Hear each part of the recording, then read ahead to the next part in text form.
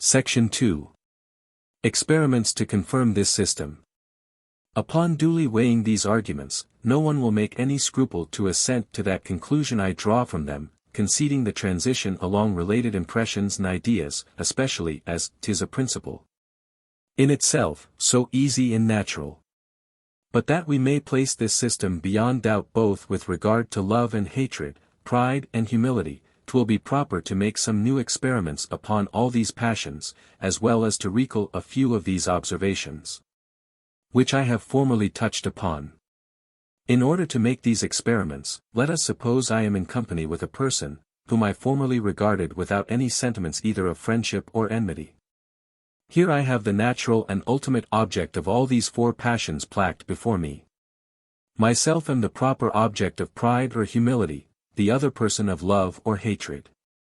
Regard now with attention the nature of these passions, and their situation with respect to each other. 'Tis evident here are four affections, placed, as it were, in a square or regular connection with, and distance from each other. The passions of pride and humility, as well as those of love and hatred, are connected together by the identity of their object, which to the first set of passions is self, to the second some other person. These two lines of communication or connection form two opposite sides of the square. Again, pride and love are agreeable passions, hatred and humility uneasy. This similitude of sensation betwixt pride and love, and that betwixt humility and hatred form a new connection, and may be considered as the other two sides of the square. Upon the whole, pride is connected with humility, love with hatred, by their objects or ideas, pride with love, humility with hatred, by their sensations or impressions. I say then, that nothing can produce any of these passions without bearing it a double relation, viz. of ideas to the object of the passion, and of sensation to the passion itself. This we must prove by our experiments. First experiment. To proceed with the greater order in these experiments, let us first suppose, that being placed in the situation above mentioned, viz. in company with some other person, there is an object presented, that has no relation either of impressions or ideas to any of these passions. Thus suppose we regard together an ordinary stone, or other common object, belonging to neither of us, and causing of itself no emotion, or independent pain and pleasure. 'Tis evident such an object will produce none of these four passions. Let us try it upon each of them successively. Let us apply it to love, to hatred, to humility, to pride. None of them ever arises in the smallest degree imaginable. Let us change the object, as oft as we please, provided still we choose one, that has neither of these two relations. Let us repeat the experiment in all the dispositions, of which the mind is susceptible. No object, in the vast variety of nature, will, in any disposition, produce any passion without these relations. Second experiment. Since an object, that wants both these relations can ever produce any passion, let us bestow on it only one of these relations, and see what will follow. Thus suppose, I regard a stone or any common object, that belongs either to me or my companion, and by that means acquires a relation of ideas to the object of the passions. 'Tis plain that to consider the matter a priori no emotion of any kind can reasonably be expected. For besides, that a relation of ideas operates secretly and calmly on the mind, it bestows an equal impulse towards the opposite passions of pride and humility, love and hatred, according as the object belongs to ourselves or others. Which opposition of the passions must destroy both, and leave the mind perfectly free from any affection or emotion. This reasoning a priori is confirmed by experience. No trivial or vulgar object, that causes not a pain or pleasure, independent of the passion, will ever, by its property or other relations, either to ourselves or others, be able to produce the affections of pride or humility, love or hatred. Third experiment. 'Tis evident, therefore, that a relation of ideas is not able alone to give rise to these affections. Let us now remove this relation, and in its stead place a relation of impressions, by presenting an object, which is agreeable or disagreeable, but has no relation either to ourself or companion, and let us observe the consequences. To consider the matter first a priori, as in the preceding experiment, we may conclude that the object will have a small, but an uncertain connection with these passions. For besides, that this relation is not a cold and imperceptible one, it has not the inconvenience of the relation of ideas, nor directs us with equal force to two contrary passions, which by their opposition destroy each other.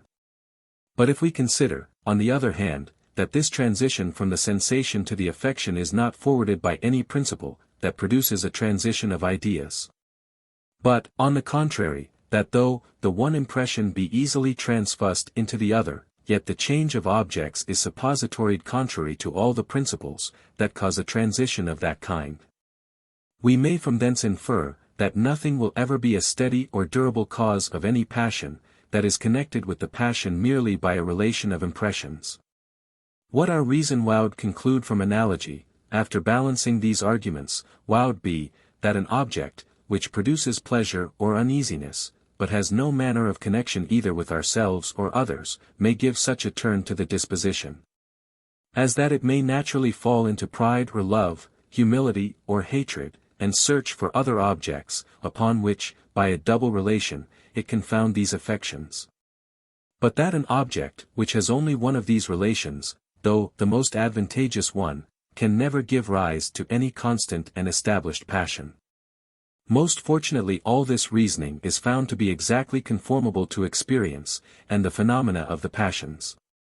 Suppose I were traveling with a companion through a country, to which we are both utter strangers. 'Tis evident, that if the prospects be beautiful, the roads agreeable, and the inns commodious, this may put me into good humor both with myself and fellow traveler. But as we suppose, that this country has no relation either to myself or friend, it can never be the immediate cause of pride or love. And therefore if I found not the passion on some other object, that bears either of us a closer relation, my emotions are rather to be considered as the overflowings of an elevate or humane disposition, than as an established passion. The case is the same where the object produces uneasiness. Fourth experiment. Having found, that neither an object without any relation of ideas or impressions, nor an object, that has only one relation, can ever cause pride or humility, love or hatred. Reason alone may convince us, without any farther experiment, that whatever has a double relation must necessarily excite these passions, since 'tis evident they must have some cause. But to leave as little room for doubt as possible, let us renew our experiments, and see whether the event in this case answers our expectation. I choose an object, such as virtue, that causes a separate satisfaction. On this object I bestow a relation to self, and find, that from this disposition of affairs, there immediately arises a passion. But what passion? That very one of pride, to which this object bears a double relation. Its idea is related to that of self, the object of the passion, the sensation it causes resembles the sensation of the passion. That I may be sure I am not mistaken in this experiment, I remove first one relation, then another, and find, that each removal destroys the passion, and leaves the object perfectly indifferent. But I am not content with this.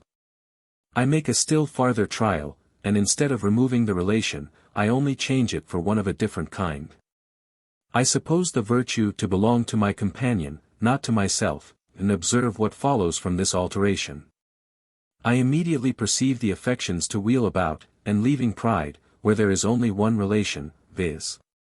of impressions, fall to the side of love, where they are attracted by a double relation of impressions and ideas. By repeating the same experiment, in changing anew the relation of ideas, I bring the affections back to pride, and by a new repetition I again place them at love or kindness.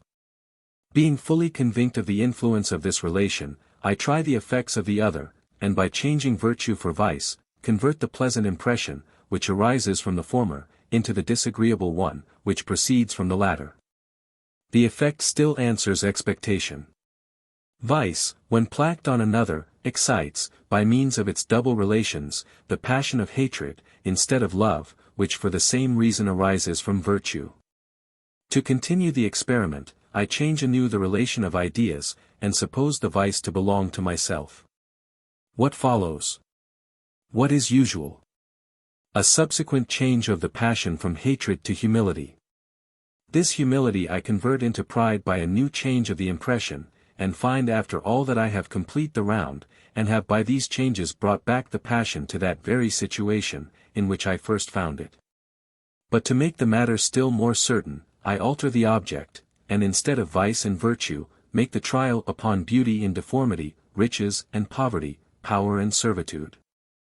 Each of these objects runs the circle of the passions in the same manner, by a change of their relations, and in whatever order we proceed, whether through pride, love, hatred, humility, or through humility, hatred, love, pride. The experiment is not in the least diversified. Esteem and contempt, indeed, arise on some occasions instead of love and hatred, but these are at the bottom the same passions, only diversified by some causes, which we shall explain afterwards. Fifth experiment. To give greater authority to these experiments, let us change the situation of affairs as much as possible, and place the passions and objects in all the different positions, of which they are susceptible. Let us suppose, beside the relations above mentioned, that the person, along with whom I make all these experiments, is closely connected with me either by blood or friendship. He is, we shall suppose, my son or brother, or is united to me by a long and familiar acquaintance. Let us next suppose, that the cause of the passion acquires a double relation of impressions and ideas to this person.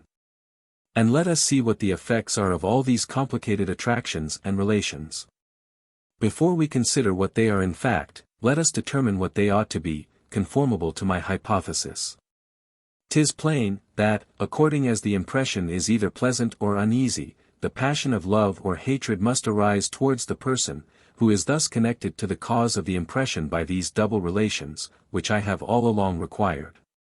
The virtue of a brother must make me love him, as his vice or infamy must excite the contrary passion. But to judge only from the situation of affairs, I should not expect, that the affections would rest there, and never transfuse themselves into any other impression.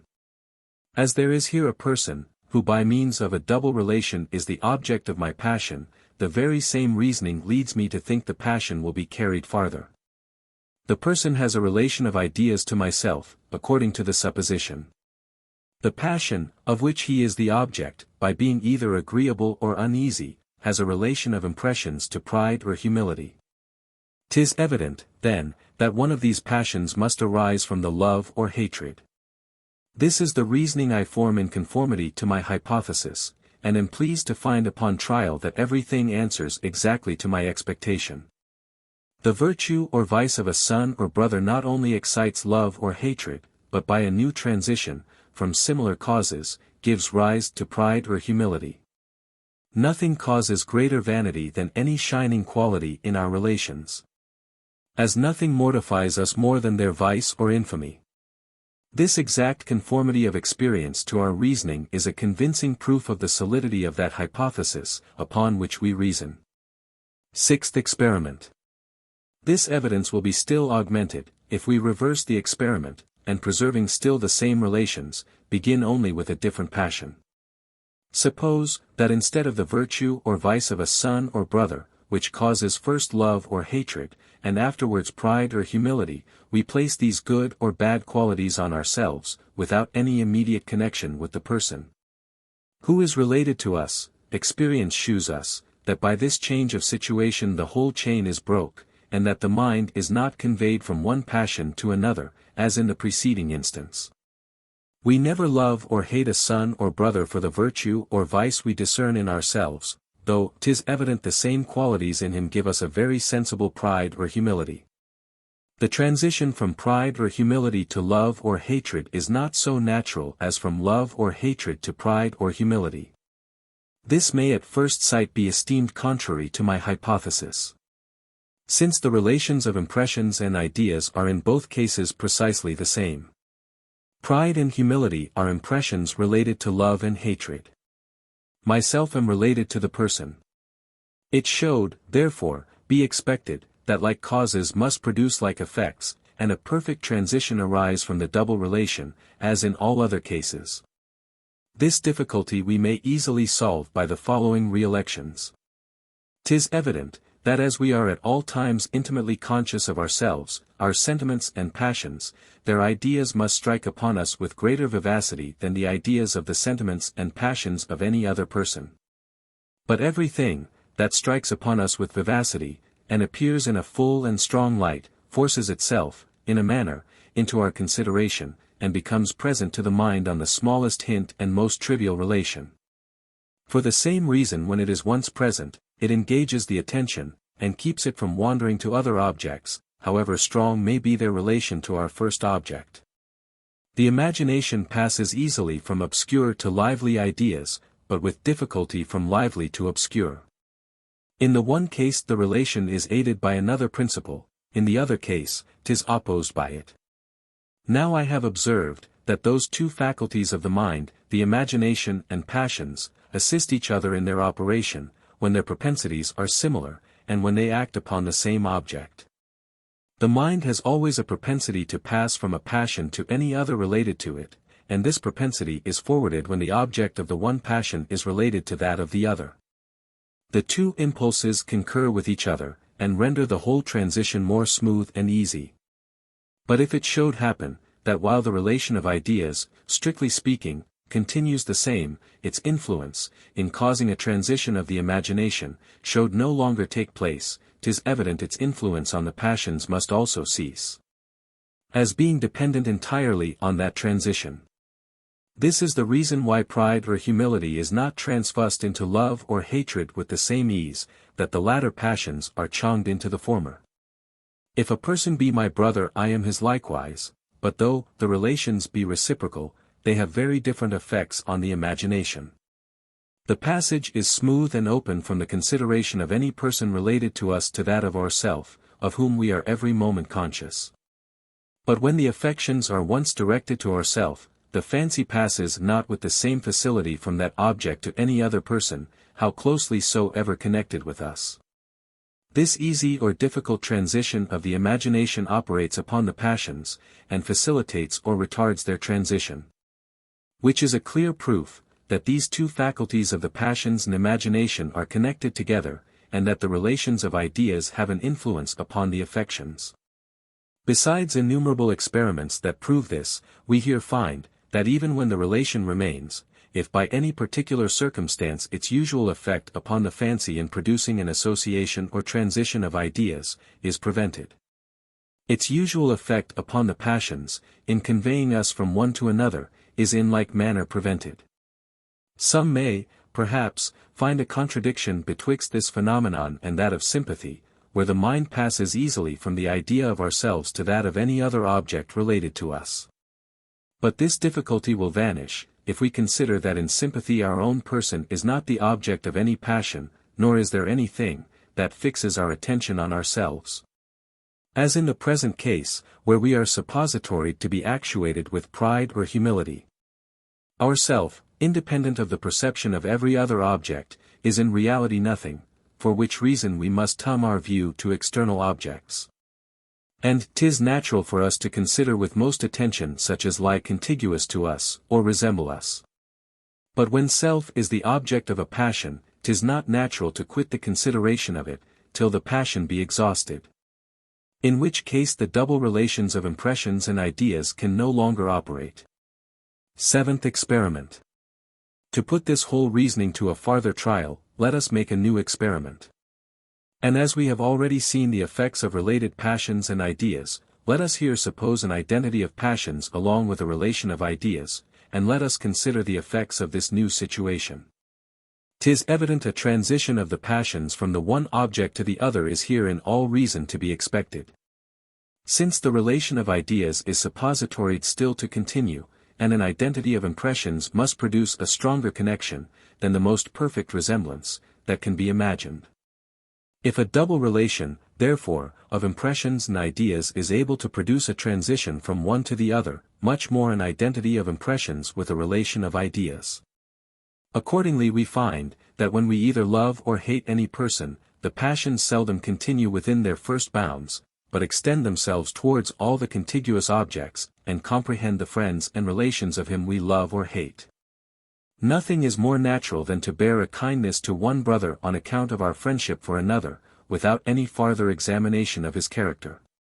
A quarrel with one person gives us a hatred for the whole family, though entirely innocent of that which displeases us. Instances of this kind are everywhere to be met with. There is only one difficulty in this experiment, which it will be necessary to account for, before we proceed any farther. 'Tis evident, that though all passions pass easily from one object to another related to it, yet this transition is made with greater facility, where the more considerable object is first presented, and the lesser follows it. Then where this order is revered, and the lesser takes the precedence.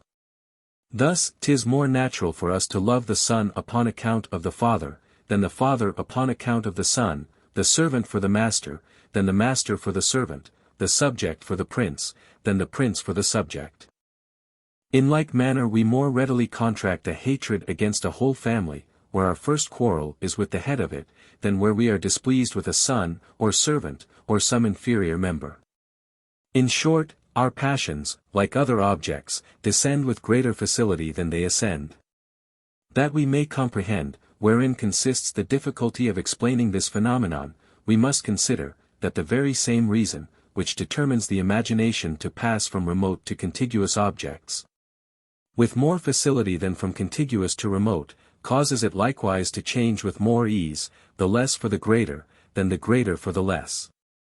Whatever has the greatest influence is most taken notice of, and whatever is most taken notice of, presents itself most readily to the imagination. We are more apt to overlook in any subject, what is trivial, than what appears of considerable moment, but especially if the latter takes the precedence, and first engages our attention. Thus if any accident makes us consider the satellites of Jupiter, our fancy is naturally determined to form the idea of that planet, but if we first reflect on the principal planet, 'tis more natural for us to overlook its attendants. The mention of the provinces of any empire conveys our thought to the seat of the empire, but the fancy returns not with the same facility to the consideration of the provinces. The idea of the servant makes us think of the master. That of the subject carries our view to the prince. But the same relation has not an equal influence in conveying us back again. And on this is founded that reproach of Cornelia to her sons, that they ought to be ashamed she showed be more known by the title of the daughter of Scorpio, than by that of the mother of the Gracchi. This was, in other words, exhorting them to render themselves as illustrious and famous as their grandfather, otherwise the imagination of the people, passing from her who was intermediate, and placed in an equal relation to both, would always leave them, and denominate her by what was more considerable and of greater moment. On the same principle is founded that common custom of making wives bear the name of their husbands, rather than husbands that of their wives, as also the ceremony of giving the precedence to those, whom we honor and respect. We might find many other instances to confirm this principle, were it not already sufficiently evident. Now since the fancy finds the same facility in passing from the lesser to the greater, as from remote to contiguous, why does not this easy transition of ideas assist the transition of passions in the former case, as well as in the latter? The virtues of a friend or brother produce first love, and then pride, because in that case the imagination passes from remote to contiguous, according to its propensity. Our own virtues produce not first pride, and then love to a friend or brother. Because the passage in that case would be from contiguous to remote, contrary to its propensity. But the love or hatred of an inferior causes not readily any passion to the superior, though that be the natural propensity of the imagination, while the love or hatred of a superior causes a passion to the inferior, contrary to its propensity. In short, the same facility of transition operates not in the same manner upon superior and inferior as upon contiguous and remote. These two phenomena appear contradictory, and require some attention to be reconciled. As the transition of ideas is here made contrary to the natural propensity of the imagination, that faculty must be overpowered by some stronger principle of another kind. And as there is nothing ever present to the mind but impressions and ideas, this principle must necessarily lie in the impressions. Now it has been observed, that impressions or passions are connected only by their resemblance, and that where any two passions place the mind in the same or in similar dispositions, it very naturally passes from the one to the other, as on the contrary, a repugnance in the dispositions produces a difficulty in the transition of the passions. But 'tis observable, that this repugnance may arise from a difference of degree as well as of kind, nor do we experience a greater difficulty in passing suddenly from a small degree of love to a small degree of hatred, than from a small to a great degree of either of these affections. A man, when calm or only moderately agitated, is so different, in every respect, from himself, when disturbed with a violent passion, that no two persons can be more unlike. Nor is it easy to pass from the one extreme to the other, without a considerable interval betwixt them. The difficulty is not less, if it be not rather greater, in passing from the strong passion to the weak, than in passing from the weak to the strong, provided the one passion upon its appearance destroys the other. And they do not both of them exist at once. But the case is entirely altered, when the passions unite together, and actuate the mind at the same time. A weak passion, when added to a strong, makes not so considerable change in the disposition, as a strong when added to a weak. For which reason there is a closer connection betwixt the great degree and the small, than betwixt the small degree and the great. The degree of any passion depends upon the nature of its object. And an affection directed to a person, who is considerable in our eyes, fills and possesses the mind much more than one, which has for its object a person we esteem of less consequence. Here then the contradiction betwixt the propensities of the imagination and passion displays its C1f. When we turn our thought to a great and a small object, the imagination finds more facility in passing from the small to the great, than from the great to the small. But the affections find a greater difficulty, and as the affections area a more powerful principle than the imagination, no wonder they prevail over it, and draw the mind to their side. In spite of the difficulty of passing from the idea of great to that of little, a passion directed to the former, produces always a similar passion towards the latter, when the great and little are related together. The idea of the servant conveys our thought most readily to the master, but the hatred or love of the master produces with greater facility anger or goodwill to the servant. The strongest passion in this case takes the precedence. And the addition of the weaker making no considerable change on the disposition, the passage is by that means rendered more easy and natural betwixt them. As in the foregoing experiment we found, that a relation of ideas, which, by any particular circumstance, ceases to produce its usual effect of facilitating the transition of ideas, ceases likewise to operate on the passions. So in the present experiment we find the same property of the impressions. Two different degrees of the same passion are surely related together, but if the smaller be first present, it has little or no tendency to introduce the greater. And that because the addition of the great to the little, produces a more sensible alteration on the temper, than the addition of the little to the great. These phenomena, when duly weighed, will be found convincing proofs of this hypothesis. And these proofs will be confirmed, if we consider the manner in which the mind here reconciles the contradiction I have observed betwixt the passions and the imagination. The fancy passes with more facility from the less to the greater, than from the greater to the less, but on the contrary a violent passion produces more easily a feeble, than that does a violent. In this opposition the passion in the end prevails over the imagination, but 'tis commonly by complying with it, and by seeking another quality, which may counterbalance that principle, from whence the opposition arises. When we love the father or master of a family, we little think of his children or servants. But when these are present with us, or when it lies any ways in our power to serve them, the nearness and contiguity in this case increases their magnitude, or at least removes that opposition, which the fancy makes to the transition of the affections.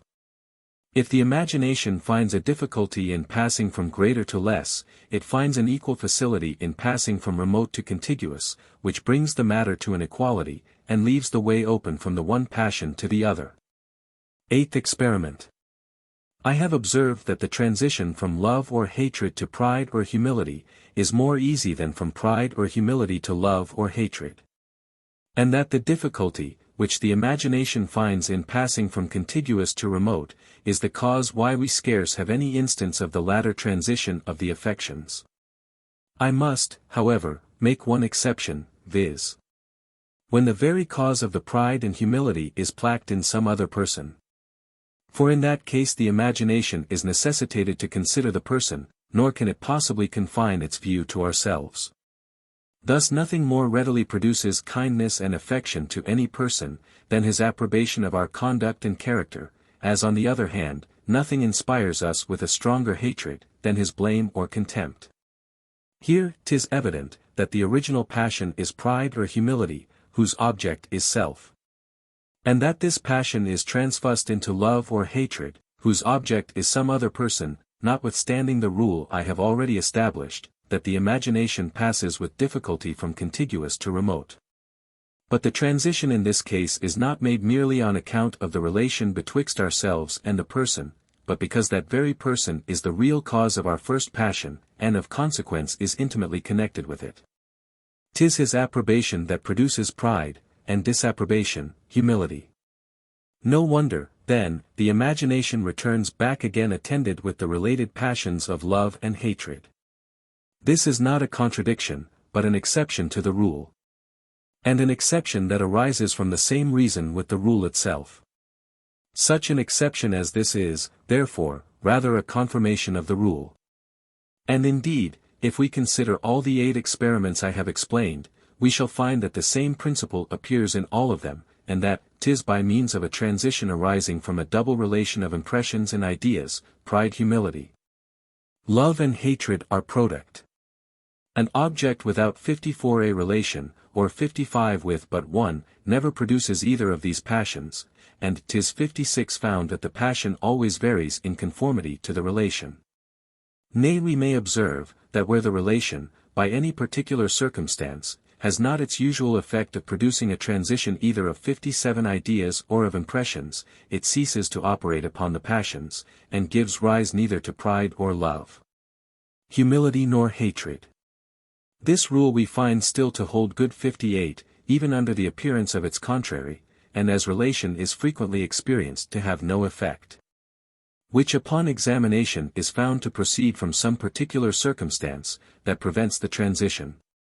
So even in instances, where that circumstance, though present, prevents not the transition, 'tis found to arise from some other circumstance, which counterbalances it.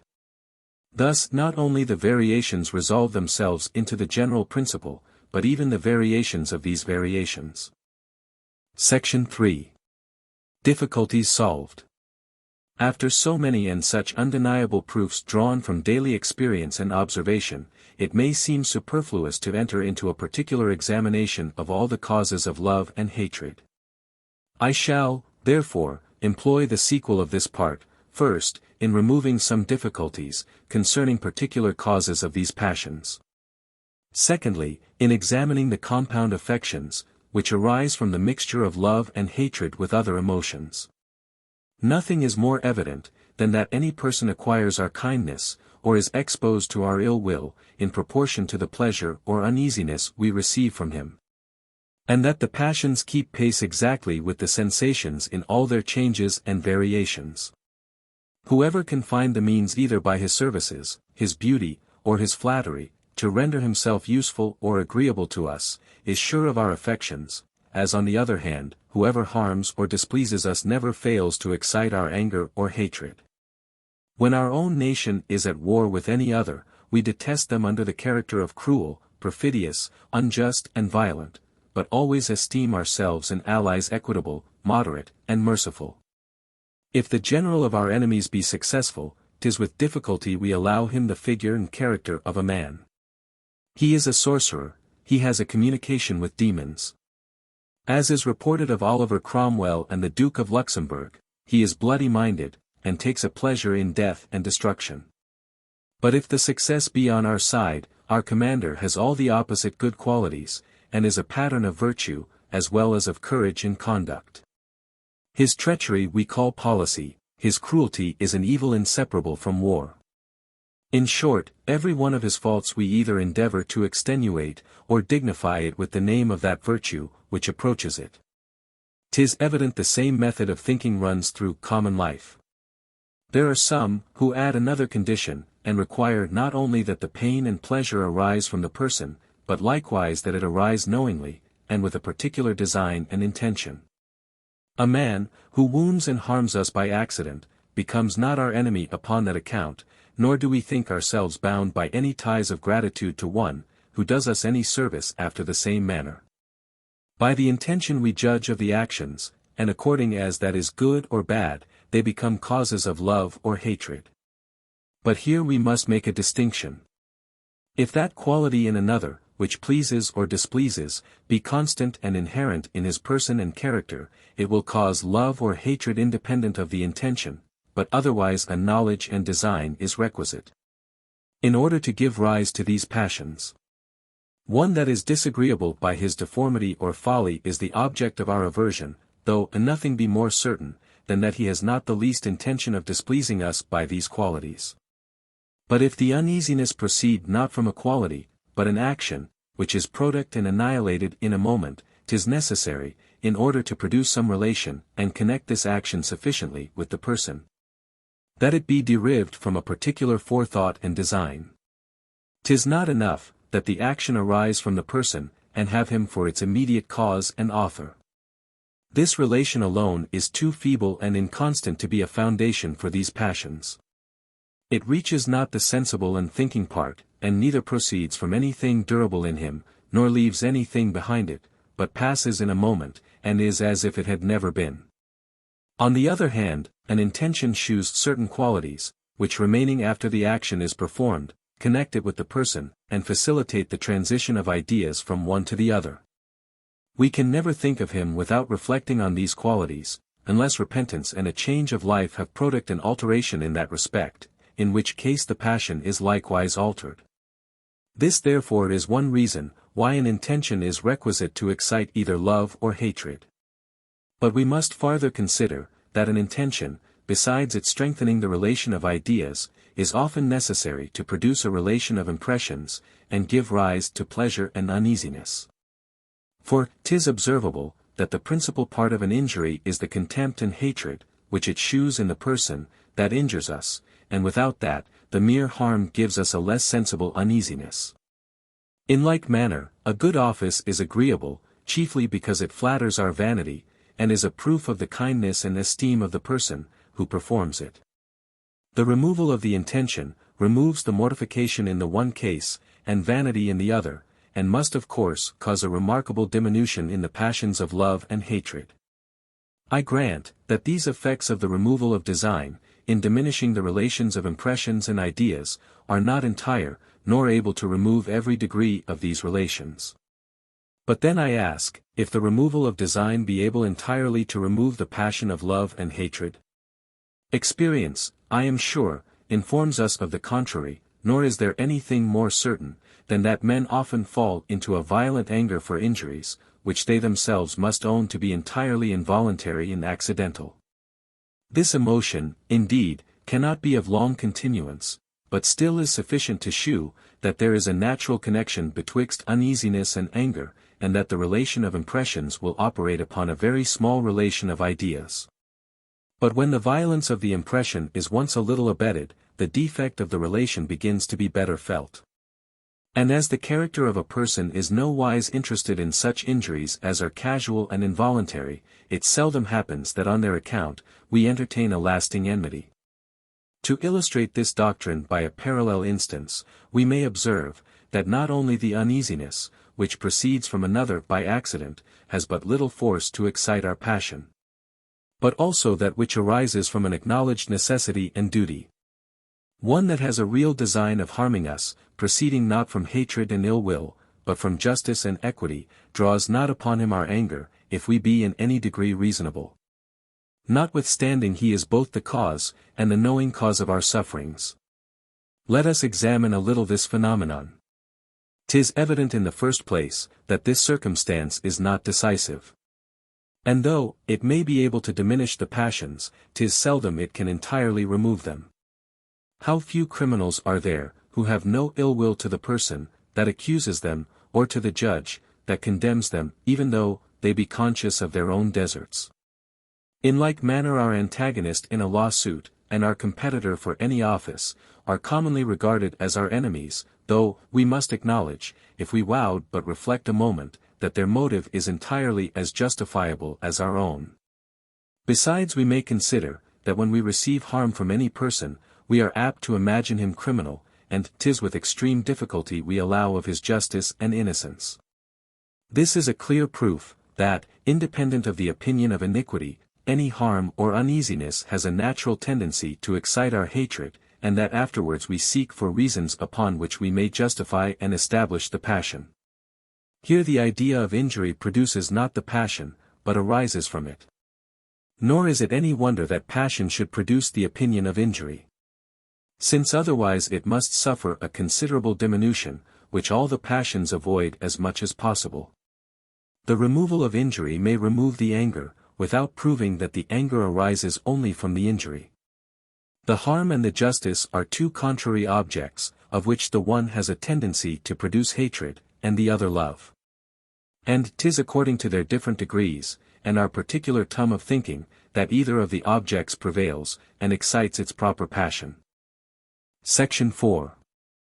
Of the love of relations. Having given a reason, why several actions, that cause a real pleasure or uneasiness, excite not any degree, or but a small one, of the passion of love or hatred towards the actors. Chui 1l be necessary to shew, wherein consists the pleasure or uneasiness of many objects, which we find by experience to produce these passions.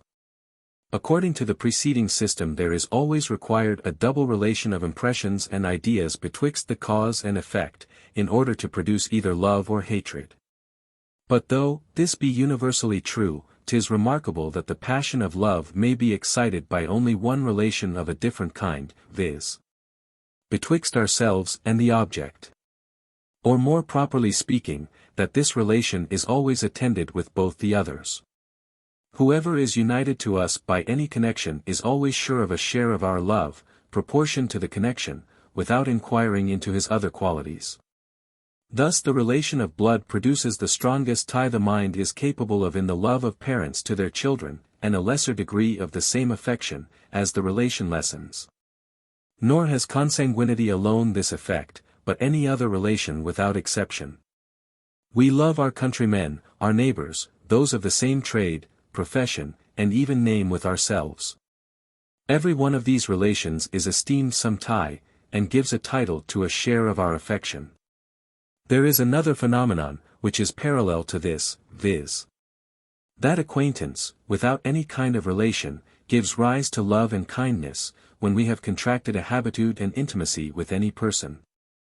Though, in frequenting his company we have not been able to discover any very valuable quality, of which he is possessed, yet we cannot forbear preferring him to strangers, of whose superior merit we are fully convinced.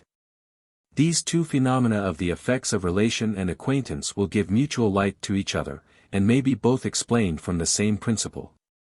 Those, who take a pleasure in declaiming against human nature, have observed, that man is altogether insufficient to support himself. And that when you loosen all the holds, which he has of external objects, he immediately drops down into the deepest melancholy and despair. From this, say they, proceeds that continual search after amusement in gaming, in hunting, in business. By which we endeavor to forget ourselves, and excite our spirits from the languid state, into which they fall, when not sustained by some brisk and lively emotion. To this method of thinking I so far agree, that I own the mind to be insufficient, of itself, to its own entertainment, and that it naturally seeks after foreign objects, which may produce a lively sensation, and agitate the spirits. On the appearance of such an object it awakes, as it were, from a dream, the blood flows with a new tide, the heart is elevated, and the whole man acquires a vigor, which he cannot command in his solitary and calm moments. Hence company is naturally so rejoicing, as presenting the liveliest of all objects, viz. a rational and thinking being like ourselves, who communicates to us all the actions of his mind, makes us privy to his inmost sentiments and affections. And lets us see, in the very instant of their production, all the emotions, which are caused by any object. Every lively idea is agreeable, but especially that of a passion, because such an idea becomes a kind of passion, and gives a more sensible agitation to the mind, than any other image or conception. This being once admitted, all the rest is easy. For as the company of strangers is agreeable to us for a short time, by enlivening our thought. So the company of our relations and acquaintance must be peculiarly agreeable, because it has this effect in a greater degree, and is of more durable influence. Whatever is related to us is conceived in a lively manner by the easy transition from ourselves to the related object. Custom also, or acquaintance facilitates the entrance, and strengthens the conception of any object. The first case is parallel to our reasonings from cause and effect, the second to education. And as reasoning and education concur only in producing a lively and strong idea of any object, so is this the only particular, which is common to relation and acquaintance. This must, therefore, be the influencing quality, by which they produce all their common effects. And love or kindness being one of these effects, it must be from the force and liveliness of conception, that the passion is derived. Such a conception is peculiarly agreeable, and makes us have an affectionate regard for everything that produces it, when the proper object of kindness and goodwill.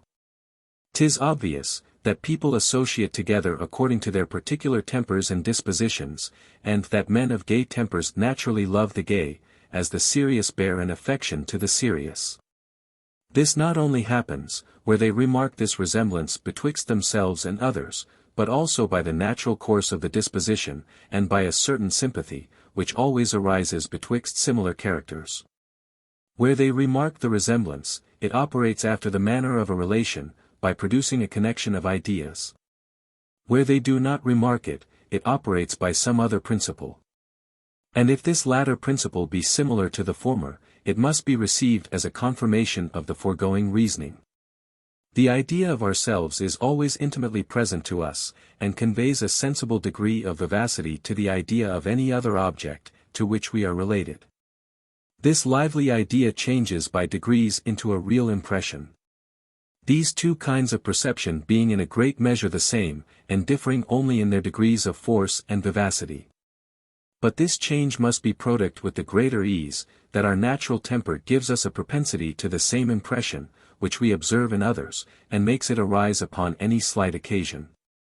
In that case resemblance converts the idea into an impression, not only by means of the relation, and by transfusing the original vivacity into the related idea, but also by presenting such materials as take fire from the least spark.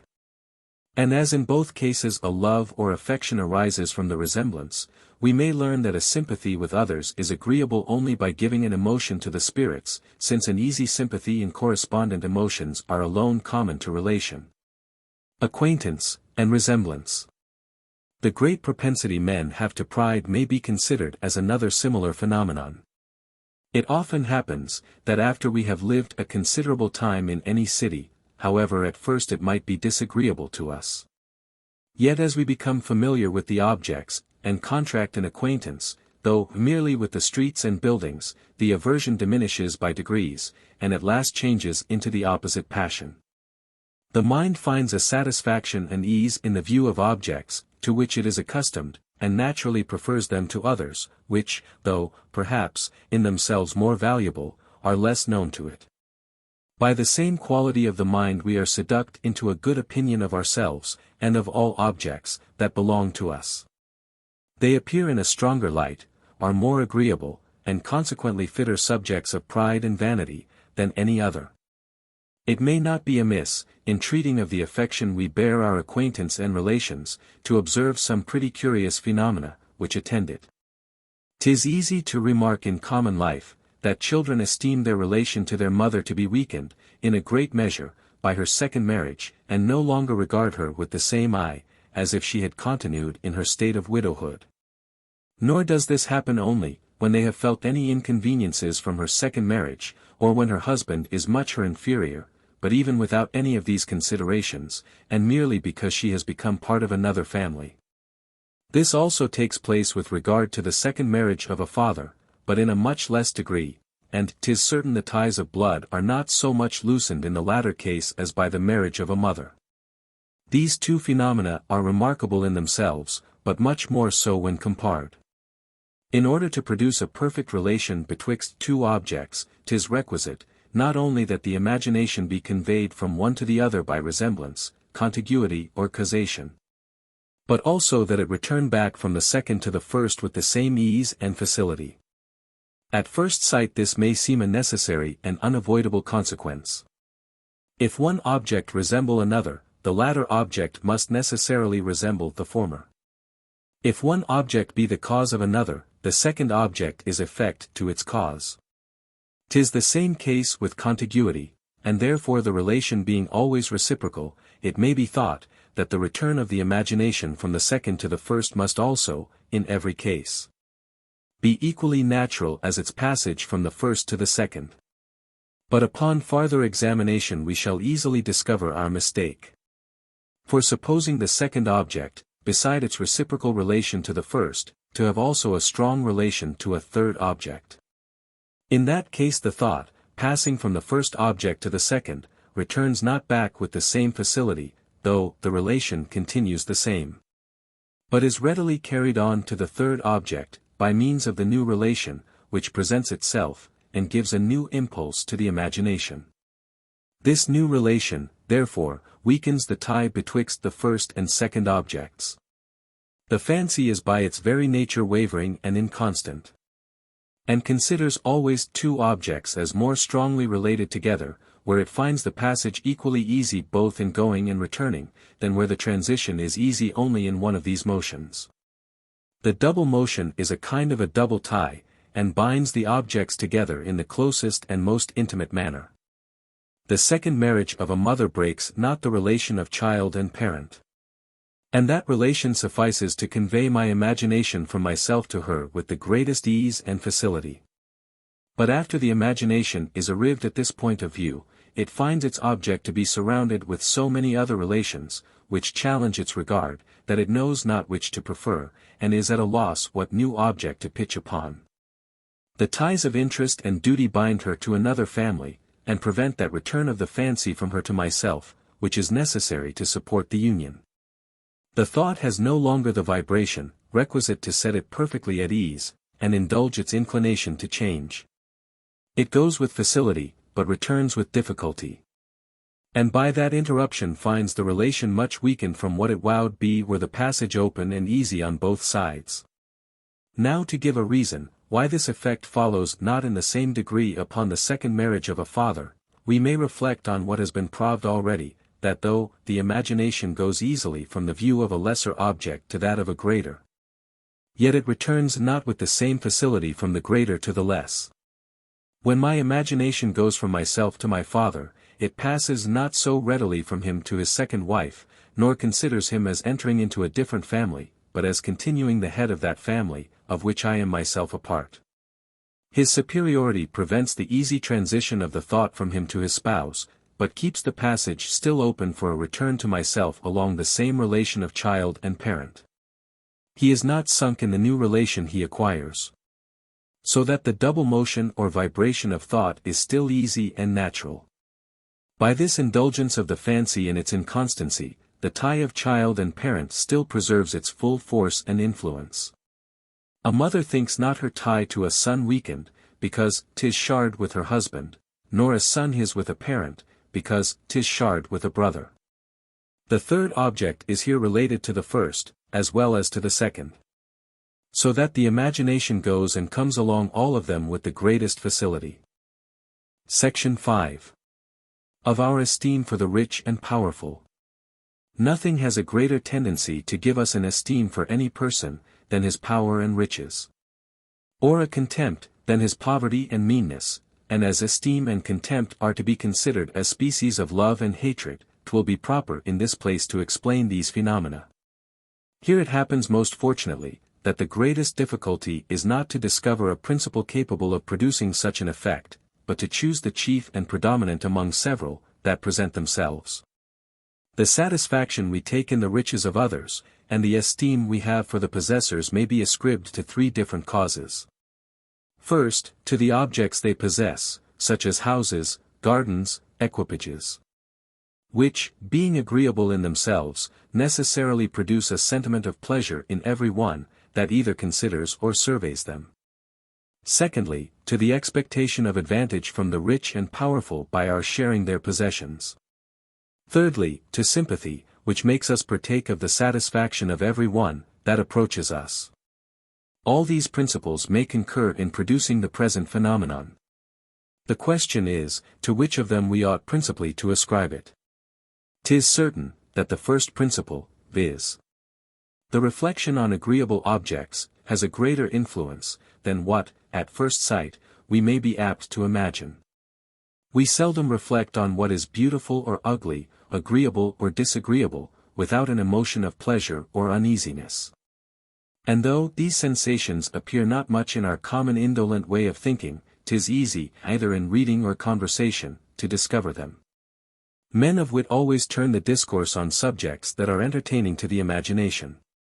And poets never present any objects but such as are of the same nature. Mr. Phillips has chosen cider for the subject of an excellent poem. Beer would not have been so proper, as being neither so agreeable to the taste nor eye. But he would certainly have preferred wine to either of them, could his native country have afforded him so agreeable a liquor. We may learn from thence, that every thing, which is agreeable to the senses, is also in some measure agreeable to the fancy, and conveys to the thought an image of that satisfaction, which it gives by its real application to the bodily organs. But though these reasons may induce us to comprehend this delicacy of the imagination among the causes of the respect, which we pay the rich and powerful, there are many other reasons, that may keep us from regarding it as the sole or principal. For as the ideas of pleasure can have an influence only by means of their vivacity, which makes them approach impressions, 'tis most natural those ideas should have that influence, which are favored by most circumstances, and have a natural tendency to become strong and lively. Such are ideas of the passions and sensations of any human creature.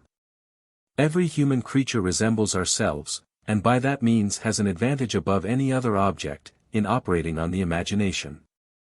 Besides, if we consider the nature of that faculty, and the great influence which all relations have upon it, we shall easily be persuaded, that however the ideas of the pleasant wines, music, or gardens, which the rich man enjoys, may become lively and agreeable, the fancy will not confine itself to them, but will carry its view to the related objects, and in particular, to the person, who possesses them. And this is the more natural, that the pleasant idea or image produces here a passion towards the person, by means of his relation to the object. So that, 'tis unavoidable but he must enter into the original conception, since he makes the object of the derivative passion. But if he enters into the original conception, and is considered as enjoying these agreeable objects, 'tis sympathy which is properly the cause of the affection, and the third principle is more powerful and universal than the first. Add to this, that riches and power alone, even though unemployed, naturally cause esteem and respect, and consequently these passions arise not from the idea of any beautiful or agreeable objects. 'Tis true. Money implies a kind of representation of such objects, by the power it affords of obtaining them, and for that reason may still be esteemed proper to convey those agreeable images, which may give rise to the passion. But as this prospect is very distant, 'tis more natural for us to take a contiguous object, viz. the satisfaction, which this power affords the person, who is possessed of it. And of this we shall be farther satisfied, if we consider, that riches represent the goods of life, only by means of the will, which employs them, and therefore imply in their very nature an idea of the person, and cannot be considered without a kind of sympathy with his sensations and enjoyments. This we may confirm by a reflection, which to some will, perhaps, appear too subtle and refined. I have already observed, that power, as distinguished from its exercise, has either no meaning at all, or is nothing but a possibility or probability of existence, by which any object approaches to reality, and has a sensible influence on the mind. I have also observed, that this approach, by an illusion of the fancy, appears much greater, when we ourselves are possessed of the power, than when it is enjoyed by another. And that in the former case the objects seem to touch upon the very verge of reality, and convey almost an equal satisfaction, as if actually in our possession.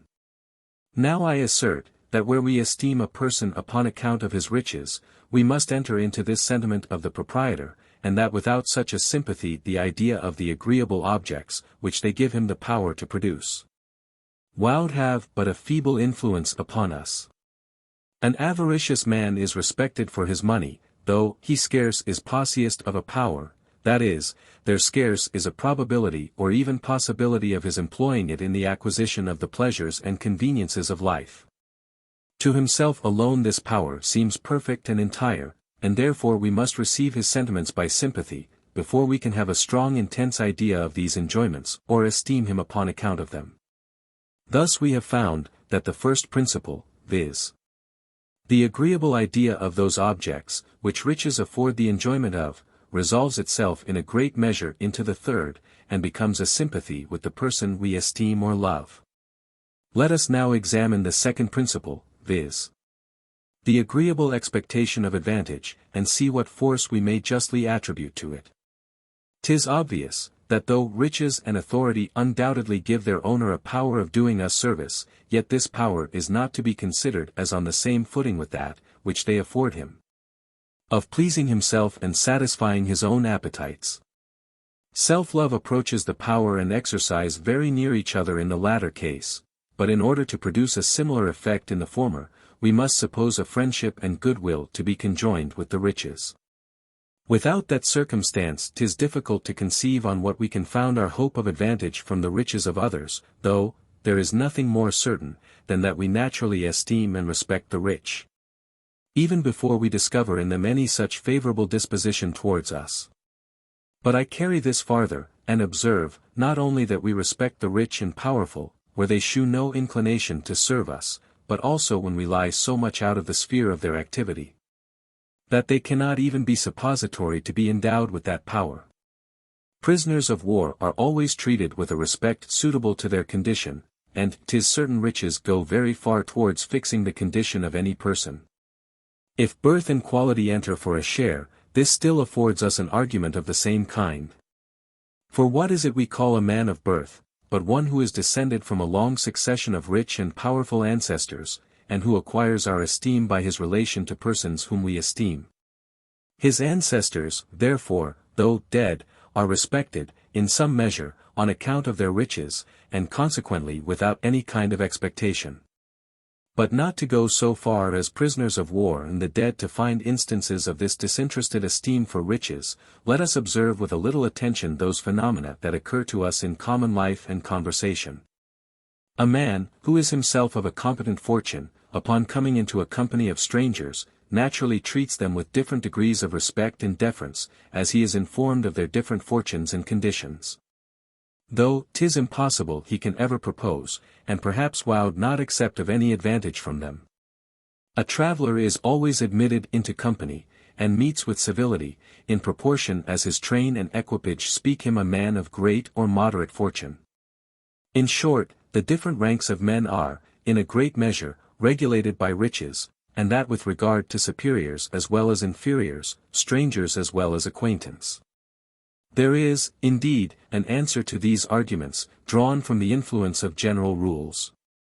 It may be pretended, that being accustomed to expect succor and protection from the rich and powerful, and to esteem them upon that account, we extend the same sentiments to those, who resemble them in their fortune, but from whom we can never hope for any advantage.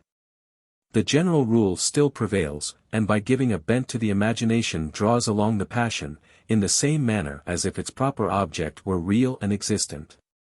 But that this principle does not here take place, will easily appear, if we consider, that in order to establish a general rule, and extend it beyond its proper bounds, there is required a certain uniformity in our experience, and a great superiority of those instances, which are conformable to the rule, above the contrary. But here the case is quite otherwise. Of 100 men of credit and fortune I meet with, there is not, perhaps, one from whom I can expect advantage, so that 'tis impossible any custom can ever prevail in the present case. Upon the whole, there remains nothing, which can give us an esteem for power and riches, and a contempt for meanness and poverty, except the principle of sympathy, by which we enter into the sentiments of the rich and poor, and partake of their pleasure and uneasiness. Riches give satisfaction to their possessor, and this satisfaction is conveyed to the beholder by the imagination, which produces an idea resembling the original impression in force and vivacity. This agreeable idea or impression is connected with love, which is an agreeable passion.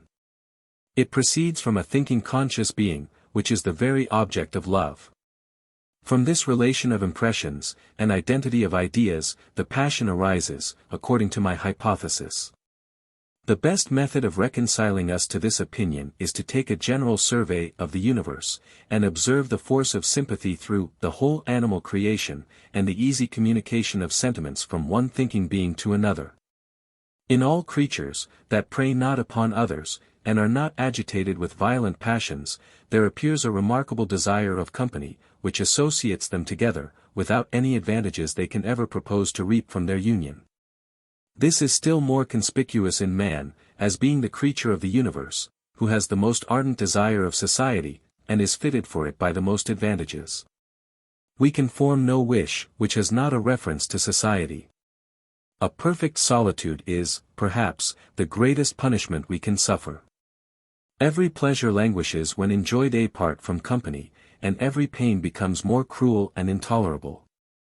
Whatever other passions we may be actuated by, pride, ambition, avarice, curiosity, revenge or lust, the sole or animating principle of them all is sympathy, nor would they have any force, were we to abstract entirely from the thoughts and sentiments of others. Let all the powers and elements of nature conspire to serve and obey one man, let the sun rise and set at his command, the sea and rivers roll as he pleases, and the earth furnish spontaneously whatever may be useful or agreeable to him, he will still be miserable, till you give him some one person at least, with whom he may share his happiness, and whose esteem and friendship he may enjoy.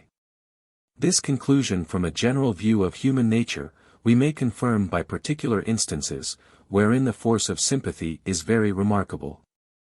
Most kinds of beauty are derived from this origin.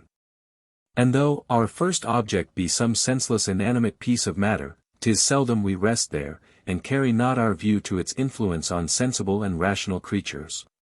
A man, who shews us any house or building, takes particular care among other things to point out the convenience of the apartments, the advantages of their situation, and the little room lost in the stairs, antechambers, and passages. And indeed, 'tis evident, the chief part of the beauty consists in these particulars. The observation of convenience gives pleasure, since convenience is a beauty. But after what manner does it give pleasure? 'Tis certain our own interest is not in the least concerned, and as this is a beauty of interest, not of form, so to speak, it must delight us merely by communication, and by our sympathizing with the proprietor of the lodging. We enter into his interest by the force of imagination, and feel the same satisfaction, that the objects naturally occasion in him. This observation extends to tables, chairs, scrutoirs, chimneys, coaches, saddles, ploughs, and indeed to every work of art. It being an universal rule, that their beauty is chiefly derived from their utility, and from their fitness for that purpose, to which they are destined. But this is an advantage, that concerns only the owner, nor is there any thing but sympathy, which can interest the spectator. 'Tis evident, that nothing renders a field more agreeable than its fertility, and that scarce any advantages of ornament or situation will be able to equal this beauty. 'Tis the same case with particular trees and plants, as with the field on which they grow. I know not but a plain, overgrown with furze and broom, may be, in itself, as beautiful as a hill covered with vines or olive trees. Though, it will never appear so to one, who is acquainted with the value of each. But this is a beauty merely of imagination, and has no foundation in what appears to the senses. Fertility and value have a plain reference to use. And that to riches, joy, and plenty, in which though we have no hope of partaking, yet we enter into them by the vivacity of the fancy, and share them, in some measure, with the proprietor. There is no rule in painting more reasonable than that of balancing the figures, and placing them with the greatest exactness on their proper center of gravity. A figure, which is not justly balanced, is disagreeable. And that because it conveys the ideas of its fall, of harm, and of pain, which ideas are painful, when by sympathy they acquire any degree of force and vivacity. Add to this, that the principal part of personal beauty is an air of health and vigor, and such a construction of members as promises strength and activity. This idea of beauty cannot be accounted for but by sympathy. In general we may remark, that the minds of men are mirrors to one another, not only because they reflect each other's emotions, but also because those rays of passions, sentiments and opinions may be often reverberated, and may decay away by insensible degrees. Thus the pleasure, which a rich man receives from his possessions, being thrown upon the beholder, causes a pleasure and esteem, which sentiments again, being perceived and sympathized with, increase the pleasure of the possessor, and being once more reflected, become a new foundation for pleasure and esteem in the beholder. There is certainly an original satisfaction in riches derived from that power, which they bestow, of enjoying all the pleasures of life. And as this is their very nature and essence, it must be the first source of all the passions, which arise from them. One of the most considerable of these passions is that of love or esteem in others, which therefore proceeds from a sympathy with the pleasure of the possessor. But the possessor has also a secondary satisfaction in riches arising from the love and esteem he acquires by them, and this satisfaction is nothing but a second reflection of that original pleasure, which proceeded from himself.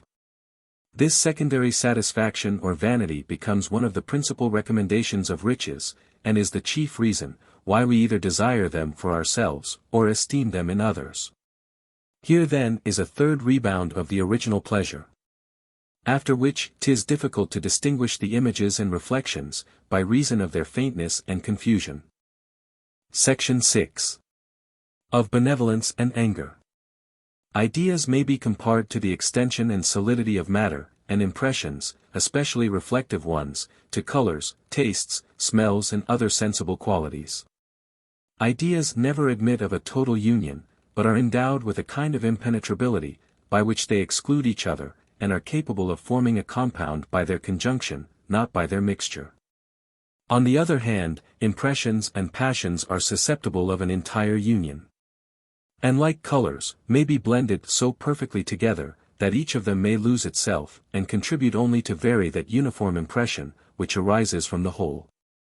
Some of the most curious phenomena of the human mind are derived from this property of the passions.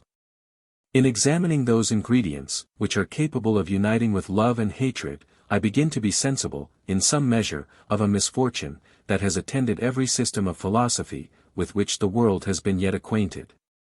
'Tis commonly found, that in accounting for the operations of nature by any particular hypothesis, among a number of experiments, that quadrate exactly with the principles we would endeavor to establish, there is always some phenomenon, which is more stubborn, and will not so easily bend to our purpose. We need not be surprised, that this should happen in natural philosophy. The essence and composition of external bodies are so obscure, that we must necessarily, in our reasonings, or rather conjectures conceding them, involve ourselves in contradictions and absurdities. But as the perceptions of the mind are perfectly known, and I have used all imaginable caution in forming conclusions conceding them, I have always hoped to keep clear of those contradictions, which have attended every other system. Accordingly the difficulty, which I have at present in my eye, is nowise contrary to my system, but only departs a little from that simplicity, which has been hitherto its principal force and beauty. The passions of love and hatred are always followed by, or rather conjoined with benevolence and anger. 'Tis this conjunction, which chiefly distinguishes these affections from pride and humility.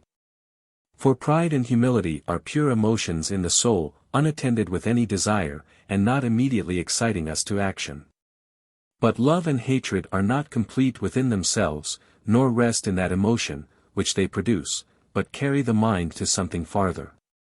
Love is always followed by a desire of the happiness of the person beloved, and an aversion to his misery, as hatred produces a desire of the misery and an aversion to the happiness of the person hated. So remarkable a difference betwixt these two sets of passions of pride and humility, love and hatred, which in so many other particulars correspond to each other, merits our attention. The conjunction of this desire and aversion with love and hatred may be accounted for by two different hypotheses. The first is, that love and hatred have not only a cause, which excites them, viz. pleasure and pain, and an object, to which they are directed, viz. A person or thinking being, but likewise an end, which they endeavor to attain, viz. the happiness or misery of the person beloved or hated, all which views, mixing together, make only one passion. According to this system, love is nothing but the desire of happiness to another person, and hatred that of misery. The desire and aversion constitute the very nature of love and hatred. They are not only inseparable but the same. But this is evidently contrary to experience. For though 'tis certain we never love any person without desiring his happiness, nor hate any without wishing his misery, yet these desires arise only upon the ideas of the happiness or misery of our friend or enemy being presented by the imagination, and are not absolutely essential to love and hatred. They are the most obvious and natural sentiments of these affections, but not the only ones. The passions may express themselves in 100 ways, and may subsist a considerable time, without our reflecting on the happiness or misery of their objects. Which clearly proves that these desires are not the same with love and hatred, nor make any essential part of them. We may, therefore, infer, that benevolence and anger are passions different from love and hatred, and only conjoined with them, by the original constitution of the mind. As nature has given to the body certain appetites and inclinations, which she increases, diminishes, or changes according to the situation of the fluids or solids, she has proceeded in the same manner with the mind. According as we are possessed with love or hatred, the correspondent desire of the happiness or misery of the person, who is the object of these passions, arises in the mind, and varies with each variation of these opposite passions. This order of things, abstractedly considered, is not necessary. Love and hatred might have been unattended with any such desires, or their particular connection might have been entirely revered. If nature had so pleased, love might have had the same effect as hatred, and hatred as love. I see no contradiction in supposing a desire of producing misery annexed to love, and of happiness to hatred. If the sensation of the passion and desire be opposite, nature could have altered the sensation without altering the tendency of the desire, and by that means made them compatible with each other. Section 7. Of Compassion.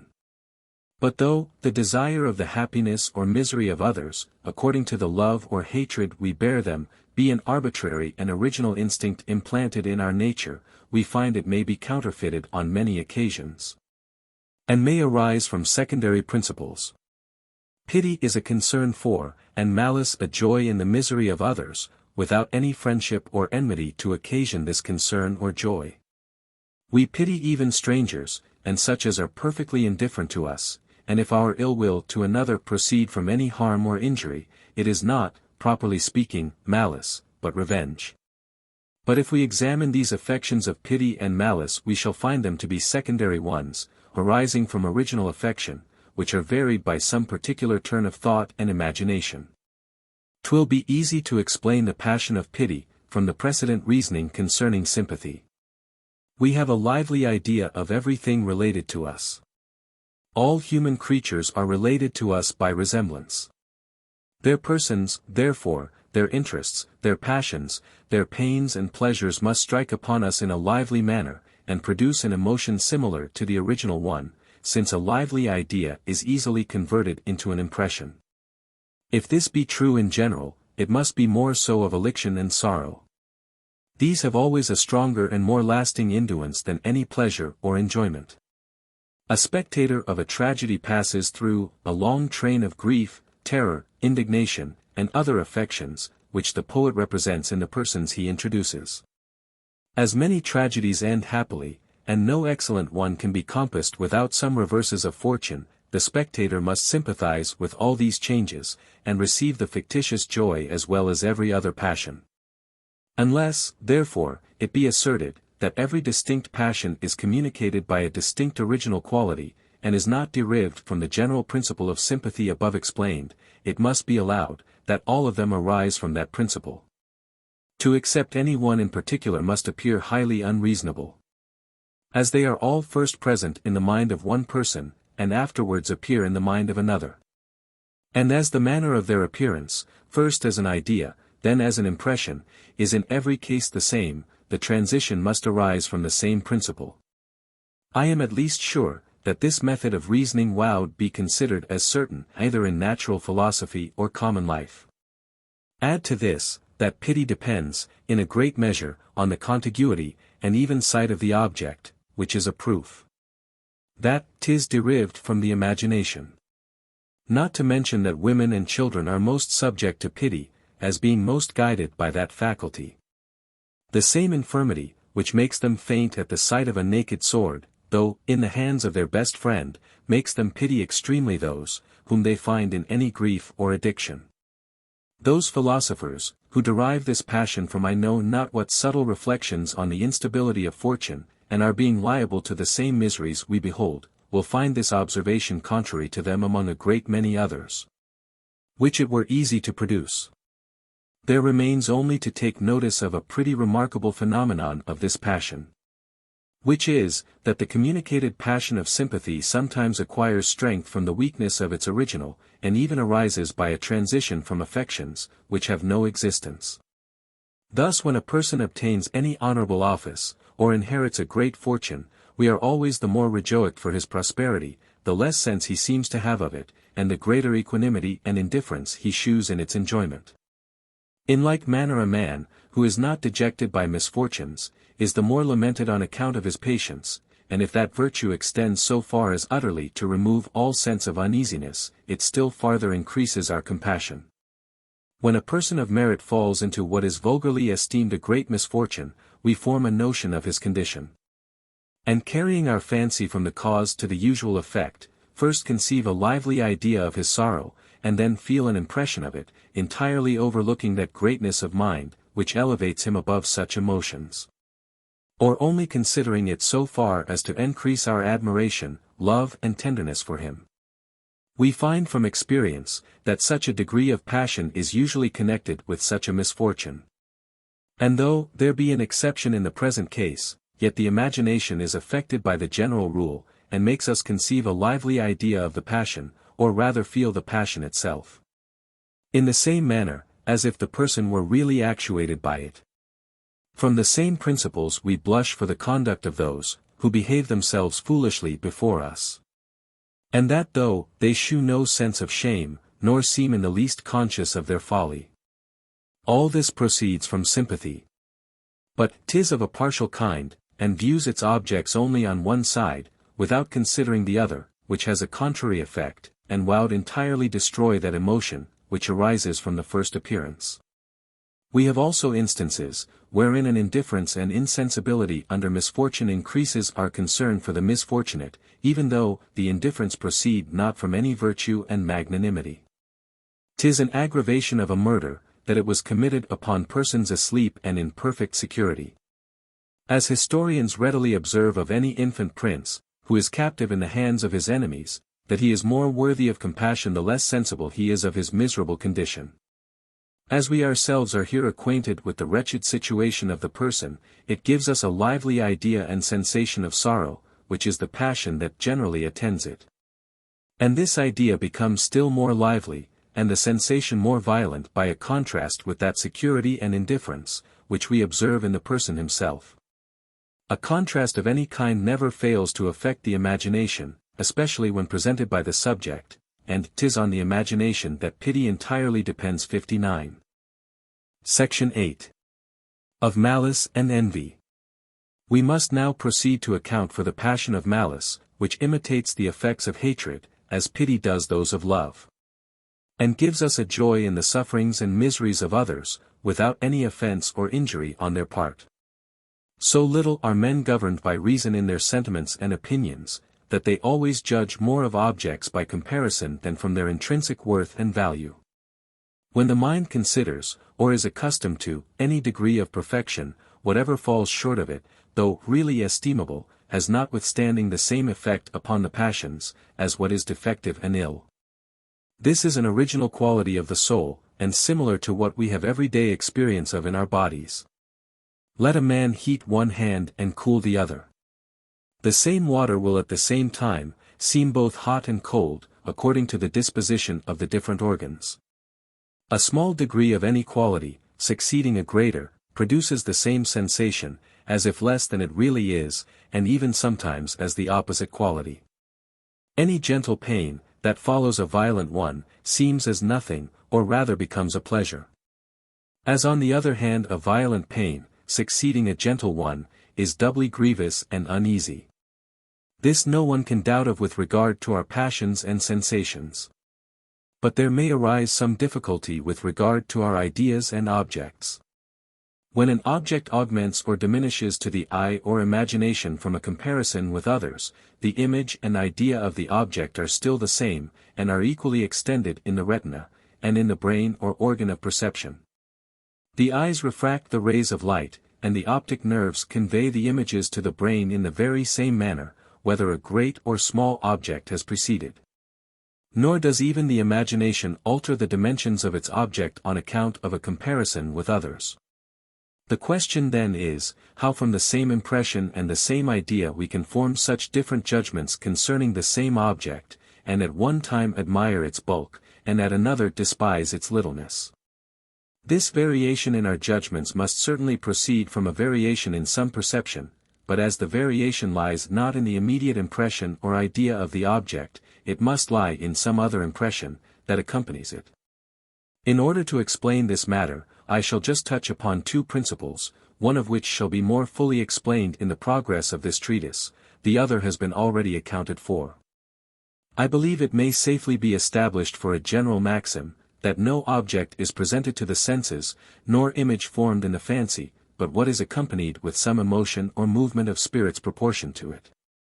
And however custom may make us insensible of this sensation, and cause us to confound it with the object or idea, 'twill be easy, by careful and exact experiments, to separate and distinguish them. For to instance only in the cases of extension and number, 'tis evident, that any very bulky object, such as the ocean, an extended plain, a vast chain of mountains, a wide forest, or any very numerous collection of objects, such as an army, a fleet, a crowd, excite in the mind a sensible emotion. And that the admiration, which arises on the appearance of such objects, is one of the most lively pleasures, which human nature is capable of enjoying. Now as this admiration increases or diminishes by the increase or diminution of the objects, we may conclude, according to our foregoing 60 principles, that 'tis a compound effect, proceeding from the conjunction of the several effects, which arise from each part of the cause. Every part, then, of extension, and every unite of number has a separate emotion attending it, when conceived by the mind. And though that emotion be not always agreeable, yet by its conjunction with others, and by its agitating the spirits to a just pitch, it contributes to the production of admiration, which is always agreeable. If this be allowed with respect to extension and number, we can make no difficulty with respect to virtue and vice, wit and folly, riches and poverty, happiness and misery, and other objects of that kind, which are always attended with an evident emotion. The second principle I shall take notice of is that of our adherence to general rules, which has such a mighty influence on the actions and understanding, and is able to impose on the very senses. When an object is found by experience to be always accompanied with another, whenever the first object appears, though changed in very material circumstances, we naturally fly to the conception of the second, and form an idea of it in as lively and strong a manner, as if we had inferred its existence by the justest and most authentic conclusion of our understanding. Nothing can undeceive us, not even our senses, which, instead of correcting this false judgment, are often perverted by it, and seem to authorize its errors. The conclusion I draw from these two principles, joined to the influence of comparison above mentioned, is very short and decisive. Every object is attended with some emotion proportioned to it. A great object with a great emotion, a small object with a small emotion. A great object, therefore, succeeding a small one makes a great emotion succeed a small one. Now a great emotion succeeding a small one becomes still greater, and rises beyond its ordinary proportion. But as there is a certain degree of an emotion, which commonly attends every magnitude of an object, when the emotion increases, we naturally imagine that the object has likewise increased. The effect conveys our view to its usual cause, a certain degree of emotion to a certain magnitude of the object. Nor do we consider, that comparison may change the emotion without changing anything in the object. Those, who are acquainted with the metaphysical part of optics, and know how we transfer the judgments and conclusions of the understanding to the senses, will easily conceive this whole operation. But leaving this new discovery of an impression, that secretly attends every idea, we must at least allow of that principle, from whence the discovery arose, that objects appear greater or less by a comparison with others. We have so many instances of this, that it is impossible we can dispute its veracity, and 'tis from this principle I derive the passions of malice and envy. 'Tis evident we must receive a greater or less satisfaction or uneasiness from reflecting on our own condition and circumstances, in proportion as they appear more or less fortunate or unhappy, in proportion to the degrees of riches, and power, and merit, and reputation, which we think ourselves possessed of. Now as we seldom judge of objects from their intrinsic value, but form our notions of them from a comparison with other objects, it follows, that according as we observe a greater or less share of happiness or misery in others, we must make an estimate of our own, and feel a consequent pain or pleasure. The misery of another gives us a more lively idea of our happiness, and his happiness of our misery. The former, therefore, produces delight, and the latter uneasiness. Here then is a kind of pity reversed, or contrary sensations arising in the beholder, from those which are felt by the person, whom he considers. In general we may observe, that in all kinds of comparison an object makes us always receive from another, to which it is compared, a sensation contrary to what arises from itself in its direct and immediate survey. A small object makes a great one appear still greater. A great object makes a little one appear less. Deformity of itself produces uneasiness, but makes us receive new pleasure by its contrast with a beautiful object, whose beauty is augmented by it. As on the other hand, beauty, which of itself produces pleasure, makes us receive a new pain by the contrast with anything ugly, whose deformity it augments. The case, therefore, must be the same with happiness and misery. The direct survey of another's pleasure naturally gives us pleasure, and therefore produces pain when compared with our own. His pain, considered in itself, is painful to us, but augments the idea of our own happiness, and gives us pleasure. Nor will it appear strange, that we may feel a reversed sensation from the happiness and misery of others. Since we find the same comparison may give us a kind of malice against ourselves, and make us rejoice for our pains, and grieve for our pleasures. Thus the prospect of past pain is agreeable, when we are satisfied with our present condition. As on the other hand our past pleasures give us uneasiness, when we enjoy nothing at present equal to them. The comparison being the same, as when we reflect on the sentiments of others, must be attended with the same effects. Nay, a person may extend this malice against himself, even to his present fortune, and carry it so far as designedly to seek affliction, and increase his pains and sorrows. This may happen upon two occasions. First, upon the distress and misfortune of a friend, or person dear to him. Secondly, upon the feeling any remorses for a crime, of which he has been guilty. 'Tis from the principle of comparison that both these irregular appetites for evil arise. A person, who indulges himself in any pleasure, while his friend lies under affliction, feels the reflected uneasiness from his friend more sensibly by a comparison with the original pleasure, which he himself enjoys. This contrast, indeed, ought also to enliven the present pleasure. But as grief is here suppository to be the predominant passion, every addition falls to that side, and is swallowed up in it, without operating in the least upon the contrary affection. 'Tis the same case with those penances, which men inflict on themselves for their past sins and failings.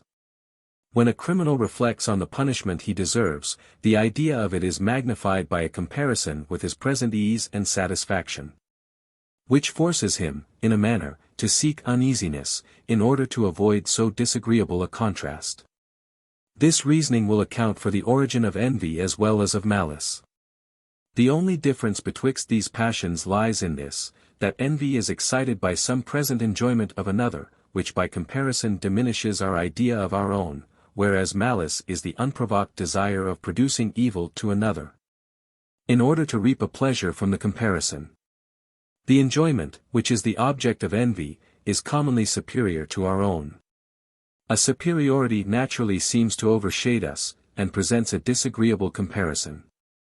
But even in the case of an inferiority, we still desire a greater distance, in order to augment still more the idea of ourself.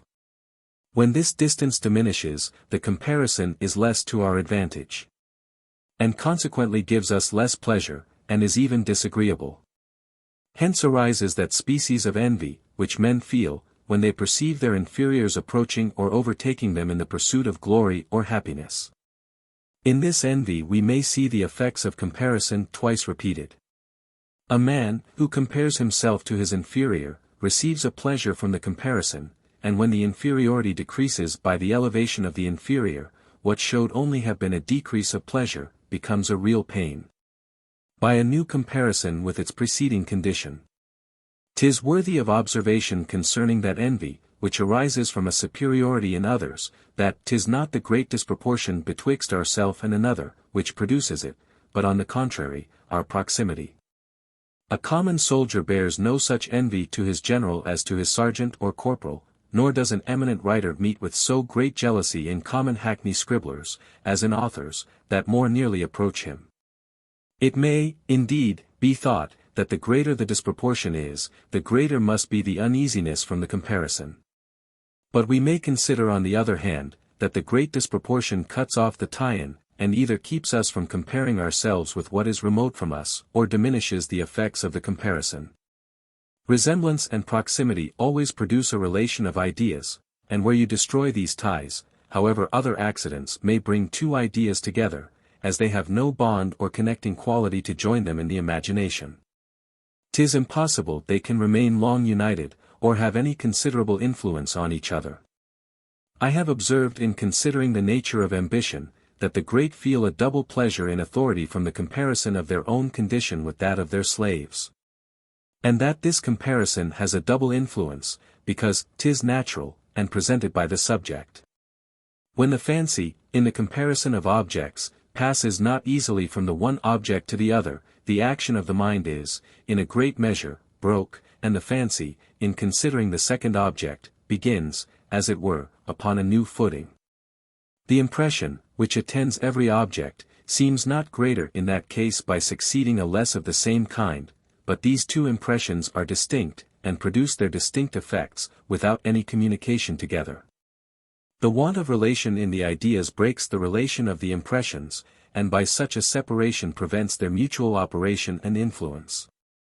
To confirm this we may observe, that the proximity in the degree of merit is not alone sufficient to give rise to envy, but must be assisted by other relations. A poet is not apt to envy a philosopher, or a poet of a different kind, of a different nation, or of a different age. All these differences prevent or weaken the comparison, and consequently the passion.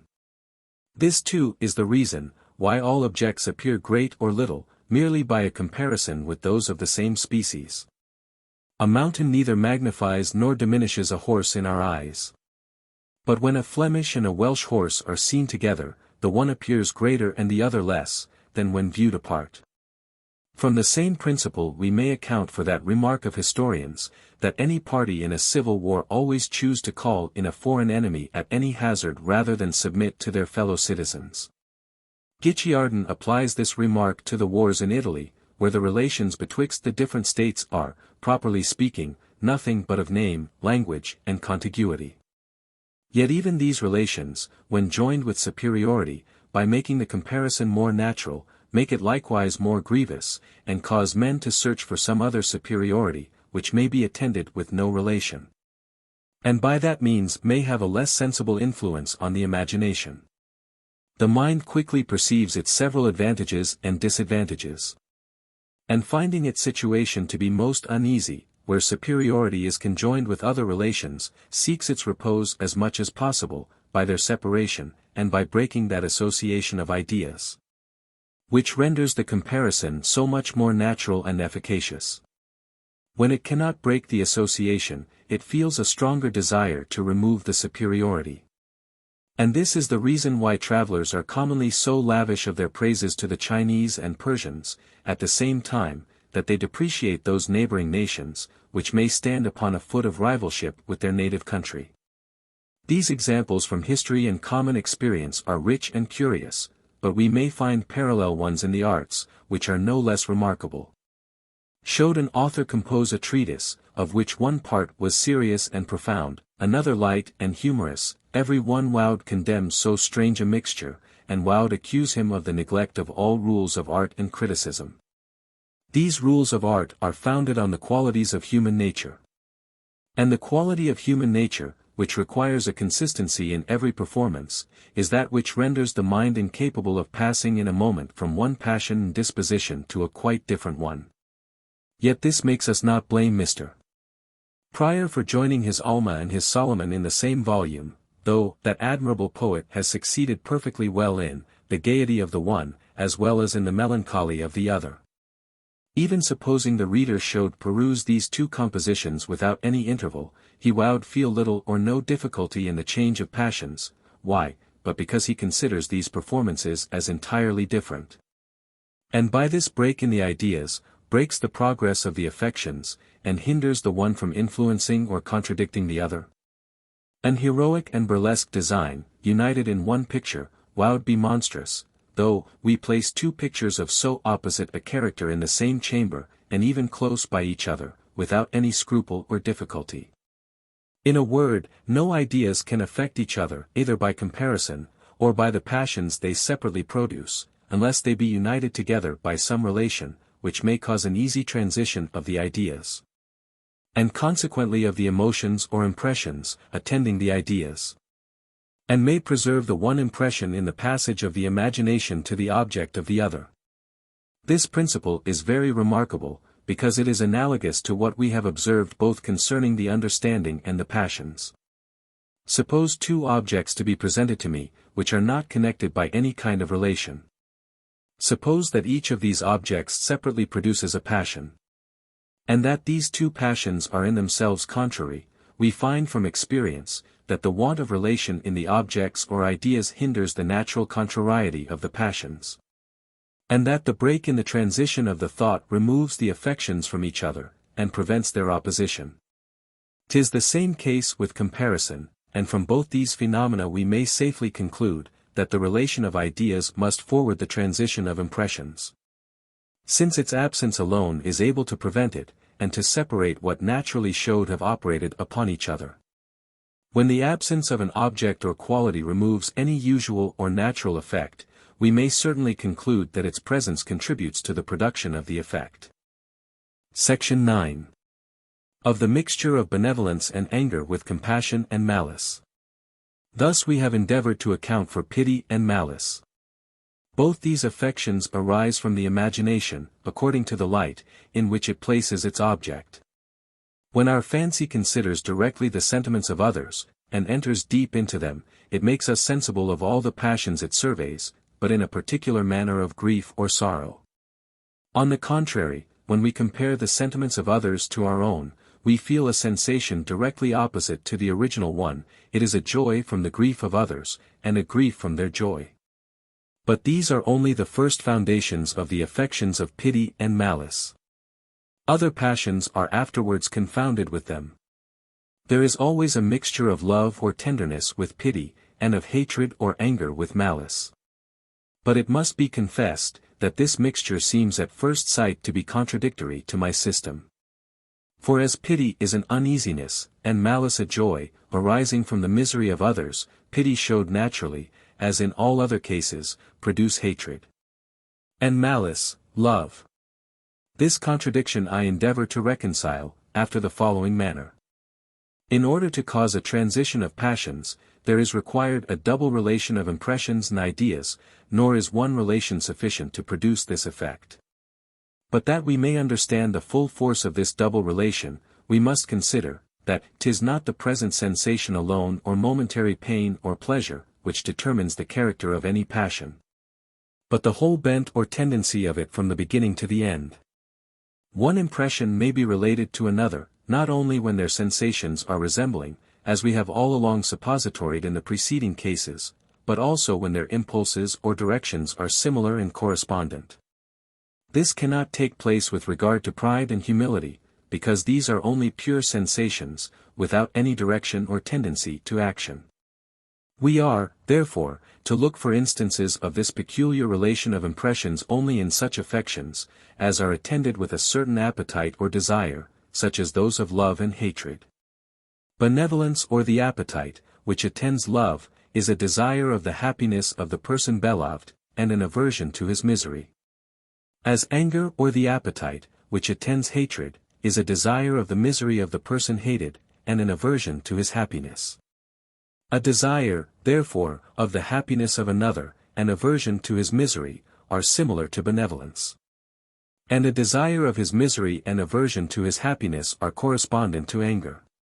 Now pity is a desire of happiness to another, an aversion to his misery, as malice is the contrary appetite. Pity, then, is related to benevolence. And malice to anger, and as benevolence has been already found to be connected with love, by a natural and original quality, and anger with hatred, 'tis by this chain the passions of pity and malice are connected with love and hatred. This hypothesis is founded on sufficient experience. A man, who from any motives has entertained a resolution of performing an action, naturally runs into every other view or motive, which may fortify that resolution, and give it authority and influence on the mind. To confirm us in any design, we search for motives drawn from interest, from honor, from duty. What wonder, then, that pity and benevolence, malice, and anger, being the same desires arising from different principles, showed so totally mixed together as to be undistinguishable. As to the connection betwixt benevolence and love, anger and hatred, being original and primary, it admits of no difficulty. We may add to this another experiment, viz. that benevolence and anger, and consequently love and hatred, arise when our happiness or misery have any dependence on the happiness or misery of another person, without any farther relation. I doubt not but this experiment will appear so singular as to excuse us for stopping a moment to consider it. Suppose, that two persons of the same trade seek employment in a town, that is not able to maintain both, 'tis plain the success of one is perfectly incompatible with that of the other. And that whatever is for the interest of either is contrary to that of his rival, and so vice versa. Suppose again, that two merchants, though living in different parts of the world, enter into copartnership together, the advantage or loss of one becomes immediately the advantage or loss of his partner. And the same fortune necessarily attends both. Now 'tis evident, that in the first case, hatred always follows upon the contrariety of interests, as in the second, love arises from their union. Let us consider to what principle we can ascribe these passions. 'Tis plain they arise not from the double relations of impressions and ideas, if we regard only the present sensation. For taking the first case of rivalship. Though the pleasure and advantage of an antagonist necessarily causes my pain and loss, yet to counterbalance this, his pain and loss causes my pleasure and advantage. And supposing him to be unsuccessful, I may by this means receive from him a superior degree of satisfaction. In the same manner the success of a partner rejoices me, but then his misfortunes afflict me in an equal proportion. And 'tis easy to imagine, that the latter sentiment may in many cases preponderate. But whether the fortune of a rival or partner be good or bad, I always hate the former and love the latter. This love of a partner cannot proceed from the relation or connection betwixt us, in the same manner as I love a brother or countryman. A rival has almost as close a relation to me as a partner. For as the pleasure of the latter causes my pleasure, and his pain my pain, so the pleasure of the former causes my pain, and his pain my pleasure. The connection, then, of cause and effect is the same in both cases. And if in the one case, the cause and effect has a farther relation of resemblance, they have that of contrariety in the other, which, being also a species of resemblance, leaves the matter pretty equal. The only explication, then, we can give of this phenomenon is derived from that principle of a parallel direction above mentioned. Our concern for our own interest gives us a pleasure in the pleasure, and a pain in the pain of a partner, after the same manner as by sympathy we feel a sensation correspondent to those, which appear in any person, who is present with us. On the other hand, the same concern for our interest makes us feel a pain in the pleasure, and a pleasure in the pain of a rival, and in short the same contrariety of sentiments as arises from comparison and malice. Since, therefore, a parallel direction of the affections, proceeding from interest, can give rise to benevolence or anger, no wonder the same parallel direction, derived from sympathy and from comparison, should have the same effect. In general we may observe, that 'tis impossible to do good to others, from whatever motive, without feeling some touches of kindness and goodwill towards them. As the injuries we do, not only cause hatred in the person, who suffers them, but even in ourselves. These phenomena, indeed, may in part be accounted for from other principles. But here there occurs a considerable objection, which 'twill be necessary to examine before we proceed any farther. I have endeavored to prove, that power and riches, or poverty and meanness, which give rise to love or hatred, without producing any original pleasure or uneasiness, operate upon us by means of a secondary sensation derived from a sympathy with that pain or satisfaction, which they produce in the person, who possesses them. From a sympathy with his pleasure there arises love, from that with his uneasiness, hatred. But 'tis a maxim, which I have just now established, and which is absolutely necessary to the explication of the phenomena of pity and malice, that 'tis not the present sensation or momentary pain or pleasure, which determines the character of any passion, but the general bent or tendency of it from the beginning to the end. For this reason, pity or a sympathy with pain produces love, and that because it interests us in the fortunes of others, good or bad, and gives us a secondary sensation correspondent to the primary, in which it has the same influence with love and benevolence.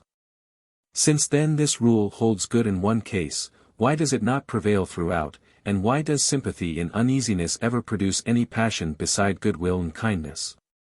Is it becoming a philosopher to alter his method of reasoning, and run from one principle to its contrary, according to the particular phenomenon, which he would explain?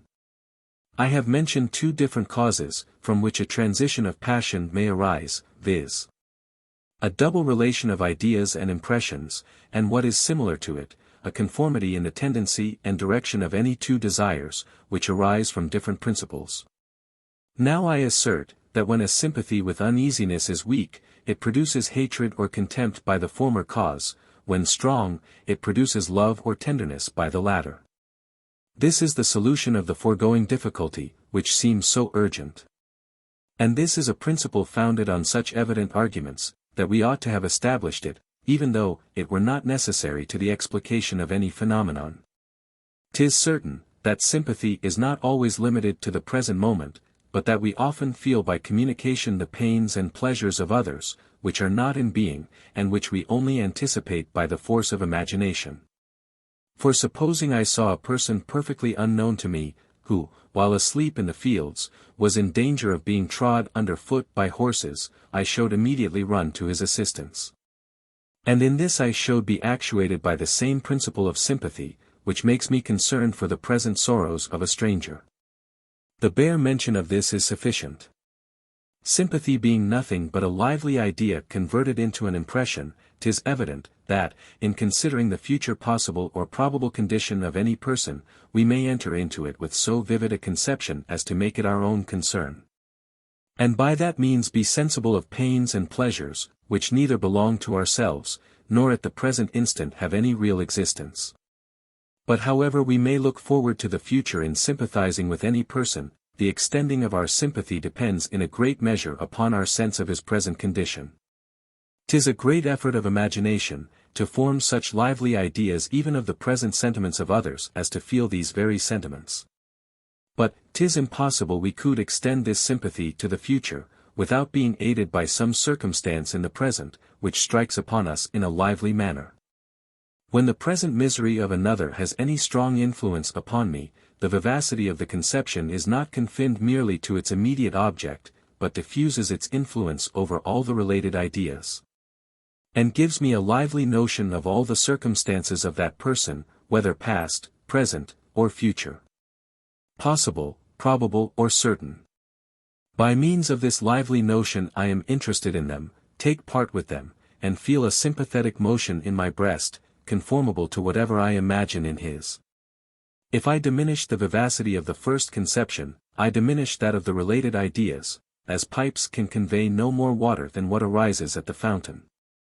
By this diminution I destroy the future prospect, which is necessary to interest me perfectly in the fortune of another. I may feel the present impression, but carry my sympathy no farther, and never transfuse the force of the first conception into my ideas of the related objects. If it be another's misery, which is presented in this feeble manner, I receive it by communication, and am affected with all the passions related to it, but as I am not so much interested as to concern myself in his good fortune, as well as his bad, I never feel the extensive sympathy, nor the passions related to it. Now in order to know what passions are related to these different kinds of sympathy, we must consider, that benevolence is an original pleasure arising from the pleasure of the person beloved, and a pain proceeding from his pain, from which correspondence of impressions there arises a subsequent desire of his pleasure, and aversion to his pain. In order, then, to make a passion run parallel with benevolence, 'tis requisite we should feel these double impressions, correspondent to those of the person, whom we consider, nor is any one of them alone sufficient for that purpose. When we sympathize only with one impression, and that a painful one, this sympathy is related to anger and to hatred, upon account of the uneasiness it conveys to us. But as the extensive or limited sympathy depends upon the force of the first sympathy, it follows, that the passion of love or hatred depends upon the same principle. A strong impression, when communicated, gives a double tendency of the passions, which is related to benevolence and love by a similarity of direction, however painful the first impression might have been. A weak impression, that is painful, is related to anger and hatred by the resemblance of sensations.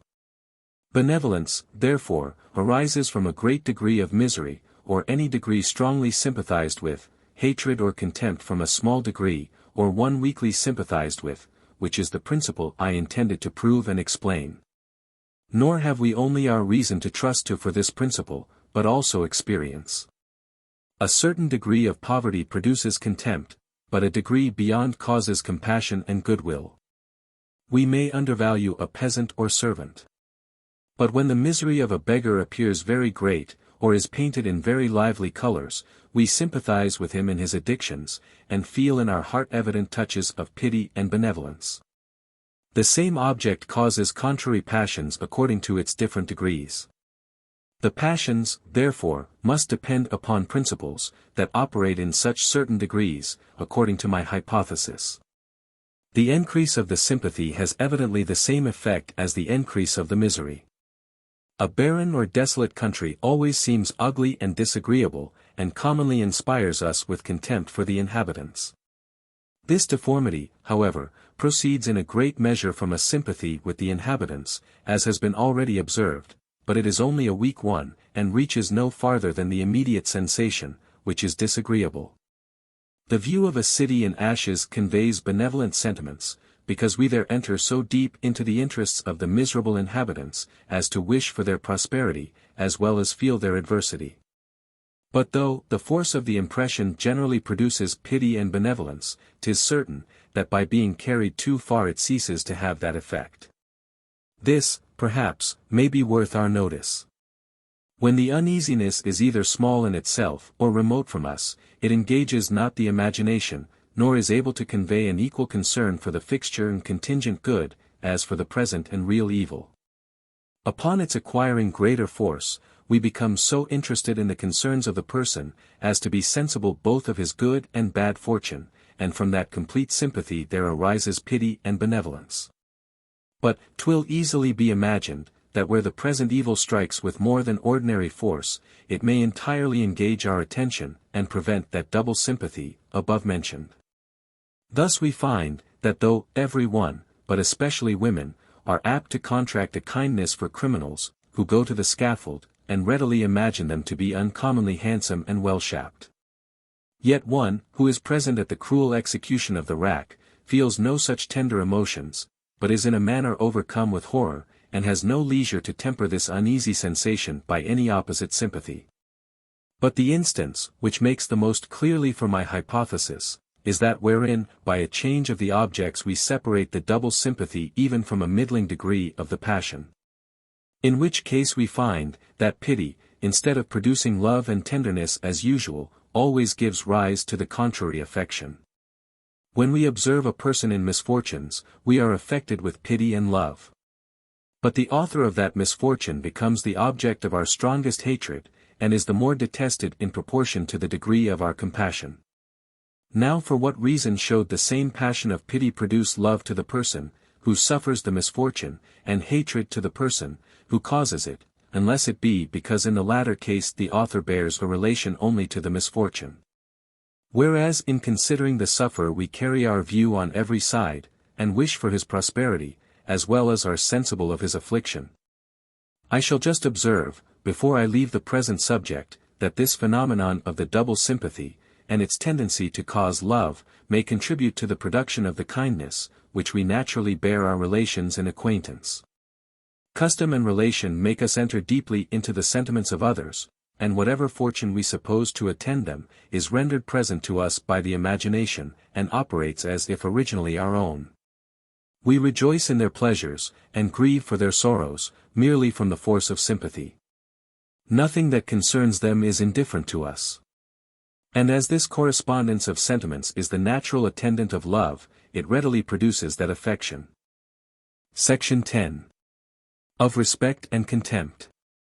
There now remains only to explain the passions of respect and contempt, along with the amorous affection, in order to understand all the passions which have any mixture of love or hatred. Let us begin with respect and contempt. In considering the qualities and circumstances of others, we may either regard them as they really are in themselves, or may make a comparison betwixt them and our own qualities and circumstances. Or may join these two methods of consideration. The good qualities of others, from the first point of view, produce love, from the second, humility, and from the third, respect, which is a mixture of these two passions. Their bad qualities, after the same manner, cause either hatred, or pride, or contempt, according to the light in which we survey them. That there is a mixture of pride in contempt, and of humility in respect, is, I think, too evident, from their very feeling or appearance, to require any particular proof. That this mixture arises from a tacit comparison of the person condemned or respected with ourselves is no less evident. The same man may cause either respect, love, or contempt by his condition and talents, according as the person, who considers him, from his inferior becomes his equal or superior. In changing the point of view, though the object may remain the same, its proportion to ourselves entirely alters, which is the cause of an alteration in the passions. These passions, therefore, arise from our observing the proportion. That is, from a comparison. I have already observed, that the mind has a much stronger propensity to pride than to humility, and have endeavored, from the principles of human nature, to assign a cause for this phenomenon. Whether my reasoning be received or not, the phenomenon is undisputed, and appears in many instances. Among the rest, 'tis the reason why there is a much greater mixture of pride in contempt, than of humility in respect, and why we are more elevated with the view of one below us, than mortified with the presence of one above us. Contempt or scorn has so strong a tincture of pride, that there scarce is any other passion discernible, whereas in esteem or respect, love makes a more considerable ingredient than humility. The passion of vanity is so prompt, that it rouses at the least call, while humility requires a stronger impulse to make it exert itself. But here it may reasonably be asked, why this mixture takes place only in some cases, and appears not on every occasion. All those objects, which cause love, when placked on another person, are the causes of pride, when transferred to ourselves. And consequently ought to be causes of humility, as well as love, while they belong to others, and are only compared to those, which we ourselves possess. In like manner every quality, which, by being directly considered, produces hatred, ought always to give rise to pride by comparison, and by a mixture of these passions of hatred and pride ought to excite contempt or scorn. The difficulty then is, why any objects ever cause pure love or hatred, and produce not always the mixed passions of respect and contempt. I have suppositoried all along, that the passions of love and pride, and those of humility and hatred are similar in their sensations, and that the two former are always agreeable, and the two latter painful. But though this be universally true, 'tis observable, that the two agreeable, as well as the two painful passions, have some differences, and even contrarieties, which distinguish them.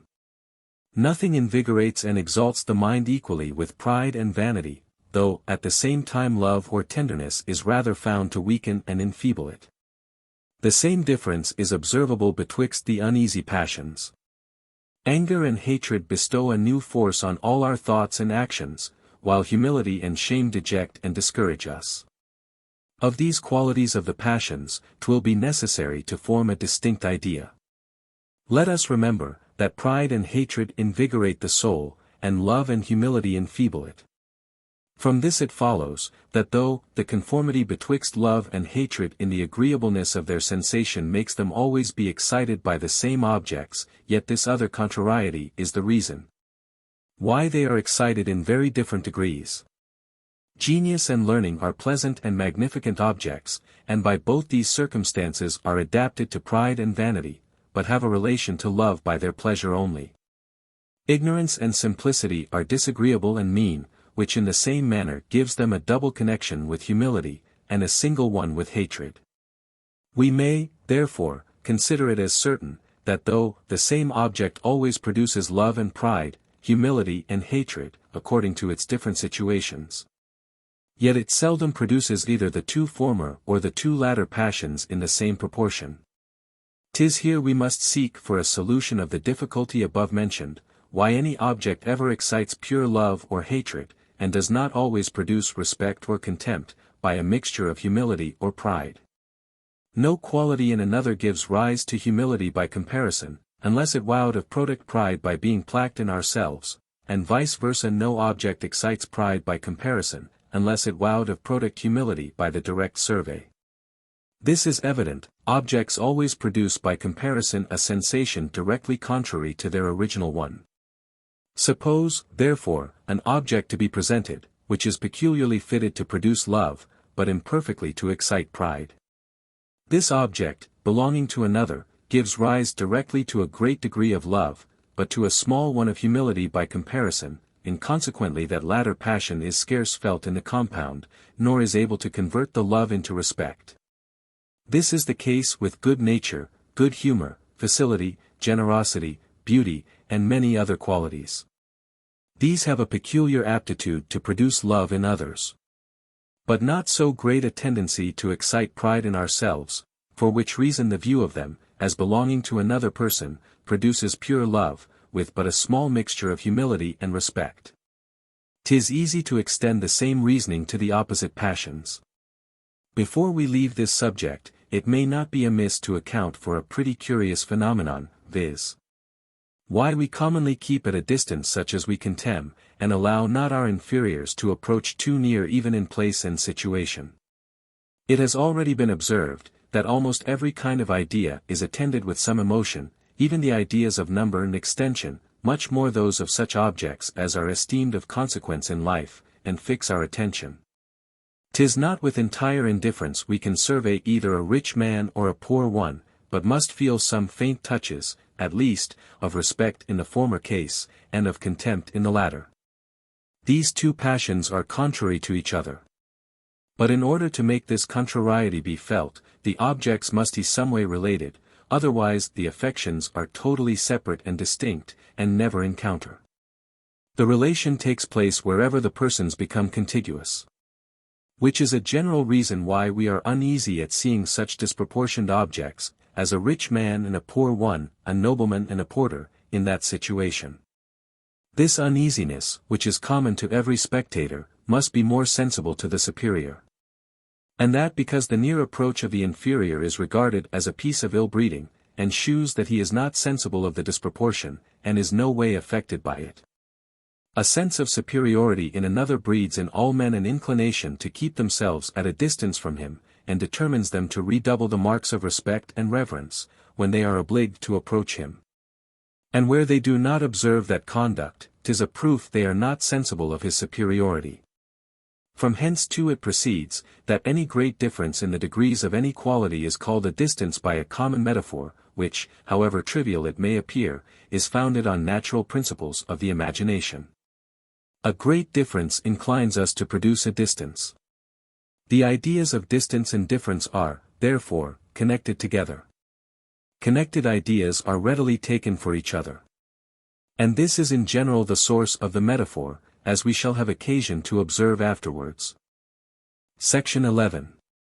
Of the amorous passion, or love betwixt the sexes. Of all the compound passions, which proceed from a mixture of love and hatred with other affections, no one better deserves our attention, than that love, which arises betwixt the sexes. As well on account of its force and violence, as those curious principles of philosophy, for which it affords us an incontestable argument.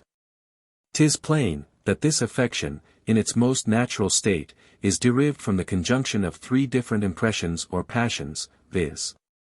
The pleasing sensation arising from beauty, the bodily appetite for generation, and a generous kindness or goodwill. The origin of kindness from beauty may be explained from the foregoing reasoning. The question is how the bodily appetite is excited by it.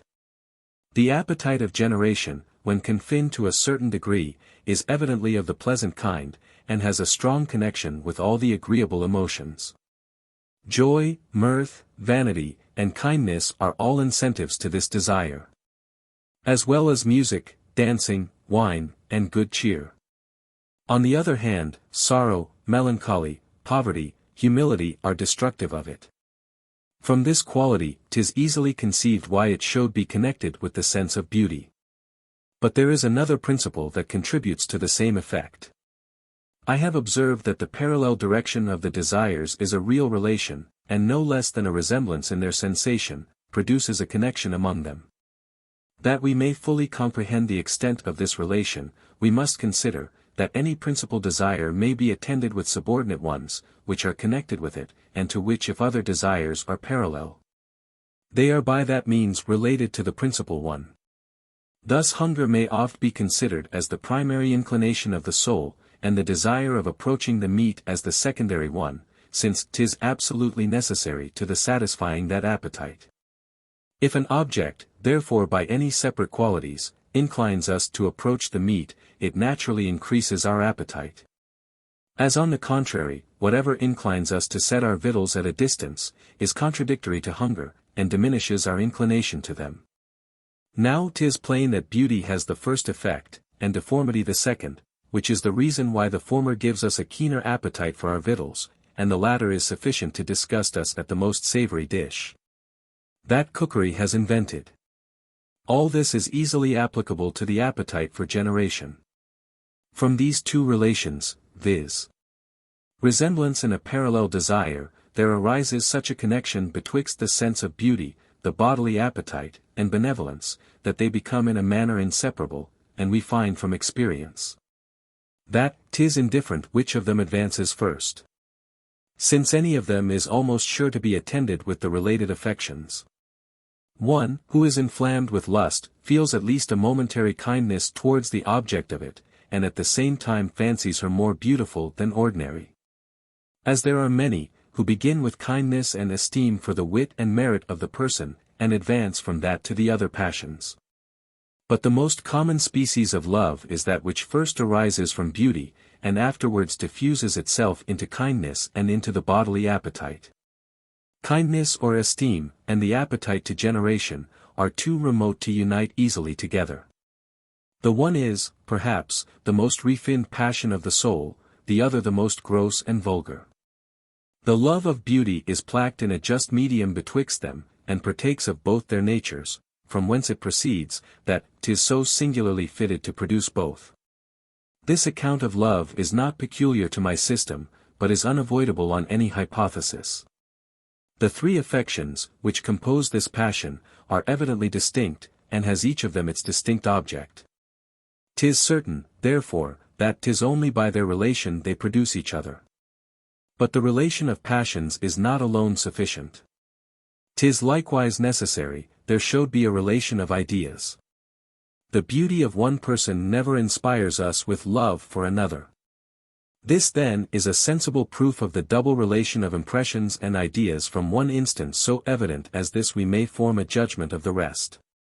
This may also serve in another view to illustrate what I have insisted on concerning the origin of pride and humility, love and hatred. I have observed, that though self be the object of the first set of passions, and some other person of the second, yet these objects cannot alone be the causes of the passions.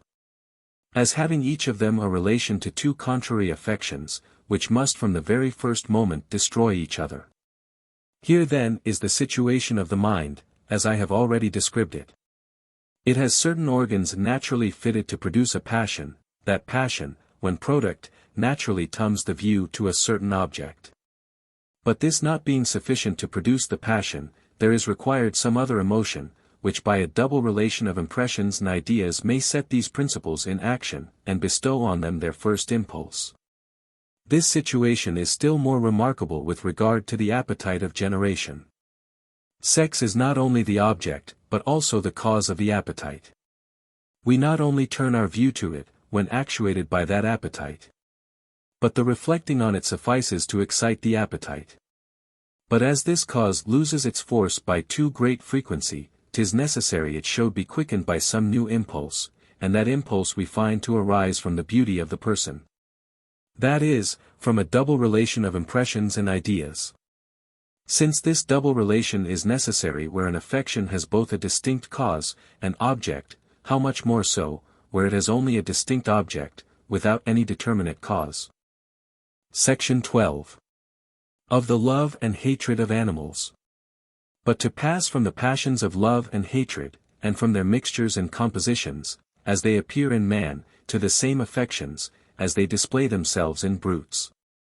We may observe, not only that love and hatred are common to the whole sensitive creation, but likewise that their causes, as above explained, are of so simple a nature, that they may easily be suppository to operate on mere animals.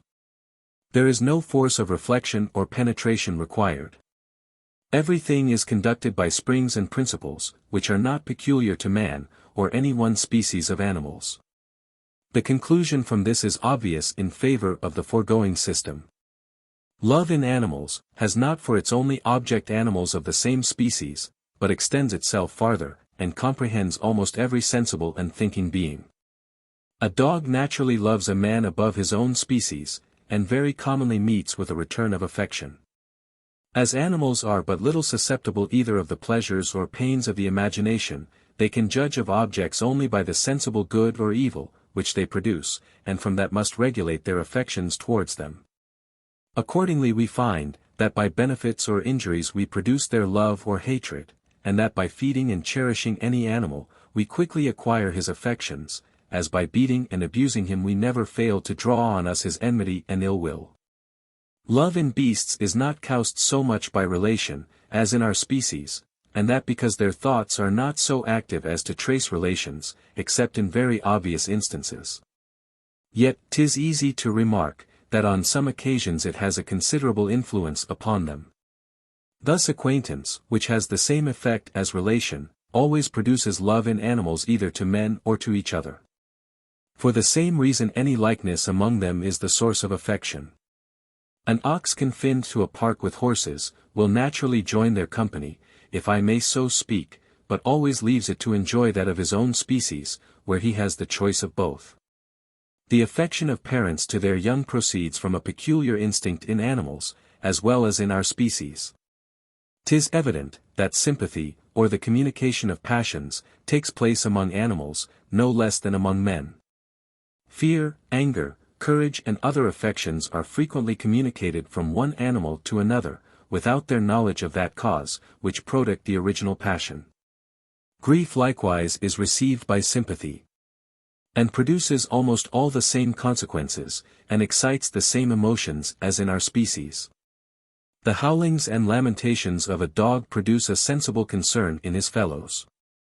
And 'tis remarkable, that though almost all animals use in play the same member, and nearly the same action as in fighting, a lion, a tiger, a cat their paws, an ox his horns, a dog his teeth, a horse his heels, yet they most carefully avoid harming their companion, even though they have nothing to fear from his resentment, which is an evident proof of the sense brutes have of each other's pain and pleasure.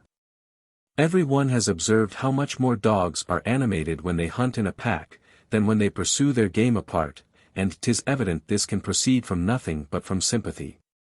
'Tis also well known to hunters, that this effect follows in a greater degree, and even in too great a degree, where two packs, that are strangers to each other, are joined together. We might, perhaps, be at a loss to explain this phenomenon, if we had not experience of a similar in ourselves. Envy and malice are passions very remarkable in animals. They are perhaps more common than pity, as requiring less effort of thought and imagination. Part 3, of the Will and Direct Passions. Section 1. Of Liberty and Necessity. We come now to explain the direct passions, or the impressions, which arise immediately from good or evil, from pain or pleasure. Of this kind are, desire and aversion, grief and joy, hope and fear. Of all the immediate effects of pain and pleasure, there is none more remarkable than the will. And though, properly speaking, it be not comprehended among the passions, yet as the full understanding of its nature and properties is necessary to the explanation of them, we shall here make it the subject of our inquiry. I desire it may be observed, that by the will I mean nothing but the internal impression we feel and are conscious of, when we knowingly give rise to any new motion of our body, or a new perception of our mind. This impression, like the preceding ones of pride and humility, love and hatred, 'tis impossible to define, and needless to describe any farther. For which reason we shall cut off all those definitions and distinctions, with which philosophers are wont to perplex rather than clear up this question. And entering at first upon the subject, shall examine that long disputed question conceding liberty and necessity, which occurs so naturally in treating of the will. 'Tis universally acknowledged, that the operations of external bodies are necessary, and that in the communication of their motion, in their attraction, and mutual cohesion, there are not the least traces of indifference or liberty. Every object is determined by an absolute fate to a certain degree and direction of its motion, and can no more depart from that precise line, in which it moves, than it can convert itself into an angel, or spirit, or any superior substance. The actions, therefore, of matter are to be regarded as instances of necessary actions, and whatever is in this respect on the same footing with matter, must be acknowledged to be necessary.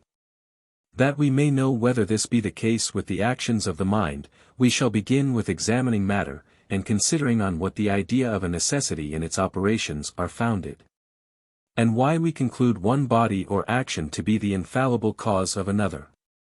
It has been observed already, that in no single instance the ultimate connection of any objects is discoverable, either by our senses or reason, and that we can never penetrate so far into the essence and construction of bodies as to perceive the principle, on which their mutual influence depends. 'Tis their constant union alone, with which we are acquainted, and 'tis from the constant union the necessity arises. If objects had not an uniform and regular conjunction with each other, we should never arrive at any idea of cause and effect. And even after all, the necessity, which enters into that idea, is nothing but a determination of the mind to pass from one object to its usual attendant, and infer the existence of one from that of the other. Here then are two particulars, which we are to consider as essential to necessity, viz. the constant union and the inference of the mind, and wherever we discover these we must acknowledge a necessity.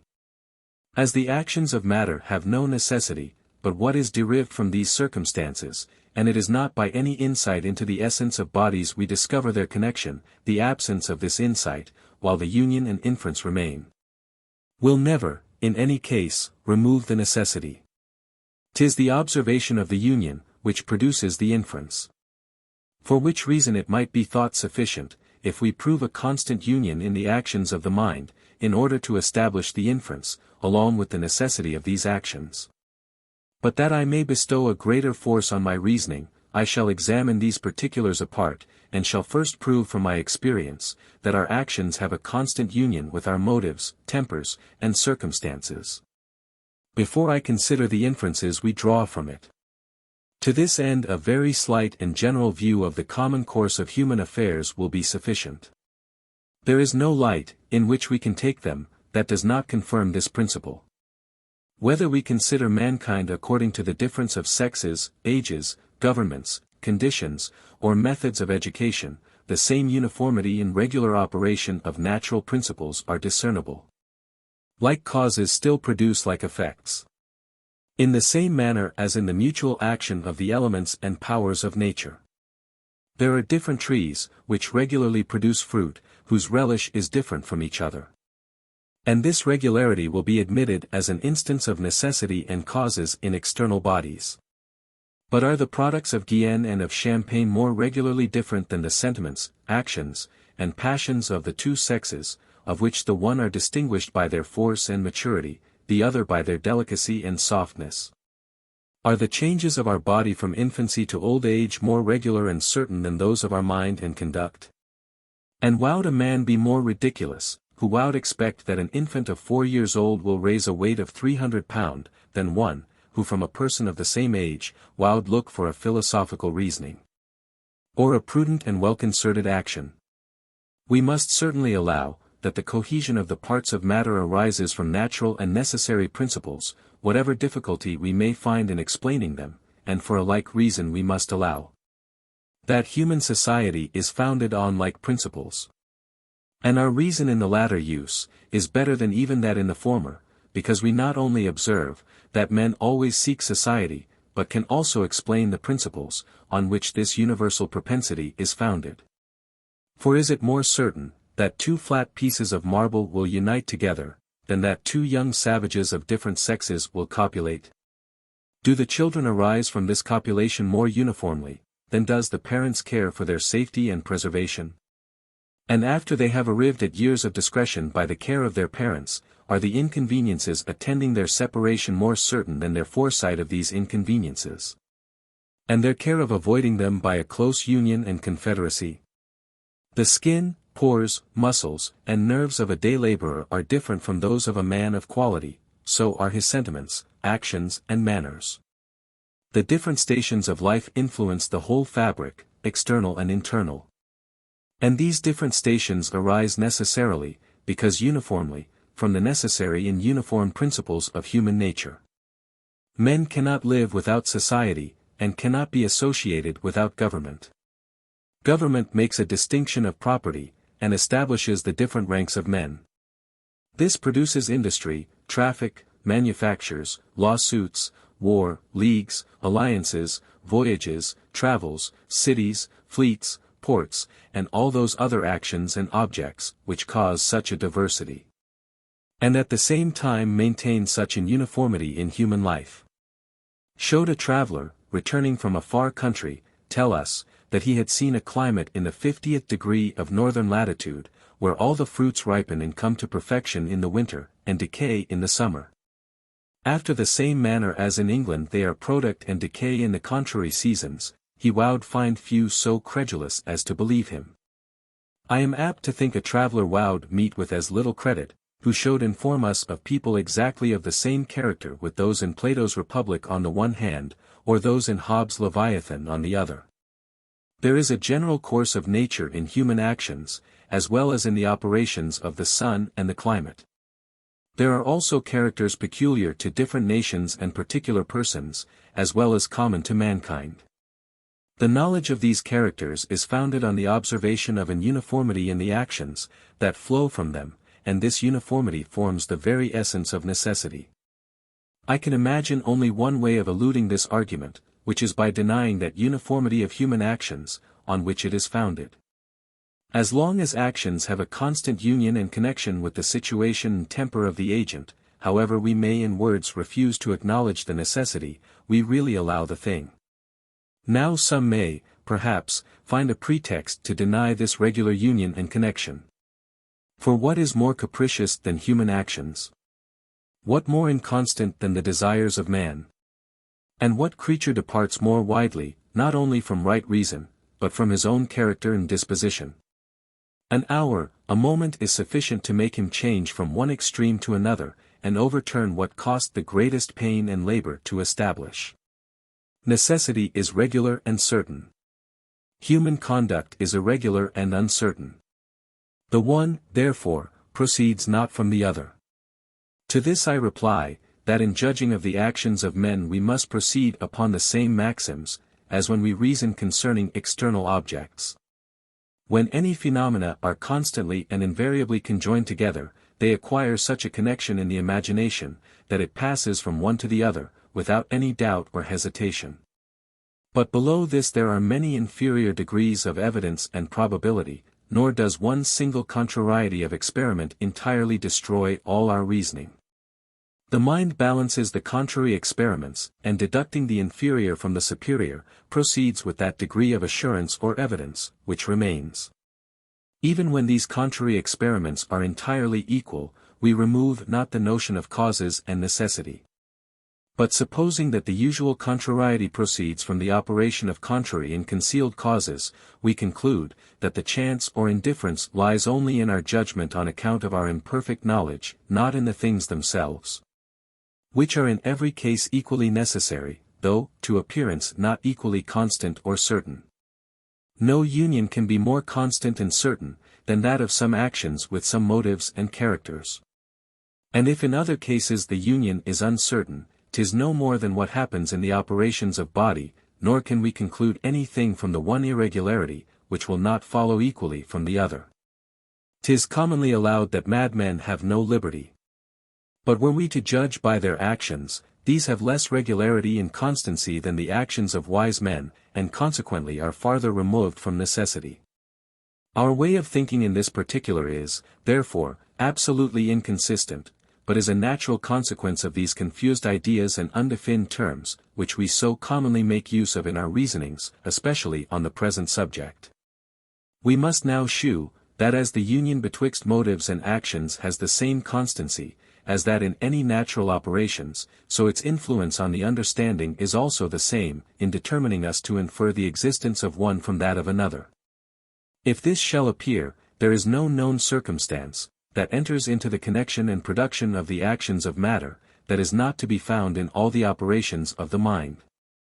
And consequently we cannot, without a manifest absurdity, attribute necessity to the one, and refuse it to the other. There is no philosopher, whose judgment is so riveted to this fantastical system of liberty, as not to acknowledge the force of moral evidence, and both in speculation and practice proceed upon it, as upon a reasonable foundation.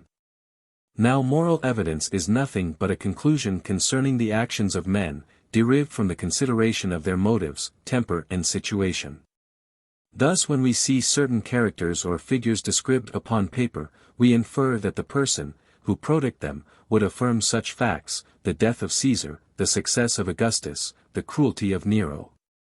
And remembering many other concurrent testimonies we conclude, that those facts were once really existent, and that so many men, without any interest, would never conspire to deceive us. Especially since they must, in the attempt, expose themselves to the derision of all their contemporaries, when these facts were asserted to be recent and universally known. The same kind of reasoning runs through politics, war, commerce, economy, and indeed mixes itself so entirely in human life, that 'tis impossible to act or subsist a moment without having recourse to it.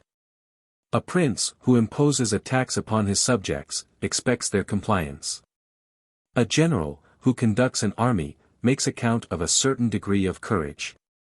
A merchant looks for fidelity and skill in his factor or supercargo.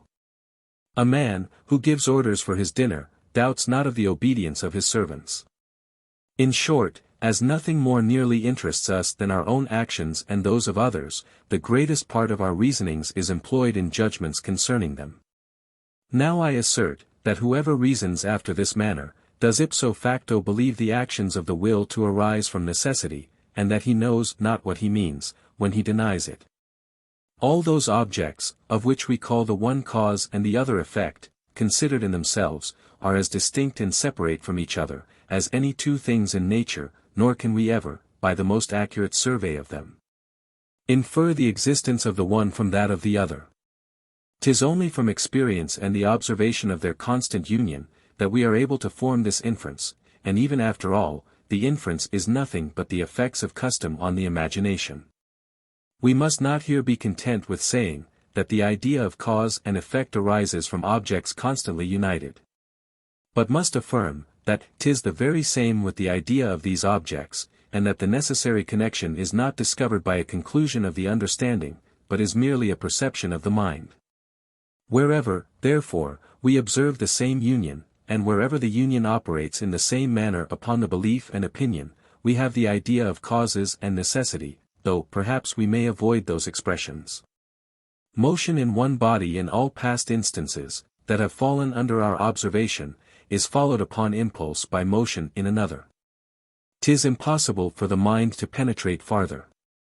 From this constant union it forms the idea of cause and effect, and by its influence feels the necessity. As there is the same constancy, and the same influence in what we all moral evidence, I ask no more. What remains can only be a dispute of words.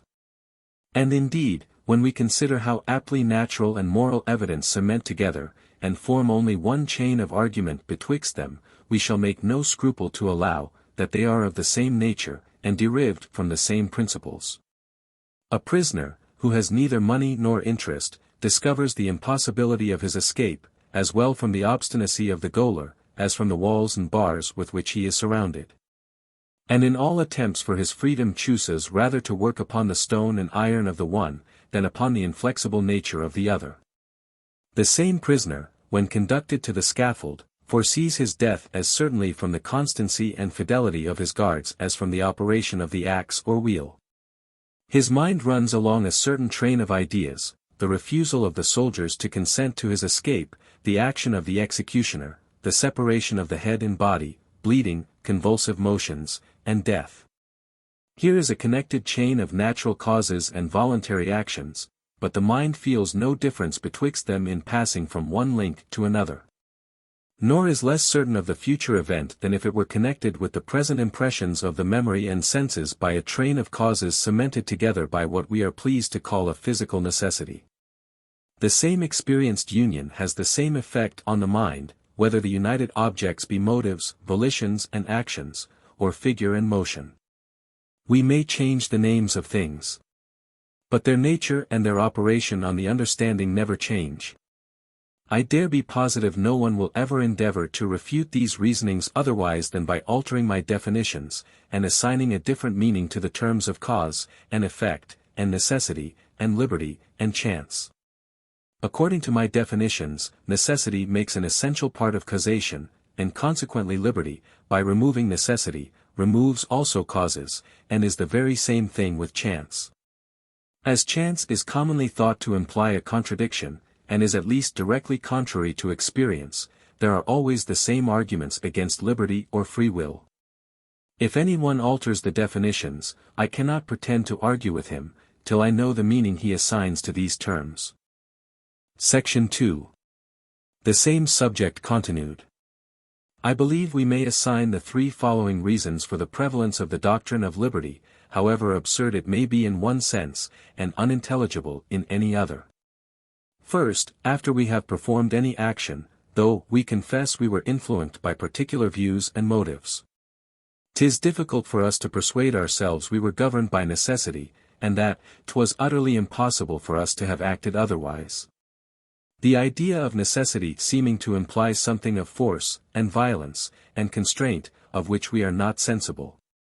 Few are capable of distinguishing betwixt the liberty of spontaneity, as it is cal 1 foot d in the schools, and the liberty of indifference, betwixt that which is opposed to violence, and that which means a negation of necessity and causes. The first is even the most common sense of the word, and as 'tis only that species of liberty, which it concerns us to preserve, our thoughts have been principally turned towards it, and have almost universally confounded it with the other.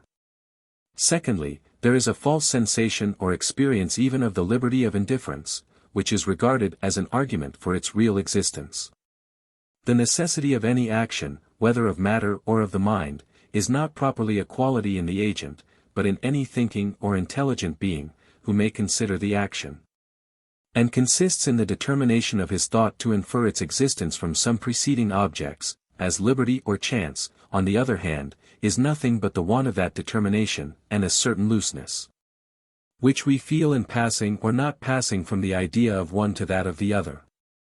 Now we may observe, that though, in reflecting on human actions we seldom feel such a looseness or indifference, yet it very commonly happens, that in performing the actions themselves we are sensible of something like it, and as all related or resembling objects are readily taken for each other, this has been employed as a demonstrative or even an intuitive proof of human liberty. We feel that our actions are subject to our will on most occasions, and imagine we feel that the will itself is subject to nothing. Because when by a denial of it we are provoked to try, we feel that it moves easily every way, and produces an image of itself even on that side, on which it did not settle. This image or faint motion, we persuade ourselves, could have been complete into the thing itself, because, showed that be denied, we find, upon a second trial, that it can. But these efforts are all in vain. And whatever capricious and irregular actions we may perform, as the desire of showing our liberty is the sole motive of our actions, we can never free ourselves from the bonds of necessity. We may imagine we feel a liberty within ourselves. But a spectator can commonly infer our actions from our motives and character. And even where he cannot, he concludes in general, that he might, were he perfectly acquainted with every circumstance of our situation and temper, and the most secret springs of our complexion and disposition. Now this is the very essence of necessity, according to the foregoing doctrine. A third reason why the doctrine of liberty has generally been better received in the world, than its antagonist, proceeds from religion, which has been very unnecessarily interested in this question. There is no method of reasoning more common, and yet none more blamable, than in philosophical debates to endeavor to refute any hypothesis by a pretext of its dangerous consequences to religion and morality. When any opinion leads us into absurdities, 'tis certainly false, but 'tis not certain an opinion is false, because 'tis of dangerous consequence. Such topics, therefore, ought entirely to be forborne, as serving nothing to the discovery of truth, but only to make the person of an antagonist odious. This I observe in general, without pretending to draw any advantage from it. I submit myself frankly to an examination of this kind, and dare venture to affirm, that the doctrine of necessity, according to my explication of it, is not only innocent, but even advantageous to religion and morality. I define necessity two ways, conformable to the two definitions of cause, of which it makes an essential part. I place it either in the constant union and conjunction of like objects, or in the inference of the mind from the one to the other. Now necessity, in both these senses, has universally, though tacitly, in the schools, in the pulpit, and in common life, been allowed to belong to the will of man, and no one has ever pretended to deny that we can draw inferences concerning human actions, and that those inferences are founded on the experienced union of like actions with like motives and circumstances. The only particular in which any one can differ from me, is either, that perhaps he will refuse to call this necessity. But as long as the meaning is understood, I hope the word can do no harm. Or that he will maintain there is something else in the operations of matter. Now whether it be so or not is of no consequence to religion, whatever it may be to natural philosophy. I may be mistaken in asserting, that we have no idea of any other connection in the actions of body, and shall be glad to be farther instructed on that head, but sure I ascribe nothing to the actions of the mind. But what must readily be allowed of. Let no one, therefore, put an invidious construction on my words, by saying simply, that I assert the necessity of human actions, and place them on the same footing with the operations of senseless matter. I do not ascribe to the will that unintelligible necessity, which is suppository to lie in matter. But I ascribe to matter, that intelligible quality, call it necessity or not, which the most rigorous orthodoxy does or must allow to belong to the will. I change, therefore, nothing in the received systems, with regard to the will, but only with regard to material objects. Nay, I shall go farther, and assert, that this kind of necessity is so essential to religion and morality, that without it there must ensue an absolute subversion of both. and that every other supposition is entirely destructive to all laws both divine and human. 'Tis indeed certain, that as all human laws are founded on rewards and punishments, 'tis suppositoried as a fundamental principle, that these motives have an influence on the mind, and both produce the good and prevent the evil actions. We may give to this influence what name we please, but as 'tis usually conjoined with the action, common sense requires it should be esteemed a cause, and be looked upon as an instance of that necessity, which I would establish. This reasoning is equally solid, when applied to divine laws, so far as the deity is considered as a legislator, and is suppository to indict punishment and bestow rewards with a design to produce obedience. But I also maintain, that even where he acts not in his magisterial capacity, but is regarded as the avenger of crimes merely on account of their odiousness and deformity, not only 'tis impossible, without the necessary connection of cause and effect in human actions, that punishments could be inflicted compatible with justice and moral equity, but also that it could ever enter into the thoughts of any reasonable being to indict them. The constant and universal object of hatred or anger is a person or creature endowed with thought and consciousness. And when any criminal or injurious actions excite that passion, 'tis only by their relation to the person or connection with him. But according to the doctrine of liberty or chance, this connection is reduced to nothing, nor are men more accountable for those actions, which are designed and premeditated, than for such as are the most casual and accidental. Actions are by their very nature temporary and perishing.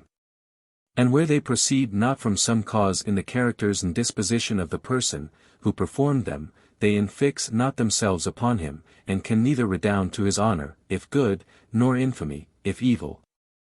The action itself may be blamable, it may be contrary to all the rules of morality and religion, but the person is not responsible for it.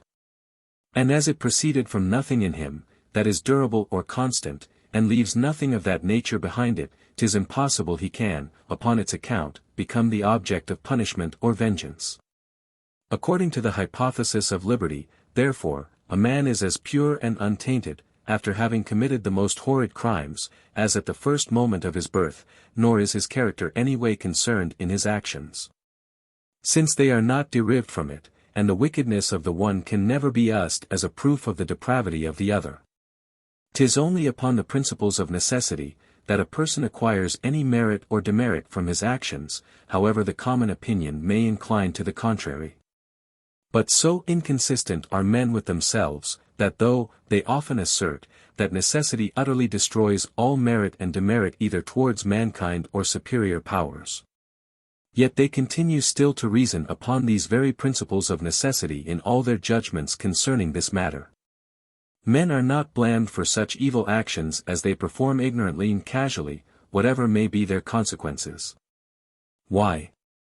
But because the causes of these actions are only momentary, and terminate in them alone. Men are less blamed for such evil actions, as they perform hastily and unpremeditatedly, than for such as proceed from thought and deliberation. For what reason? But because a hasty temper, though a constant cause in the mind, operates only by intervals, and infects not the whole character. Again, repentance wipes off every crime, especially if attended with an evident reformation of life and manners. How is this to be accounted for? But by asserting that actions render a person criminal, merely as they are proofs of criminal passions or principles in the mind. And when by any alteration of these principles they cease to be just proofs, they likewise cease to be criminal. But according to the doctrine of liberty or chance they never were just proofs, and consequently never were criminal. Here then I turn to my adversary, and desire him to free his own system from these odious consequences before he charge them upon others. Or if he rather chooses, that this question should be decided by fair arguments before philosophers, than by declamations before the people, let him return to what I have advanced to prove that liberty and chance are synonymous. And conceding the nature of moral evidence and the regularity of human actions. Upon a review of these reasonings, I cannot doubt of an entire victory. And therefore having proved, that all actions of the will have particular causes, I proceed to explain what these causes are, and how they operate. Section 3. Of the influencing motives of the will. Nothing is more usual in philosophy, and even in common life, than to talk of the combat of passion and reason, to give the preference to reason. And to assert that men are only so far virtuous as they conform themselves to its dictates. Every rational creature, 'tis said, is obliged to regulate his actions by reason.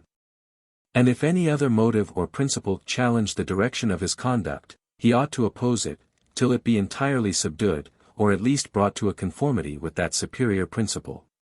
On this method of thinking the greatest part of moral philosophy, ancient and modern, seems to be founded. Nor is there an ampler field, as well for metaphysical arguments, as popular declamations, than this suppository preeminence of reason above passion.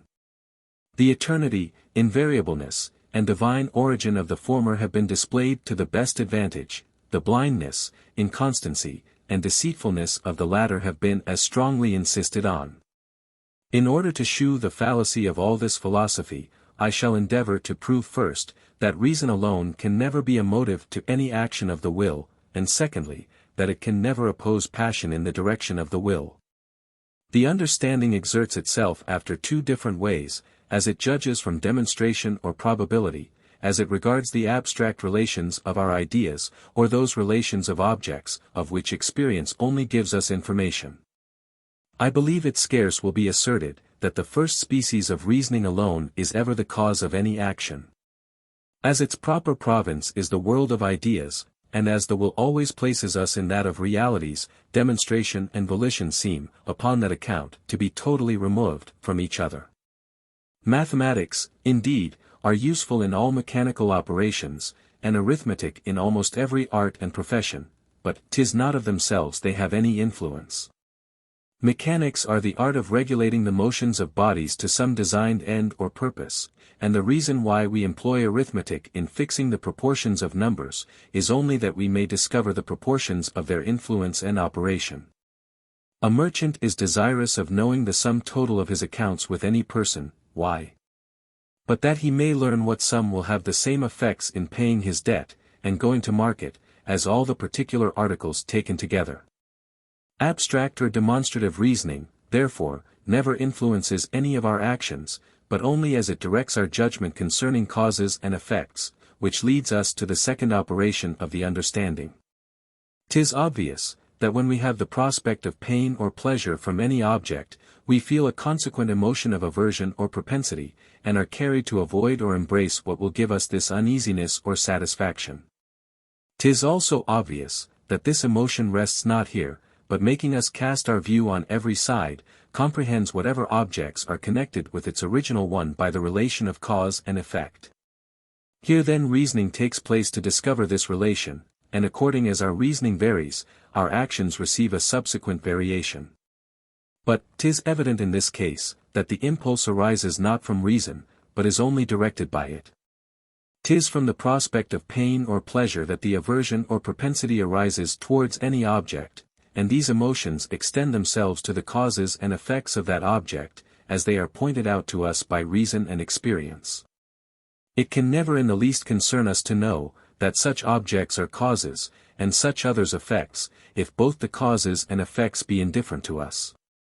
Where the objects themselves do not affect us, their connection can never give them any influence, and 'tis plain, that as reason is nothing but the discovery of this connection, it cannot be by its means that the objects are able to affect us. Since reason alone can never produce any action, or give rise to volition, I infer, that same faculty is as incapable of preventing volition, or of disputing the preference with any passion or emotion. This consequence is necessary.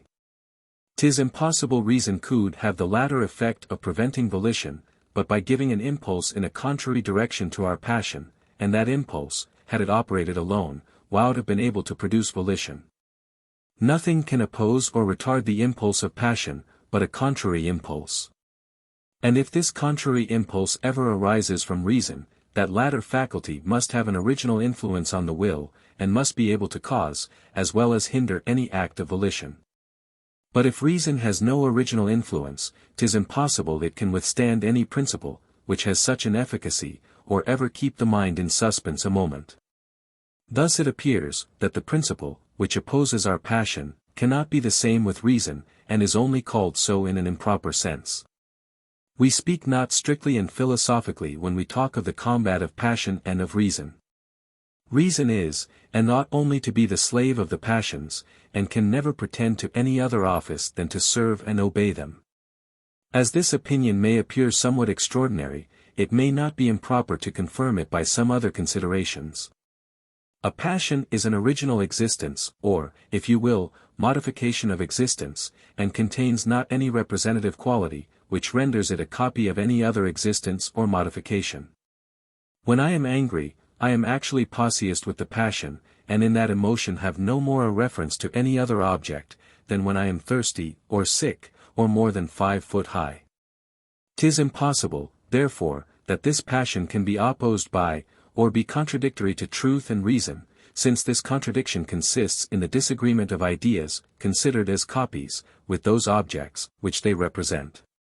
What may at first occur on this head, is, that as nothing can be contrary to truth or reason, except what has a reference to it, and as the judgments of our understanding only have this reference, it must follow that passions can be contrary to reason only so far as they are accompanied with some judgment or opinion. According to this principle, which is so obvious and natural, 'tis only in 2 senses, that any affection can be called unreasonable. First, when a passion, such as hope or fear, grief or joy, despair or security, is founded on the supposition of the existence of objects, which really do not exist. Secondly, when in exerting any passion in action, we choose means insufficient for the designed end, and deceive ourselves in our judgment of causes and effects. Where a passion is neither founded on false suppositions, nor chooses means insufficient for the end, the understanding can neither justify nor condemn it. 'Tis not contrary to reason to prefer the destruction of the whole world to the scratching of my finger. 'Tis not contrary to reason for me to choose my total ruin, to prevent the least uneasiness of an Indian or person wholly unknown to me. 'Tis as little contrary to reason to prefer even my own acknowledged lesser good to my greater, and have a more ardent affection for the former than the latter. A trivial good may, from certain circumstances, produce a desire superior to what arises from the greatest and most valuable enjoyment. Nor is there anything more extraordinary in this, than in mechanics to see 1 pound weight raise up 100 by the advantage of its situation. In short, a passion must be accompanied with some false judgment, in order to its being unreasonable. And even then, 'tis not the passion, properly speaking, which is unreasonable, but the judgment. The consequences are evident. Since a passion can never, in any sense, be called unreasonable, but when founded on a false supposition, or when it chooses means insufficient for the designed end, 'tis impossible, that reason and passion can ever oppose each other, or dispute for the government of the will and actions. The moment we perceive the falsehood of any supposition, or the insufficiency of any means, our passions yield to our reason without any opposition. I may desire any fruit as of an excellent relish. But whenever you convince me of my mistake, my longing ceases. I may will the performance of certain actions as means of obtaining any desert good. But as my willing of these actions is only secondary, and founded on the supposition, that they are causes of the proposed effect, as soon as I discover the falsehood of that supposition, they must become indifferent to me. 'Tis natural for one, that does not examine objects with a strict philosophic eye, to imagine, that those actions of the mind are entirely the same, which produce not a different sensation, and are not immediately distinguishable to the feeling and perception. Reason, for instance, exerts itself without producing any sensible emotion, and except in the more sublime disquisitions of philosophy, or in the frivolous subtleties of the schools, scarce ever conveys any pleasure or uneasiness. Hence it proceeds, that every action of the mind, which operates with the same calmness and tranquillity, is confounded with reason by all those, who judge of things from the first view and appearance. Now 'tis certain, there are certain calm desires and tendencies, which, though they be real passions, produce little emotion in the mind, and are more known by their effects than by the immediate feeling or sensation. These desires are of 2 kinds. Either certain instincts originally implanted in our natures, such as benevolence and resentment, the love of life, and kindness to children, or the general appetite to good, and aversion to evil, considered merely as such. When any of these passions are calm, and cause no disorder in the soul, they are very readily taken for the determinations of reason, and are suppository to proceed from the same faculty, with that, which judges of truth and falsehood. Their nature and principles have been suppository the same, because their sensations are not evidently different. Beside these calm passions, which often determine the will, there are certain violent emotions of the same kind, which have likewise a great influence on that faculty. When I receive any injury from another, I often feel a violent passion of resentment, which makes me desire his evil and punishment, independent of all considerations of pleasure and advantage to myself. When I am immediately threatened with any grievous ill, my fears, apprehensions, and aversions rise to a great height, and produce a sensible emotion. The common error of metaphysicians has lain in ascribing the direction of the will entirely to one of these principles, and supposing the other to have no influence. Men often act knowingly against their interest, for which reason the view of the greatest possible good does not always influence them. Men often counteract a violent passion in prosecution of their interests and designs. 'Tis not therefore the present uneasiness alone, which determines them. In general we may observe, that both these principles operate on the will. And where they are contrary, that either of them prevails, according to the general character or present disposition of the person. What we call strength of mind, implies the prevalence of the calm passions above the violent. Though, we may easily observe, there is no man so constantly possessed of this virtue, as never on any occasion to yield to the solicitations of passion and desire. From these variations of temper proceeds the great difficulty of deciding concerning the actions and resolutions of men, where there is any contrariety of motives and passions. Section 4. Of the causes of the violent passions. There is not in philosophy a subject of more nice speculation than this of the different causes and effects of the calm and violent passions. 'Tis evident passions influence not the will in proportion to their violence, or the disorder they occasion in the temper. But on the contrary, that when a passion has once become a settled principle of action, and is the predominant inclination of the soul, it commonly produces no longer any sensible agitation. As repeated custom and its own force have made everything yield to it, it directs the actions and conduct without that opposition and emotion, which so naturally attend every momentary gust of passion. We must, therefore, distinguish betwixt a calm and a weak passion, betwixt a violent and a strong one. But notwithstanding this, 'tis certain, that when we would govern a man, and push him to any action, 'twill commonly be better policy to work upon the violent than the calm passions, and rather take him by his inclination than what is vulgarly called his reason. We ought to place the object in such particular situations as are proper to increase the violence of the passion. For we may observe, that all depends upon the situation of the object, and that a variation in this particular will be able to change the calm and the violent passions into each other. Both these kinds of passions pursue good, and avoid evil. And both of them are increased or diminished by the increase or diminution of the good or evil. But herein lies the difference betwixt them: the same good, when near, will cause a violent passion, which, when remote, produces only a calm one. As this subject belongs very properly to the present question conceding the will, we shall here examine it to the bottom, and shall consider some of those circumstances and situations of objects, which render a passion either calm or violent. 'Tis a remarkable property of human nature, that any emotion, which attends a passion, is easily converted into it, though, in their natures they be originally different from, and even contrary to each other. 'Tis true. In order to make a perfect union among passions, there is always required a double relation of impressions and ideas, nor is one relation sufficient for that purpose.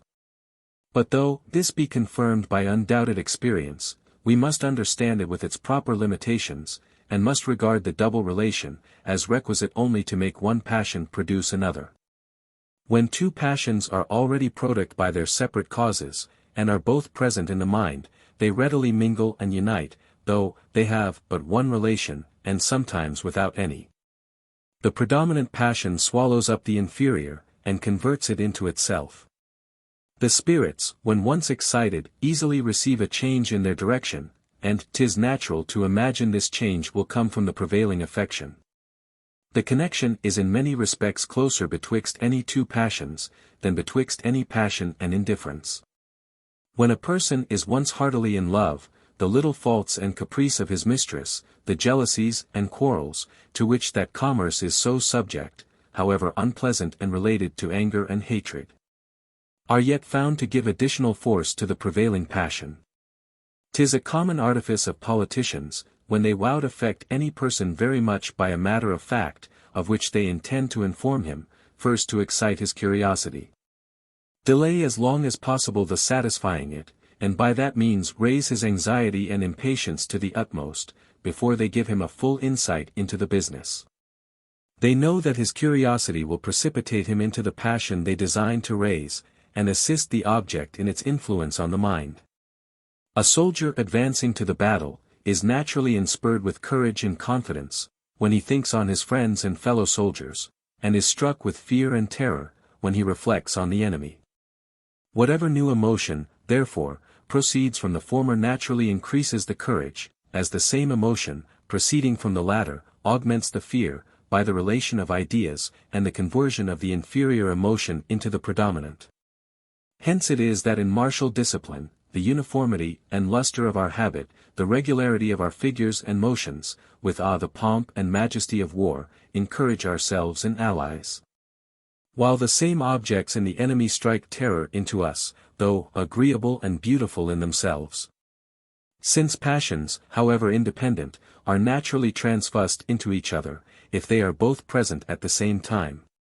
It follows, that when good or evil is placed in such a situation, as to cause any particular emotion, beside its direct passion of desire or aversion, that latter passion must acquire new force and violence.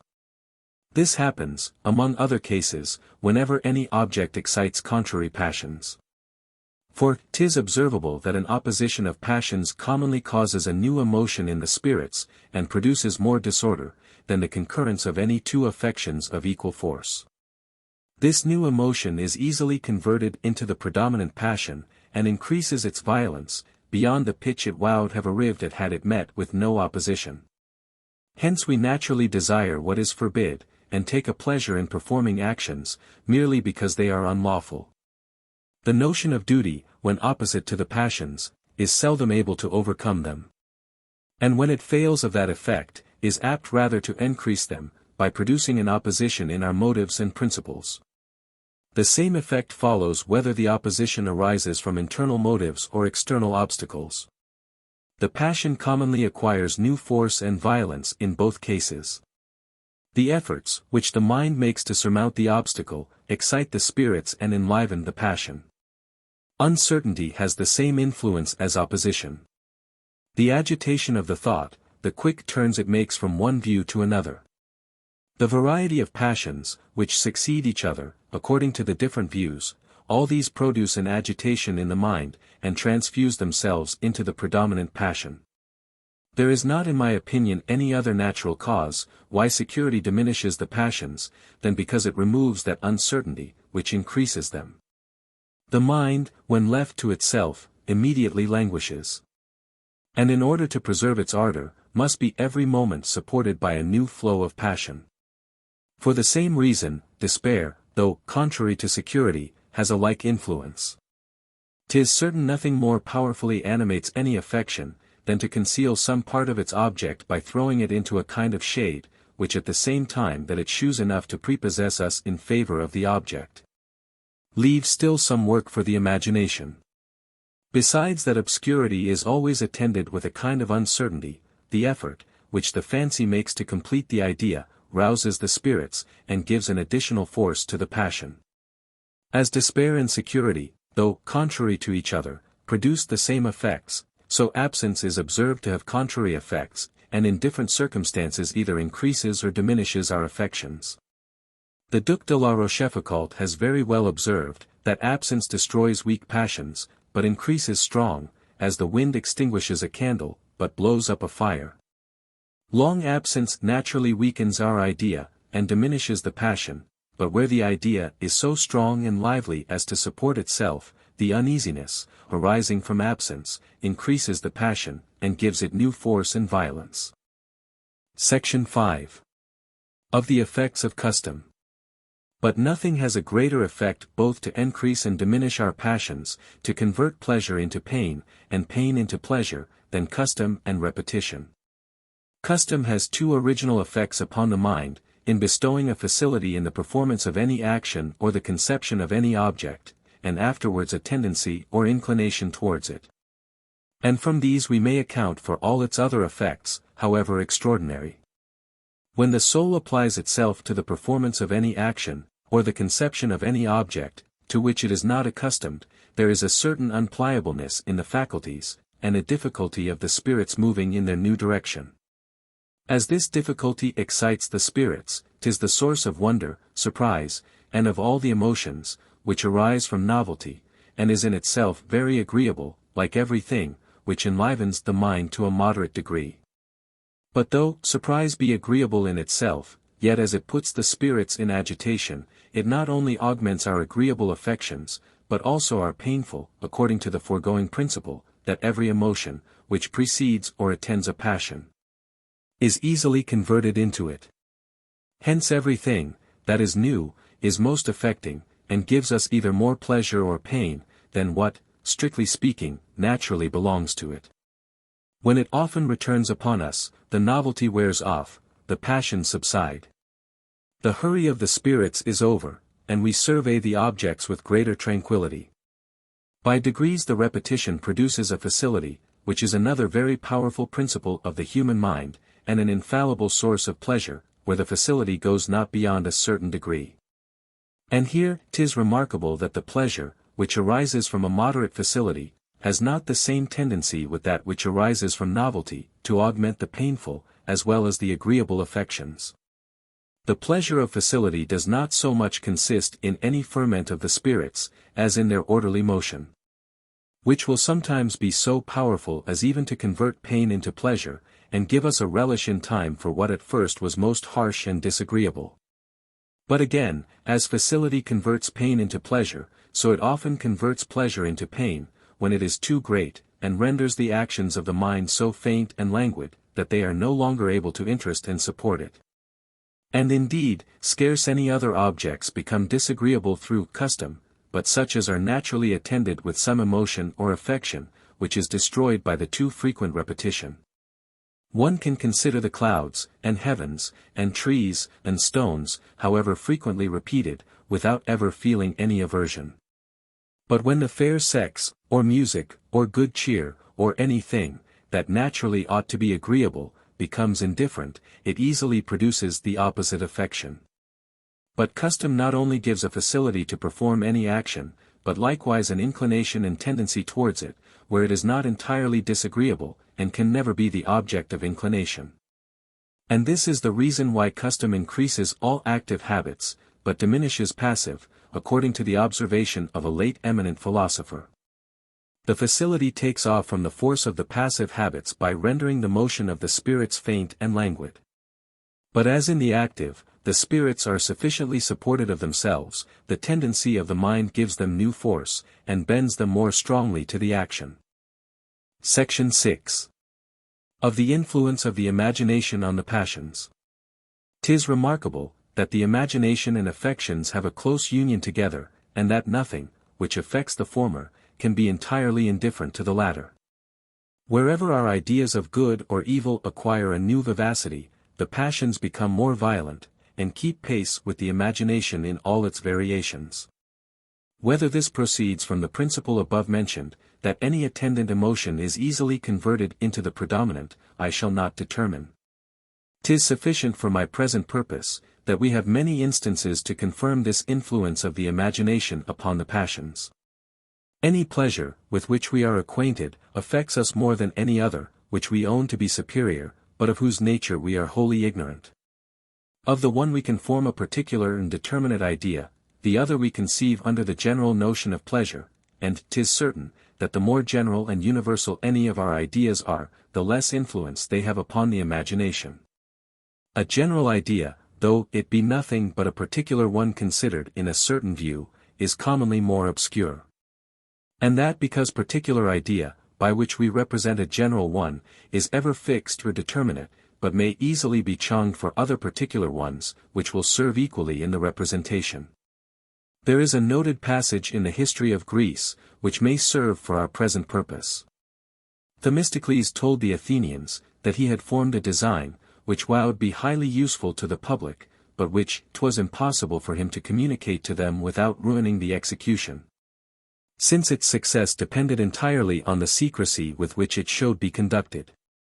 The Athenians, instead of granting him full power to act as he thought fitting, ordered him to communicate his design to Aristides, in whose prudence they had an entire confidence, and whose opinion they were resolved blindly to submit to.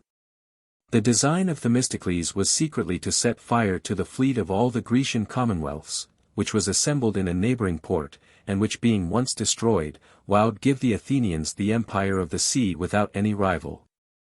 Aristides returned to the assembly, and told them, that nothing could be more advantageous than the design of Themistocles, but at the same time that nothing could be more unjust, upon which the people unanimously rejected the project. A late celebrated 61 historian admires this passage of antient history, as one of the most singular that is anywhere to be met with.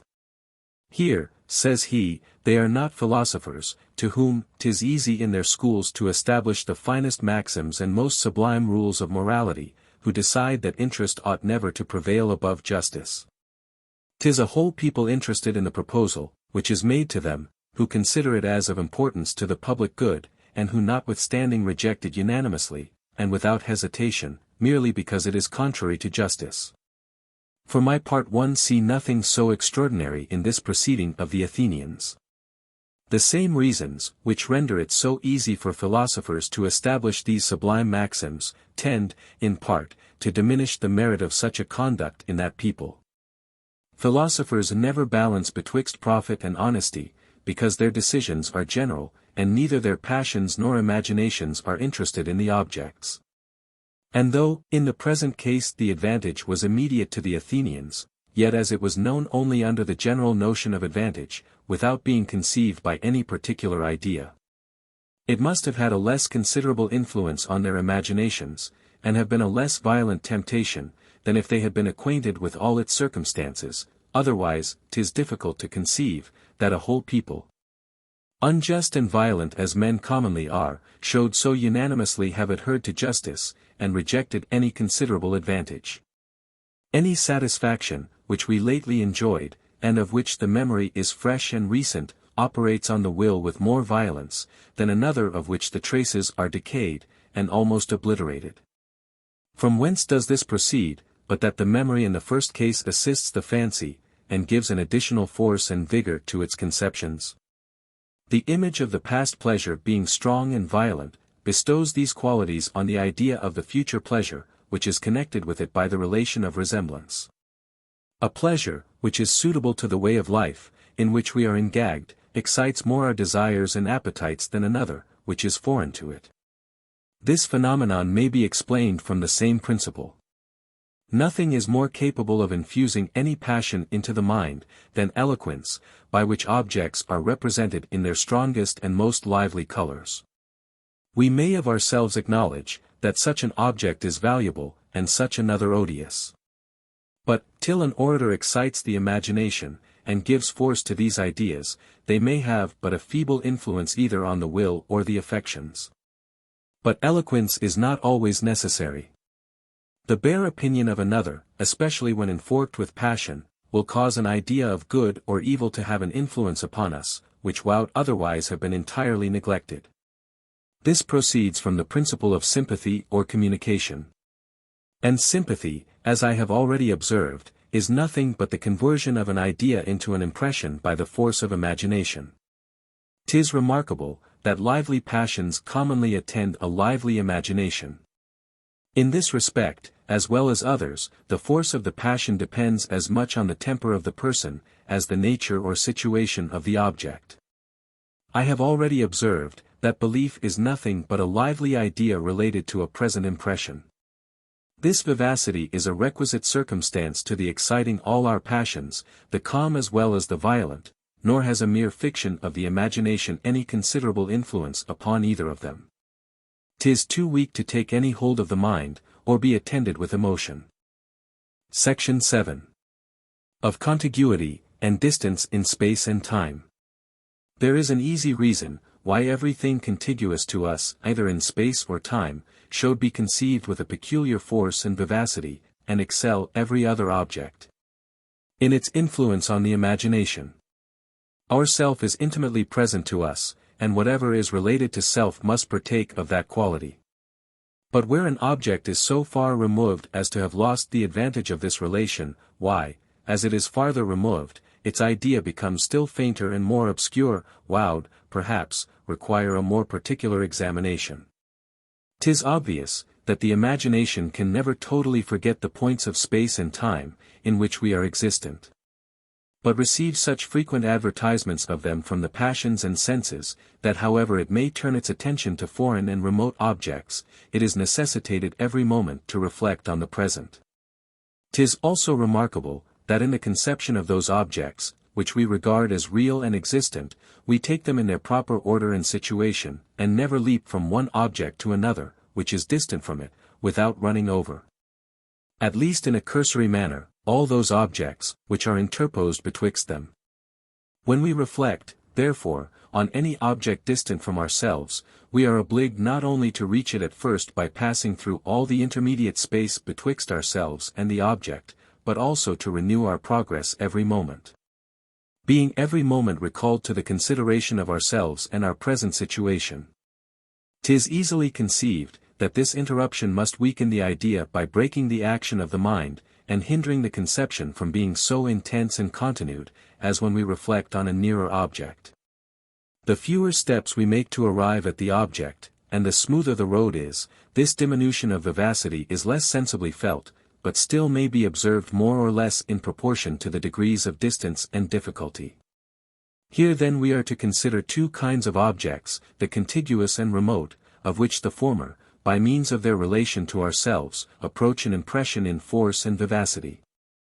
The latter by reason of the interruption in our manner of conceiving them, appear in a weaker and more imperfect light. This is their effect on the imagination. If my reasoning be just, they must have a proportionable effect on the will and passions. Contiguous objects must have an influence much superior to the distant and remote. Accordingly we find in common life, that men are principally concerned about those objects, which are not much removed either in space or time, enjoying the present, and leaving what is afar off to the care of chance and fortune. Talk to a man of his condition 30 years hence, and he will not regard you. Speak of what is to happen tomorrow, and he will lend you attention. The breaking of a miner gives us more concern when at home, than the burning of a house, when abroad, and some 100 leagues distant.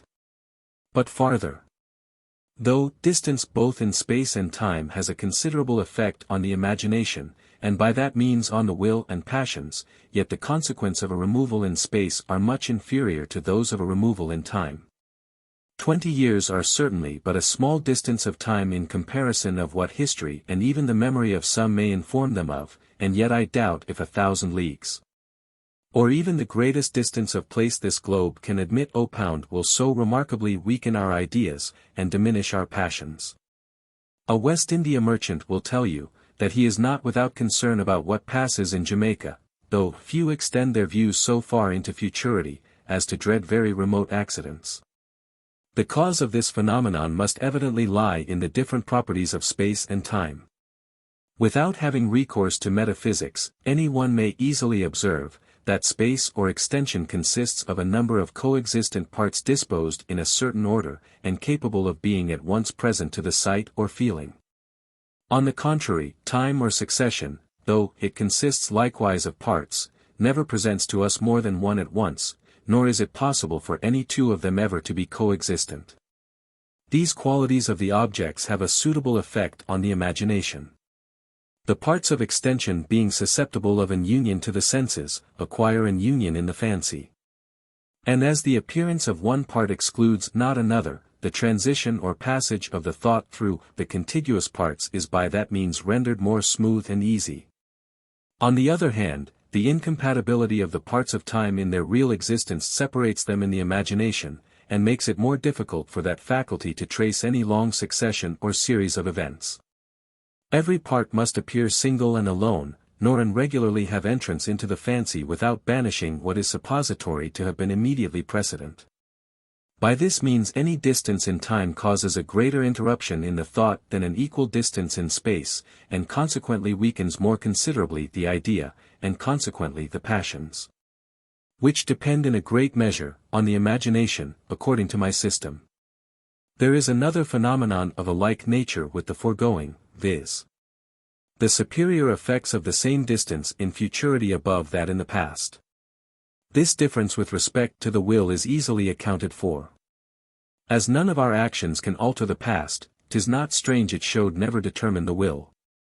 But with respect to the passions the question is yet entire, and well worth the examining. Besides the propensity to a gradual progression through the points of space and time, we have another peculiarity in our method of thinking, which concurs in producing this phenomenon. We always follow the succession of time in placing our ideas, and from the consideration of any object pass more easily to that, which follows immediately after it, than to that which went before it. We may learn this, among other instances, from the order, which is always observed in historical narrations. Nothing but an absolute necessity can oblige an historian to break the order of time, and in his narration give the precedence to an event, which was in reality posterior to another. This will easily be applied to the question in hand, if we reflect on what I have before observed, that the present situation of the person is always that of the imagination. And that, 'tis from thence we proceed to the conception of any distant object.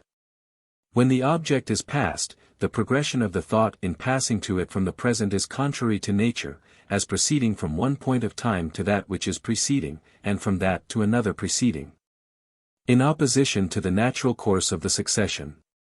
On the other hand, when we turn our thought to a future object, our fancy flows along the stream of time, and arrives at the object by an order, which seems most natural, passing always from one point of time to that which is immediately posterior to it.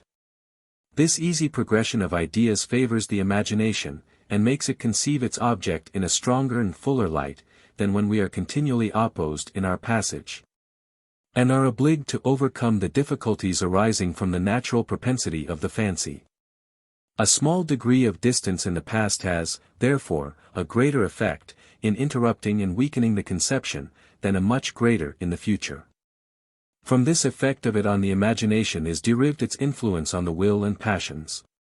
There is another cause, which both contributes to the same effect, and proceeds from the same quality of the fancy, by which we are determined to trace the succession of time by a similar succession of ideas.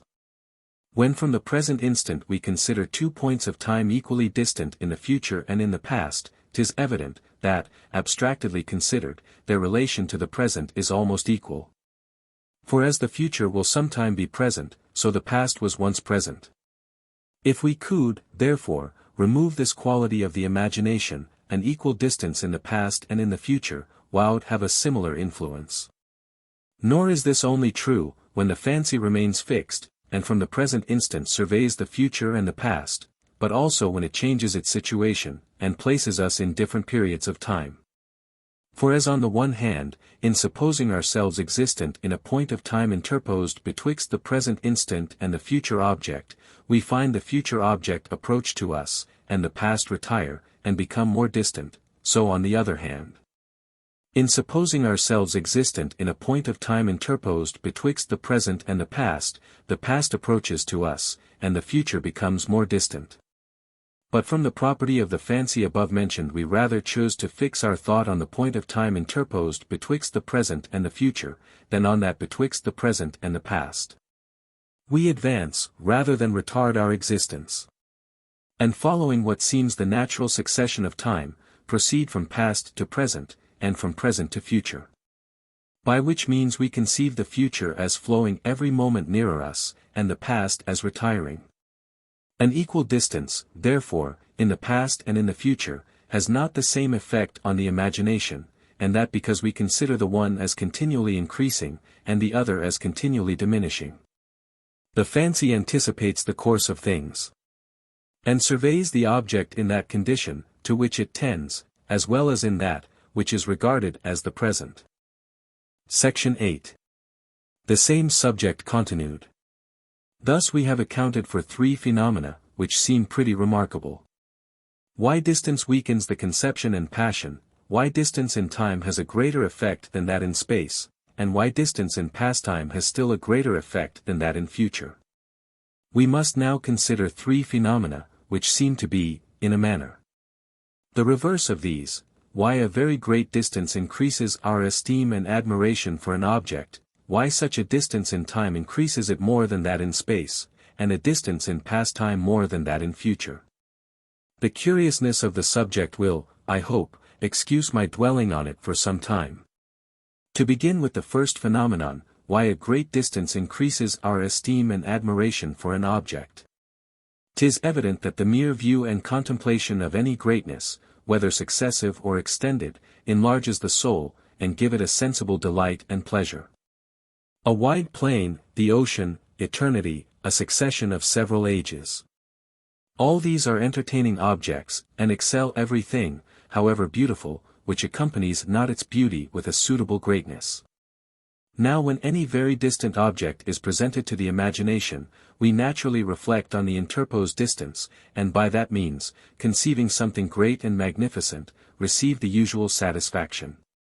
But as the fancy passes easily from one idea to another related to it, and transports to the second all the passions excited by the first, the admiration, which is directed to the distance, naturally diffuses itself over the distant object. Accordingly we find, that 'tis not necessary the object should be actually distant from us, in order to cause our admiration, but that 'tis sufficient, if, by the natural association of ideas, it conveys our view to any considerable distance. A great traveller, though in the same chamber, will pass for a very extraordinary person, as a Greek medal, even in our cabinet, is always esteemed a valuable curiosity. Here the object, by a natural transition, conveys our view to the distance. And the admiration, which arises from that distance, by another natural transition, returns back to the object. But though every great distance produces an admiration for the distant object, a distance in time has a more considerable effect than that in space. Antient busts and inscriptions are more valued than Japan tables, and not to mention the Greeks and Romans, 'tis certain we regard with more veneration the old Chaldeans and Egyptians, than the modern Chinese and Persians. And bestow more fruitless pains to clear up the history and chronology of the former, than it would cost us to make a voyage, and be certainly informed of the character, learning and government of the latter. I shall be obliged to make a digression in order to explain this phenomenon. 'Tis a quality very observable in human nature, that any opposition, which does not entirely discourage and intimidate us, has rather a contrary effect, and inspires us with a more than ordinary grandeur and magnanimity. In collecting our force to overcome the opposition, we invigorate the soul, and give it an elevation with which otherwise it would never have been acquainted. Compliance, by rendering our strength useless, makes us insensible of it. But opposition awakens and employs it. This is also true in the inverse. Opposition not only enlarges the soul, but the soul, when full of courage and magnanimity, in a manner seeks opposition. Spumentem dari pecora inter inertia votis. Optat aprum, aut fulvum descendere montem leonum. Whatever supports and fills the passions is agreeable to us, as on the contrary, what weakens and enfeebles them is uneasy. As opposition has the first effect, and facility the second, no wonder the mind, in certain dispositions, desires the former, and is averse to the latter. These principles have an effect on the imagination as well as on the passions. To be convinced of this we need only consider the influence of heights and depths on that faculty. Any great elevation of place communicates a kind of pride or sublimity of imagination, and gives a fancied superiority over those that lie below. And vice versa, a sublime and strong imagination conveys the idea of ascent and elevation. Hence it proceeds, that we associate, in a manner, the idea of whatever is good with that of height, and evil with lowness. Heaven is suppository to be above, and hell below. A noble genius is called an elevate and sublime one. Ac iudum spernit humum fugienti penna. On the contrary, a vulgar and trivial conception is stilled indifferently low or mean. Prosperity is denominated ascent, and adversity descent. Kings and princes are suppository to be placked at the top of human affairs, as peasants and day laborers are said to be in the lowest stations. These methods of thinking, and of expressing ourselves, are not of so little consequence as they may appear at first sight. 'Tis evident to common sense, as well as philosophy, that there is no natural nor essential difference betwixt high and low, and that this distinction arises only from the gravitation of matter, which produces a motion from the one to the other. The very same direction, which in this part of the globe is called ascent, is denominated descent in our antipodes, which can proceed from nothing but the contrary tendency of bodies. Now 'tis certain, that the tendency of bodies, continually operating upon our senses, must produce, from custom, a like tendency in the fancy, and that when we consider any object situated in an ascent. The idea of its weight gives us a propensity to transport it from the place, in which it is situated, to the place immediately below it, and so on, till we come to the ground, which equally stops the body in our imagination. For a like reason we feel a difficulty in mounting, and pass not without a kind of reluctance from the inferior to that which is situated above it, as if our ideas acquired a kind of gravity from their objects. As a proof of this, do we not find, that the facility, which is so much studied in music and poetry, is called the fall or cadency of the harmony or period? The idea of facility communicating to us that of descent, in the same manner as descent produces a facility?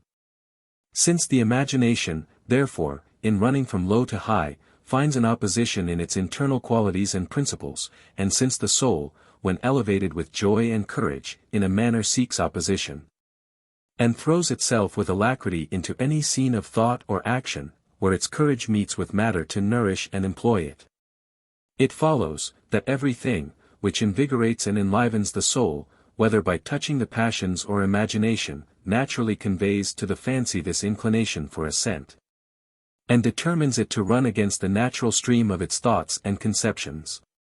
This aspiring progress of the imagination suits the present disposition of the mind, and the difficulty, instead of extinguishing its vigor and alacrity, has the contrary effect of sustaining and increasing it. Virtue, genius, power, and riches are for this reason associated with height and sublimity, as poverty, slavery, and folly are conjoined with descent and lowness. Were the case the same with us as Milton represents it to be with the angels, to whom descent is adverse, and who cannot sink without labor and compulsion, this order of things would be entirely inverted. As appears hence, that the very nature of ascent and descent is derived from the difficulty and propensity, and consequently every one of their effects proceeds from that origin. All this is easily applied to the present question, why a considerable distance in time produces a greater veneration for the distant objects than a like removal in space. The imagination moves with more difficulty in passing from one portion of time to another, than in a transition through the parts of space.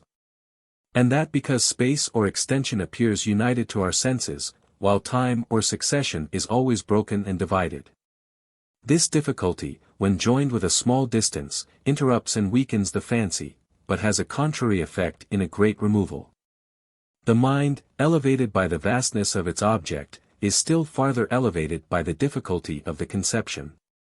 And being obliged every moment to renew its efforts in the transition from one part of time to another, feels a more vigorous and sublime disposition, than in a transition through the parts of space, where the ideas how along with easiness and facility. In this disposition, the imagination, passing, as is usual, from the consideration of the distance to the view of the distant objects, gives us a proportionable veneration for it. And this is the reason why all the relics of antiquity are so precious in our eyes, and appear more valuable than what is brought even from the remotest parts of the world. The third phenomenon I have remarked will be a full confirmation of this. 'Tis not every removal in time, which has the effect of producing veneration and esteem. We are not apt to imagine our posterity will excel us or equal our ancestors.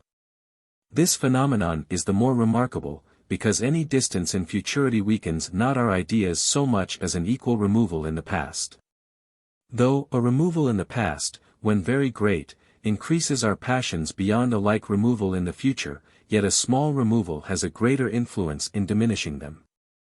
In our common way of thinking we are placed in a kind of middle station betwixt the past and future. And as our imagination finds a kind of difficulty in running along the former, and a facility in following the course of the latter, the difficulty conveys the notion of ascent, and the facility of the contrary. Hence we imagine our ancestors to be, in a manner, mounted above us, and our posterity to lie below us. Our fancy arrives not at the one without effort, but easily reaches the other, which effort weakens the conception, where the distance is small, but enlarges and elevates the imagination, when attended with a suitable object.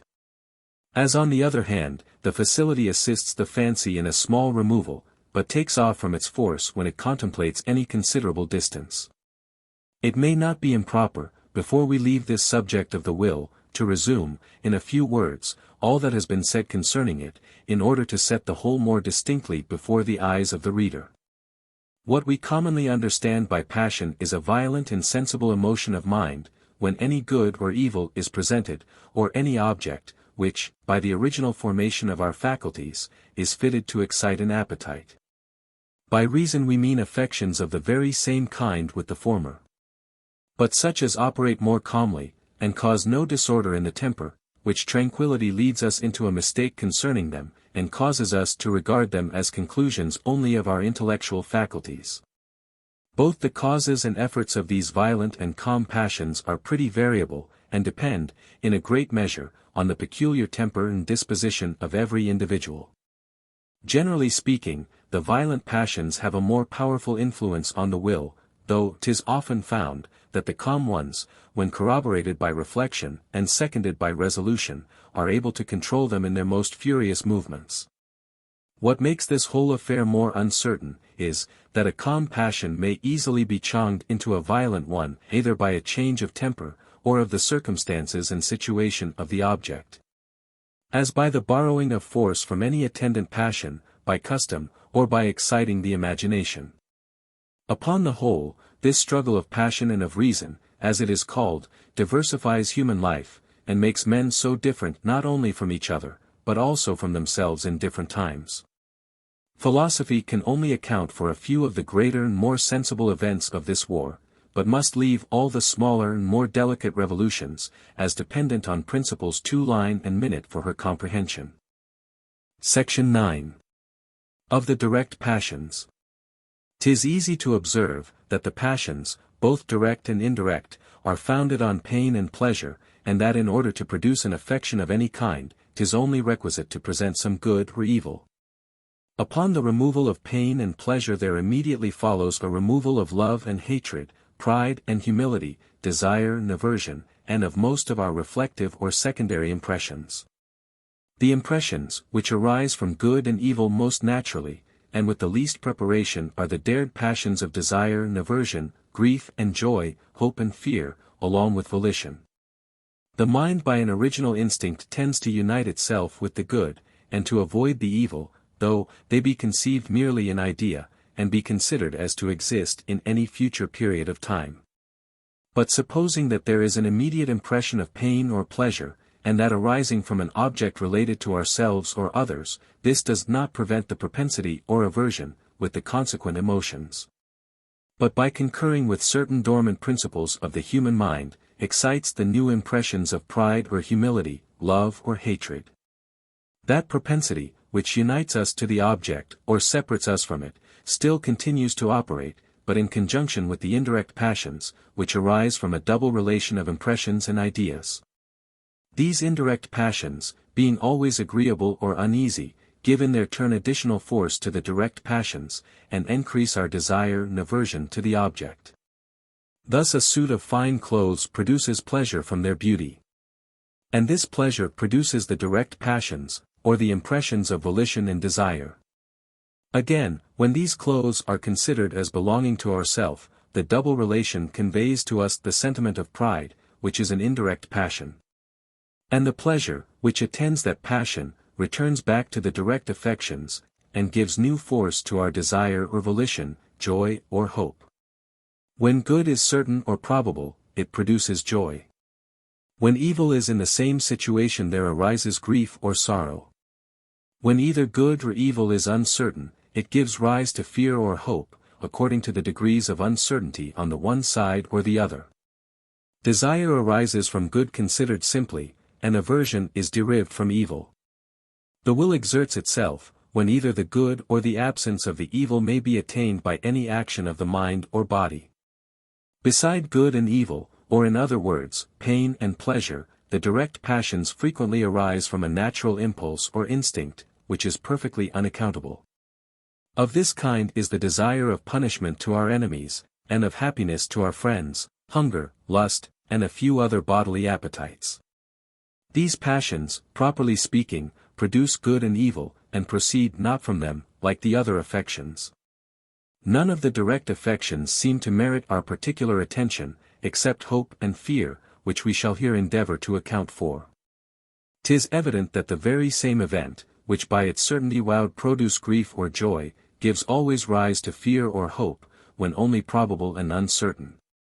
In order, therefore, to understand the reason why this circumstance makes such a considerable difference, we must reflect on what I have already advanced in the preceding book concerning the nature of probability. Probability arises from an opposition of contrary chances or causes, by which the mind is not allowed to fix on either side, but is incessantly tossed from one to another, and at one moment is determined to consider an object as existent, and at another moment as the contrary. The imagination or understanding, call it which you please, fluctuates betwixt the opposite views. And though perhaps it may be oftener turned to the one side than the other, 'tis impossible for it, by reason of the opposition of causes or chances, to rest on either. The pro and con of the question alternately prevail. And the mind, surveying the object and its opposite principles, finds such a contrariety as utterly destroys all certainty and established opinion.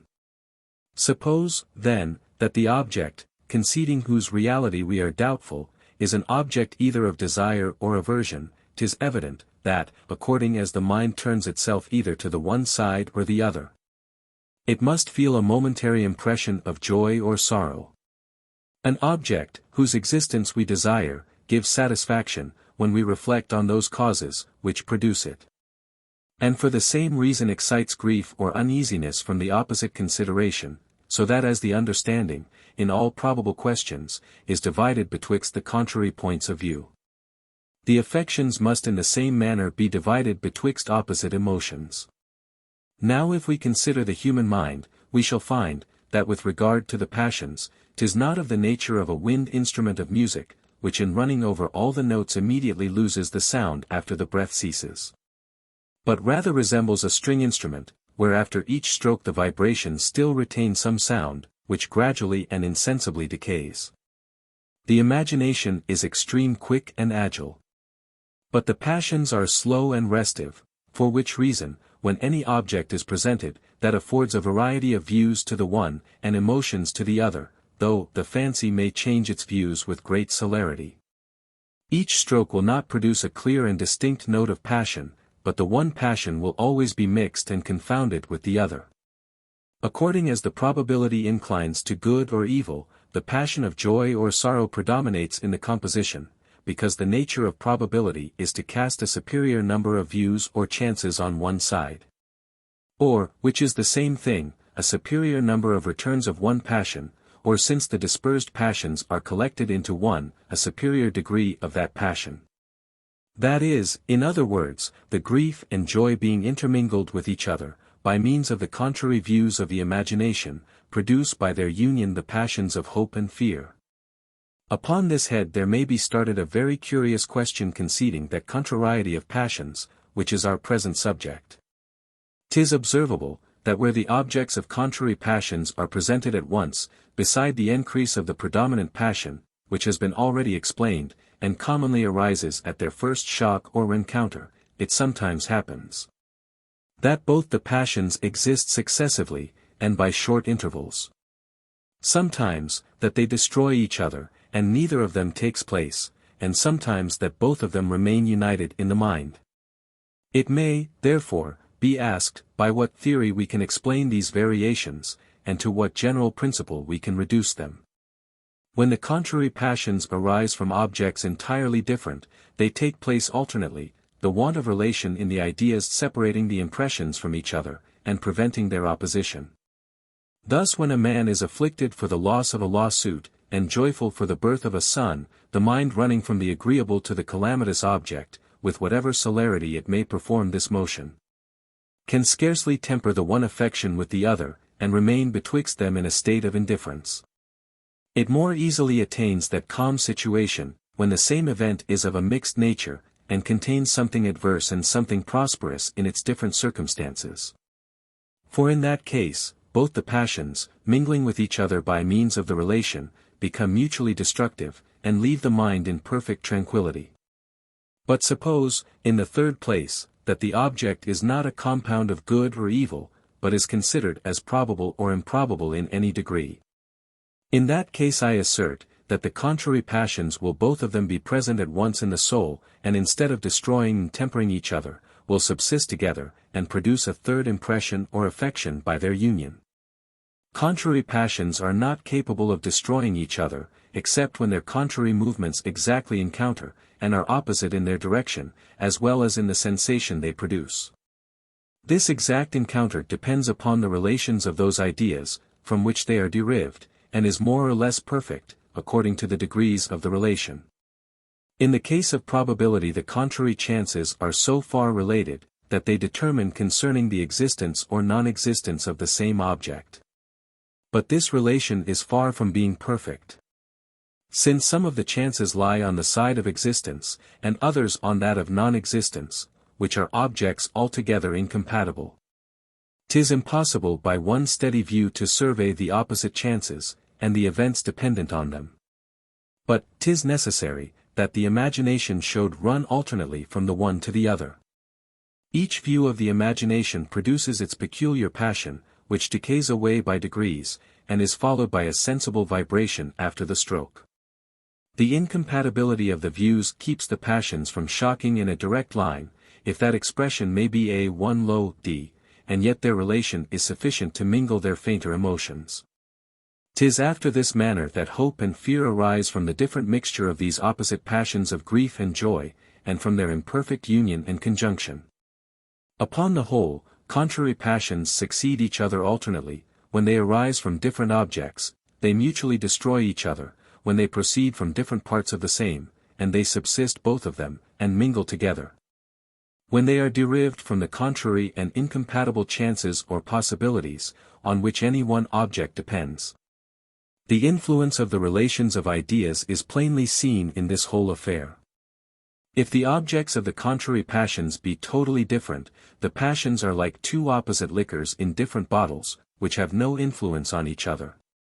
If the objects be intimately connected, the passions are like an alkali and an acid, which, being mingled, destroy each other. If the relation be more imperfect, and consists in the contradictory views of the same object, the passions are like oil and vinegar, which, however mingled, never perfectly unite and incorporate. As the hypothesis concerning hope and fear carries its own evidence along with it, we shall be the more concise in our proofs. A few strong arguments are better than many weak ones. The passions of fear and hope may arise when the chances are equal on both sides, and no superiority can be discovered in the one above the other. Nay, in this situation the passions are rather the strongest, as the mind has then the least foundation to rest upon, and is tossed with the greatest uncertainty. Throw in a superior degree of probability to the side of grief, you immediately see that passion diffuse itself over the composition, and tincture it into fear. Increase the probability, and by that means the fear prevails still more and more, till at last it runs insensibly, as the joy continually diminishes, into pure grief. After you have brought it to this situation, diminish the grief after the same manner that you increased it, by diminishing the probability on that side, and you'll see the passion clear every moment, till it changes insensibly into hope.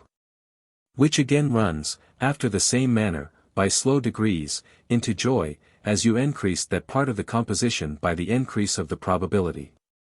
Are not these as plain proofs, that the passions of fear and hope are mixtures of grief and joy, as in optics 'tis a proof, that a colored ray of the sun passing through a prism, is a composition of two others, when, as you diminish or increase the quantity of either, you find it prevail proportionably more or less in the composition? I am sure neither natural nor moral philosophy admits of stronger proofs. Probability is of two kinds, either when the object is really in itself uncertain, and to be determined by chance. Or when, though the object be already certain, yet 'tis uncertain to our judgment, which finds a number of proofs on each side of the question. Both these kinds of probabilities cause fear and hope, which can only proceed from that property, in which they agree, viz. the uncertainty and fluctuation they bestow on the imagination by that contrariety of views, which is common to both. 'Tis a probable good or evil, that commonly produces hope or fear, because probability, being a wavering and inconstant method of surveying an object, causes naturally a like mixture and uncertainty of passion. But we may observe, that wherever from other causes this mixture can be product, the passions of fear and hope will arise, even though there be no probability, which must be allowed to be a convincing proof of the present hypothesis.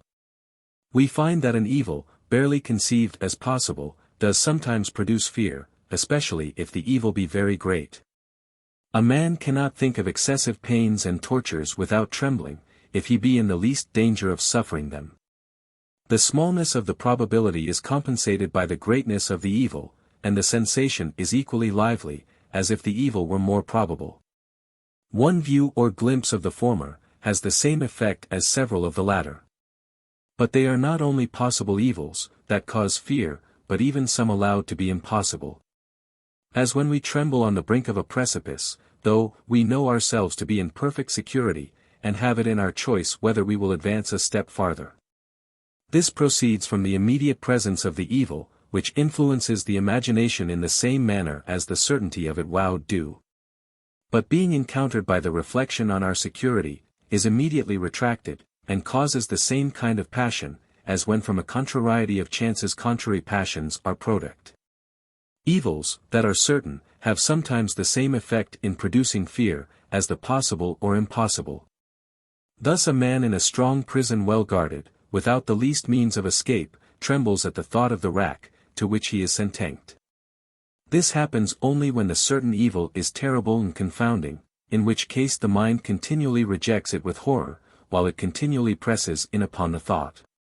The evil is there fixed and established, but the mind cannot endure to fix upon it, from which fluctuation and uncertainty there arises a passion of much the same appearance with fear.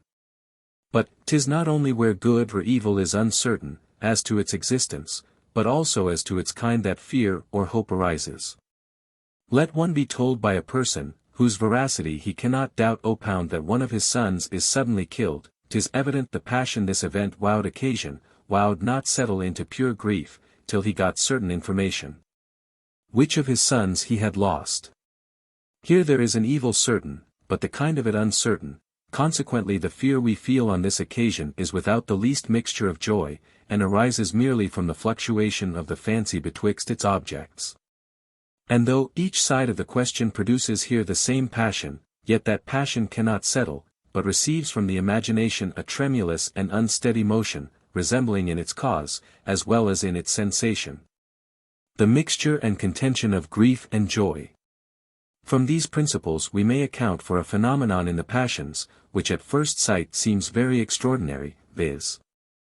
that surprise is apt to change into fear, and everything that is unexpected affrights us. The most obvious conclusion from this is, that human nature is in general pusillanimous. Since upon the sudden appearance of any object we immediately conclude it to be an evil, and without waiting till we can examine its nature, whether it be good or bad, are at first affected with fear. This I say is the most obvious conclusion. But upon farther examination we shall find that the phenomenon is otherwise to be accounted for. The suddenness and strangeness of an appearance naturally excite a commotion in the mind, like everything for which we are not prepared, and to which we are not accustomed. This commotion, again, naturally produces a curiosity or inquisitiveness, which being very violent, from the strong and sudden impulse of the object, becomes uneasy, and resembles in its fluctuation and uncertainty the sensation of fear or the mixed passions of grief and joy. This image of fear naturally converts into the thing itself, and gives us a real apprehension of evil, as the mind always forms its judgments more from its present disposition than from the nature of its objects. Thus all kinds of uncertainty have a strong connection with fear, even though they do not cause any opposition of passions by the opposite views and considerations they present to us. A person, who has left his friend in any malady, will feel more anxiety upon his account, than if he were present, though perhaps he is not only incapable of giving him assistance, but likewise of judging of the event of his sickness. In this case, though the principal object of the passion, viz. the life or death of his friend, be to him equally uncertain when present as when absent. Yet there are 1,000 little circumstances of his friend's situation and condition, the knowledge of which fixes the idea, and prevents that fluctuation and uncertainty so near allied to fear. Uncertainty is, indeed, in one respect as near allied to hope as to fear, since it makes an essential part in the composition of the former passion. But the reason, why it inclines not to that side, is, that uncertainty alone is uneasy, and has a relation of impressions to the uneasy passions. 'Tis thus our uncertainty condemning any minute circumstance relating to a person increases our apprehensions of his death or misfortune. Horace has remarked this phenomenon. Ut accidens implumibus pullus avis. Serpentium elapsus timit. Magis relictis, non, ut adsit, auxili. Latura plus presentibus. But this principle of the connection of fear with uncertainty I carry farther, and observe that any doubt produces that passion, even though it presents nothing to us on any side but what is good and desire-able. A virgin, on her bridal night goes to bed full of fears and apprehensions, though she expects nothing but pleasure of the highest kind, and what she has long wished for. The newness and greatness of the event, the confusion of wishes and joys, so embarrass the mind, that it knows not on what passion to fix itself. From whence arises a fluttering or unsettledness of the spirits, which being, in some degree, uneasy, very naturally degenerates into fear. Thus we still find, that whatever causes any fluctuation or mixture of passions, with any degree of uneasiness, always produces fear, or at least a passion so like it, that they are scarcely to be distinguished. I have here confined myself to the examination of hope and fear in their most simple and natural situation, without considering all the variations they may receive from the mixture of different views and reflections. Terror, consternation, astonishment, anxiety, and other passions of that kind, are nothing but different species and degrees of fear. 'Tis easy to imagine how a different situation of the object, or a different turn of thought, may change even the sensation of a passion. And this may in general account for all the particular subdivisions of the other affections, as well as of fear. Love may shew itself in the shape of tenderness, friendship, intimacy, esteem, goodwill, and in many other appearances, which at the bottom are the same affections, and arise from the same causes, though, with a small variation, which it is not necessary to give any particular account of. 'Tis for this reason I have all along confined myself to the principal passion. The same care of avoiding prolixity is the reason why I waive the examination of the will and direct passions, as they appear in animals. Since nothing is more evident, than that they are of the same nature, and excited by the same causes as in human creatures. I leave this to the reader's own observation, desiring him at the same time to consider the additional force this bestows on the present system. Section 10. Of Curiosity, or the Love of Truth. But methinks we have been not a little inattentive to run over so many different parts of the human mind, and examine so many passions, without taking once into the consideration that love of truth, which was the first source of all our inquiries. 'Twill therefore be proper, before we leave this subject, to bestow a few reflections on that passion, and shew its origin in human nature.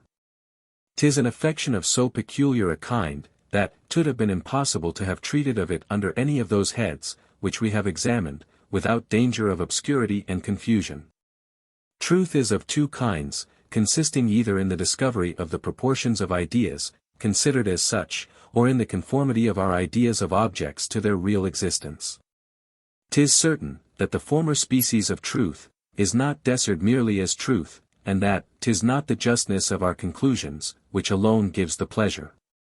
For these conclusions are equally just, when we discover the equality of two bodies by a pair of compasses, as when we learn it by a mathematical demonstration.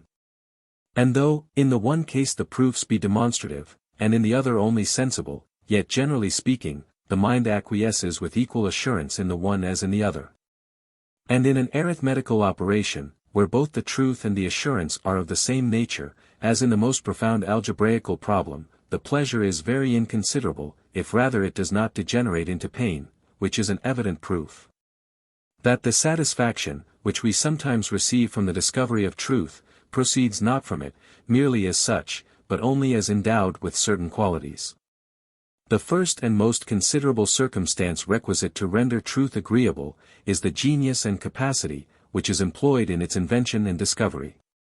What is easy and obvious is never valued.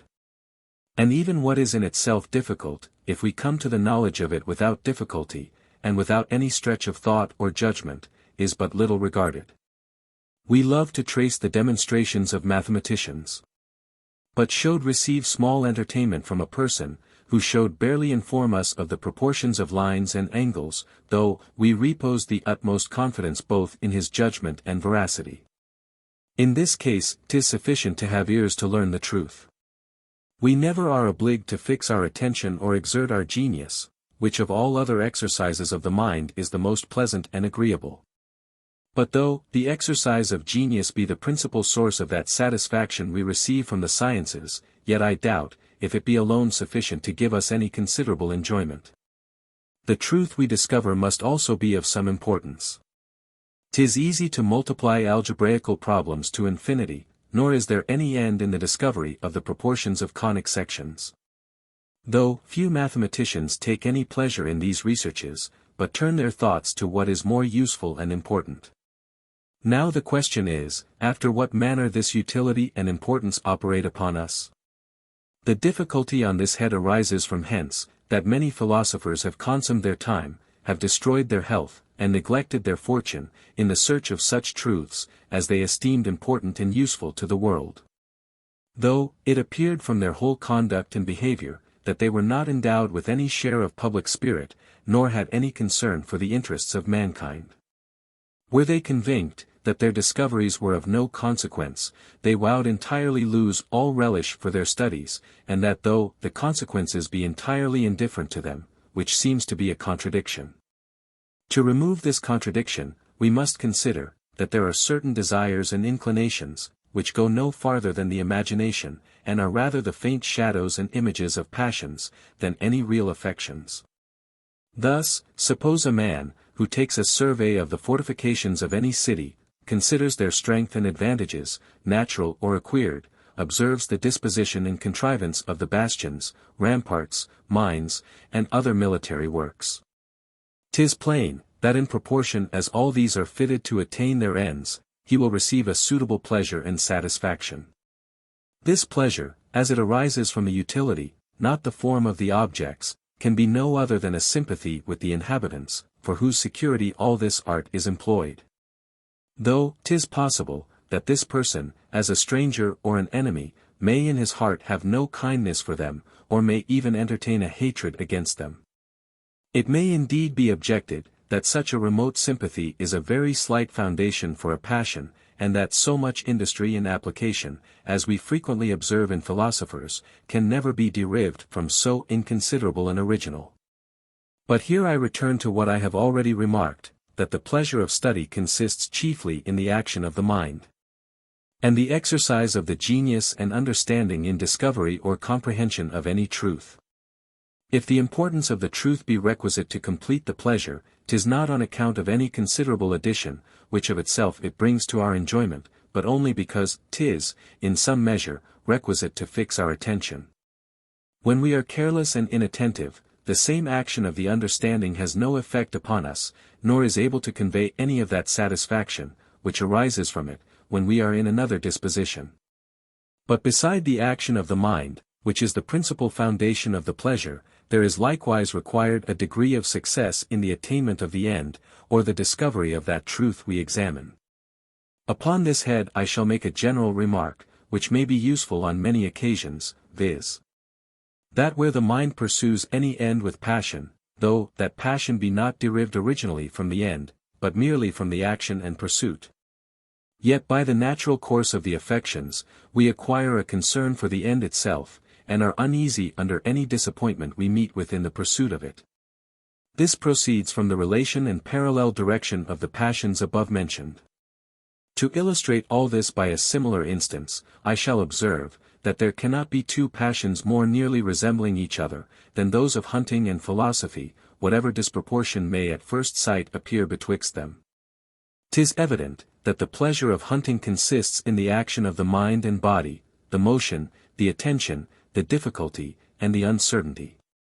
'Tis evident likewise, that these actions must be attended with an idea of utility, in order to their having any effect upon us. A man of the greatest fortune, and the farthest removed from avarice, though he takes a pleasure in hunting after partridges and pheasants, feels no satisfaction in shooting crows and magpies. And that because he considers the first as fit for the table, and the other as entirely useless. Here 'tis certain, that the utility or importance of itself causes no real passion, but is only requisite to support the imagination. And the same person, who overlooks a 10 times greater profit in any other subject, is pleased to bring home half a dozen woodcocks or plovers, after having employed several hours in hunting after them. To make the parallel betwixt hunting and philosophy more complete, we may observe, that though, in both cases the end of our action may in itself be despised, yet in the heat of the action we acquire such an attention to this end, that we are very uneasy under any disappointments, and are sorry when we either miss our game, or fall into any error in our reasoning. If we want another parallel to these affections, we may consider the passion of gaming, which affords a pleasure from the same principles as hunting and philosophy. It has been remarked, that the pleasure of gaming arises not from interest alone. Since many leave a sure gain for this entertainment, neither is it derived from the game alone, since the same persons have no satisfaction, when they play for nothing, but proceeds from both these causes united, though, separately they have no effect. 'Tis here, as in certain chemical preparations, where the mixture of two clear and transparent liquids produces a third, which is opaque and colored. The interest, which we have in any game, engages our attention, without which we can have no enjoyment either in that or in any other action. Our attention being once engagged, the difficulty, variety, and sudden reverses of fortune, still farther interest us, and 'tis from that concern our satisfaction arises. Human life is so tiresome a scene, and men generally are of such indolent dispositions, that whatever amuses them, though by a passion mixed with pain, does in the main give them sensible pleasure. And this pleasure is here increased by the nature of the objects, which being sensible, and of a narrow compass, are entered into with facility, and are agreeable to the imagination. The same theory, that accounts for the love of truth in mathematics and algebra, may be extended to morals, politics, natural philosophy, and other studies, where we consider not the abstract relations of ideas, but their real connections and existence. But beside the love of knowledge, which displays itself in the sciences, there is a certain curiosity implanted in human nature, which is a passion derived from a quite different principle. Some people have an insatiable desire of knowing the actions and circumstances of their neighbors, though their interest be no way concerned in them, and they must entirely depend on others for their information. In which case there is no room for study or application. Let us search for the reason of this phenomenon. It has been proved at large, that the influence of belief is at once to enliven and infix any idea in the imagination, and prevent all kind of hesitation and uncertainty about it. Both these circumstances are advantageous. By the vivacity of the idea we interest the fancy, and produce, though in a lesser degree, the same pleasure, which arises from a moderate passion. As the vivacity of the idea gives pleasure, so it certainly prevents uneasiness, by fixing one particular idea in the mind, and keeping it from wavering in the choice of its objects. 'Tis a quality of human nature, which is conspicuous on many occasions, and is common both to the mind and body, that too sudden and violent a change is unpleasant to us, and that however any objects may in themselves be indifferent, yet their alteration gives uneasiness. As 'tis the nature of doubt to cause a variation in the thought, and transport us suddenly from one idea to another, it must of consequence be the occasion of pain. This pain chiefly takes place, where interest, relation, or the greatness and novelty of any event interests us in it. 'Tis not every matter of fact, of which we have a curiosity to be informed. Neither are they such only as we have an interest to know. 'Tis sufficient if the idea strikes on us with such force, and concerns us so nearly, as to give us an uneasiness in its instability and inconstancy. A stranger, when he arrives first at any town, may be entirely indifferent about knowing the history and adventures of the inhabitants. But as he becomes farther acquainted with them, and has lived any considerable time among them, he acquires the same curiosity as the natives. When we are reading the history of a nation, we may have an ardent desire of clearing up any doubt or difficulty that occurs in it, but become careless in such researches, when the ideas of these events are, in a great measure, obliterated. Book 3, of Morals. Part 1, of Virtue and Vice in General. Section 1. Moral distinctions not derived from reason.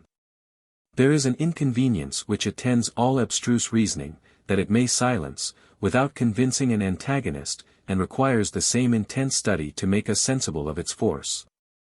That was at first requisite for its invention.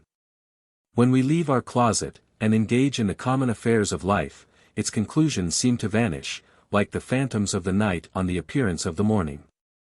And 'tis difficult for us to retain even that conviction, which we had attained with difficulty. This is still more conspicuous in a long chain of reasoning, where we must preserve to the end the evidence of the first propositions, and where we often lose sight of all the most received maxims either of philosophy or common life. I am not, however, without hopes, that the present system of philosophy will acquire new force as it advances, and that our reasonings concerning morals will corroborate whatever has been said concerning the understanding and the passions. Morality is a subject that interests us above all others. We fancy the peace of society to be at stake in every decision concerning it.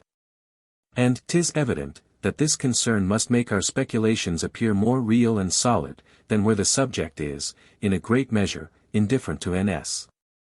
What affects us, we conclude can never be a chimera. And as our passion is engagged on the one side or the other, we naturally think that the question lies within human comprehension, which, in other cases of this nature, we are apt to entertain some doubt of.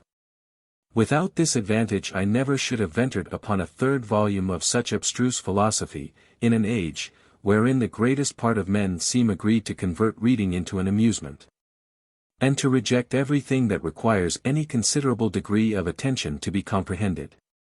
It has been observed, that nothing is ever present to the mind but its perceptions, and that all the actions of seeing, hearing, judging, loving, hating, and thinking, fall under this denomination. The mind can never exert itself in any action, which we may not comprehend under the term of perception. And consequently that term is no less applicable to those judgments, by which we distinguish moral good and evil, than to every other operation of the mind. To approve of one character, to condemn another, are only so many different perceptions. Now as perceptions resolve themselves into two kinds, viz. impressions and ideas, this distinction gives rise to a question, with which we shall open up our present inquiry conceding morals, whether 'tis by means of our ideas or impressions we distinguish betwixt vice and virtue, and pronounce an action blamable or praiseworthy. This will immediately cut off all loose discourses and declamations, and reduce us to something precise and exact on the present subject. Those who affirm that virtue is nothing but a conformity to reason, that there are eternal fitnesses and unfitnesses of things, which are the same to every rational being that considers them, that the immutable measures of right and wrong impose an obligation, not only on human creatures, but also on the deity himself. All these systems concur in the opinion, that morality, like truth, is discerned merely by ideas, and by their juxtaposition and comparison. In order, therefore, to judge of these systems, we need only consider, whether it be possible, from reason alone, to distinguish betwixt moral good and evil, or whether there must concur some other principles to enable us to make that distinction. If morality had naturally no influence on human passions and actions, were in vain to take such pains to inculcate it, and nothing would be more fruitless than that multitude of rules and precepts, with which all moralists abound. Philosophy is commonly divided into speculative and practical. And as morality is always comprehended under the latter division, 'tis supposed to influence our passions and actions, and to go beyond the calm and indolent judgments of the understanding. And this is confirmed by common experience, which informs us, that men are often governed by their duties, and are deterred from some actions by the opinion of injustice, and impelled to others by that of obligation.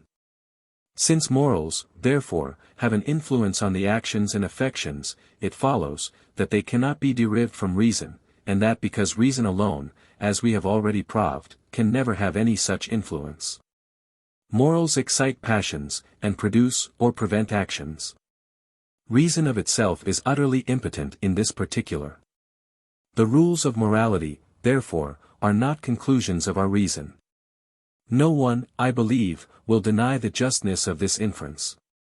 Nor is there any other means of evading it, than by denying that principle, on which it is founded. As long as it is allowed, that reason has no influence on our passions and actions, 'tis in vain to pretend, that morality is discovered only by a deduction of reason. An active principle can never be founded on an inactive. And if reason be inactive in itself, it must remain so in all its shapes and appearances, whether it exerts itself in natural or moral subjects, whether it considers the powers of external bodies, or the actions of rational beings. It would be tedious to repeat all the arguments, by which I have proved d. 62, that reason is perfectly inert, and can never either prevent or produce any action or affection. 'Twill be easy to recollect what has been said upon that subject. I shall only recall on this occasion one of these arguments, which I shall endeavor to render still more conclusive, and more applicable to the present subject. Reason is the discovery of truth or falsehood. Truth or falsehood consists in an agreement or disagreement either to the real relations of ideas, or to real existence and matter of fact. Whatever, therefore, is not susceptible of this agreement or disagreement, is incapable of being true or false, and can never be an object of our reason. Now 'tis evident our passions, volitions, and actions, are not susceptible of any such agreement or disagreement, being original facts and realities, complete in themselves, and implying no reference to other passions, volitions, and actions. 'Tis impossible, therefore, they can be pronounced either true or false, and be either contrary or conformable to reason. This argument is of double advantage to our present purpose. For it proves directly, that actions do not derive their merit from a conformity to reason, nor their blame from a contrariety to it. And it proves the same truth more indirectly, by shewing us, that as reason can never immediately prevent or produce any action by contradicting or approving of it, it cannot be the source of moral good and evil, which are found to have that influence. Actions may be laudable or blamable, but they cannot be reasonable or unreasonable. Laudable or blamable, therefore, are not the same with reasonable or unreasonable. The merit and demerit of actions frequently contradict, and sometimes control our natural propensities. But reason has no such influence. Moral distinctions, therefore, are not the offspring of reason. Reason is wholly inactive, and can never be the source of so active a principle as conscience, or a sense of morals. But perhaps it may be said, that though no will or action can be immediately contradictory to reason, yet we may find such a contradiction in some of the attendants of the action, that is, in its causes or effects. The action may cause a judgment, or may be obliquely caused by one, when the judgment concurs with a passion. And by an abusive way of speaking, which philosophy will scarce allow of, the same contrariety may, upon that account, be ascribed to the action. How far this truth or falsehood may be the source of morals, 'twill now be proper to consider. It has been observed, that reason, in a strict and philosophical sense, can have an influence on our conduct only after two ways, either when it excites a passion by informing us of the existence of something which is a proper object of it, or when it discovers the connection of causes and effects, so as to afford us means of exerting any passion. These are the only kinds of judgment which can accompany our actions, or can be said to produce them in any manner. And it must be allowed, that these judgments may often be false and erroneous. A person may be affected with passion, by supposing a pain or pleasure to lie in an object, which has no tendency to produce either of these sensations, or which produces the contrary to what is imagined. A person may also take false measures for the attaining his end, and may retard, by his foolish conduct, instead of forwarding the execution of any project. These false judgments may be thought to affect the passions and actions, which are connected with them, and may be said to render them unreasonable, in a figurative and improper way of speaking. But though this be acknowledged, 'tis easy to observe, that these errors are so far from being the source of all immorality, that they are commonly very innocent, and draw no manner of guilt upon the person who is so unfortunate as to fall into them. They extend not beyond a mistake of fact, which moralists have not generally suppositoried criminal, as being perfectly involuntary. I am more to be lamented than blamed, if I am mistaken with regard to the influence of objects in producing pain or pleasure, or if I know not the proper means of satisfying my desires. No one can ever regard such errors as a defect in my moral character. A fruit, for instance, that is really disagreeable, appears to me at a distance, and through mistake I fancy it to be pleasant and delicious. Here is one error. I choose certain means of reaching this fruit, which are not proper for my end. Here is a second error, nor is there any third one, which can ever possibly enter into our reasonings concerning actions. I ask, therefore, if a man, in this situation, and guilty of these two errors, is to be regarded as vicious and criminal, however unavoidable they might have been? Or if it be possible to imagine, that such errors are the sources of all immorality? And here it may be proper to observe, that if moral distinctions be derived from the truth or falsehood of those judgments, they must take place wherever we form the judgments. Nor will there be any difference, whether the question be concerning an apple or a kingdom, or whether the error be avoidable or unavoidable. For as the very essence of morality is suppository to consist in an agreement or disagreement to reason, the other circumstances are entirely arbitrary, and can never either bestow on any action the character of virtuous or vicious, or deprive it of that character. To which we may add, that this agreement or disagreement, not admitting of degrees, all virtues and vices would of course be equal. Should it be pretended, that though mistake of fact be not criminal, yet a mistake of right often is, and that this may be the source of immorality, I would answer, that 'tis impossible such a mistake can ever be the original source of immorality, since it supposes a real right and wrong. That is, a real distinction in morals, independent of these judgments. A mistake, therefore, of right may become a species of immorality, but 'tis only a secondary one, and is founded on some other, antecedent to it. As to those judgments which are the effects of our actions, and which, when false, give occasion to pronounce the actions contrary to truth and reason, we may observe, that our actions never cause any judgment, either true or false, in ourselves, and that 'tis only on others they have such influence.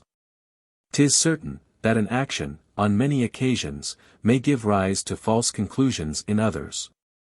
And that a person, who through a window sees any lewd behavior of mine with my neighbor's wife, may be so simple as to imagine she is certainly my own.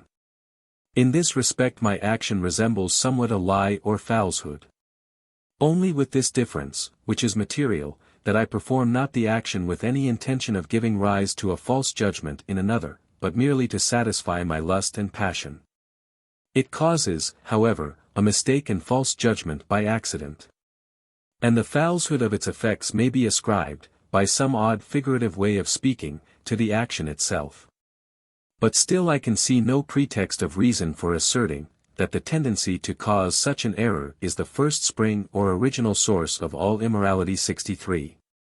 Thus upon the whole, 'tis impossible, that the distinction betwixt moral good and evil, can be made by reason, since that distinction has an influence upon our actions, of which reason alone is incapable. Reason and judgment may, indeed, be the mediate cause of an action, by prompting, or by directing a passion, but it is not pretended, that a judgment of this kind, either in its truth or falsehood, is attended with virtue or vice. And as to the judgments, which are caused by our judgments, they can still less bestow those moral qualities on the actions, which are their causes. But to be more particular, and to shew, that those eternal immutable witnesses and unfitness of things cannot be defended by sound philosophy, we may weigh the following considerations. If the thought and understanding were alone capable of fixing the boundaries of right and wrong, the character of virtuous and vicious either must lie in some relations of objects, or must be a matter of fact, which is discovered by our reasoning. This consequence is evident. As the operations of human understanding divide themselves into two kinds, the comparing of ideas, and the inferring of matter of fact, were virtue discovered by the understanding. It must be an object of one of these operations, nor is there any third operation of the understanding, which can discover it. There has been an opinion very industriously propagated by certain philosophers, that morality is susceptible of demonstration, and though no one has ever been able to advance a single step in those demonstrations, yet 'tis taken for granted, that this science may be brought to an equal certainty with geometry or algebra. Upon this supposition, vice and virtue must consist in some relations. Since 'tis allowed on all hands, that no matter of fact is capable of being demonstrated. Let us, therefore, begin with examining this hypothesis, and endeavor, if possible, to fix those moral qualities, which have been so long the objects of our fruitless researches. Point out distinctly the relations, which constitute morality or obligation, that we may know wherein they consist, and after what manner we must judge of them. If you assert, that vice and virtue consist in relations susceptible of certainty in demonstration, you must confine yourself to those four relations, which alone admit of that degree of evidence. And in that case you run into absurdities, from which you will never be able to extricate yourself, for as you make the very essence of morality to lie in the relations, and as there is no one of these relations but what is applicable not only to an irrational, but also to an inanimate object, it follows, that even such objects must be susceptible of merit or demerit. Resemblance, contrariety, degrees in quality, and proportions in quality and number. All these relations belong as properly to matter, as to our actions, passions, and volitions. 'Tis unquestionable, therefore, that morality lies not in any of these relations, nor the sense of it in their discovery. 64. Should it be asserted, that the sense of morality consists in the discovery of some relation, distinct from these, and that our enumeration was not complete. When we comprehended all demonstrable relations under four general heads, to this I know not what to reply, till some one be so good as to point out to me this new relation. 'Tis impossible to refute a system, which has never yet been explained. In such a manner of lighting in the dark, a man loses his blows in the air, and often places them where the enemy is not present. I must, therefore, on this occasion, rest contented with requiring the two following conditions of any one that would undertake to clear up this system. First, as moral good and evil belong only to the actions of the mind, and are derived from our situation with regard to external objects, the relations, from which these moral distinctions arise, must lie only betwixt internal actions and external objects, and must not be applicable either to internal actions, compared among themselves, or to external objects, when placed in opposition to other external objects. For as morality is supposed to attend certain relations, if these relations could belong to internal actions considered singly, it would follow, that we might be guilty of crimes in ourselves, and independent of our situation. With respect to the universe, and in like manner, if these moral relations could be applied to external objects, it would follow, that even inanimate beings would be susceptible of moral beauty and deformity. Now it seems difficult to imagine, that any relation can be discovered betwixt our passions, volitions and actions, compared to external objects, which relation might not belong either to these passions and volitions, or to these external objects, compared among themselves. But it will be still more difficult to fulfill the second condition, requisite to justify this system. According to the principles of those who maintain an abstract rational difference betwixt moral good and evil, and a natural fitness and unfitness of things, 'tis not only suppository, that these relations, being eternal and immutable, are the same, when considered by every rational creature, but their effects are also suppository to be necessarily the same. And 'tis concluded they have no less, or rather a greater, influence in directing the will of the deity, than in governing the rational and virtuous of our own species. These two particulars are evidently distinct. 'Tis one thing to know virtue, and another to conform the will to it. In order, therefore, to prove that the measures of right and wrong are eternal laws, obligatory on every rational mind, 'tis not sufficient to shew the relations upon which they are founded, we must also point out the connection betwixt the relation and the will. And must prove that this connection is so necessary, that in every well-disposed mind, it must take place and have its influence, though the difference betwixt these minds be in other respects immense and infinite. Now besides what I have already proved, that even in human nature no relation can ever alone produce any action. Besides this, I say, it has been shown, in treating of the understanding, that there is no connection of cause and effect, such as this is suppository to be, which is discoverable otherwise than by experience, and of which we can pretend to have any security by the simple consideration of the objects. All beings in the universe, considered in themselves, appear entirely loose and independent of each other. 'Tis only by experience we learn their influence and connection, and this influence we ought never to extend beyond experience. Thus it will be impossible to fulfill the first condition required to the system of eternal rational measures of right and wrong, because it is impossible to shew those relations, upon which such a distinction may be founded, and 'tis as impossible to fulfill the second condition, because we cannot prove a priori, that these relations, if they really existed and were perceived, would be universally forcible and obligatory. But to make these general reflections more clear and convincing, we may illustrate them by some particular instances, wherein this character of moral good or evil is the most universally acknowledged. Of all crimes that human creatures are capable of committing, the most horrid and unnatural is ingratitude, especially when it is committed against parents, and appears in the more flagrant instances of wounds and death. This is acknowledged by all mankind, philosophers as well as the people. The question only arises among philosophers, whether the guilt or moral deformity of this action be discovered by demonstrative reasoning, or be felt by an internal sense, and by means of some sentiment, which the reflecting on such an action naturally occasions. This question will soon be decided against the former opinion, if we can shew the same relations in other objects, without the notion of any guilt or iniquity attending them.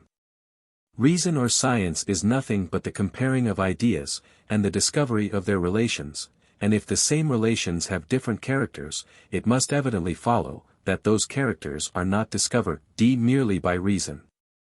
To put the affair, therefore, to this trial, let us choose any inanimate object, such as an oak or elm.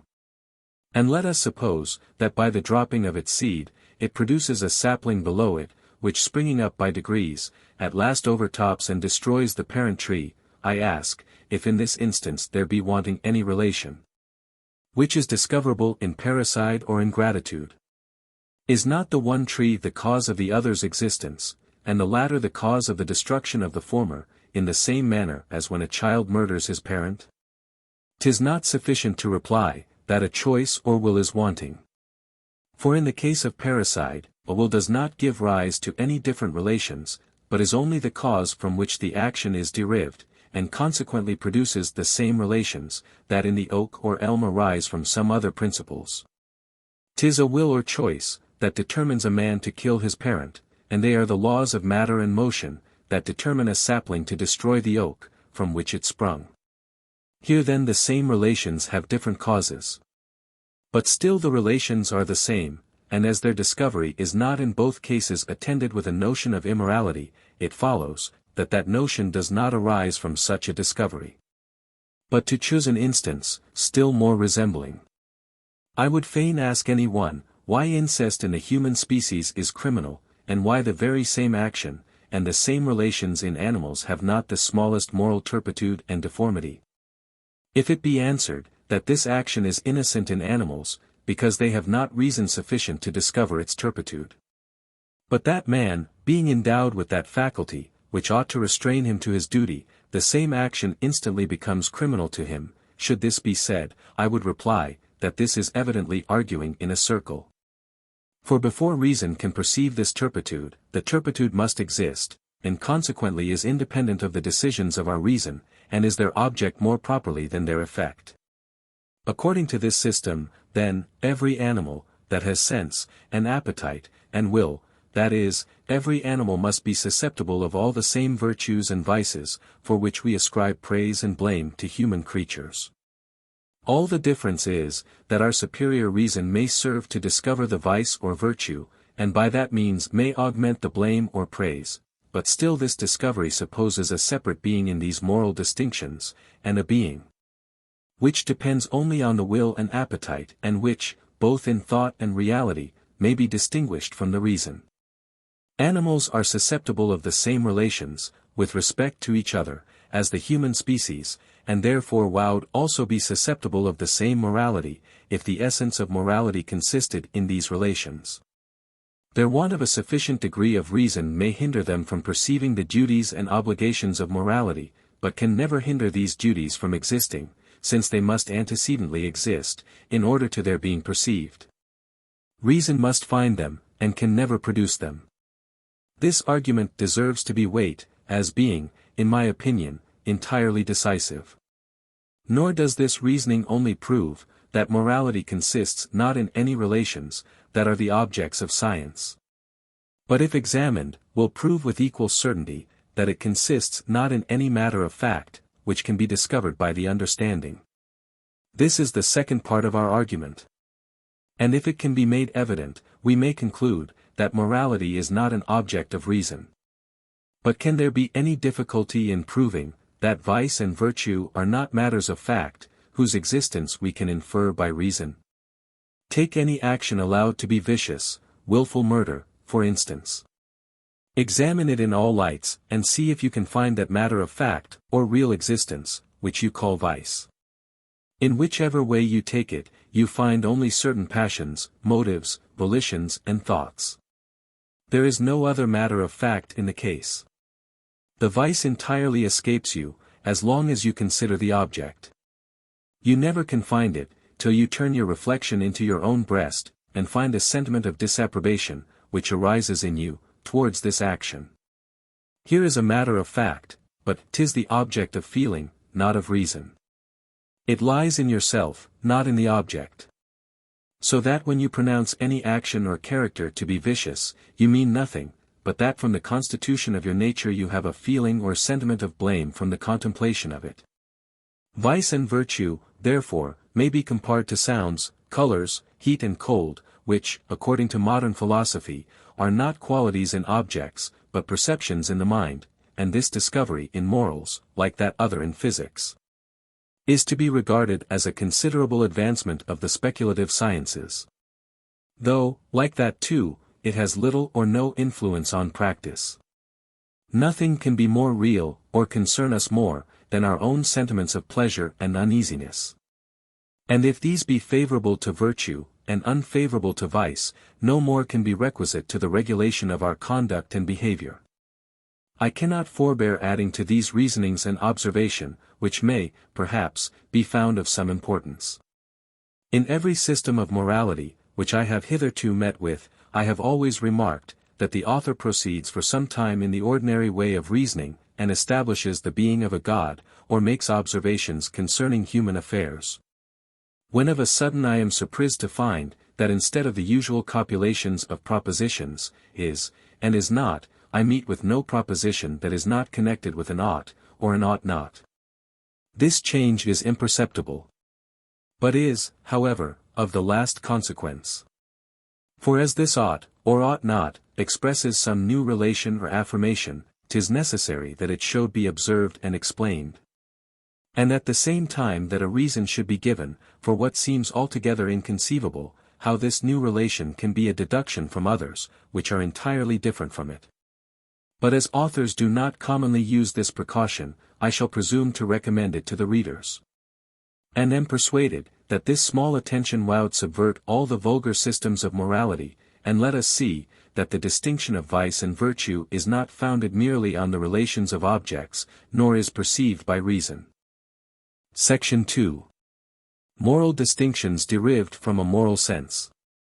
Thus the course of the argument leads us to conclude, that since vice and virtue are not discoverable merely by reason, or the comparison of ideas, it must be by means of some impression or sentiment they occasion, that we are able to mark the difference betwixt them. Our decisions concerning moral rectitude and depravity are evidently perceptions, and as all perceptions are either impressions or ideas, the exclusion of the one is a convincing argument for the other. Morality, therefore, is more properly felt than judged of. Though this feeling or sentiment is commonly so soft and gentle, that we are apt to confound it with an idea, according to our common custom of taking all things for the same, which have any near resemblance to each other. The next question is, of what nature are these impressions, and after what manner do they operate upon us? Here we cannot remain long in suspense, but must pronounce the impression arising from virtue, to be agreeable, and that proceeding from vice to be uneasy. Every moment's experience must convince us of this. There is no spectacle so fair and beautiful as a noble and generous action, nor any which gives us more abhorrence than one that is cruel and treacherous. No enjoyment equals the satisfaction we receive from the company of those we love and esteem. As the greatest of all punishments is to be obliged to pass our lives with those we hate or contemn. A very play or romance may afford us instances of this pleasure, which virtue conveys to us, and pain, which arises from vice. Now since the distinguishing impressions, by which moral good or evil is known, are nothing but particular pains or pleasures, it follows, that in all inquiries concerning these moral distinctions, it will be sufficient to shew the principles, which make us feel a satisfaction or uneasiness from the survey of any character, in order to satisfy us why the character is laudable or blamable. An action, or sentiment, or character is virtuous or vicious. Why? Because its view causes a pleasure or uneasiness of a particular kind. In giving a reason, therefore, for the pleasure or uneasiness, we sufficiently explain the vice or virtue. To have the sense of virtue, is nothing but to feel a satisfaction of a particular kind from the contemplation of a character. The very feeling constitutes our praise or admiration. We go no farther. Nor do we inquire into the cause of the satisfaction. We do not infer a character to be virtuous, because it pleases, but in feeling that it pleases after such a particular manner, we in effect feel that it is virtuous. The case is the same as in our judgments conceding all kinds of beauty, and tastes, and sensations. Our approbation is implied in the immediate pleasure they convey to us. I have objected to the system, which establishes eternal rational measures of right and wrong, that 'tis impossible to shew, in the actions of reasonable creatures, any relations, which are not found in external objects. And therefore, if morality always attended these relations, 'twere possible for inanimate matter to become virtuous or vicious. Now it may, in like manner, be objected to the present system, that if virtue and vice be determined by pleasure and pain, these qualities must, in every case, arise from the sensations. And consequently any object, whether animate or inanimate, rational or irrational, might become morally good or evil, provided it can excite a satisfaction or uneasiness. But though this objection seems to be the very same, it has by no means the same force, in the one case as in the other. For, first, 'tis evident, that under the term pleasure, we comprehend sensations, which are very different from each other, and which have only such a distant resemblance, as is requisite to make them be expressed by the same abstract term. A good composition of music and a bottle of good wine equally produce pleasure, and what is more, their goodness is determined merely by the pleasure. But shall we say upon that account, that the wine is harmonious, or the music of a good flavor? In like manner an inanimate object, and the character or sentiments of any person may, both of them, give satisfaction.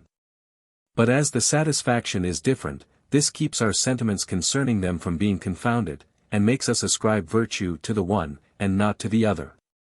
Nor is every sentiment of pleasure or pain, which arises from characters and actions, of that peculiar kind, which makes us praise or condemn.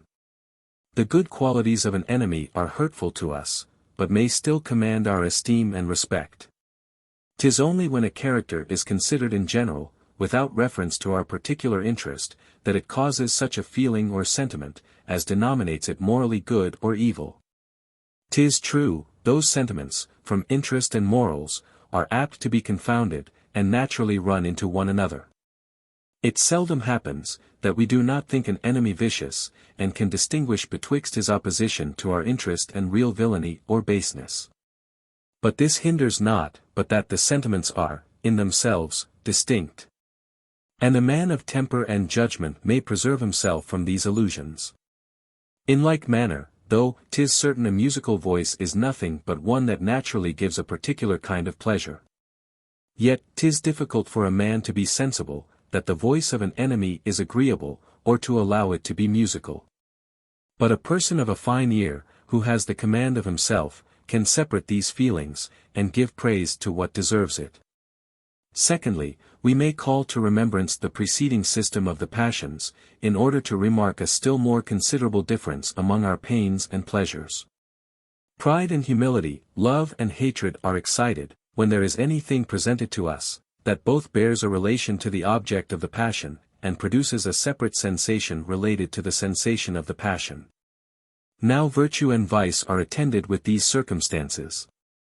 They must necessarily be placked either in ourselves or others, and excite either pleasure or uneasiness, and therefore must give rise to one of these four passions.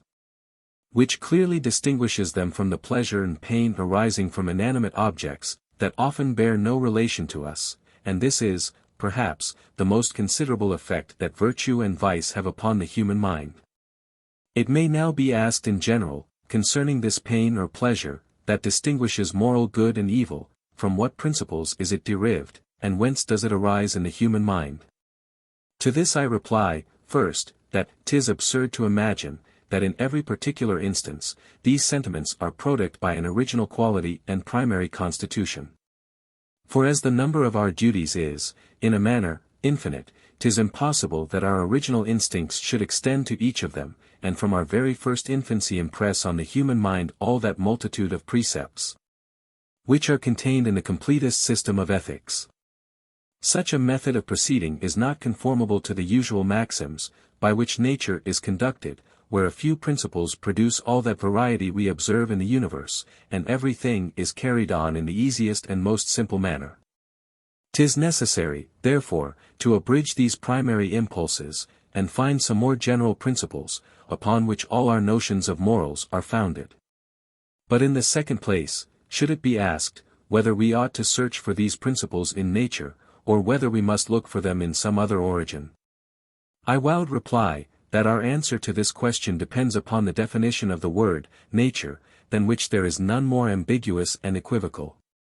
If nature be opposed to miracles, not only the distinction betwixt vice and virtue is natural, but also every event, which has ever happened in the world, excepting those miracles, on which our religion is founded. In saying then, that the sentiments of vice and virtue are natural in this sense, we make no very extraordinary discovery. But nature may also be opposed to rare and unusual. And in this sense of the word, which is the common one, there may often arise disputes concerning what is natural or unnatural. And one may in general affirm, that we are not possessed of any very precise standard, by which these disputes can be decided. Frequent and rare depend upon the number of examples we have observed. And as this number may gradually increase or diminish, 'twill be impossible to fix any exact boundaries betwixt them.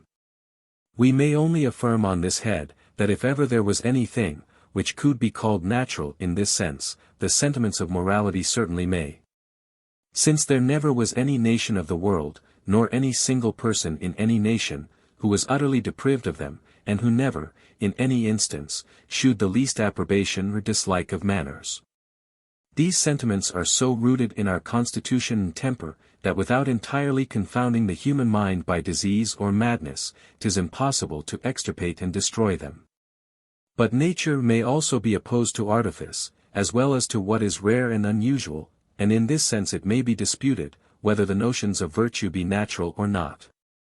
We readily forget, that the designs, and projects, and views of men are principles as necessary in their operation as heat and cold, moist and dry, but taking them to be free and entirely our own. 'Tis usual for us to set them in opposition to the other principles of nature.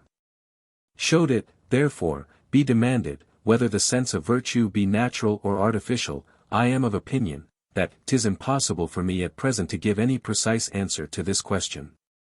Perhaps it will appear afterwards, that our sense of some virtues is artificial, and that of others natural. The discussion of this question will be more proper, when we enter upon an exact detail of each particular vice and virtue. 65.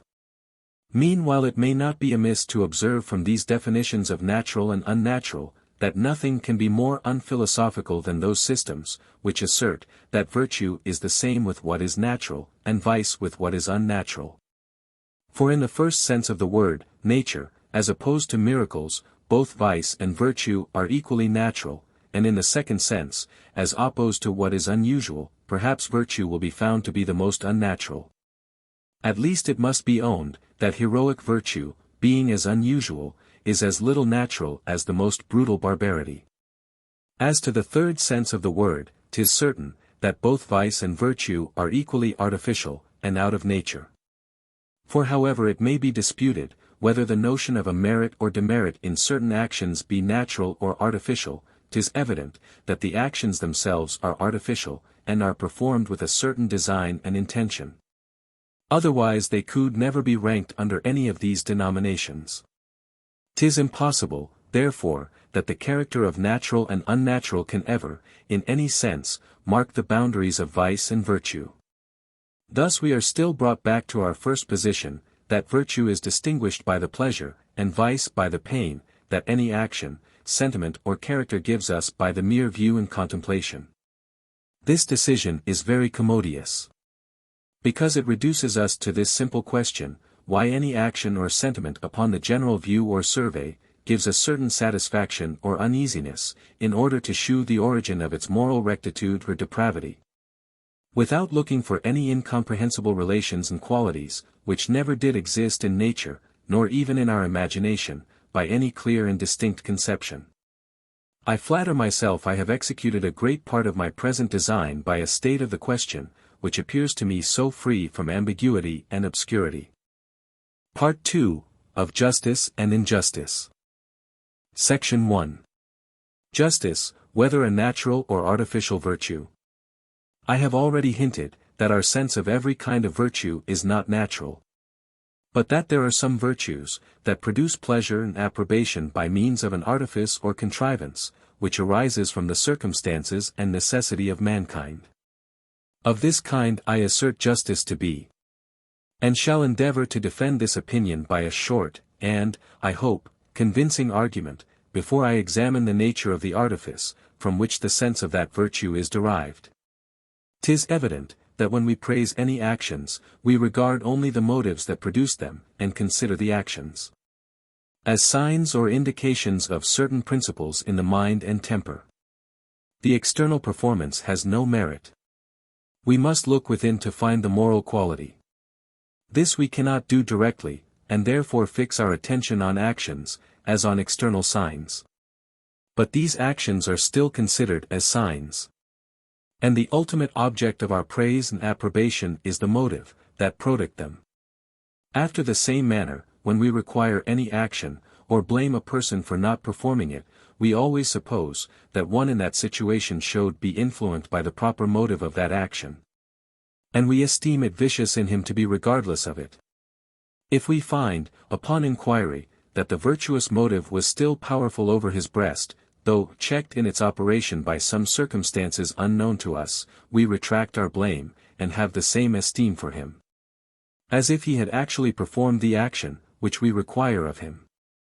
It appears, therefore, that all virtuous actions derive their merit only from virtuous motives, and are considered merely as signs of those motives. From this principle I conclude, that the first virtuous motive, which bestows a merit on any action, can never be a regard to the virtue of that action, but must be some other natural motive or principle.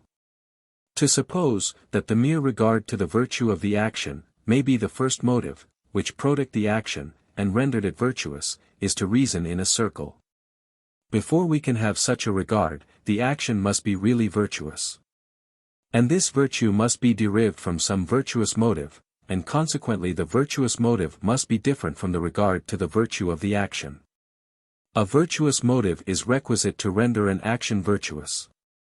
An action must be virtuous, before we have a regard to its virtue. Some virtuous motive, therefore, must be antecedent to that regard. Nor is this merely a metaphysical subtlety, but enters into all our reasonings in common life, though perhaps we may not be able to place it in such distinct philosophical terms. We blame a father for neglecting his child. Why? Because it shews a want of natural affection, which is the duty of every parent. Were not natural affection a duty, the care of children could not be a duty. And 'twere impossible we could have the duty in our eye in the attention we give to our offspring. In this case, therefore, all men suppose a motive to the action distinct from a sense of duty.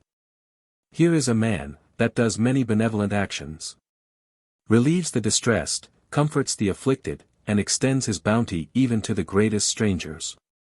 No character can be more amiable and virtuous. We regard these actions as proofs of the greatest humanity.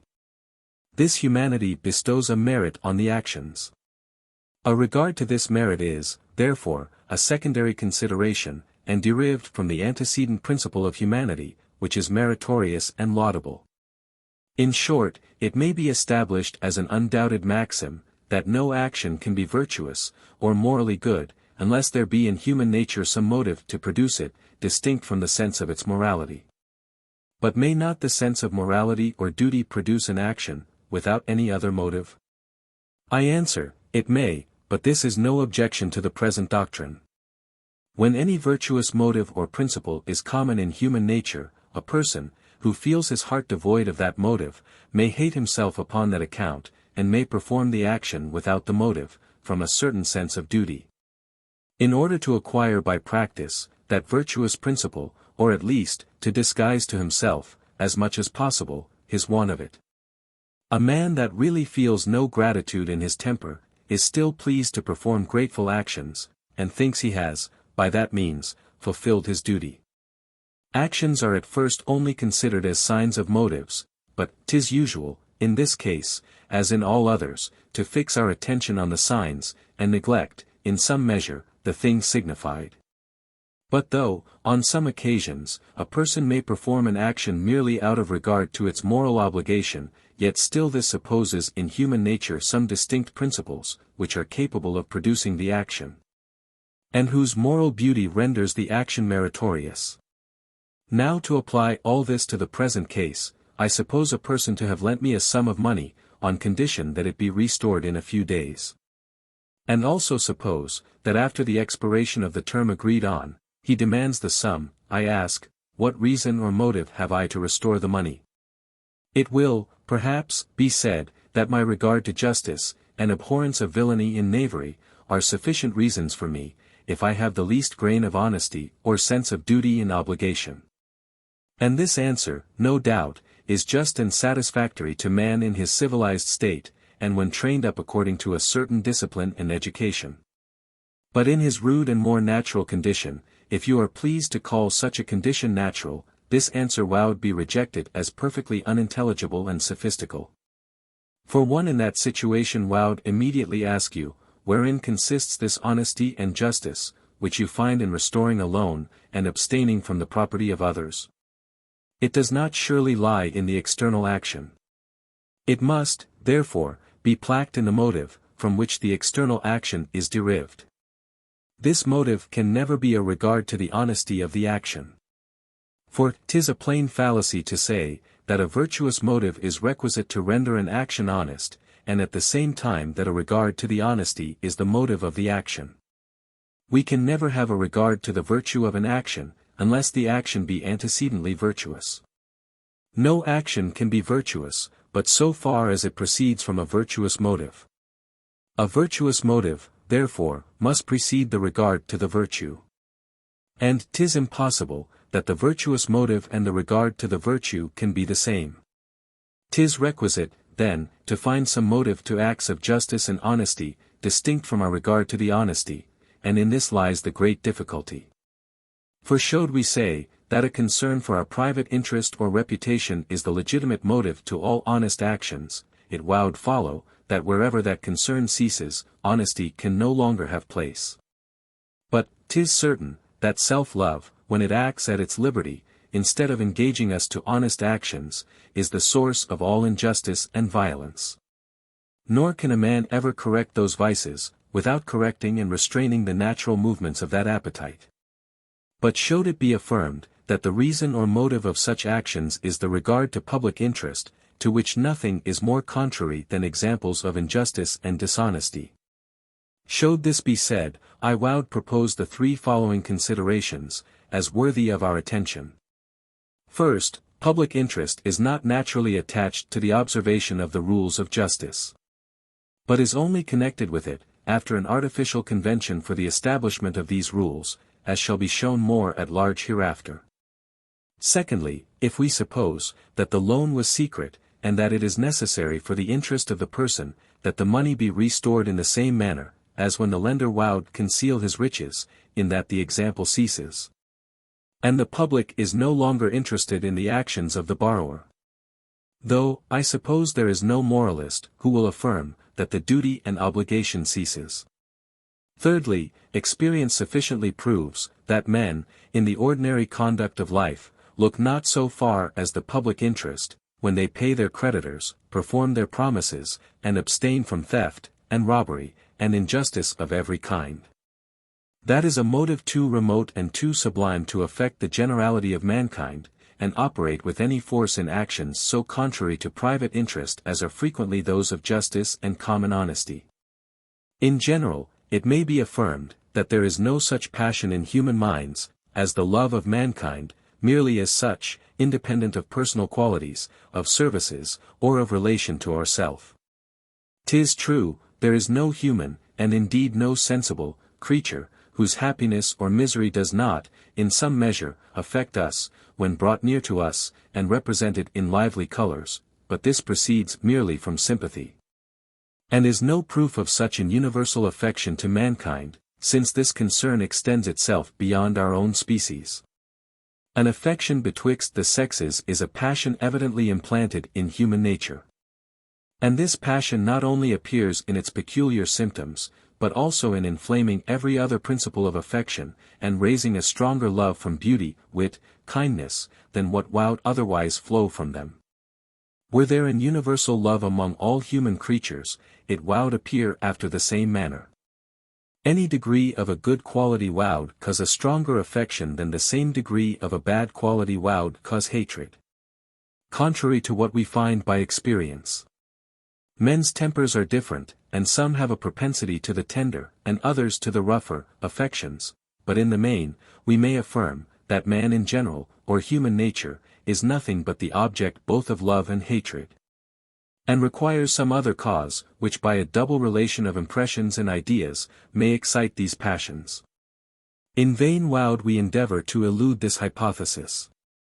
There are no phenomena that point out any such kind affection to men, independent of their merit, and every other circumstance. We love company in general, but 'tis as we love any other amusement. An Englishman in Italy is a friend, a European in China, and perhaps a man would be beloved as such, were we to meet him in the moon. But this proceeds only from the relation to ourselves, which in these cases gathers force by being confined to a few persons. If public benevolence, therefore, or a regard to the interests of mankind, cannot be the original motive to justice, much less can private benevolence, or a regard to the interests of the party concerned, be this motive. For what if he be my enemy, and has given me just cause to hate him? What if he be a vicious man, and deserves the hatred of all mankind? What if he be a miser, and can make no use of what I would deprive him of? What if he be a profligate debauchee, and would rather receive harm than benefit from large possessions? What if I be in necessity, and have urgent motives to acquire something to my family? In all these cases, the original motive to justice would fail, and consequently the justice itself.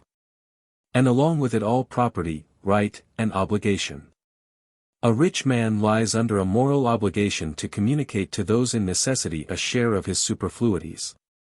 Were private benevolence the original motive to justice, a man would not be obliged to leave others in the possession of more than he is obliged to give them. At least the difference would be very inconsiderable. Men generally fix their affections more on what they are possessed of, than on what they never enjoyed. For this reason, it would be greater cruelty to dispossess a man of anything, than not to give it him. But who will assert, that this is the only foundation of justice? Besides, we must consider, that the chief reason, why men attach themselves so much to their possessions is, that they consider them as their property, and as secured to them inviolably by the laws of society. But this is a secondary consideration, and dependent on the preceding notions of justice and property. A man's property is suppository to be fenced against every mortal, in every possible case. But private benevolence is, and ought to be, weaker in some persons, than in others, and in many, or indeed in most persons, must absolutely fail. Private benevolence, therefore, is not the original motive of justice. From all this it follows, that we have no real or universal motive for observing the laws of equity, but the very equity in merit of that observance. And as no action can be equitable or meritorious, where it cannot arise from some separate motive, there is here an evident sophistry and reasoning in a circle. Unless, therefore, we will allow, that nature has established a sophistry, and rendered it necessary and unavoidable, we must allow, that the sense of justice and injustice is not derived from nature, but arises artificially.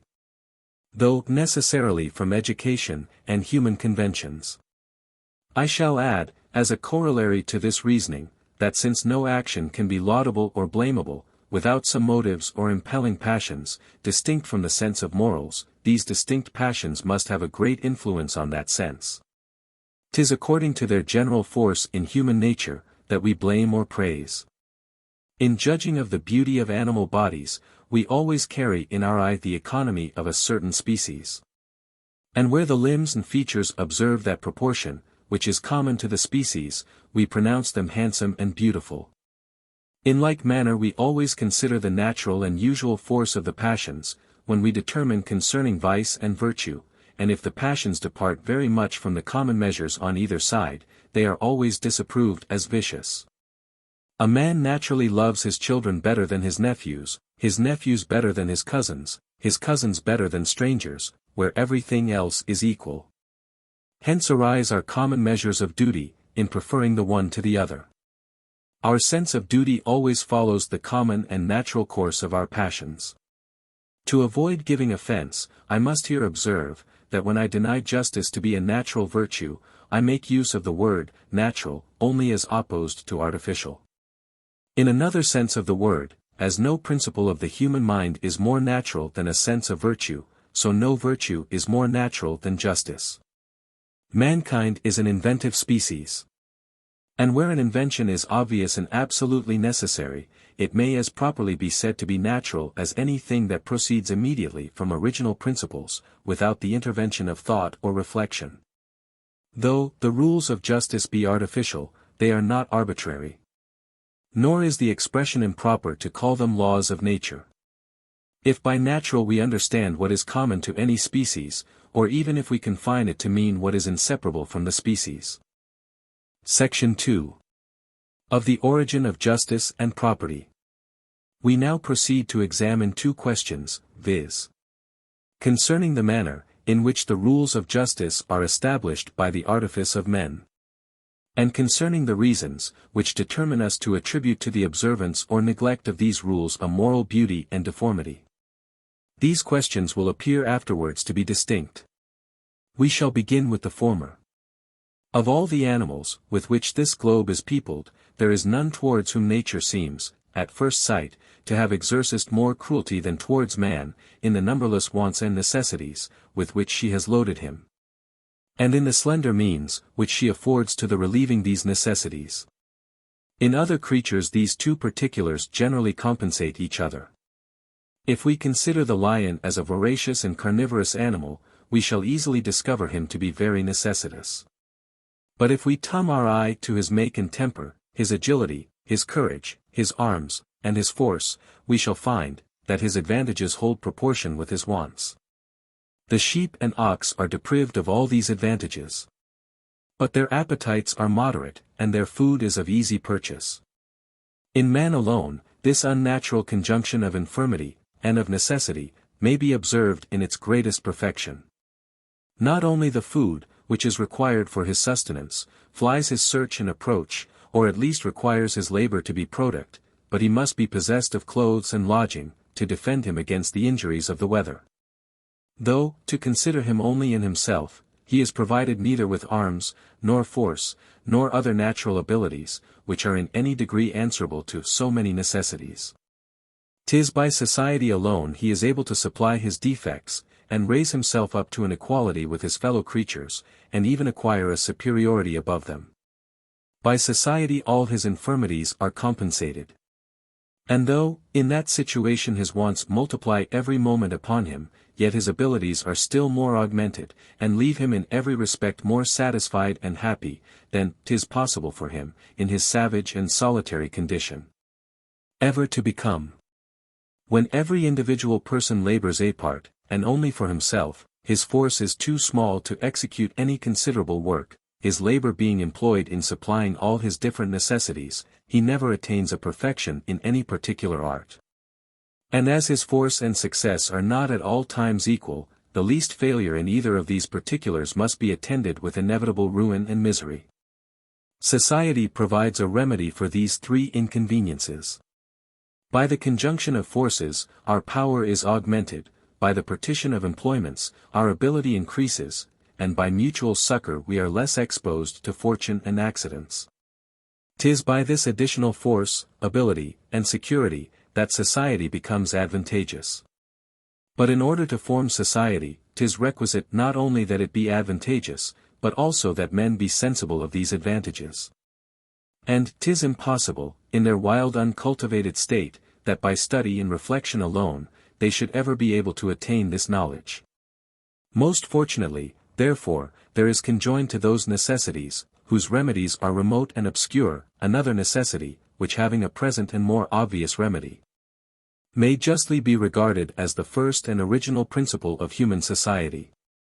This necessity is no other than that natural appetite betwixt the sexes, which unites them together, and preserves their union, till a new tie takes place in their concern for their common offspring.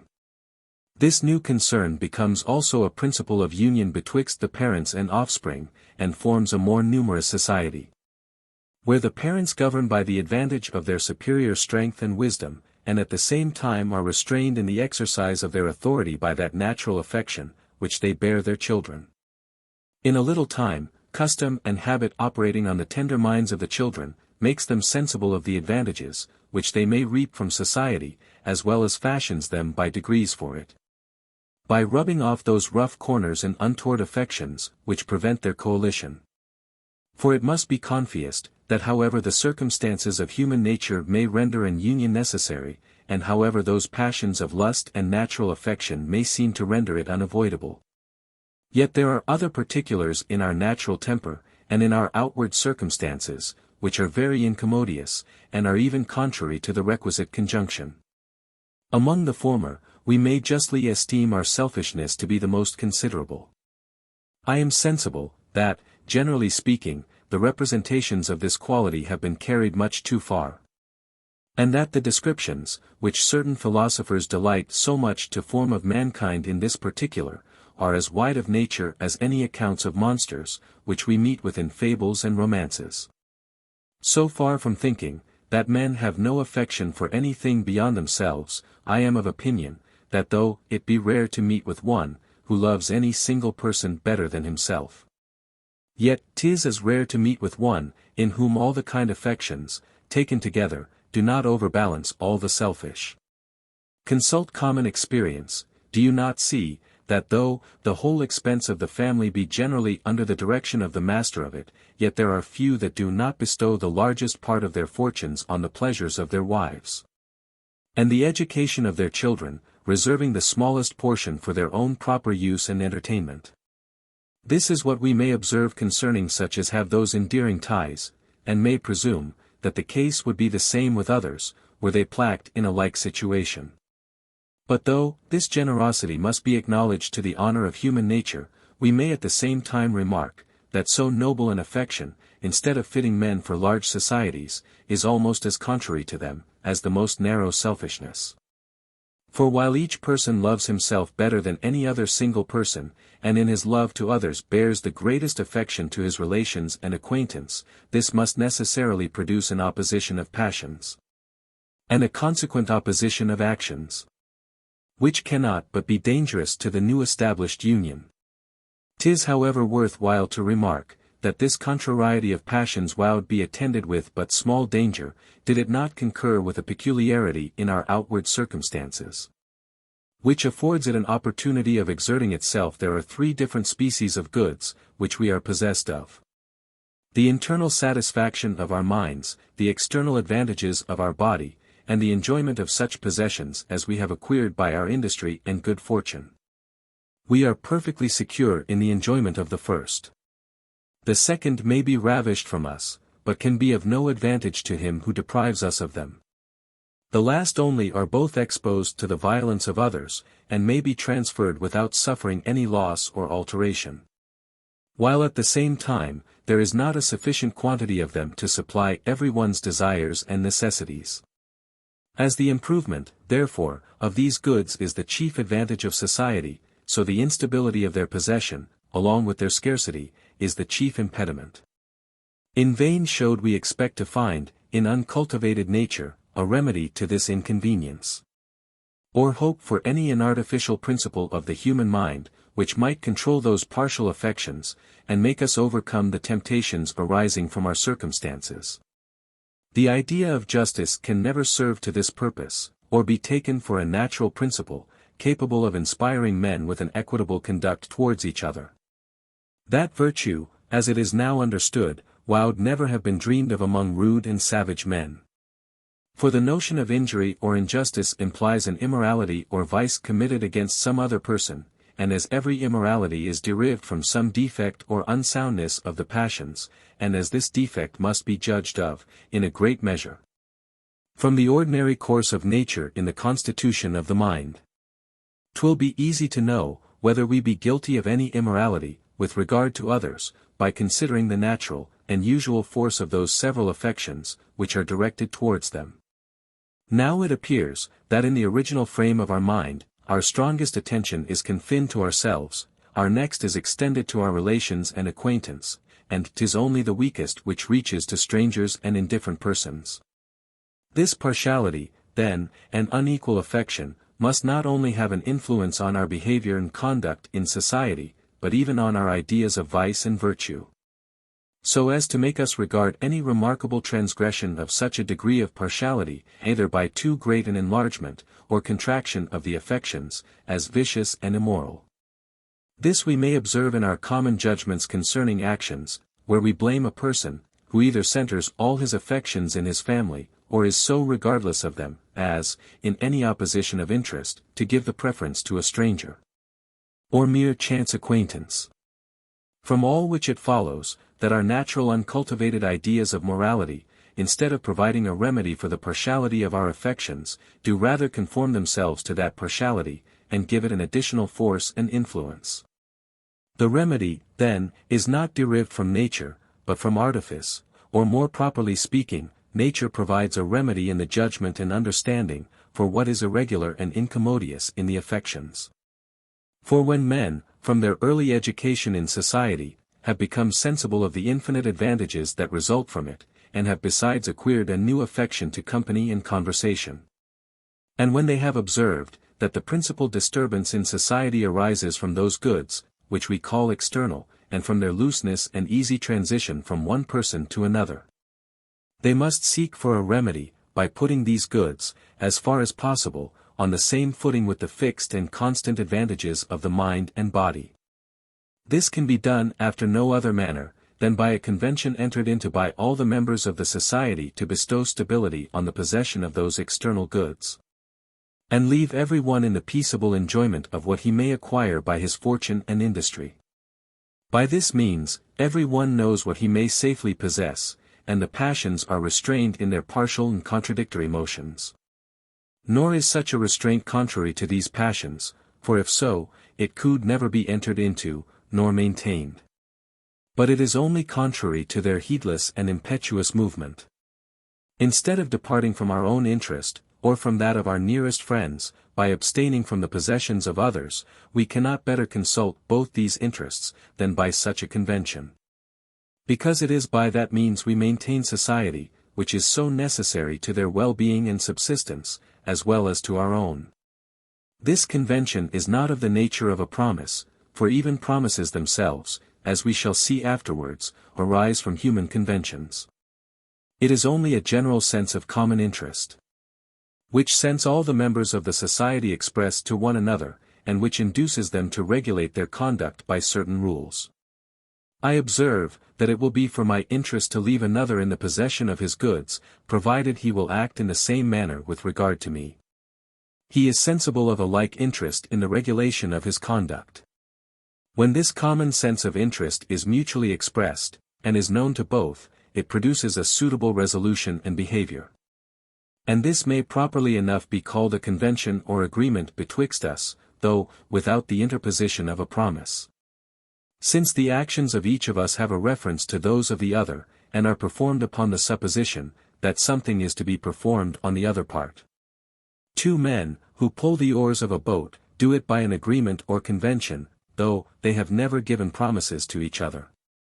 Nor is the rule concerning the stability of possession the less derived from human conventions, that it arises gradually, and acquires force by a slow progression, and by our repeated experience of the inconveniences of transgressing it. On the contrary, this experience assures us still more, that the sense of interest has become common to all our fellows, and gives us a confidence of the future regularity of their conduct, and 'tis only on the expectation of this, that our moderation and abstinence are founded. In like manner are languages gradually established by human conventions without any promise. In like manner do gold and silver become the common measures of exchange, and are esteemed sufficient payment for what is of 100 times their value. After this convention, concerning abstinence from the possessions of others, is entered into, and every one has acquired a stability in his possessions, there immediately arise the ideas of justice and injustice, as also those of property, right, and obligation. The latter are altogether unintelligible without first understanding the former. Our property is nothing but those goods, whom constant possession is established by the laws of society. That is, by the laws of justice. Those, therefore, who make use of the words property, or right, or obligation, before they have explained the origin of justice, or even make use of them in that explication, are guilty of a very gross fallacy, and can never reason upon any solid foundation. A man's property is some object related to him. This relation is not natural, but moral, and founded on justice. 'Tis very preposterous, therefore, to imagine, that we can have any idea of property, without fully comprehending the nature of justice, and shewing its origin in the artifice and contrivance of men. The origin of justice explains that of property. The same artifice gives rise to both.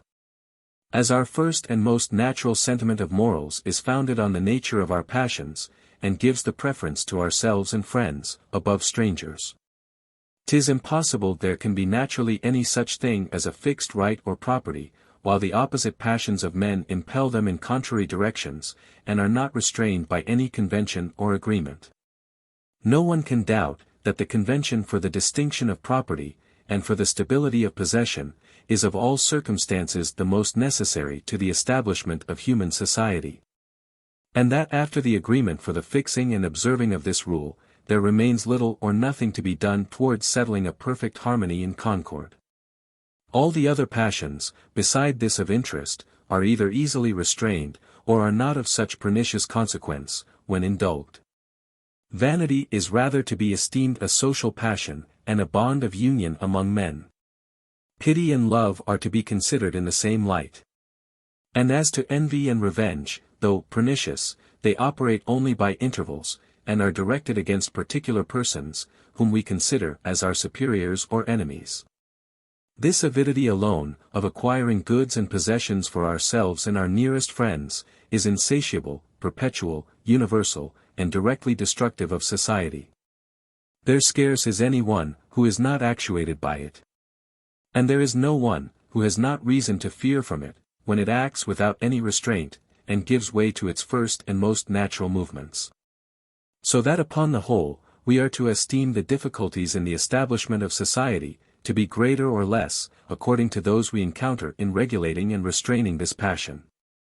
'Tis certain, that no affection of the human mind has both a sufficient force, and a proper direction to counterbalance the love of gain, and render men fit members of society, by making them abstain from the possessions of others. Benevolence to strangers is too weak for this purpose, and as to the other passions, they rather inflame this avidity, when we observe, that the larger our possessions are, the more ability we have of gratifying all our appetites. There is no passion, therefore, capable of controlling the interested affection, but the very affection itself, by an alteration of its direction. Now this alteration must necessarily take place upon the least reflection. Since 'tis evident, that the passion is much better satisfied by its restraint, than by its liberty, and that in preserving society, we make much greater advances in the acquiring possessions, than in the solitary and forlorn condition, which must follow upon violence and an universal license. The question, therefore, concerning the wickedness or goodness of human nature, enters not in the least into that other question concerning the origin of society, nor is there anything to be considered but the degrees of men's sagacity or folly. For whether the passion of self-interest be esteemed vicious or virtuous, 'tis all a case, since itself alone restrains it, so that if it be virtuous, men become social by their virtue, if vicious, their vice has the same effect. Now as 'tis by establishing the rule for the stability of possession, that this passion restrains itself, if that rule be very abstruse, and of difficult invention, society must be esteemed, in a manner, accidental, and the effect of many ages.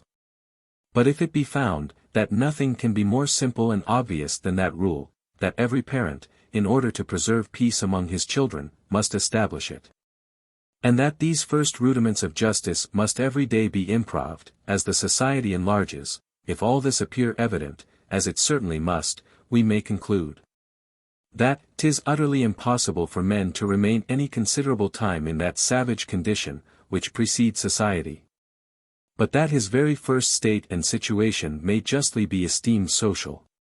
This, however, hinders not, but that philosophers may, if they please, extend their reasoning to the suppositoried state of nature, provided they allow it to be a mere philosophical fiction, which never had, and never could have any reality. Human nature being composed of two principal parts, which are requisite in all its actions, the affections and understanding. 'Tis certain, that the blind motions of the former, without the direction of the latter, incapacitate men for society, and it may be allowed us to consider separately the effects that result from the separate operations of these two component parts of the mind. The same liberty may be permitted to moral, which is allowed to natural philosophers.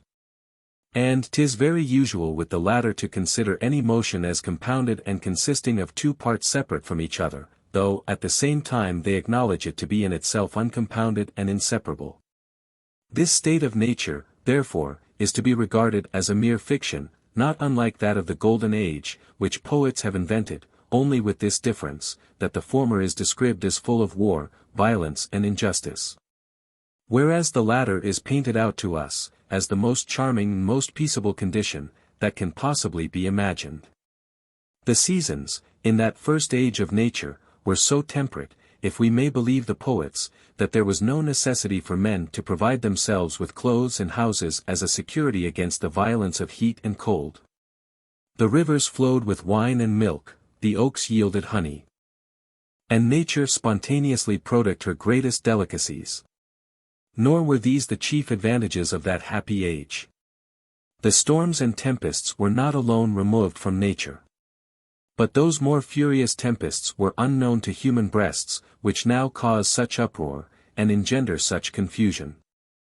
Avarice, ambition, cruelty, selfishness, were never heard of. Cordial affection, compassion, sympathy, were the only movements with which the human mind was yet acquainted. Even the distinction of mine and thine was banished from that happy race of mortals, and carried with them the very notions of property and obligation, justice and injustice.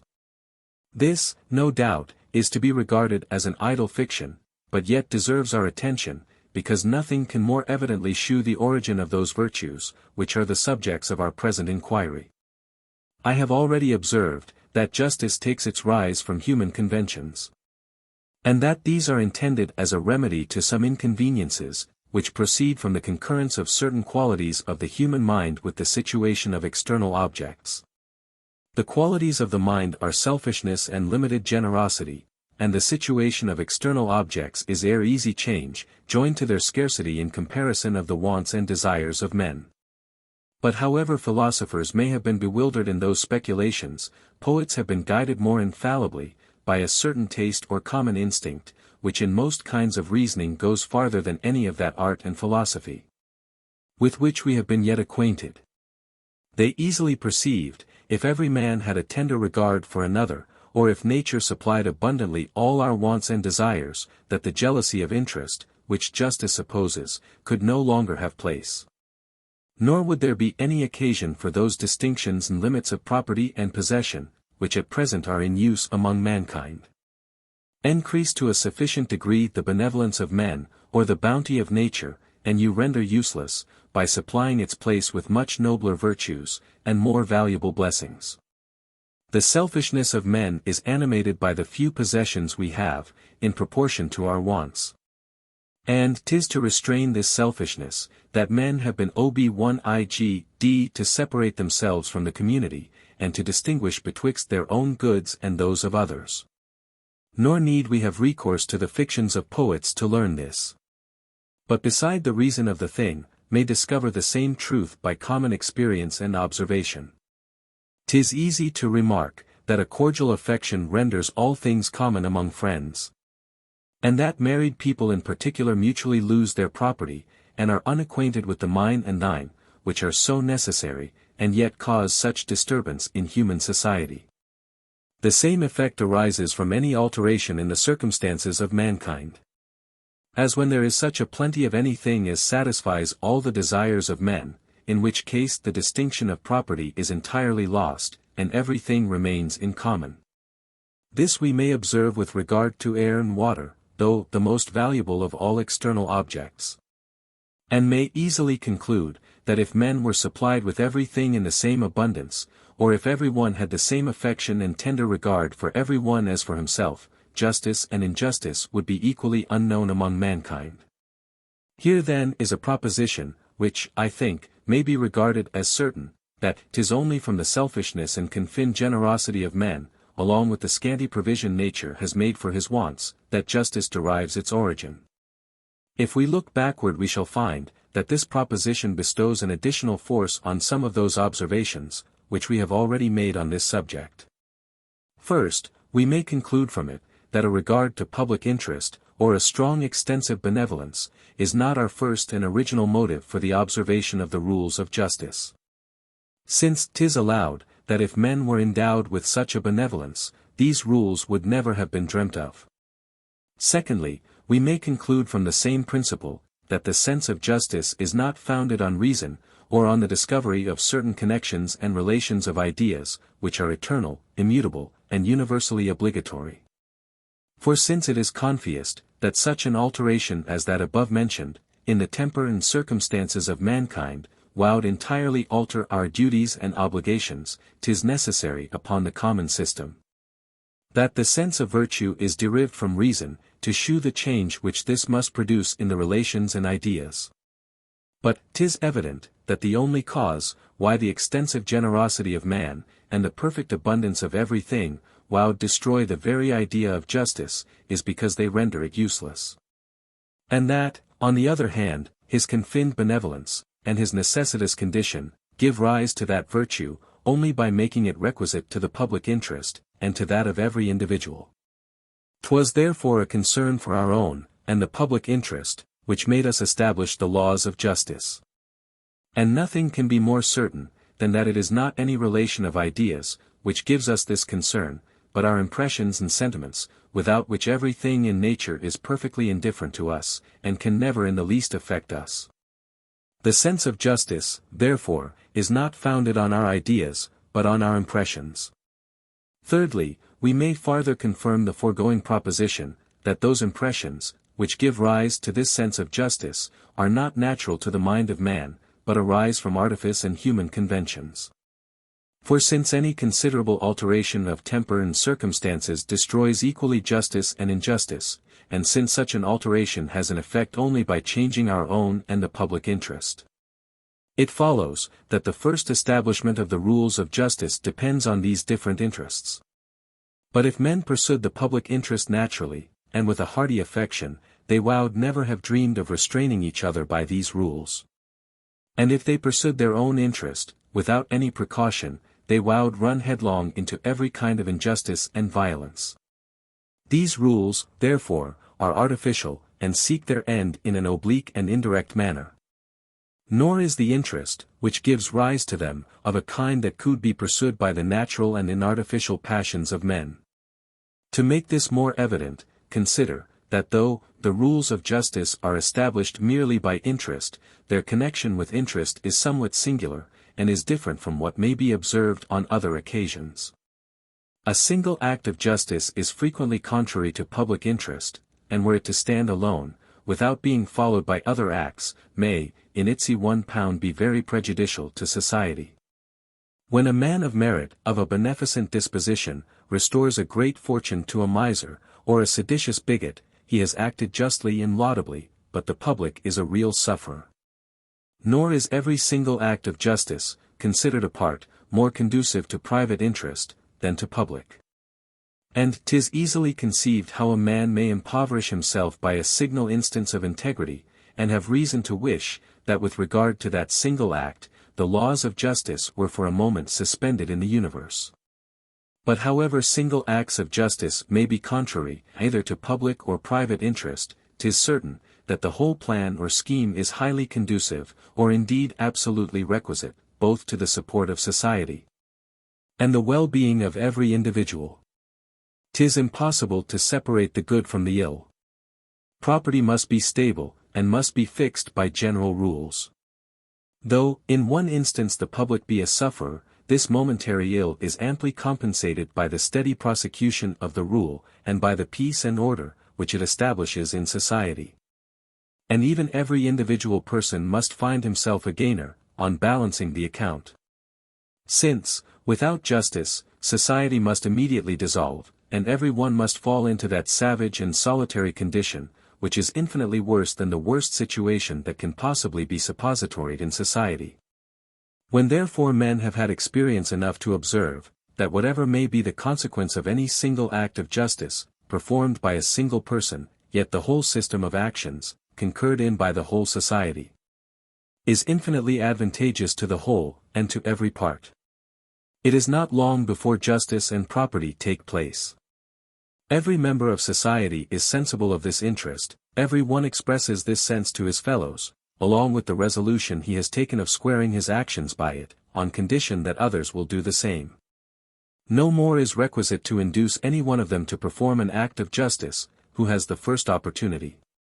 This becomes an example to others.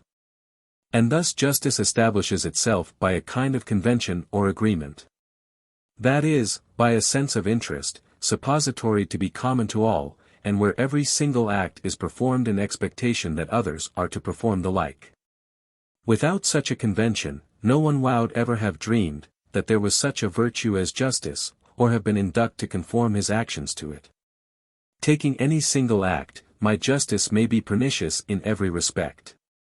And 'tis only upon the supposition, that others are to imitate my example, that I can be induced to embrace that virtue, since nothing but this combination can render justice advantageous, or afford me any motives to conform myself to its rules. We come now to the second question we proposed, viz. Why we annex the idea of virtue to justice, and of vice to injustice. This question will not detain us long after the principles, which we have already established. All we can say of it at present will be dispatched in a few words, and for farther satisfaction, the reader must wait till we come to the third part of this book. The natural obligation to justice, viz. interest, has been fully explained. But as to the moral obligation, or the sentiment of right and wrong, 'twill first be requisite to examine the natural virtues, before we can give a full and satisfactory account of it. After men have found by experience, that their selfishness and confined generosity, acting at their liberty, totally incapacitate them for society. And at the same time have observed, that society is necessary to the satisfaction of those very passions, they are naturally induced to lay themselves under the restraint of such rules, as may render their commerce more safe and commodious. To the imposition then, and observance of these rules, both in general, and in every particular instance, they are at first induced only by a regard to interest. And this motive, on the first formation of society, is sufficiently strong and forcible. But when society has become numerous, and has increased to a tribe or nation, this interest is more remote. Nor do men so readily perceive, that disorder and confusion follow upon every breach of these rules, as in a more narrow and contracted society. But though, in our own actions we may frequently lose sight of that interest, which we have in maintaining order, and may follow a lesser and more present interest, we never fail to observe the prejudice we receive, either mediately or immediately, from the injustice of others. As not being in that case either blinded by passion, or biased by any contrary temptation. Nay, when the injustice is so distant from us, as no way to affect our interest, it still displeases us. Because we consider it as prejudicial to human society, and pernicious to every one that approaches the person guilty of it. We partake of their uneasiness by sympathy. And as everything, which gives uneasiness in human actions, upon the general survey, is called vice, and whatever produces satisfaction, in the same manner, is denominated virtue. This is the reason why the sense of moral good and evil follows upon justice and injustice. And though this sense, in the present case, be derived only from contemplating the actions of others, yet we fail not to extend it even to our own actions. The general rule reaches beyond those instances, from which it arose, while at the same time we naturally sympathize with others in the sentiments they entertain of us. Thus self-interest is the original motive to the establishment of justice, but a sympathy with public interest is the source of the moral approbation, which attends that virtue. Though this progress of the sentiments be natural and even necessary, 'tis certain, that it is here forwarded by the artifice of politicians, who, in order to govern men more easily, and preserve peace in human society, have endeavored to produce an esteem for justice, and an abhorrence of injustice.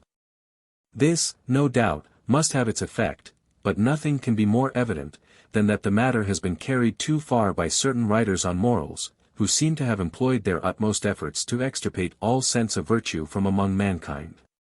Any artifice of politicians may assist nature in the producing of those sentiments, which she suggests to us, and may even on some occasions, produce alone an approbation or esteem for any particular action. But 'tis impossible it should be the sole cause of the distinction we make betwixt vice and virtue. For if nature did not aid us in this particular, 'twould be in vain for politicians to talk of honorable or dishonorable, praiseworthy or blamable.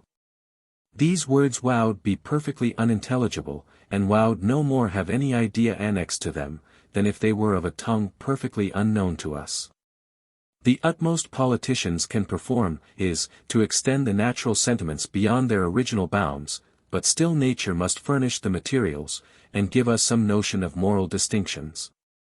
As public praise and blame increase our esteem for justice, so private education and instruction contribute to the same effect. For as parents easily observe, that a man is the more useful, both to himself and others, the greater degree of probity and honor he is endowed with. And that those principles have greater force, when custom and education assist interest and reflection. For these reasons they are induced to inculcate on their children, from their earliest infancy, the principles of probity. And teach them to regard the observance of those rules, by which society is maintained, as worthy and honorable, and their violation as base and infamous. By this means the sentiments of honor may take root in their tender minds, and acquire such firmness and solidity, that they may fall little short of those principles, which are the most essential to our natures, and the most deeply radiated in our internal constitution. What farther contributes to increase their solidity, is the interest of our reputation, after the opinion, that a merit or demerit attends justice or injustice, is once firmly established among mankind. There is nothing, which touches us more nearly than our reputation, and nothing on which our reputation more depends than our conduct, with relation to the property of others. For this reason, every one, who has any regard to his character, or who intends to live on good terms with mankind, must fix an inviolable law to himself, never, by any temptation, to be induced to violate those principles, which are essential to a man of probity and honor. I shall make only one observation before I leave this subject, viz. that though I assert, that in the state of nature, or that imaginary state, which preceded society, there be neither justice nor injustice, yet I assert not, that it was allowable, in such a state, to violate the property of others. I only maintain, that there was no such thing as property, and consequently could be no such thing as justice or injustice. I shall have occasion to make a similar redaction with regard to promises, when I come to treat of them. And I hope this reflection, when duly weighed, will suffice to remove all odium from the foregoing opinions, with regard to justice and injustice.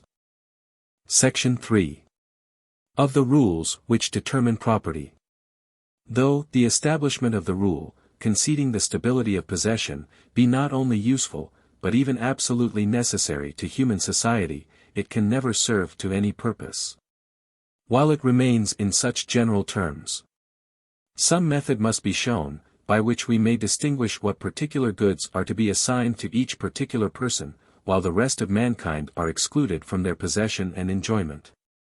Our next business, then, must be to discover the reasons which modify this general rule, and it to the common use and practice of the world. 'Tis obvious, that those reasons are not derived from any utility or advantage, which either the particular person or the public may reap from his enjoyment of any particular goods, beyond what would result from the possession of them by any other person. 'Twere better, no doubt, that every one were possessed of what is most suitable to him, and proper for his use, but besides, that this relation of fitness may be common to several at once, 'tis liable to so many controversies.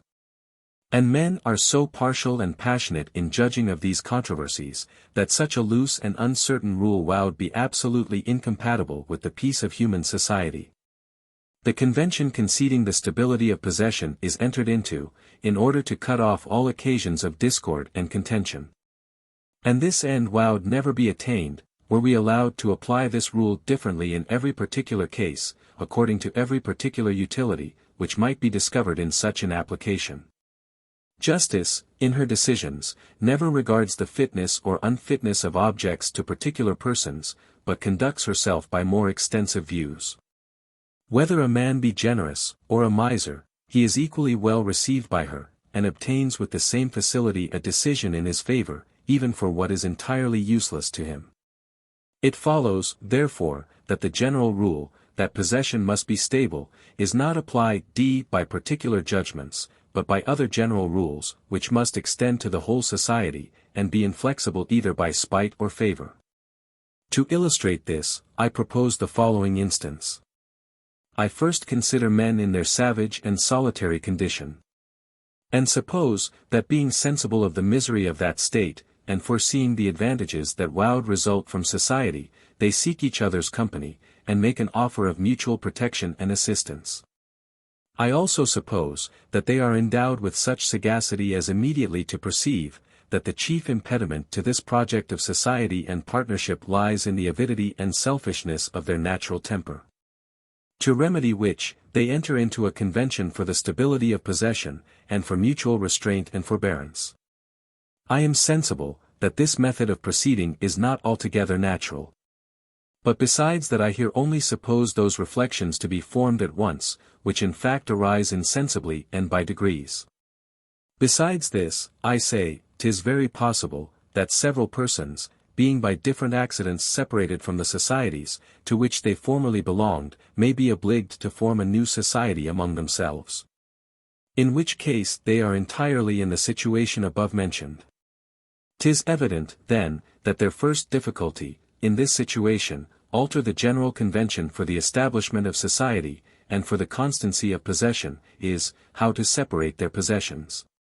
And assign to each his particular portion, which he must for the future unalterably enjoy. This difficulty will not detain them long. But it must immediately occur to them, as the most natural expedient, that every one continue to enjoy what he is at present master of, and that property or constant possession be conjoined to the immediate possession. Such is the effect of custom, that it not only reconciles us to anything we have long enjoyed, but even gives us an affection for it, and makes me prefer it to other objects, which may be more valuable, but are less known to us. What has long lain under our eye, and has often been employed to our advantage, that we are always the most unwilling to part with, but can easily live without possessions, which we never have enjoyed, and are not accustomed to.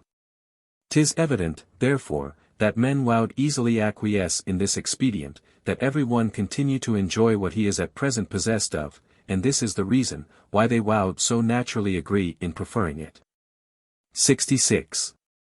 But we may observe, that though, the rule of the assignment of property to the present possessor be natural, and by that or means useful, yet its utility extends not beyond the first formation of society. Nor would anything be more pernicious, than the constant observance of it, by which restitution would be excluded, and every injustice would be authorized and rewarded. We must, therefore, seek for some other circumstance, that may give rise to property after society is once established, and of this kind, I find four most considerable, viz. Occupation, prescription, accession, and succession. We shall briefly examine each of these, beginning with occupation. The possession of all external goods is changeable and uncertain. Which is one of the most considerable impediments to the establishment of society, and is the reason why, by universal agreement, express or tacite, men restrain themselves by what we now call the rules of justice and equity. The misery of the condition, which precedes this restraint, is the cause why we submit to that remedy as quickly as possible, and this affords us an easy reason, why we annex the idea of property to the first possession, or to occupation. Men are unwilling to leave property in suspense, even for the shortest time, or open the least door to violence and disorder. To which we may add, that the first possession always engages the attention most. And did we neglect it, there would be no color of reason for assigning property to any succeeding possession. 67. There remains nothing, but to determine exactly, what is meant by possession. And this is not so easy as may at first sight be imagined. We are said to be in possession of anything, not only when we immediately touch it, but also when we are so situated with respect to it, as to have it in our power to use it. And may move, alter, or destroy it, according to our present pleasure or advantage. This relation, then, is a species of cause and effect, and as property is nothing but a stable possession. Derived from the rules of justice or the conventions of men, 'tis to be considered as the same species of relation. But here we may observe, that as the power of using any object becomes more or less certain, according as the interruptions we may meet with are more or less probable, and as this probability may increase by insensible degrees, 'tis in many cases impossible to determine when possession begins or ends, nor is there any certain standard, by which we can decide such controversies. A wild boar, that falls into our snares, is deemed to be in our possession, if it be impossible for him to escape. But what do we mean by impossible? How do we separate this impossibility from an improbability? And how distinguish that exactly from a probability? Mark the precise limits of the one and the other, and shew the standard, by which we may decide all disputes that may arise, and, as we find by experience, frequently do arise upon this subject. 68. But such disputes may not only arise concerning the real existence of property and possession, but also conceding their extent, and these disputes are often susceptible of no decision, or can be decided by no other faculty than the imagination. A person who lands on the shore of a small island, that is desert and uncultivated, is deemed its possessor from the very first moment, and acquires the property of the whole. Because the object is there bounded and circumscribed in the fancy, and at the same time is proportioned to the new possessor. The same person landing on a desert island, as large as Great British, extends his property no farther than his immediate possession, though a numerous colony are esteemed the proprietors of the whole from the instant of their debarment. But it often happens, that the title of first possession becomes obscure through time, and that 'tis impossible to determine many controversies, which may arise concerning it. In that case long possession or prescription naturally takes place, and gives a person a sufficient property in anything he enjoys. The nature of human society admits not of any great accuracy. Nor can we always remount to the first origin of things, in order to determine their present condition. Any considerable space of time sets objects at such a distance, that they seem, in a manner, to lose their reality, and have as little influence on the mind, as if they never had been in being. A man's title, that is clear and certain at present, will seem obscure and doubtful 50 years hence, even though the facts, on which it is founded, should be proved with the greatest evidence and certainty. The same facts have not the same influence after so long an interval of time. And this may be received as a convincing argument for our preceding doctrine with regard to property and justice. Possession during a long tract of time conveys a title to any object. But as 'tis certain, that, however every thing be product in time, there is nothing real, that is product by time. It follows, that property being product by time, is not anything real in the objects, but is the offspring of the sentiments, on which alone time is found to have any influence. 69. We acquire the property of objects by accession, when they are connected in an intimate manner with objects that are already our property, and at the same time are inferior to them.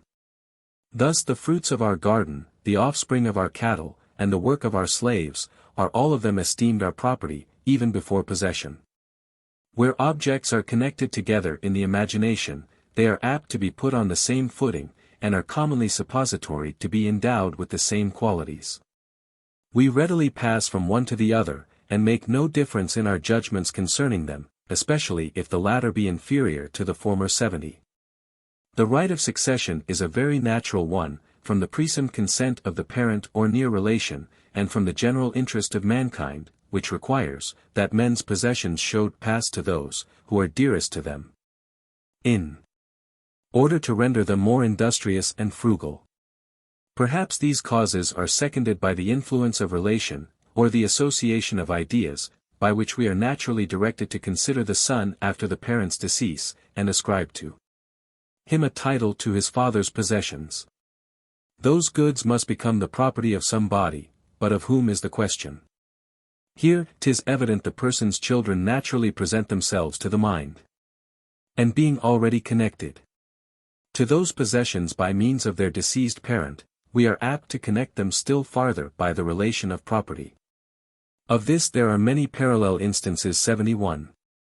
Section 4. Of the transference of property by consent. However useful, or even necessary, the stability of possession may be to human society, 'tis attended with very considerable inconveniences. The relation of fitness or suitableness ought never to enter into consideration, in distributing the properties of mankind, but we must govern ourselves by rules, which are more general in their application, and more free from doubt and uncertainty. Of this kind is present possession upon the first establishment of society, and afterwards occupation, prescription, accession, and succession. As these depend very much on chance, they must frequently prove contradictory both to men's wants and desires, and persons and possessions must often be very ill-adjusted.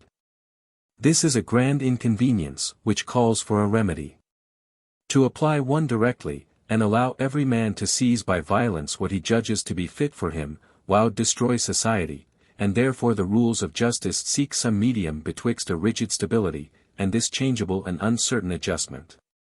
But there is no medium better than that obvious one, that possession and property should always be stable, except when the proprietor consents to bestow them on some other person. This rule can have no ill consequence, in occasioning wars and dissensions, since the proprietor's consent, who alone is concerned, is taken along in the alienation, and it may serve to many good purposes in adjusting property to persons.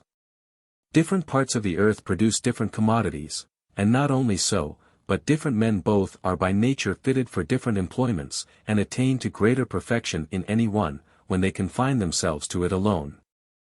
All this requires a mutual exchange and commerce, for which reason the translation of property by consent is founded on a law of nature, as well as its stability without such a consent.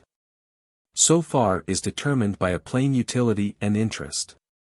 But perhaps 'tis for more trivial reasons, that delivery, or a sensible transference of the object is commonly required by civil laws, and also by the laws of nature, according to most if authors.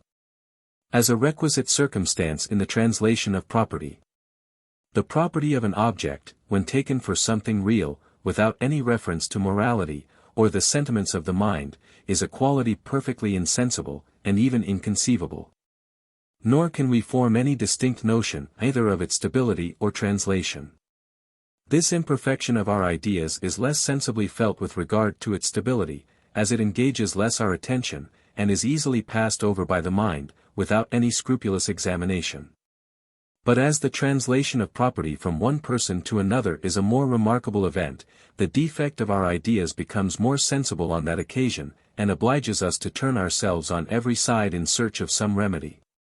Now as nothing more enlivens any idea than a present impression, and a relation betwixt that impression and the idea, 'tis natural for us to seek some false light from this quarter.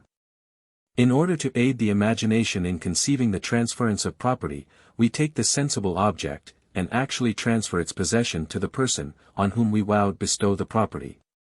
The suppositoried resemblance of the actions, and the presence of this sensible delivery, deceive the mind, and make it fancy, that it conceives the mysterious transition of the property. And that this explication of the matter is just, appears hence, that men have invented a symbolical delivery, to satisfy the fancy, where the real one is impracticable. Thus the giving the keys of a granary is understood to be the delivery of the corn contained in it, the giving of stone and earth represents the delivery of a manor. This is a kind of superstitious practice in civil laws, and in the laws of nature, resembling the Roman Catholic superstitions in religion. As the Roman Catholics represent the inconceivable mysteries of the Christian religion, and render them more present to the mind, by a taper, or habit, or grimace, which is suppository to resemble them. So lawyers and moralists have run into like inventions for the same reason, and have endeavored by those means to satisfy themselves concerning the transference of property by consent. Section 5. Of the obligation of promises. That the rule of morality, which enjoins the performance of promises, is not natural, will sufficiently appear from these two propositions, which I proceed to prove, viz. That a promise would not be intelligible, before human conventions had established it, and that even if it were intelligible, it would not be attended with any moral obligation. I say, first, that a promise is not intelligible naturally, nor antecedent to human conventions. And that a man, unacquainted with society, could never enter into any engagements with another, even though they could perceive each other's thoughts by intuition. If promises be natural and intelligible, there must be some act of the mind attending these words, I promise, and on this act of the mind must the obligation depend. Let us, therefore, run over all the facilities of the soul, and see which of them is exerted in our promises. The act of the mind, expressed by a promise, is not a resolution to perform anything, for that alone never imposes any obligation. Nor is it a desire of such a performance, for we may bind ourselves without such a desire, or even with an aversion, declared and avowed. Neither is it the willing of that action, which we promise to perform, for a promise always regards some future time, and the will has an influence only on present actions. It follows, therefore, that since the act of the mind, which enters into a promise, and produces its obligation, is neither the resolving, desiring, nor willing any particular performance, it must necessarily be the willing of that obligation, which arises from the promise. Nor is this only a conclusion of philosophy, but is entirely conformable to our common ways of thinking and of expressing ourselves, when we say that we are bound by our own consent, and that the obligation arises from our mere will and pleasure. The only question, then, is, whether there be not a manifest absurdity in supposing this act of the mind, and such an absurdity as no man could fall into, whose ideas are not confounded with prejudice and the fallacious use of language. All morality depends upon our sentiments, and when any action, or quality of the mind, pleases us after a certain manner, we say it is virtuous. And when the neglect, or non-performance of it, displeases us after a like manner, we say that we lie under an obligation to perform it. A change of the obligation supposes a change of the sentiment. And a creation of a new obligation supposes some new sentiment to arise. But 'tis certain we can naturally no more change our own sentiments, than the motions of the heavens. Nor by a single act of our will, that is, by a promise, render any action agreeable or disagreeable, moral or immoral, which, without that act, would have product contrary impressions, or have been endowed with different qualities. It would be absurd, therefore, to will any new obligation, that is, any new sentiment of pain or pleasure, nor is it possible, that men could naturally fall into so gross an absurdity. A promise, therefore, is naturally something altogether unintelligible, nor is there any act of the mind belonging to it. 72.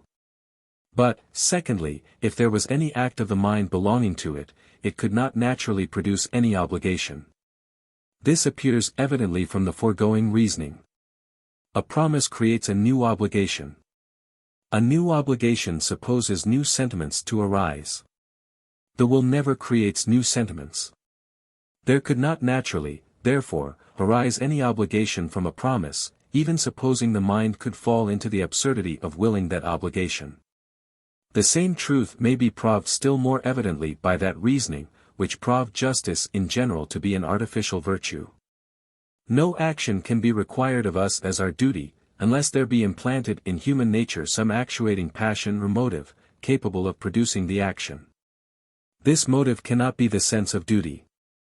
A sense of duty supposes an antecedent obligation, and where an action is not required by any natural passion, it cannot be required by any natural obligation. Since it may be omitted without proving any defect or imperfection in the mind and temper, and consequently without any vice. Now 'tis evident we have no motive leading us to the performance of promises, distinct from a sense of duty. If we thought that promises had no moral obligation, we never should feel any inclination to observe them. This is not the case with the natural virtues. Though there was no obligation to relieve the miserable, our humanity would lead us to it. And when we omit that duty, the immorality of the omission arises from its being a proof, that we want the natural sentiments of humanity. A father knows it to be his duty to take care of his children, but he has also a natural inclination to it. And if no human creature had that inclination, no one could lie under any such obligation. But as there is naturally no inclination to observe promises, distinct from a sense of their obligation, it follows, that fidelity is no natural virtue, and that promises have no force, antecedent to human conventions. If any one dissent from this, he must give a regular proof of these two propositions, viz. That there is a peculiar act of the mind, annexed to promises, and that consequent to this act of the mind, there arises an inclination to perform, distinct from a sense of duty. I presume, that it is impossible to prove either of these 2 points. And therefore I venture to conclude, that promises are human inventions, founded on the necessities and interests of society. In order to discover these necessities and interests, we must consider the same qualities of human nature, which we have already found to give rise to the preceding laws of society. Men being naturally selfish, or endowed only with a confined generosity, they are not easily induced to perform any action for the interest of strangers, except with a view to some reciprocal advantage, which they had no hope of obtaining but by such a performance. Now as it frequently happens, that these mutual performances cannot be finished at the same instant, 'tis necessary, that one party be contented to remain in uncertainty, and depend upon the gratitude of the other for a return of kindness. But so much corruption is there among men, that, generally speaking, this becomes but a slender security. And as the benefactor is here suppository to bestow his favors with a view to self-interest, this both takes off from the obligation, and sets an example of selfishness, which is the true mother of ingratitude. Were we, therefore, to follow the natural course of our passions and inclinations, we should perform but few actions for the advantage of others, from disinterested views. Because we are naturally very limited in our kindness and affection, and we should perform as few of that kind, out of a regard to interest, because we cannot depend upon their gratitude.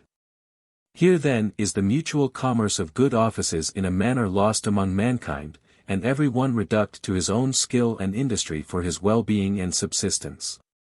The invention of the law of nature, concerning the stability of possession, has already rendered men tolerable to each other. That of the transference of property and possession by consent has begun to render them mutually advantageous, but still these laws of nature, however strictly observed, are not sufficient to render them so serviceable to each other, as by nature they are fitted to become. Though possession be stable, men may often reap but small advantage from it, while they are possessed of a greater quantity of any species of goods than they have occasion for, and at the same time suffer by the want of others. The transference of property, which is the proper remedy for this inconvenience, cannot remedy it entirely, because it can only take place with regard to such objects as are present and individual, but not to such as are absent or general. One cannot transfer the property of a particular house, 20 leagues distant, because the consent cannot be attended with delivery, which is a requisite circumstance.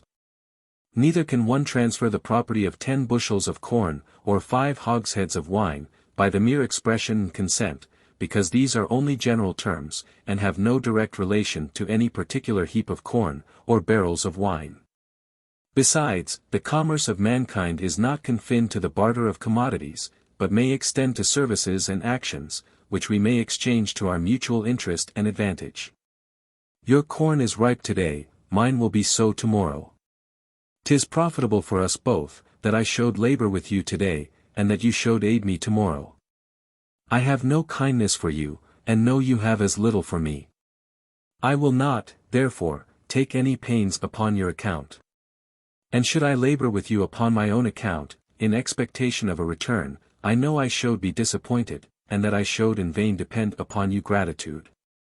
Here then I leave you to labor alone, you treat me in the same manner. The seasons change, and both of us lose our harvests for want of mutual confidence and security. All this is the effect of the natural and inherent principles and passions of human nature. And as these passions and principles are inalterable, it may be thought, that our conduct, which depends on them, must be so too, and that 'twould be in vain either for moralists or politicians, to tamper with us, or attempt to change the usual course of our actions, with a view to public interest. And indeed, did the success of their designs depend upon their success in correcting the selfishness and ingratitude of men, they would never make any progress, unless aided by omnipotence, which is alone able to new-mold the human mind, and change its character in such fundamental articles. All they can pretend to, is, to give a new direction to those natural passions, and teach us that we can better satisfy our appetites in an oblique and artificial manner, than by their headlong and impetuous motion. Hence I learn to do a service to another, without bearing him any real kindness. Because I foresee, that he will return my service, in expectation of another of the same kind, and in order to maintain the same correspondence of good offices with me or with others. And accordingly, after I have served him, and he is in possession of the advantage arising from my action, he is induced to perform his part, as foreseeing the consequences of his refusal. But though this self-interested commerce of men begins to take place, and to predominate in society, it does not entirely abolish the more generous and noble intercourse of friendship and good offices. I may still do services to such persons as I love, and am more particularly acquainted with, without any prospect of advantage, and they may make me a return in the same manner, without any view but that of recompensing my past services. In order, therefore, to distinguish those two different sorts of commerce, the interested and the disinterested, there is a certain form of words invented for the former, by which we bind ourselves to the performance of any action. This form of words constitutes what we call a promise, which is the sanction of the interested commerce of mankind. When a man says he promises anything, he in effect expresses a resolution of performing it. And along with that, by making use of this form of words, subjects himself to the penalty of never being trusted again in case of failure. A resolution is the natural act of the mind, which promises express, but were there no more than a resolution in the case, promises would only declare our former motives, and would not create any new motive or obligation. They are the conventions of men, which create a new motive, when experience has taught us, that human affairs would be conducted much more for mutual advantage, were there certain symbols or signs instituted, by which we might give each other security of our conduct in any particular incident. After these signs are instituted, whoever uses them is immediately bound by his interest to execute his engagements, and must never expect to be trusted any more, if he refuse to perform what he promised. Nor is that knowledge, which is requisite to make mankind sensible of this interest in the institution and observance of promises, to be esteemed superior to the capacity of human nature, however savage and uncultivated. There needs but a very little practice of the world, to make us perceive all these consequences and advantages. The shortest experience of society discovers them to every mortal. And when each individual perceives the same sense of interest in all his fellows, he immediately performs his part of any contract, as being assured, that they will not be wanting in theirs. All of them, by concert, enter into a scheme of actions, calculated for common benefit, and agree to be true to their word. Nor is there anything requisite to form this concert or convention, but that every one have a sense of interest in the faithful fulfilling of engagements, and express that sense to other members of the society.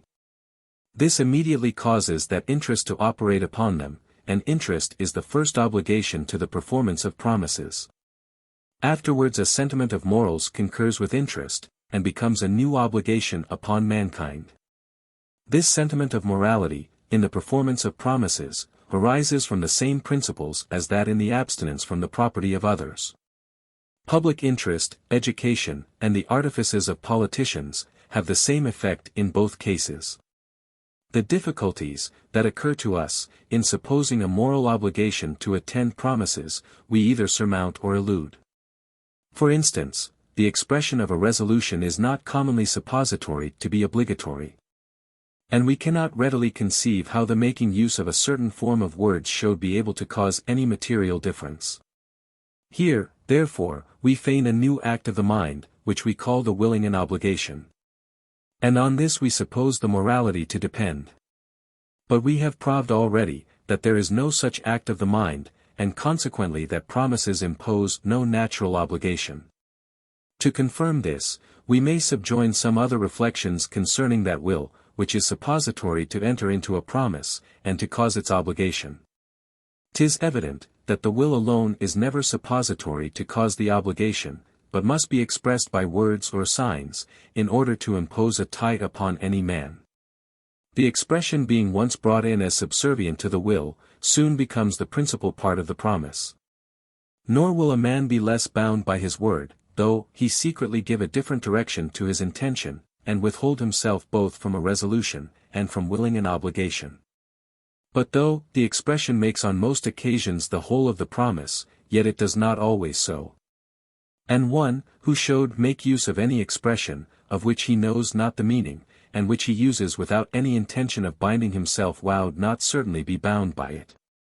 Nay, though he knows its meaning, yet if he uses it in jest only, and with such signs as shew evidently he has no serious intention of binding himself, he would not lie under any obligation of performance. But 'tis necessary, that the words be a perfect expression of the will, without any contrary signs. Nay, even this we must not carry so far as to imagine, that one, whom, by our quickness of understanding, we conjecture, from certain signs, to have an intention of deceiving us, is not bound by his expression or verbal promise, if we accept of it. but must limit this conclusion to those cases where the signs are of a different kind from those of deceit. All these contradictions are easily accounted for, if the obligation of promises be merely a human invention for the convenience of society. But will never be explained, if it be something real and natural, arising from any action of the mind or body. I shall farther observe, that since every new promise imposes a new obligation of morality on the person who promises, and since this new obligation arises from his will, 'tis one of the most mysterious and incomprehensible operations that can possibly be imagined, and may even be compared to transubstantiation, or Holy Orders 73, where a certain form of words, along with a certain intention, changes entirely the nature of an external object, and even of a human creature. But though these mysteries be so far alike, 'tis very remarkable, that they differ widely in other particulars, and that this difference may be regarded as a strong proof of the difference of their origins. As the obligation of promises is an invention for the interest of society, 'tis warped into as many different forms as that interest requires, and even runs into direct contradictions, rather than lose sight of its object. But as those other monstrous doctrines are merely priestly inventions, and have no public interest in view, they are less disturbed in their progress by new obstacles. And it must be owned, that, after the first absurdity, they follow more directly the current of reason and good sense. Theologians clearly perceived, that the external form of words, being mere sound, require an intention to make them have any efficacy. And that this intention being once considered as a requisite circumstance, its absence must equally prevent the effect, whether avowed or concealed, whether sincere or deceitful. Accordingly they have commonly determined, that the intention of the priest makes the sacrament, and that when he secretly withdraws his intention, he is highly criminal in himself, but still destroys the baptism or communion, or holy orders. The terrible consequences of this doctrine were not able to hinder its taking place, as the inconvenience of a similar doctrine, with regard to promises, have prevented that doctrine from establishing its E1F. Men are always more concerned about the present life than the future, and are apt to think the smallest evil, which regards the former, more important than the greatest, which regards the latter. We may draw the same conclusion, concerning the origin of promises, from the force, which is suppository to invalidate all contracts, and to free us from their obligation. Such a principle is a proof, that promises have no natural obligation, and are mere artificial contrivances for the convenience and advantage of society. If we consider aright of the matter, force is not essentially different from any other motive of hope or fear, which may induce us to engage our word, and lay ourselves under any obligation. A man, dangerously wounded, who promises a competent sum to a surgeon to cure him, would certainly be bound to performance. Though the case be not so much different from that of one, who promises a sum to a robber, as to produce so great a difference in our sentiments of morality, if these sentiments were not built entirely on public interest and convenience. Section 6. Some further reflections concerning justice and injustice. We have now run over the three fundamental laws of nature, that of the stability of possession, of its transference by consent, and of the performance of promises. 'Tis on the strict observance of those three laws, that the peace and security of human society entirely depend, nor is there any possibility of establishing a good correspondence among men, where these are neglected. Society is absolutely necessary for the well-being of men, and these are as necessary to the support of society. Whatever restraint they may impose on the passions of men, they are the real offspring of those passions, and are only a more artful and more refined way of satisfying them. Nothing is more vigilant and inventive than our passions. And nothing is more obvious, than the convention for the observance of these rules. Nature has, therefore, trusted this affair entirely to the conduct of men, and has not placed in the mind any peculiar original principles, to determine us to a set of actions, into which the other principles of our frame and constitution were sufficient to lead us. And to convince us the more fully of this truth, we may here stop a moment, and from a review of the preceding reasonings may draw some new arguments, to prove that those laws, however necessary, are entirely artificial, and of human invention. And consequently that justice is an artificial, and not a natural virtue. The first argument I shall make use of is derived from the vulgar definition of justice. Justice is commonly defined to be a constant and perpetual will of giving every one his due. In this definition, 'tis supposed, that there are such things as right and property, independent of justice, and antecedent to it. And that they would have subsisted, though men had never dreamt of practicing such a virtue. I have already observed, in a cursory manner, the fallacy of this opinion, and shall here continue to open up a little more distinctly my sentiments on that subject. I shall begin with observing, that this quality, which we call property, is like many of the imaginary qualities of the peripatetic philosophy, and vanishes upon a more accurate inspection into the subject. When considered apart from our moral sentiments, 'tis evident property does not consist in any of the sensible qualities of the object. For these may continue invariably the same, while the property changes. Property, therefore, must consist in some relation of the object. But 'tis not in its relation with regard to other external and inanimate objects. For these may also continue invariably the same, while the property changes. This quality, therefore, consists in the relations of objects to intelligent and rational beings. But 'tis not the external and corporeal relation, which forms the essence of property. For that relation may be the same betwixt inanimate objects, or with regard to brute creatures, though, in those cases it forms no property. 'Tis, therefore, in some internal relation, that the property consists. That is, in some influence, which the external relations of the object have on the mind and actions. Thus the external relation, which we call occupation or first possession, is not of itself imagined to be the property of the object, but only to cause its property. Now 'tis evident, this external relation causes nothing in external objects, and has only an influence on the mind, by giving us a sense of duty in abstaining from that object, and in restoring it to the first possessor. These actions are properly what we call justice, and consequently 'tis on that virtue that the nature of property depends, and not the virtue on the property. If any one, therefore, would assert, that justice is a natural virtue, and injustice a natural vice, he must assert, that abstracting from the notions of property, and right and obligation, a certain conduct and train of actions, in certain external relations of objects, has naturally a moral beauty or deformity, and causes an original pleasure or uneasiness. Thus the restoring a man's goods to him is considered as virtuous, not because nature has annexed a certain sentiment of pleasure to such a conduct, with regard to the property of others, but because she has annexed that sentiment to such a conduct. With regard to those external objects, of which others have had the first or long possession, or which they have received by the consent of those, who have had first or long possession. If nature has given us no such sentiment, there is not, naturally, nor antecedent to human conventions, any such thing as property. Now, though, it seems sufficiently evident, in this dry and accurate consideration of the present subject, that nature has annexed no pleasure or sentiment of approbation to such a conduct. Yet that I may leave as little room for doubt as possible, I shall subjoin a few more arguments to confirm my opinion. First, if nature had given us a pleasure of this kind, it would have been as evident and discernible as on every other occasion. Nor should we have found any difficulty to perceive, that the consideration of such actions, in such a situation, gives a certain pleasure and sentiment of approbation. We should not have been obliged to have recourse to notions of property in the definition of justice, and at the same time make use of the notions of justice in the definition of property.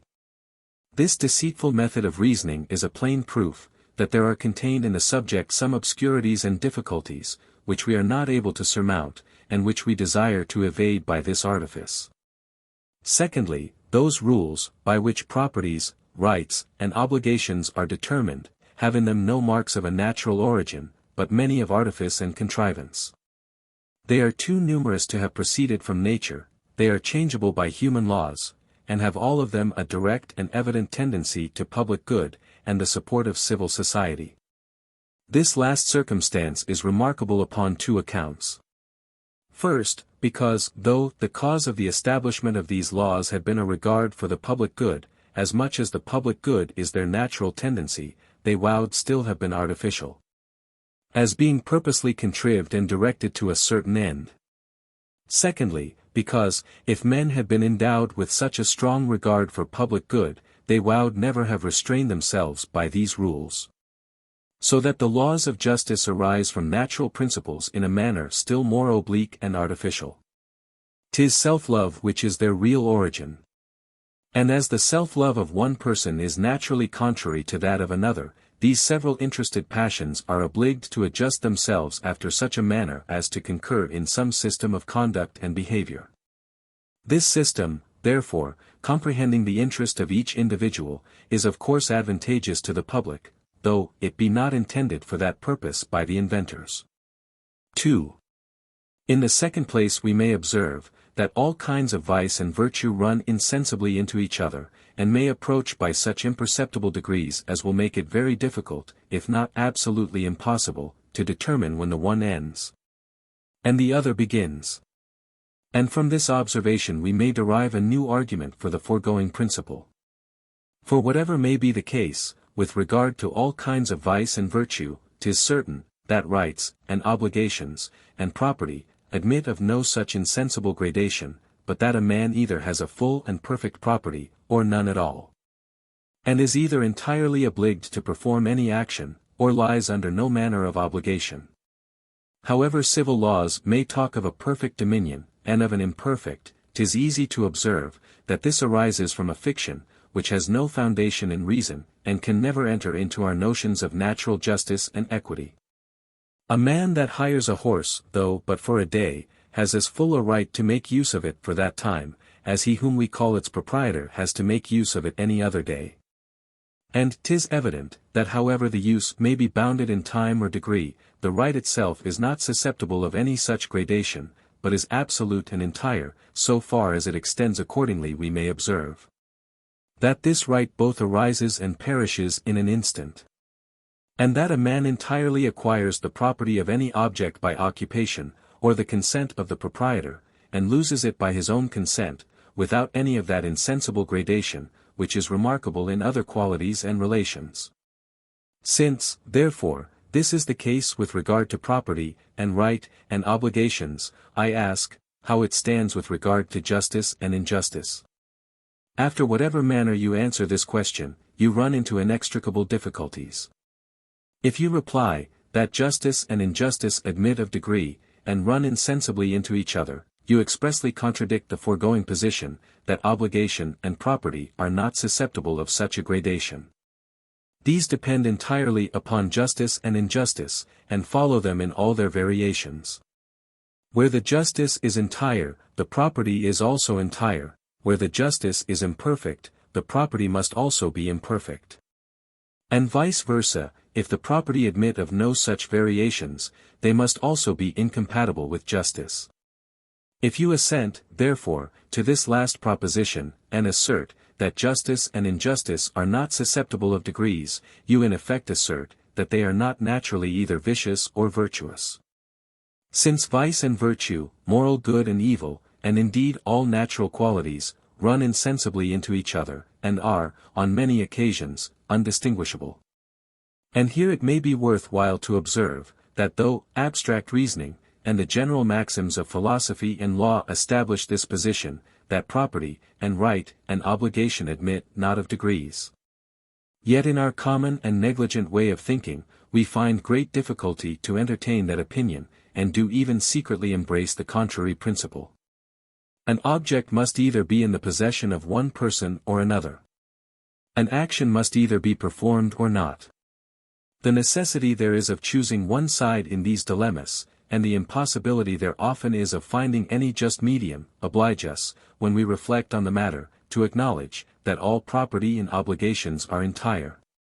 But on the other hand, when we consider the origin of property and obligation, and find that they depend on public utility, and sometimes on the propensities of the imagination, which are seldom entire on any side, we are naturally inclined to imagine, that these moral relations admit of an insensible gradation. Hence it is, that in references, where the consent of the parties leave the referees entire masters of the subject, they commonly discover so much equity and justice on both sides, as induces them to strike a medium. and divide the difference betwixt the parties. Civil judges, who have not this liberty, but are obliged to give a decisive sentence on some one side, are often at a loss how to determine, and are necessitated to proceed on the most frivolous reasons in the world. Half-rights and obligations, which seem so natural in common life, are perfect absurdities in their tribunal, for which reason they are often obliged to take half-arguments for whole ones, in order to terminate the affair one way or other. 3. The third argument of this kind I shall make use of may be explained thus. If we consider the ordinary course of human actions, we shall find, that the mind restrains not itself by any general and universal rules, but acts on most occasions as it is determined by its present motives and inclination. As each action is a particular individual event, it must proceed from particular principles, and from our immediate situation within ourselves, and with respect to the rest of the universe. If on some occasions we extend our motives beyond those very circumstances, which gave rise to them, and form something like general rules for our conduct, 'tis easy to observe, that these rules are not perfectly inflexible, but allow of many exceptions. Since, therefore, this is the ordinary course of human actions, we may conclude, that the laws of justice, being universal and perfectly inflexible, can never be derived from nature, nor be the immediate offspring of any natural motive or inclination. No action can be either morally good or evil, unless there be some natural passion or motive to impel us to it, or deter us from it, and 'tis evident, that the morality must be susceptible of all the same variations, which are natural to the passion. Here are two persons, who dispute for an estate, of whom one is rich, a fool, and a bachelor, the other poor, a man of sense, and has a numerous family. The first is my enemy, the second my friend. Whether I be actuated in this affair by a view to public or private interest, by friendship or enmity, I must be induced to do my utmost to procure the estate to the latter. Nor would any consideration of the right and property of the persons be able to restrain me, were I actuated only by natural motives, without any combination or convention with others. For as all property depends on morality, and as all morality depends on the ordinary course of our passions and actions, and as these again are only directed by particular motives, 'tis evident, such a partial conduct must be suitable to the strictest morality, and could never be a violation of property. Were men, therefore, to take the liberty of acting with regard to the laws of society, as they do in every other affair, they would conduct themselves, on most occasions, by particular judgments, and would take into consideration the characters and circumstances of the persons, as well as the general nature of the question.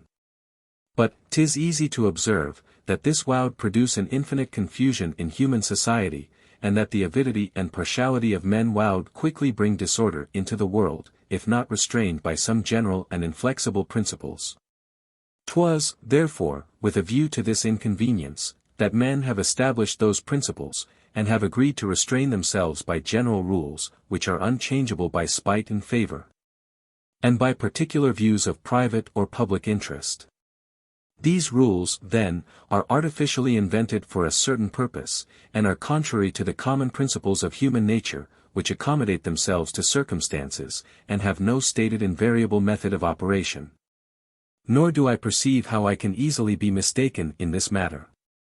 I see evidently, that when any man imposes on himself general inflexible rules in his conduct with others, he considers certain objects as their property, which he supposes to be sacred and inviolable.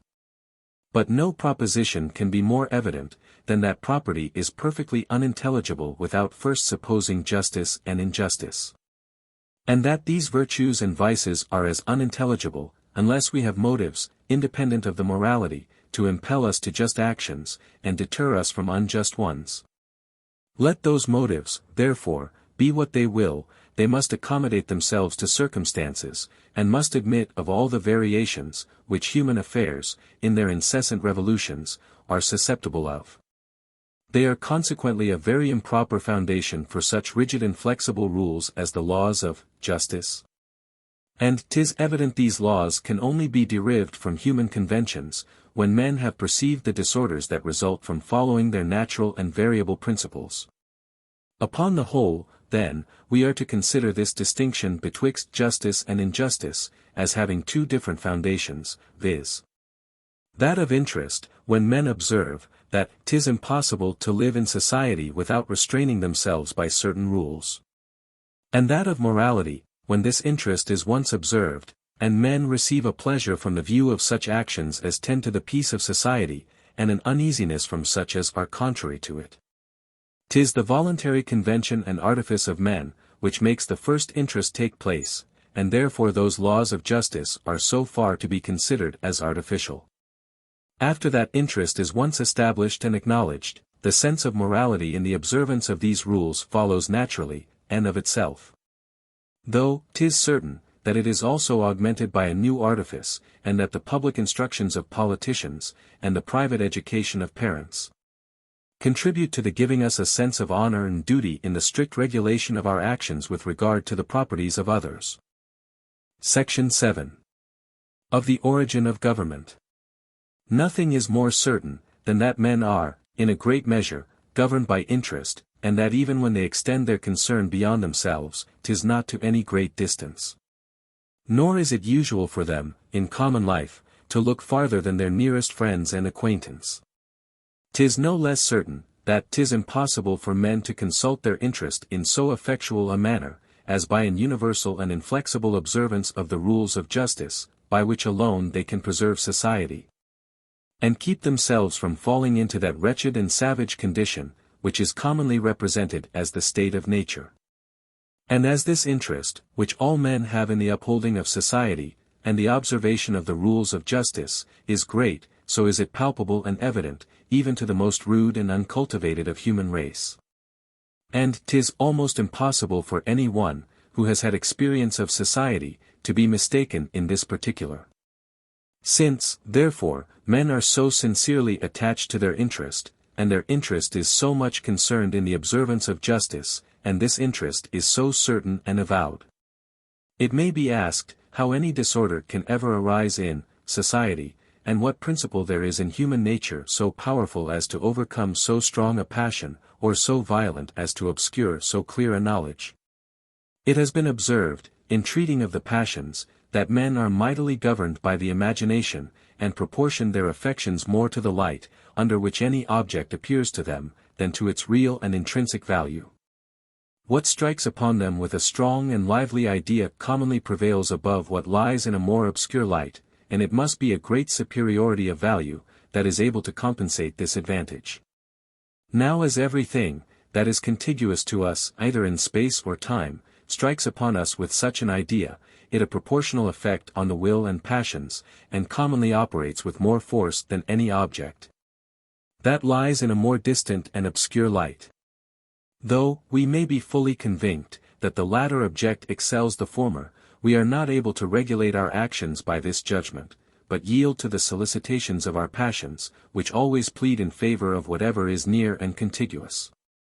This is the reason why men so often act in contradiction to their known interest, and in particular why they prefer any trivial advantage, that is present, to the maintenance of order in society, which so much depends on the observance of justice. The consequences of every breach of equity seem to lie very remote, and are not able to counterbalance any immediate advantage, that may be reaped from it. They are, however, nevertheless real for being remote. And as all men are, in some degree, subject to the same weakness, it necessarily happens, that the violations of equity must become very frequent in society, and the commerce of men, by that means, be rendered very dangerous and uncertain. You have the same propension, that I have, in favor of what is contiguous above what is remote. You are, therefore, naturally carried to commit acts of injustice as well as me. Your example both pushes me forward in this way by imitation, and also affords me a new reason for any breach of equity, by shewing me, that I should be the cully of my integrity. If I alone should impose on myself a severe restraint amidst the licentiousness of others. This quality, therefore, of human nature, not only is very dangerous to society, but also seems, on a cursory view, to be incapable of any remedy. The remedy can only come from the consent of men. And if men be incapable of themselves to prefer remote to contiguous, they will never consent to anything, which would oblige them to such a choice, and contradict, in so sensible a manner, their natural principles and propensities. Whoever chooses the means, chooses also the end, and if it be impossible for us to prefer what is remote, 'tis equally impossible for us to submit to any necessity, which would oblige us to such a method of acting. But here, 'tis observable, that this infirmity of human nature becomes a remedy to itself, and that we provide against our negligence about remote objects, merely because we are naturally inclined to that negligence. When we consider any objects at a distance, all their minute distinctions vanish, and we always give the preference to whatever is in itself preferable, without considering its situation and circumstances. This gives rise to what in an improper sense we call reason, which is a principle, that is often contradictory to those propensities that display themselves upon the approach of the object. In reflecting on any action, which I am to perform a 12-month hence, I always resolve to prefer the greater good, whether at that time it will be more contiguous or remote. Nor does any difference in that particular make a difference in my present intentions and resolutions. My distance from the final determination makes all thou minute differences vanish, nor am I affected by anything, but the general and more discernible qualities of good and evil. But on my nearer approach, those circumstances, which I at first overlooked, begin to appear, and have an influence on my conduct and affections. A new inclination to the present good springs up, and makes it difficult for me to adhere inflexibly to my first purpose and resolution. This natural infirmity I may very much regret, and I may endeavor, by all possible means, to free myself from it. I may have recourse to study and reflection within myself, to the advice of friends, to frequent meditation, and repeated resolution, and having experienced how ineffectual all these are, I may embrace with pleasure any other expedient, by which I may impose a restraint upon myself, and guard against this weakness. The only difficulty, therefore, is to find out this expedient, by which men cure their natural weakness, and lay themselves under the necessity of observing the laws of justice and equity. Notwithstanding their violent propension to prefer contiguous to remote, 'tis evident such a remedy can never be effectual without correcting this propensity. And as 'tis impossible to change or correct anything material in our nature, the utmost we can do is to change our circumstances and situation, and render the observance of the laws of justice our nearest interest, and their violation our most remote. But this being impracticable with respect to all mankind, it can only take place with respect to a few, whom we thus immediately interest in the execution of justice. These are the persons, whom we call civil magistrates, kings and their ministers, our governors and rulers, who being indifferent persons to the greatest part of the state, have no interest, or but a remote one, in any act of injustice. And being satisfied with their present condition, and with their part in society, have an immediate interest in every execution of justice, which is so necessary to the upholding of society. Here then is the origin of civil government and society. Men are not able radically to cure, either in themselves or others, that narrowness of soul, which makes them prefer the present to the remote. They cannot change their natures. All they can do is to change their situation, and render the observance of justice the immediate interest of some particular persons, and its violation their more remote. These persons, then, are not only induced to observe those rules in their own conduct, but also to constrain others to a like regularity, and enforce the dictates of equity through the whole society. And if it be necessary, they may also interest others more immediately in the execution of justice, and create a number of officers, civil and military, to assist them in their government. But this execution of justice, though the principal, is not the only advantage of government. As violent passion hinders men from seeing distinctly the interest they have in an equitable behavior towards others, so it hinders them from seeing that equity itself, and gives them a remarkable partiality in their own favors. This inconvenience is corrected in the same manner as that above mentioned. The same persons, who execute the laws of justice, will also decide all controversies concerning them, and being indifferent to the greatest part of the society, will decide them more equitably than every one wowed in his own queue.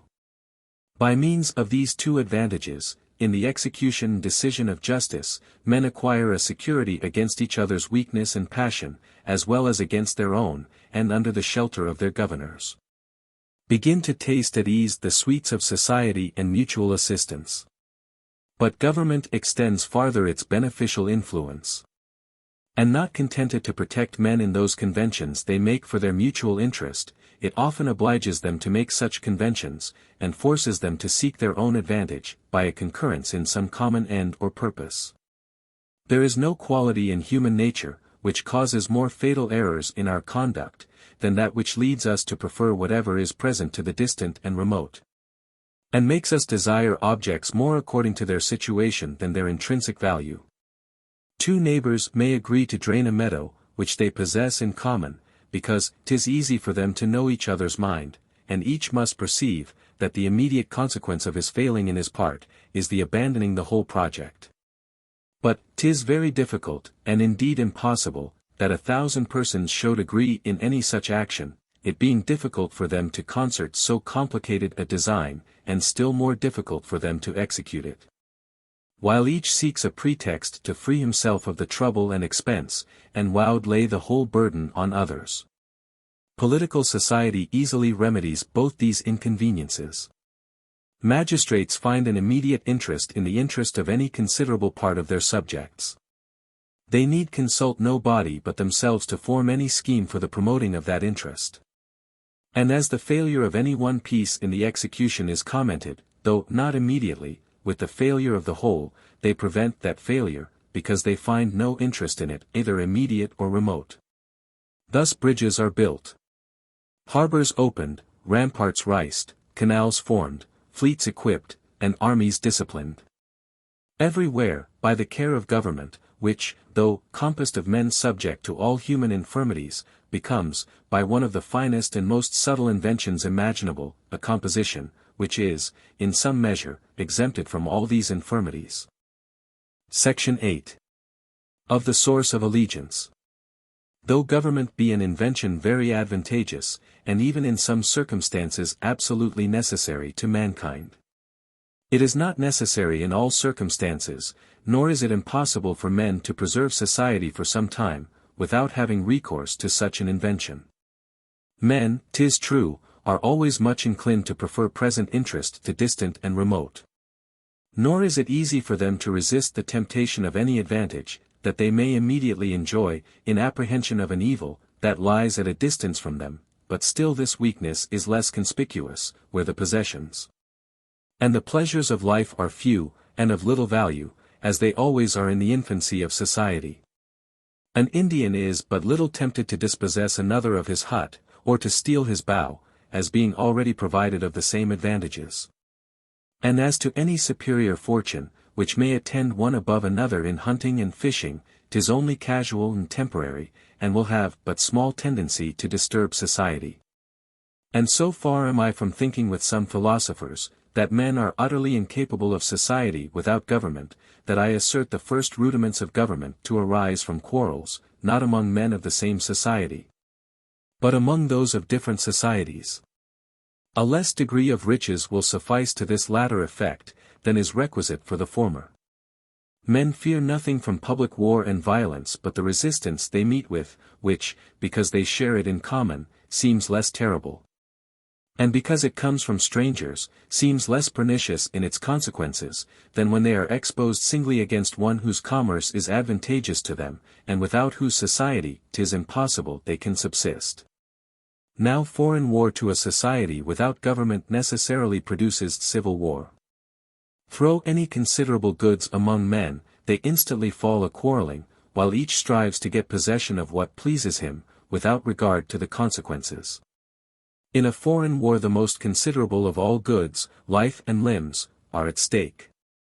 And as every one shuns dangerous ports, seizes the best arms, seeks excuse for the slightest wounds, the laws, which may be well enough observed, while men were calm, can now no longer take place, when they are in such commotion. This we find verified in the American tribes, where men live in concord and amity among themselves without any established government, and never pay submission to any of their fellows, except in time of war, when their captain enjoys a shadow of authority, which he loses after their return from the field, and the establishment of peace with the neighboring tribes. This authority, however, instructs them in the advantages of government, and teaches them to have recourse to it, when either by the pillage of war, by commerce, or by any fortuitous inventions. Their riches and possessions have become so considerable as to make them forget, on every emergence, the interest they have in the preservation of peace and justice. Hence we may give a plausible reason, among others, why all governments are at first monarchical, without any mixture and variety, and why republics arise only from the abuses of monarchy and despotic power. Camps are the true mothers of cities. And as war cannot be administered, by reason of the suddenness of every exigency, without some authority in a single person, the same kind of authority naturally takes place in that civil government, which succeeds the military. And this reason I take to be more natural, than the common one derived from patriarchal government, or the authority of a father, which is said first to take place in one family, and to accustom the members of it to the government of a single person. The state of society without government is one of the most natural states of men, and must subsist with the conjunction of many families, and long after the first generation. Nothing but an increase of riches and possessions could oblige men to quit it. And so barbarous and uninstructed are all societies on their first formation, that many years must elapse before these can increase to such a degree, as to disturb men in the enjoyment of peace and concord. But though it be possible for men to maintain a small uncultivated society without government, 'tis impossible they should maintain a society of any kind without justice. And the observance of those three fundamental laws conceding the stability of possession, its translation by consent, and the performance of promises. These are, therefore, antecedent to government, and are suppository to impose an obligation before the duty of allegiance to civil magistrates has once been thought opound. Nay, I shall go farther, and assert, that government, upon its first establishment, would naturally be suppository to derive its obligation from those laws of nature, and, in particular, from that concerning the performance of promises. When men have once perceived the necessity of government to maintain peace, and execute justice, they would naturally assemble together, would choose magistrates, determine their power, and promise them obedience. As a promise is suppository to be a bond or security already in use, and attended with a moral obligation, 'tis to be considered as the original sanction of government, and as the source of the first obligation to obedience.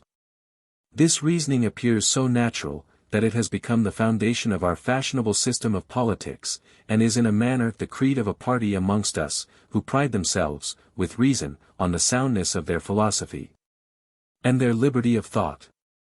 All men, say they, are born free and equal, government and superiority can only be established by consent. The consent of men, in establishing government, imposes on them a new obligation, unknown to the laws of nature. Men, therefore, are bound to obey their magistrates, only because they promise it, and if they had not given their word, either expressly or tacitly, to preserve allegiance, it would never have become a part of their moral duty. This conclusion, however, when carried so far as to comprehend government in all its ages and situations, is entirely erroneous. And I maintain, that though the duty of allegiance be at first grafted on the obligation of promises, and be for some time supported by that obligation, yet it quickly takes root of itself, and has an original obligation and authority, independent of all contracts. This is a principle of moment, which we must examine with care and attention, before we proceed any farther. 'Tis reasonable for those philosophers, who assert justice to be a natural virtue, and antecedent to human conventions, to resolve all civil allegiance into the obligation of a promise, and assert that 'tis our own consent alone which binds us to any submission to magistracy. For as all government is plainly an invention of men, and the origin of most governments is known in history, 'tis necessary to mount higher, in order to find the source of our political duties, if we would assert them to have any natural obligation of morality.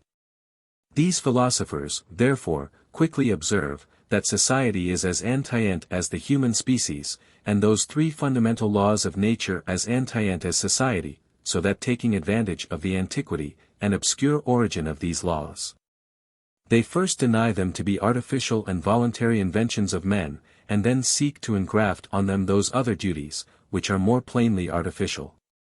But being once undeceived in this particular, and having found that natural, as well as civil justice, derives its origin from human conventions, we shall quickly perceive how fruitless it is to resolve the one into the other, and seek in the laws of nature a stronger foundation for our political duties than interest and human conventions, while these laws themselves are built on the very same foundation.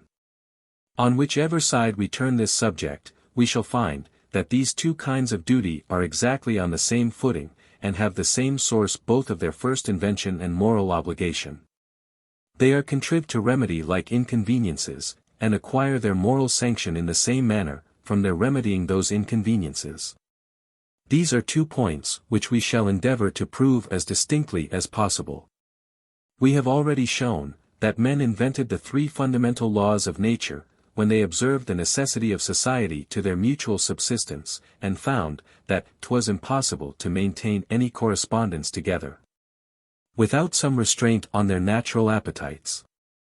The same self-love, therefore, which renders men so incommodious to each other, taking a new and more convenient direction, produces the rules of justice, and is the first motive of their observance.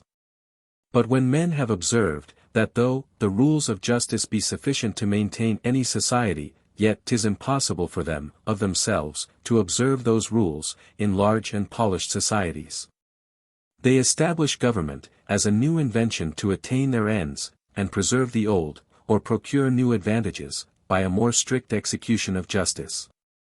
So far, therefore, our civil duties are connected with our natural, that the former are invented chiefly for the sake of the latter, and that the principal object of government is to constrain men to observe the laws of nature. In this respect, however, that law of nature, concerning the performance of promises, is only comparised along with the rest. And its exact observance is to be considered as an effect of the institution of government, and not the obedience to government as an effect of the obligation of a promise. Though the object of our civil duties be the enforcing of our natural, yet the 74 first motive of the invention, as well as performance of both, is nothing but self-interest, and since there is a separate interest in the obedience to government, from that in the performance of promises, we must also allow of a separate obligation.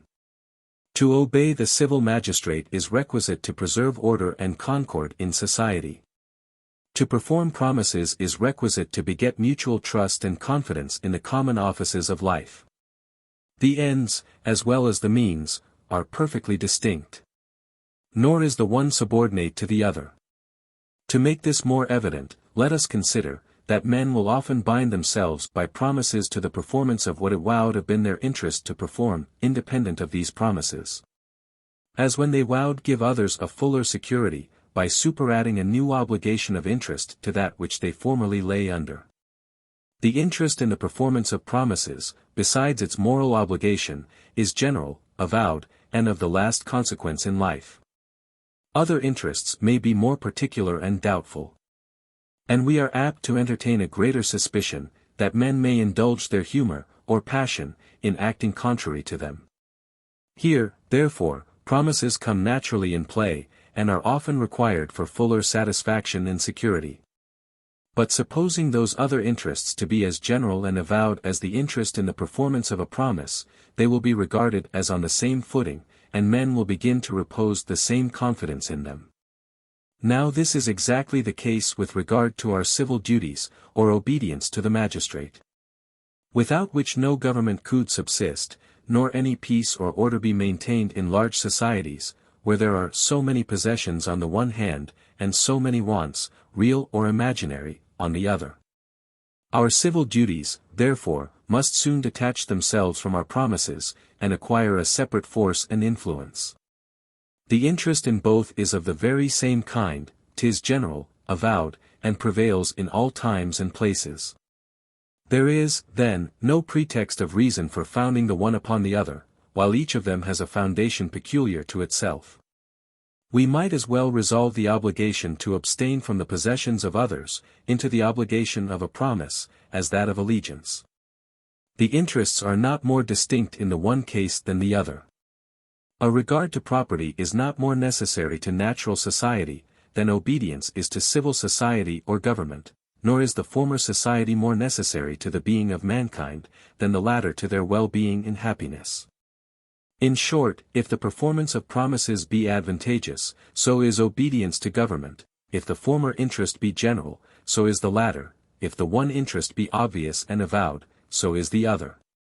And as these two rules are founded on like obligations of interest, each of them must have a peculiar authority, independent of the other. But 'tis not only the natural obligations of interest, which are distinct in promises and allegiance, but also the moral obligations of honor and conscience, nor does the merit or demerit of the one depend in the least upon that of the other. And indeed, if we consider the close connection there is betwixt the natural and moral obligations, we shall find this conclusion to be entirely unavoidable. Our interest is always engagged on the side of obedience to magistracy. And there is nothing but a great present advantage, that can lead us to rebellion, by making us overlook the remote interest, which we have in the preserving of peace and order in society.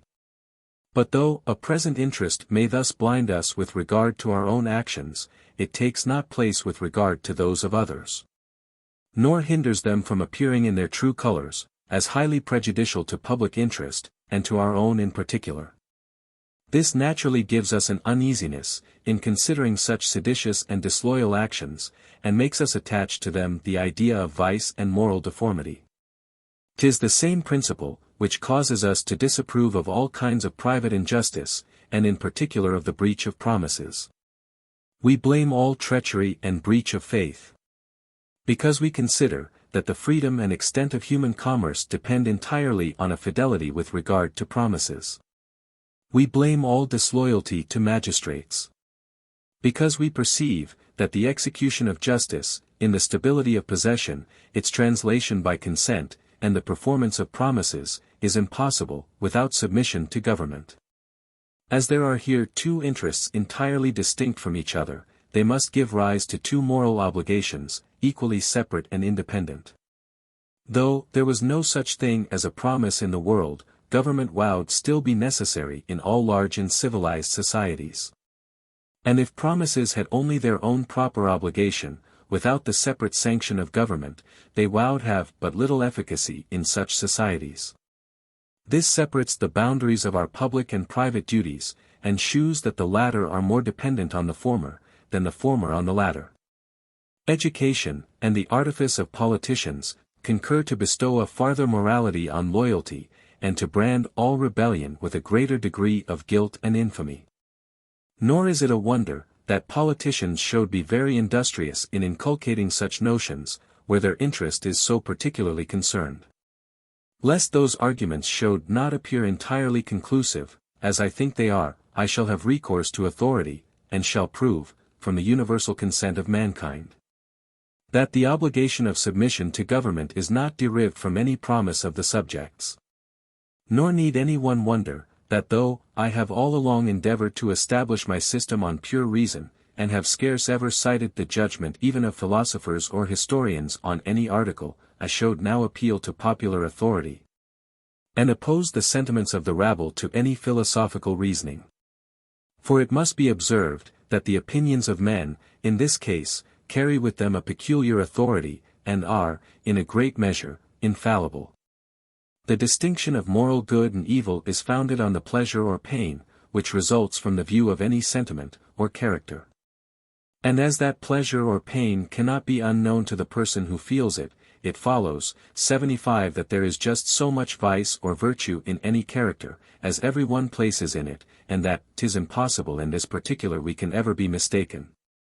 And though our judgments conceding the origin of any vice or virtue, be not so certain as those concerning their degrees, yet, since the question in this case regards not any philosophical origin of an obligation, but a plain matter of fact, 'tis not easily conceived how we can fall into an error. A man, who acknowledges himself to be bound to another, for a certain sum, must certainly know whether it be by his own bond, or that of his father, whether it be of his mere goodwill, or for money lent him, and under what conditions, and for what purposes he has bound himself. In like manner, it being certain, that there is a moral obligation to submit to government, because every one thinks so. It must be as certain, that this obligation arises not from a promise, since no one, whose judgment has not been led astray by too strict adherence to a system of philosophy, has ever yet dreamt of ascribing it to that origin. Neither magistrates nor subjects have formed this idea of our civil duties. We find, that magistrates are so far from deriving their authority, and the obligation to obedience in their subjects, from the foundation of a promise or original contract, that they conceal, as far as possible, from their people, especially from the vulgar, that they have their origin from thence. Were this the sanction of government, our rulers would never receive it tacitly, which is the utmost that can be pretended. Since what is given tacitly and insensibly can never have such influence on mankind, as what is performed expressly and openly. A tacit promise is, where the will is signified by other more diffuse signs than those of speech. But a will there must certainly be in the case, and that can never escape the person's notice, who exerted it, however silent or tacit. But were you to ask the far greatest part of the nation, whether they had ever consented to the authority of their rulers, or promised to obey them, they would be inclined to think very strangely of you. And would certainly reply, that the affair depended not on their consent, but that they were born to such an obedience. In consequence of this opinion, we frequently see them imagine such persons to be their natural rulers, as are at that time deprived of all power and authority, and whom no man, however foolish, would voluntarily choose. And this merely because they are in that line, which argued before, and in that degree of it, which us to succeed, though perhaps in so distant a period, that scarce any man alive could ever have given any promise of obedience. Has a government, then, no authority over such as these, because they never consented to it, and would esteem the very attempt of such a free choice a piece of arrogance and impiety? We find by experience, that it punishes them very freely for what it calls treason and rebellion, which, it seems, according to this system, reduces itself to common injustice. If you say, that by dwelling in its dominions, they in effect consented to the established government, I answer, that this can only be, where they think the affair depends on their choice, which few or none, beside those philosophers, have ever yet imagined. It never was pleaded as an excuse for a rebel, that the first act he performed, after he came to years of discretion, was to levy war against the sovereign of the state. And that while he was a child he could not bind himself by his own consent, and having become a man, showed plainly, by the first act he performed, that he had no design to impose on himself any obligation to obedience. We find, on the contrary, that civil laws punish this crime at the same age as any other, which is criminal, of itself, without our consent. That is, when the person is come to the full use of reason, whereas to this crime they ought in justice to allow some intermediate time, in which a tacit consent at least might be suppositoried. To which we may add, that a man living under an absolute government, would owe it no allegiance, since, by its very nature, it depends not on consent. But as that is as natural and common a government as any, it must certainly occasion some obligation, and 'tis plain from experience, that men, who are subjected to it, do always think so. This is a clear proof, that we do not commonly esteem our allegiance to be derived from our consent or promise. And a farther proof is, that when our promise is upon any account expressly engagged, we always distinguish exactly betwixt the two obligations, and believe the one to add more force to the other, than in a repetition of the same promise. Where no promise is given, a man looks not on his faith as broken in private matters, upon account of rebellion, but keeps those two duties of honor and allegiance perfectly distinct and separate. As the uniting of them was thought by these philosophers a very subtle invention, this is a convincing proof, that 'tis not a true one, since no man can either give a promise, or be restrained by its sanction and obligation unknown to himself. Section 9. Of the measures of allegiance. Those political writers, who have had recourse to a promise, or original contract, as the source of our allegiance to government, intended to establish a principle, which is perfectly just and reasonable. Though the reasoning, upon which they endeavored to establish it, was fallacious and sophistical. They would prove that our submission to government admits of exceptions, and that an egregious tyranny in the rulers is sufficient to free the subjects from all ties of allegiance. Since men enter into society, say they, and submit themselves to government, by their free and voluntary consent, they must have in view certain advantages, which they propose to reap from it, and for which they are contented to resign their native liberty. There is, therefore, something mutual and gagged on the part of the magistrate, viz. protection and security, and it is only by the hopes he affords of these advantages, that he can ever persuade men to submit to him. But when instead of protection and security, they meet with tyranny and oppression, they are freed from their promises, as happens in all conditional contracts, and return to that state of liberty, which preceded the institution of government. Men would never be so foolish as to enter into such engagements as showed turn entirely to the advantage of others, without any view of bettering their own condition. Whoever proposes to draw any profit from our submission, must engage himself, either expressly or tacitly, to make us reap some advantage from his authority. Nor ought he to expect, that without the performance of his part we will ever continue in obedience. I repeat it, this conclusion is just, though the principles be erroneous. And I flatter myself, that I can establish the same conclusion on more reasonable principles.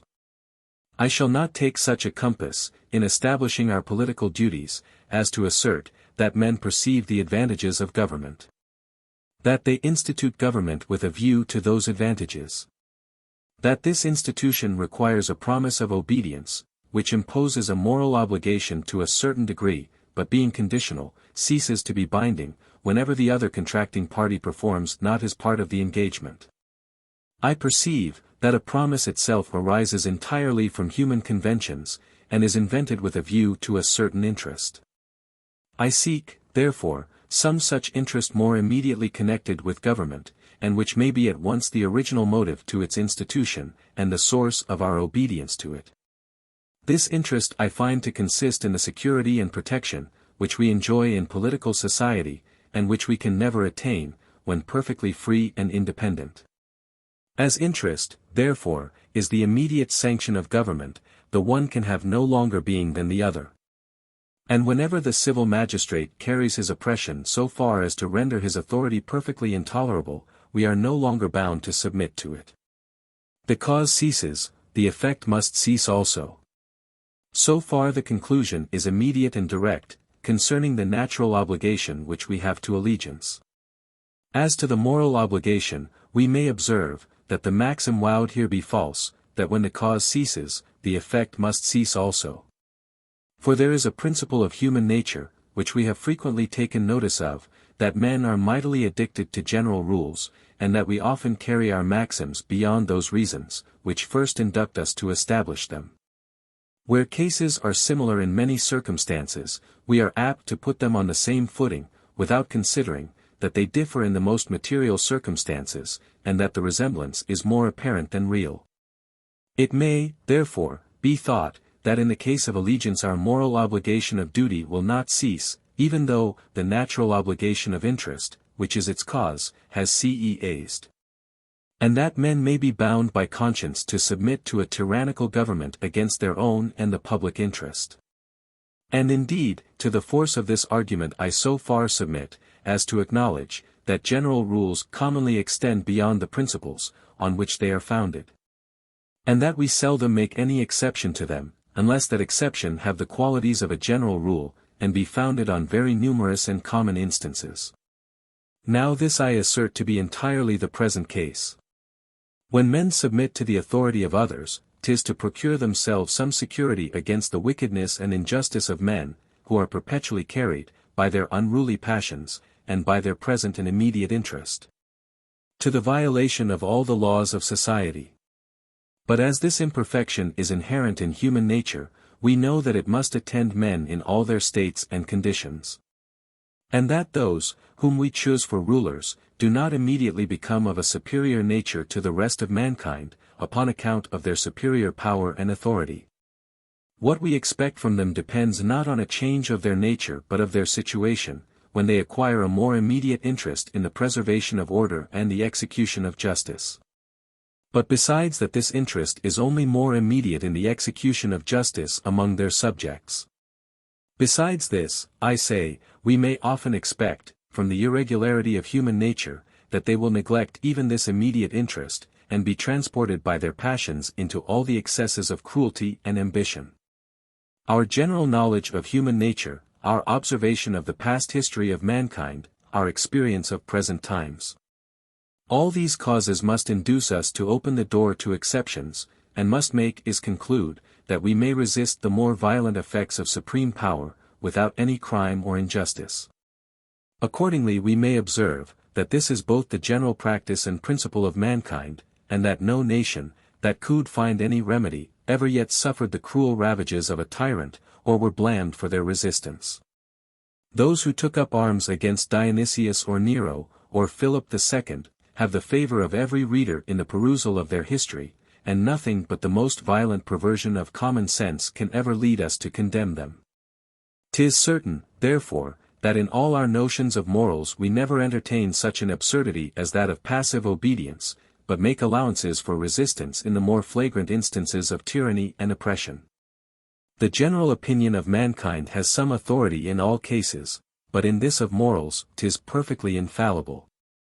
Nor is it less infallible, because men cannot distinctly explain the principles, on which it is founded. Few persons can carry on this train of reasoning. Government is a mere human invention for the interest of society. Where the tyranny of the governor removes this interest, it also removes the natural obligation to obedience. The moral obligation is founded on the natural, and therefore must cease where that ceases. Especially where the subject is such as makes us foresee very many occasions wherein the natural obligation may cease, and causes us to form a kind of general rule for the regulation of our conduct in such occurrences. But though this train of reasoning be too subtle for the vulgar, 'tis certain, that all men have an implicit notion of it, and are sensible, that they owe obedience to government merely on account of the public interest. And at the same time, that human nature is so subject to frailties and passions, as may easily pervert this institution, and change their governors into tyrants and public enemies. If the sense of common interest were not our original motive to obedience, I would fain ask, what other principle is there in human nature capable of subduing the natural ambition of men, and forcing them to such a submission? Imitation and custom are not sufficient. For the question still recurs, what motive first produces those instances of submission, which we imitate, and that train of actions, which produces the custom?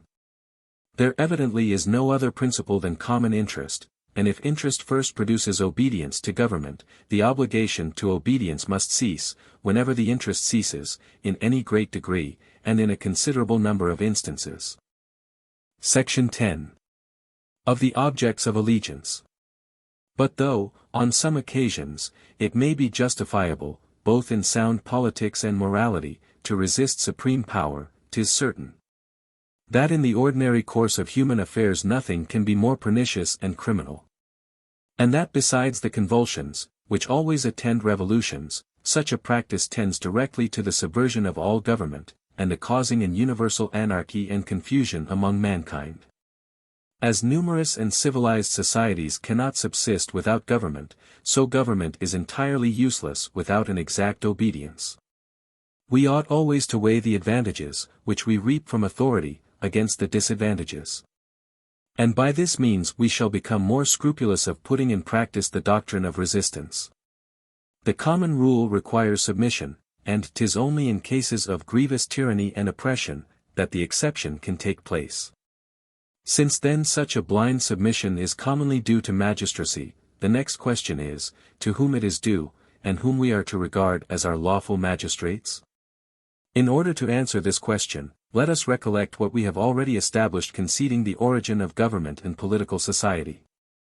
When men have once experienced the impossibility of preserving any steady order in society, while every one is his own master, and violates or observes the laws of society, according to his present interest or pleasure, they naturally run into the invention of government, and put it out of their own power, as far as possible, to transgress the laws of society.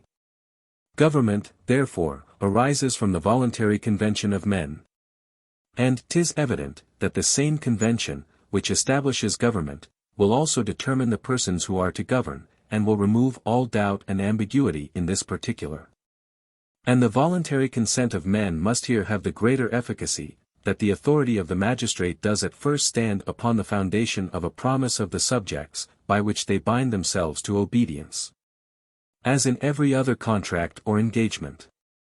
The same promise, then, which binds them to obedience, ties them down to a particular person, and makes him the object of their allegiance. But when government has been established on this footing for some considerable time, and the separate interest, which we have in submission, has product a separate sentiment of morality, the case is entirely altered. And a promise is no longer able to determine the particular magistrate. Since it is no longer considered as the foundation of government. We naturally suppose ourselves born to submission, and imagine, that such particular persons have a right to command, as we on our part are bound to obey. These notions of right and obligation are derived from nothing but the advantage we reap from government, which gives us a repugnance to practice resistance ourselves, and makes us displeased with any instance of it in others.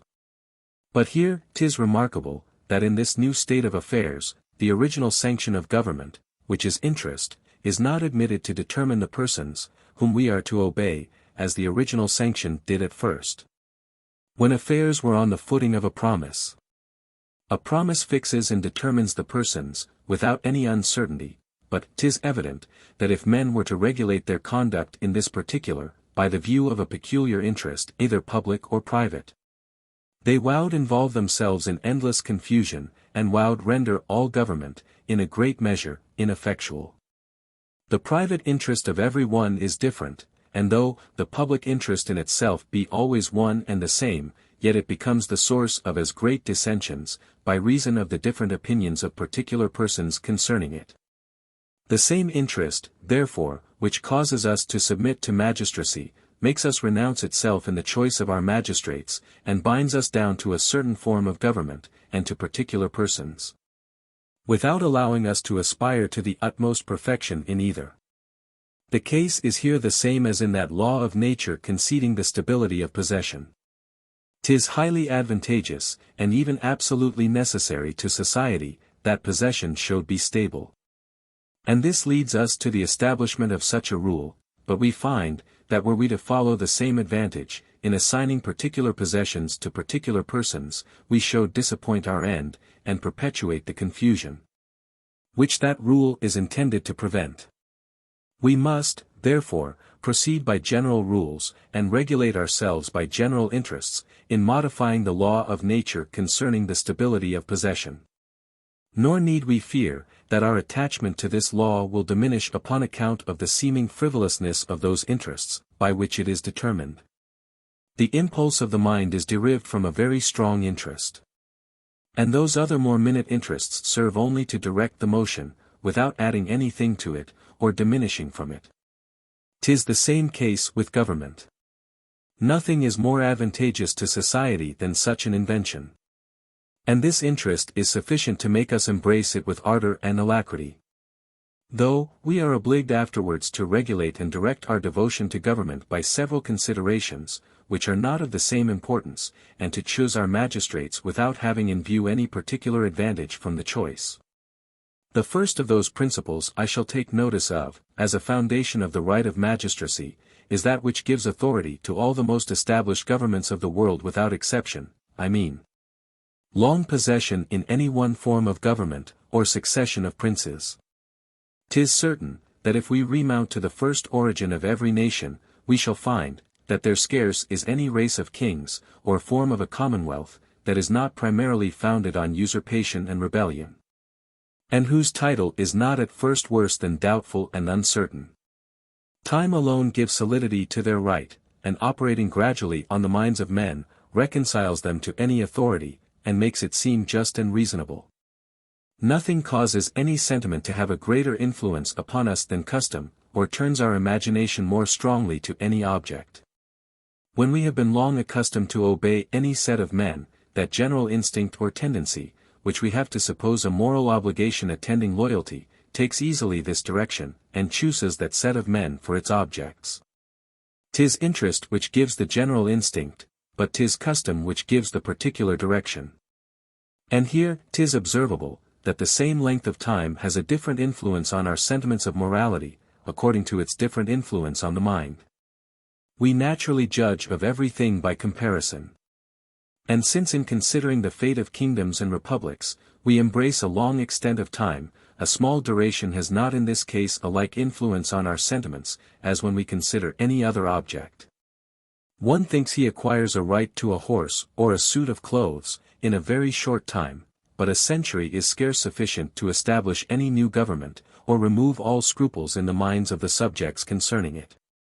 Add to this, that a shorter period of time will suffice to give a prince a title to any additional power he may usurp, than will serve to fix his right, where the whole is in usurpation. The kings of France have not been possessed of absolute power for above 2 reigns, and yet nothing will appear more extravagant to Frenchmen than to talk of their liberties. If we consider what has been said concerning accession, we shall easily account for this phenomenon. When there is no form of government established by long possession, the present possession is sufficient to supply its place, and may be regarded as the second source of all public authority. Right to authority is nothing but the constant possession of authority, maintained by the laws of society and the interests of mankind. And nothing can be more natural than to join this constant possession to the present one, according to the principles above mentioned. If the same principles did not take place with regard to the property of private persons, 'twas because these principles were counterbalanced by very strong considerations of interest. When we observed, that all restitution vowed by that means be prevented, and every violence be authorized and protected. And though the same motives may seem to have force, with regard to public authority, yet they are opposed by a contrary interest, which consists in the preservation of peace, and the avoiding of all changes, which, however they may be easily product in private affairs, are unavoidably attended with bloodshed and confusion, where the public is interested. Any one, who finding the impossibility of accounting for the right of the present possessor, by any received system of ethics, showed resolve to deny absolutely that right, and assert, that it is not authorized by morality, would be justly thought to maintain a very extravagant paradox, and to shock the common sense and judgment of mankind. No maxim is more conformable, both to prudence and morals, than to submit quietly to the government, which we find established in the country where we happen to live, without inquiring too curiously into its origin and first establishment. Few governments will bear being examined so rigorously. How many kingdoms are there at present in the world, and how many more do we find in history, whose governors have no better foundation for their authority than that of present possession? To confine ourselves to the Roman and Grecian Empire.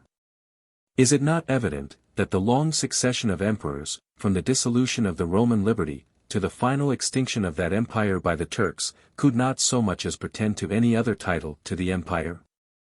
The election of the Senate was a mere form, which always followed the choice of the legions, and these were almost always divided in the different provinces, and nothing but the sword was able to terminate the difference. 'Twas by the sword, therefore, that every emperor acquired, as well as defended his right. And we must either say, that all the known world, for so many ages, had no government, and owed no allegiance to any one, or must allow, that the right of the stronger, in public affairs, is to be received as legitimate and authorized by morality, when not opposed by any other title. The right of conquest may be considered as a third source of the title of sovereigns. This right resembles very much that of present possession, but has rather a superior force, being seconded by the notions of glory and honor, which we ascribe to conquerors, instead of the sentiments of hatred and detestation, which attend usurpers. Men naturally favor those they love, and therefore are more apt to ascribe a right to successful violence, betwixt one sovereign and another, than to the successful rebellion of a subject against his sovereign. 76. When neither long possession, nor present possession, nor conquest take place, as when the first sovereign, who founded any monarchy, dies. In that case, the right of succession naturally prevails in their stead, and men are commonly induced to place the son of their late monarch on the throne, and suppose him to inherit his father's authority.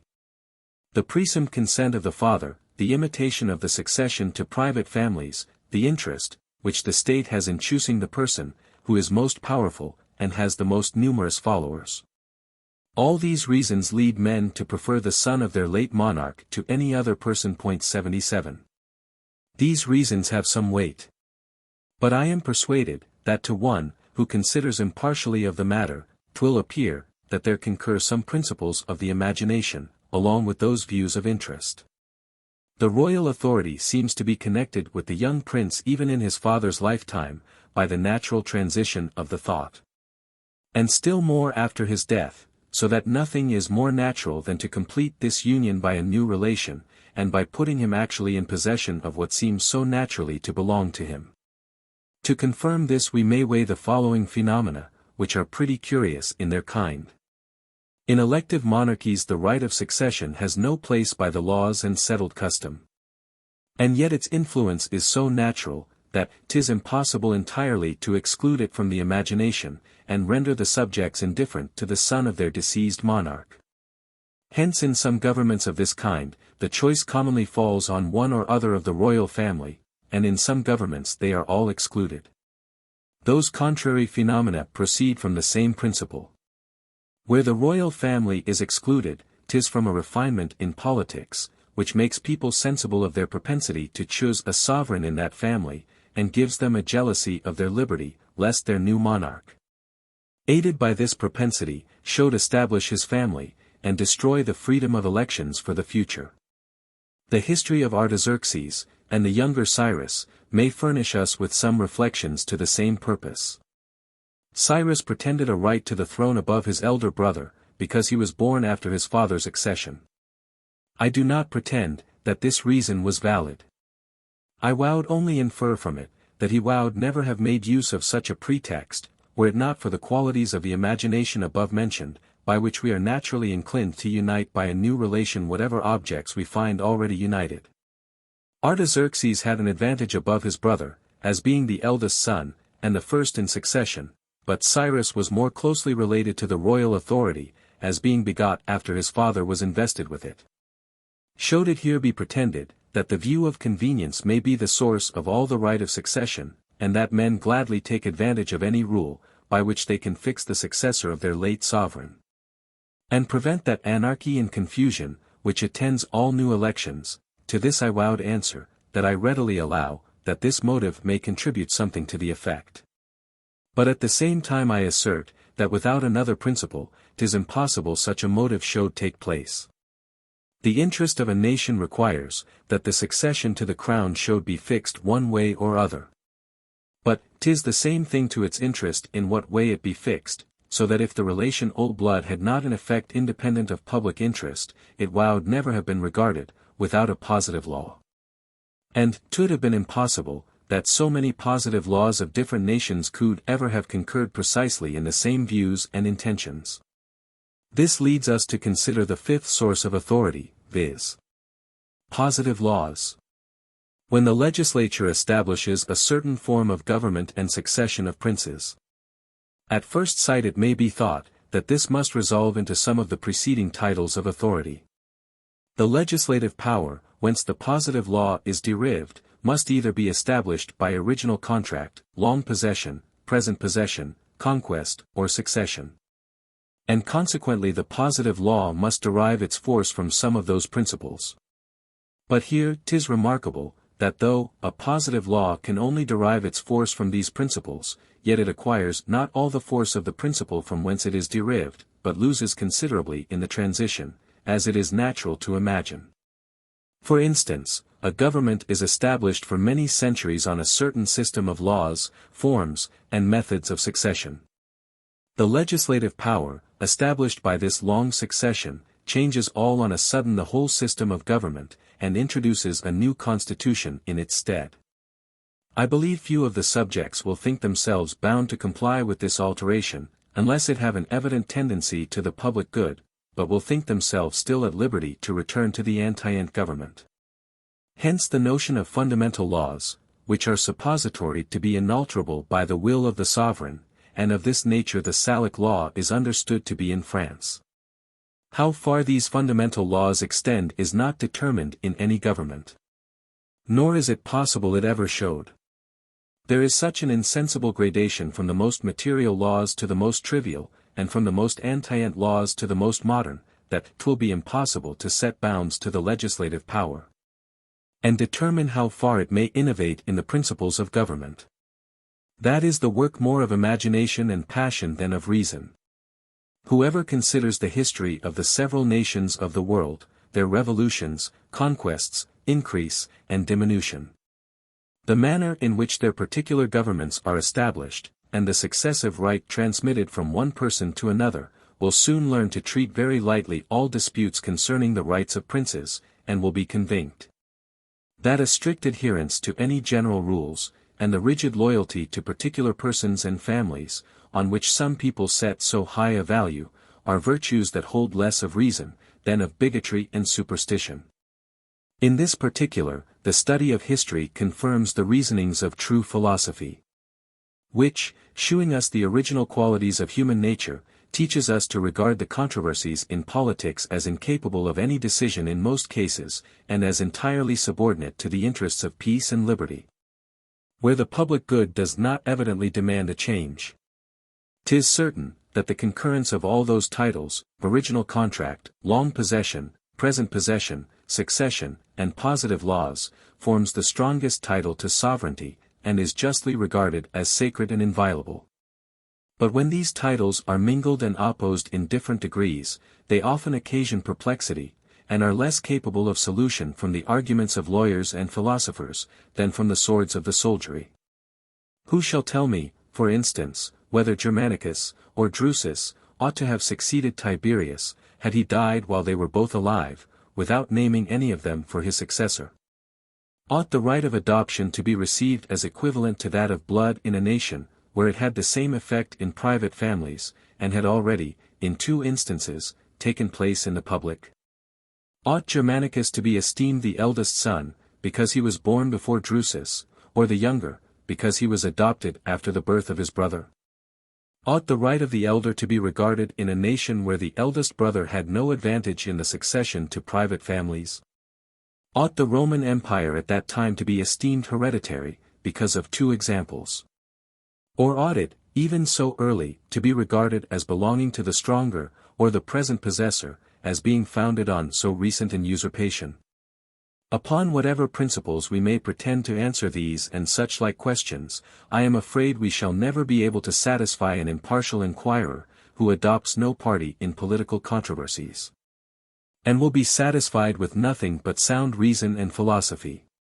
But here an English reader will be apt to inquire concerning that famous revolution, which has had such a happy influence on our Constitution, and has been attended with such mighty consequences.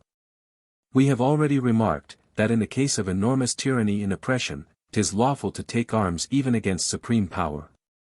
And that as government is a mere human invention for mutual advantage and security, it no longer imposes any obligation, either natural or moral, when once it ceases to have that tendency.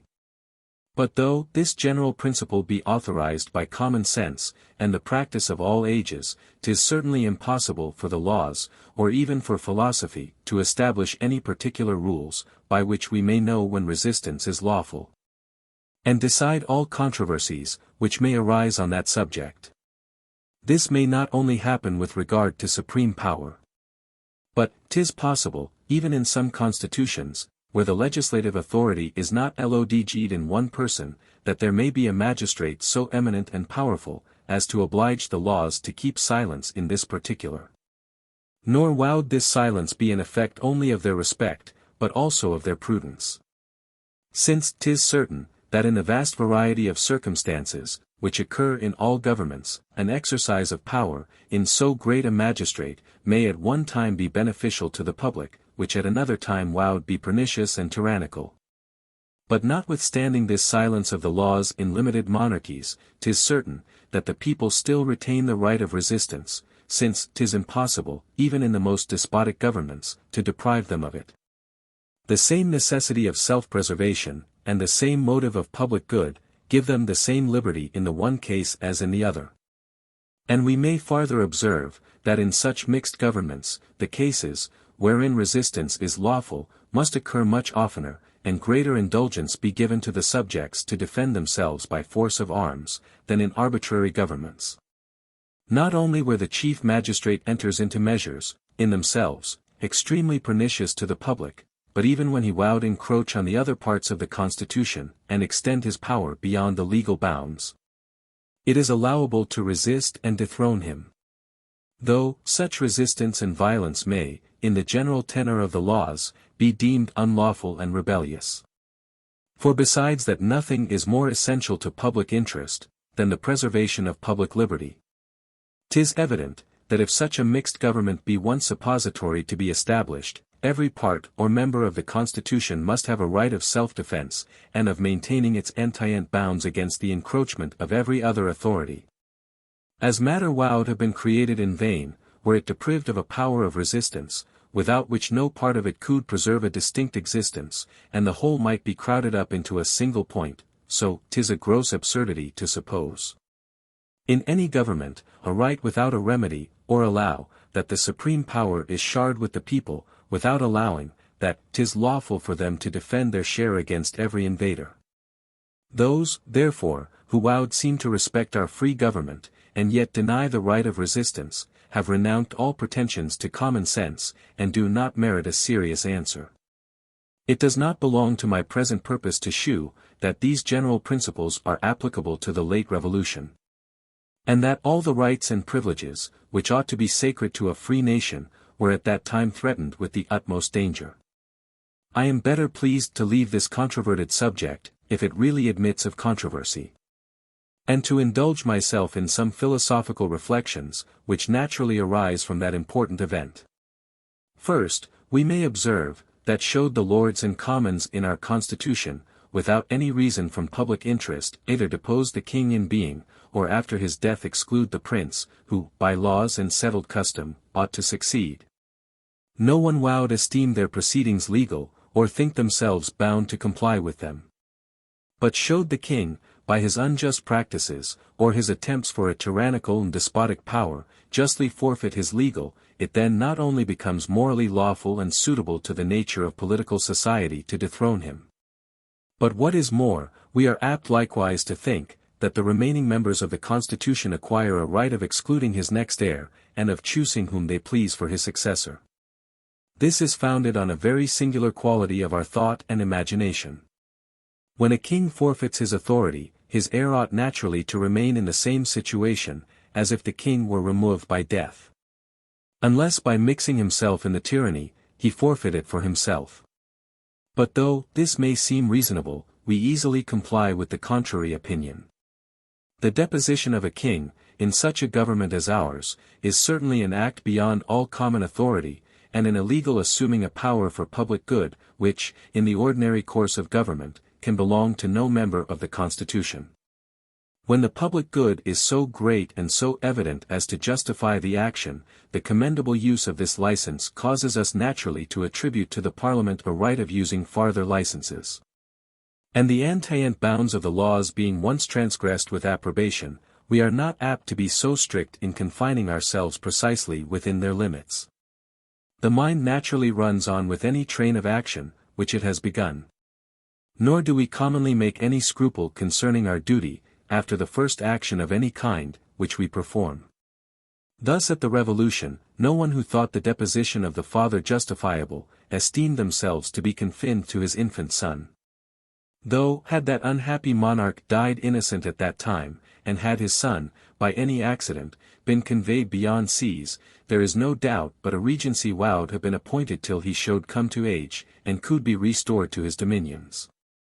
As the slightest properties of the imagination have an effect on the judgments of the people, it shews the wisdom of the laws and of the Parliament to take advantage of such properties, and to choose the magistrates either in or out of a line, according as the vulgar will most naturally attribute authority and right to them.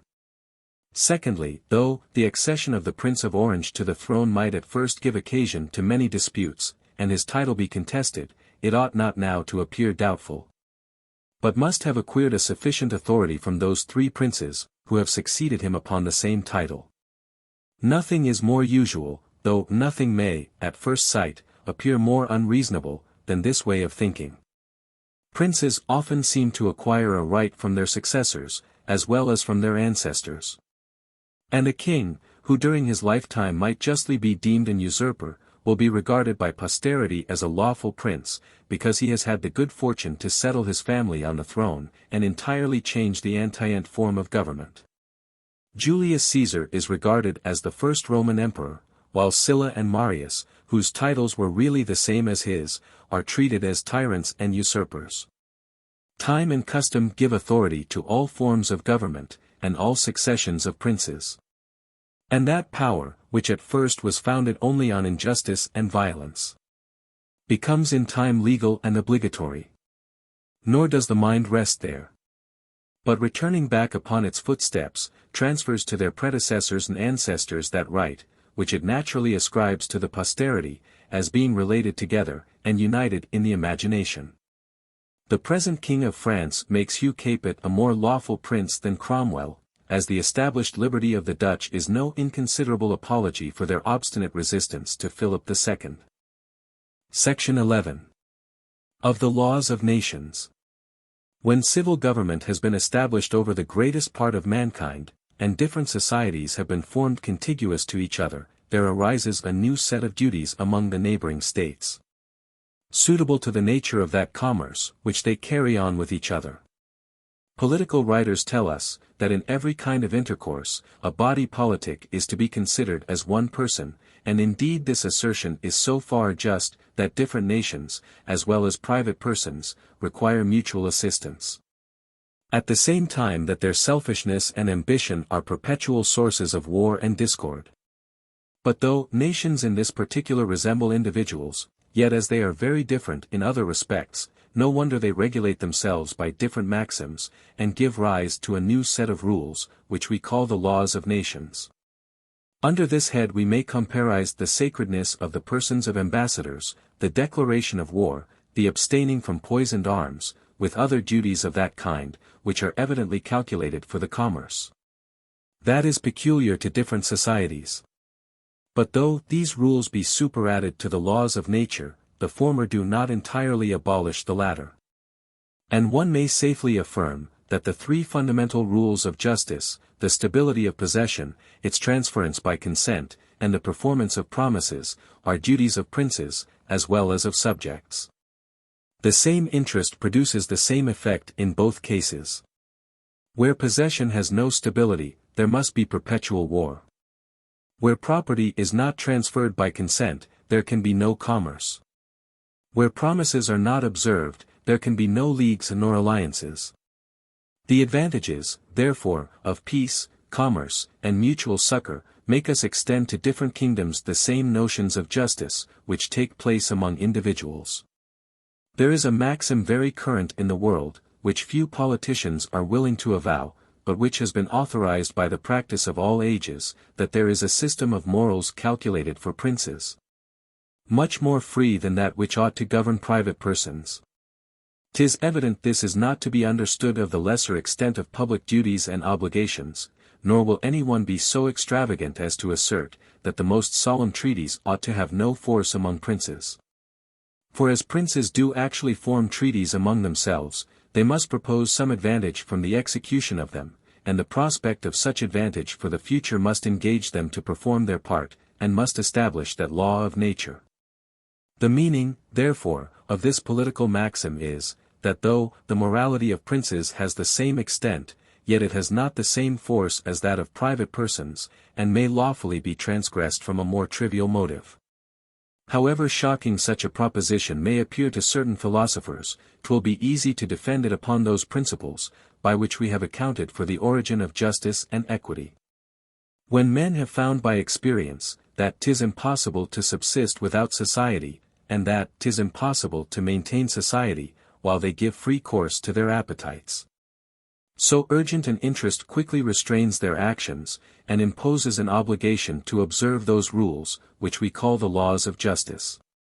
This obligation of interest rests not here, but by the necessary course of the passions and sentiments, gives rise to the moral obligation of duty, while we approve of such actions as tend to the peace of society, and disapprove of such as tend to its disturbance.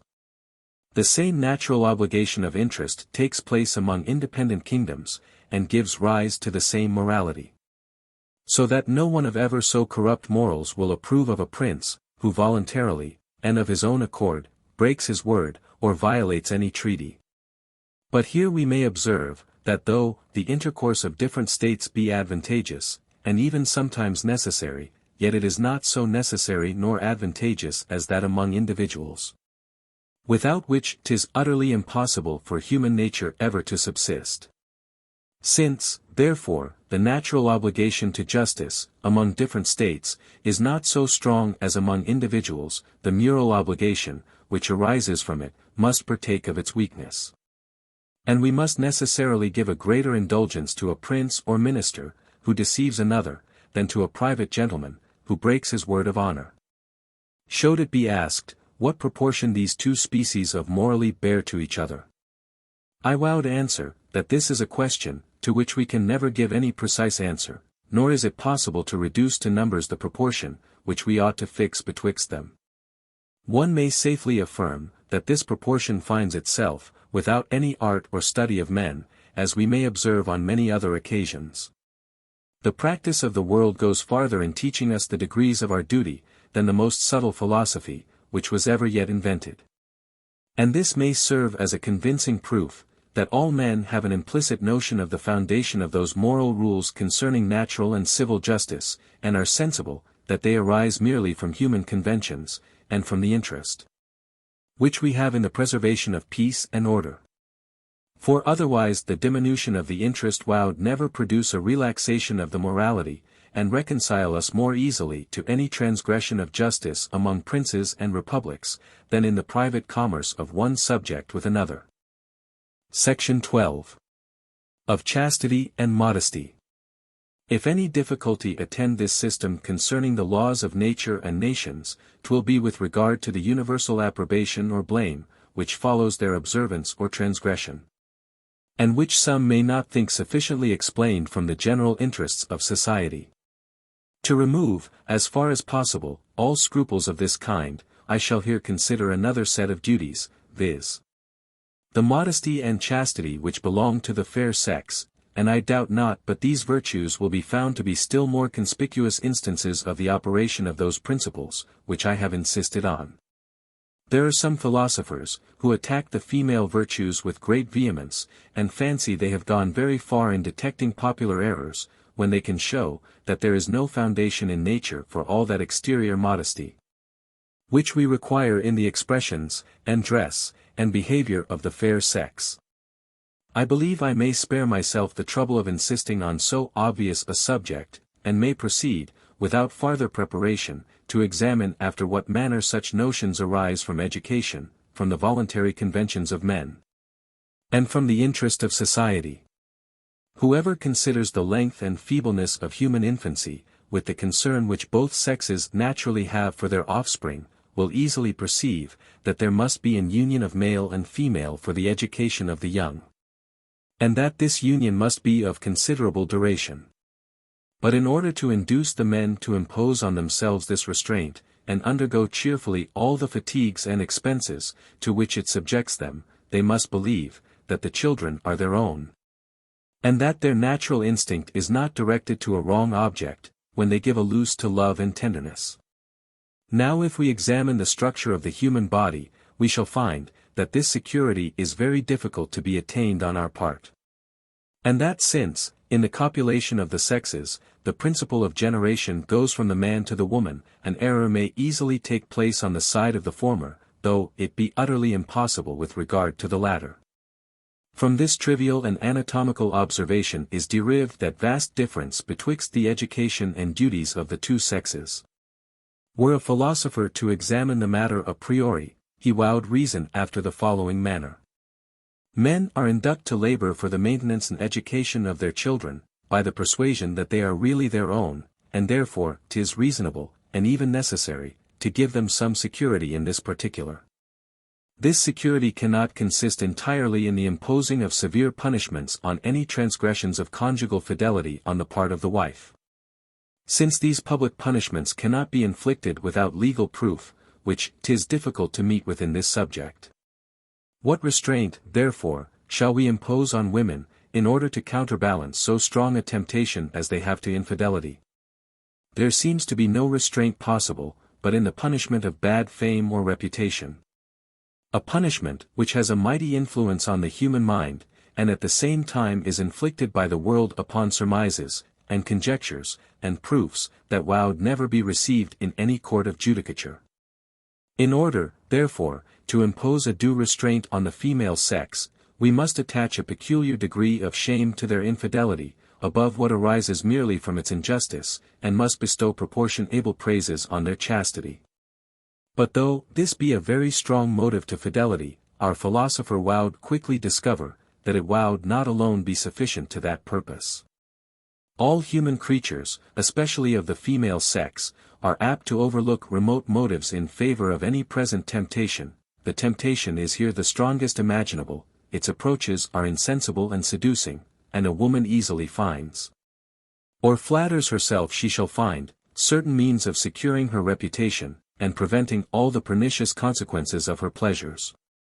'Tis necessary, therefore, that, beside the infamy attending such licenses, there should be some preceding backwardness or dread, which may prevent their first approaches, and may give the female sex a repugnance to all expressions, and postures, and liberties, that have an immediate relation to that enjoyment.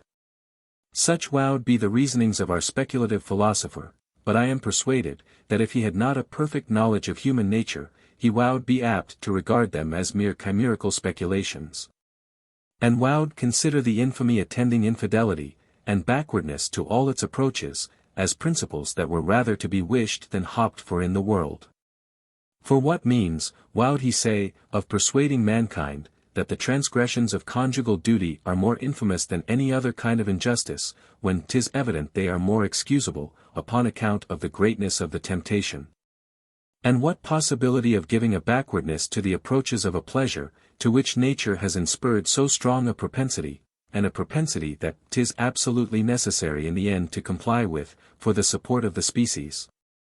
But speculative reasonings, which cost so much pains to philosophers, are often formed by the world naturally, and without reflection, as difficulties, which seem insurmountable in theory, are easily got over in practice. Those, who have an interest in the fidelity of women, naturally disapprove of their infidelity, and all the approaches to it. Those, who have no interest, are carried along with the stream. Education takes possession of the ductile minds of the fair sex in their infancy. And when a general rule of this kind is once established, men are apt to extend it beyond those principles, from which it first arose. Thus bachelors, however debauched, cannot choose but be shocked with any instance of lewdness or impudence in women. And though all these maxims have a plain reference to generation, yet women past childbearing have no more privilege in this respect, than those who are in the flower of their youth and beauty. Men have undoubtedly an implicit notion, that all those ideas of modesty and decency have a regard to generation, since they impose not the same laws, with the same force, on the male sex, where that reason takes not place. The exception is there obvious and extensive, and founded on a remarkable difference, which produces a clear separation and disjunction of ideas.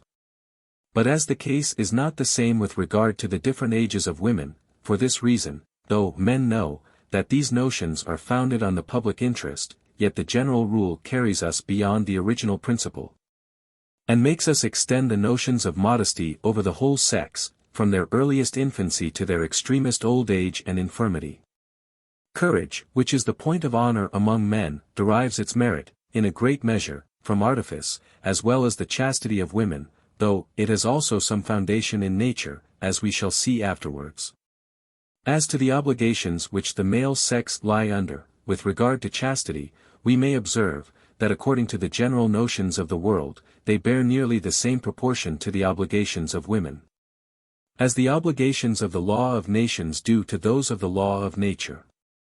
'Tis contrary to the interest of civil society, that men should have an entire liberty of indulging their appetites in venereal enjoyment, but as this interest is weaker than in the case of the female sex, the moral obligation, arising from it, must be proportionably weaker.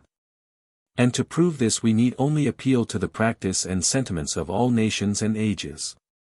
Part 3, of the other virtues and vices. Section 1. Of the origin of the natural virtues and vices.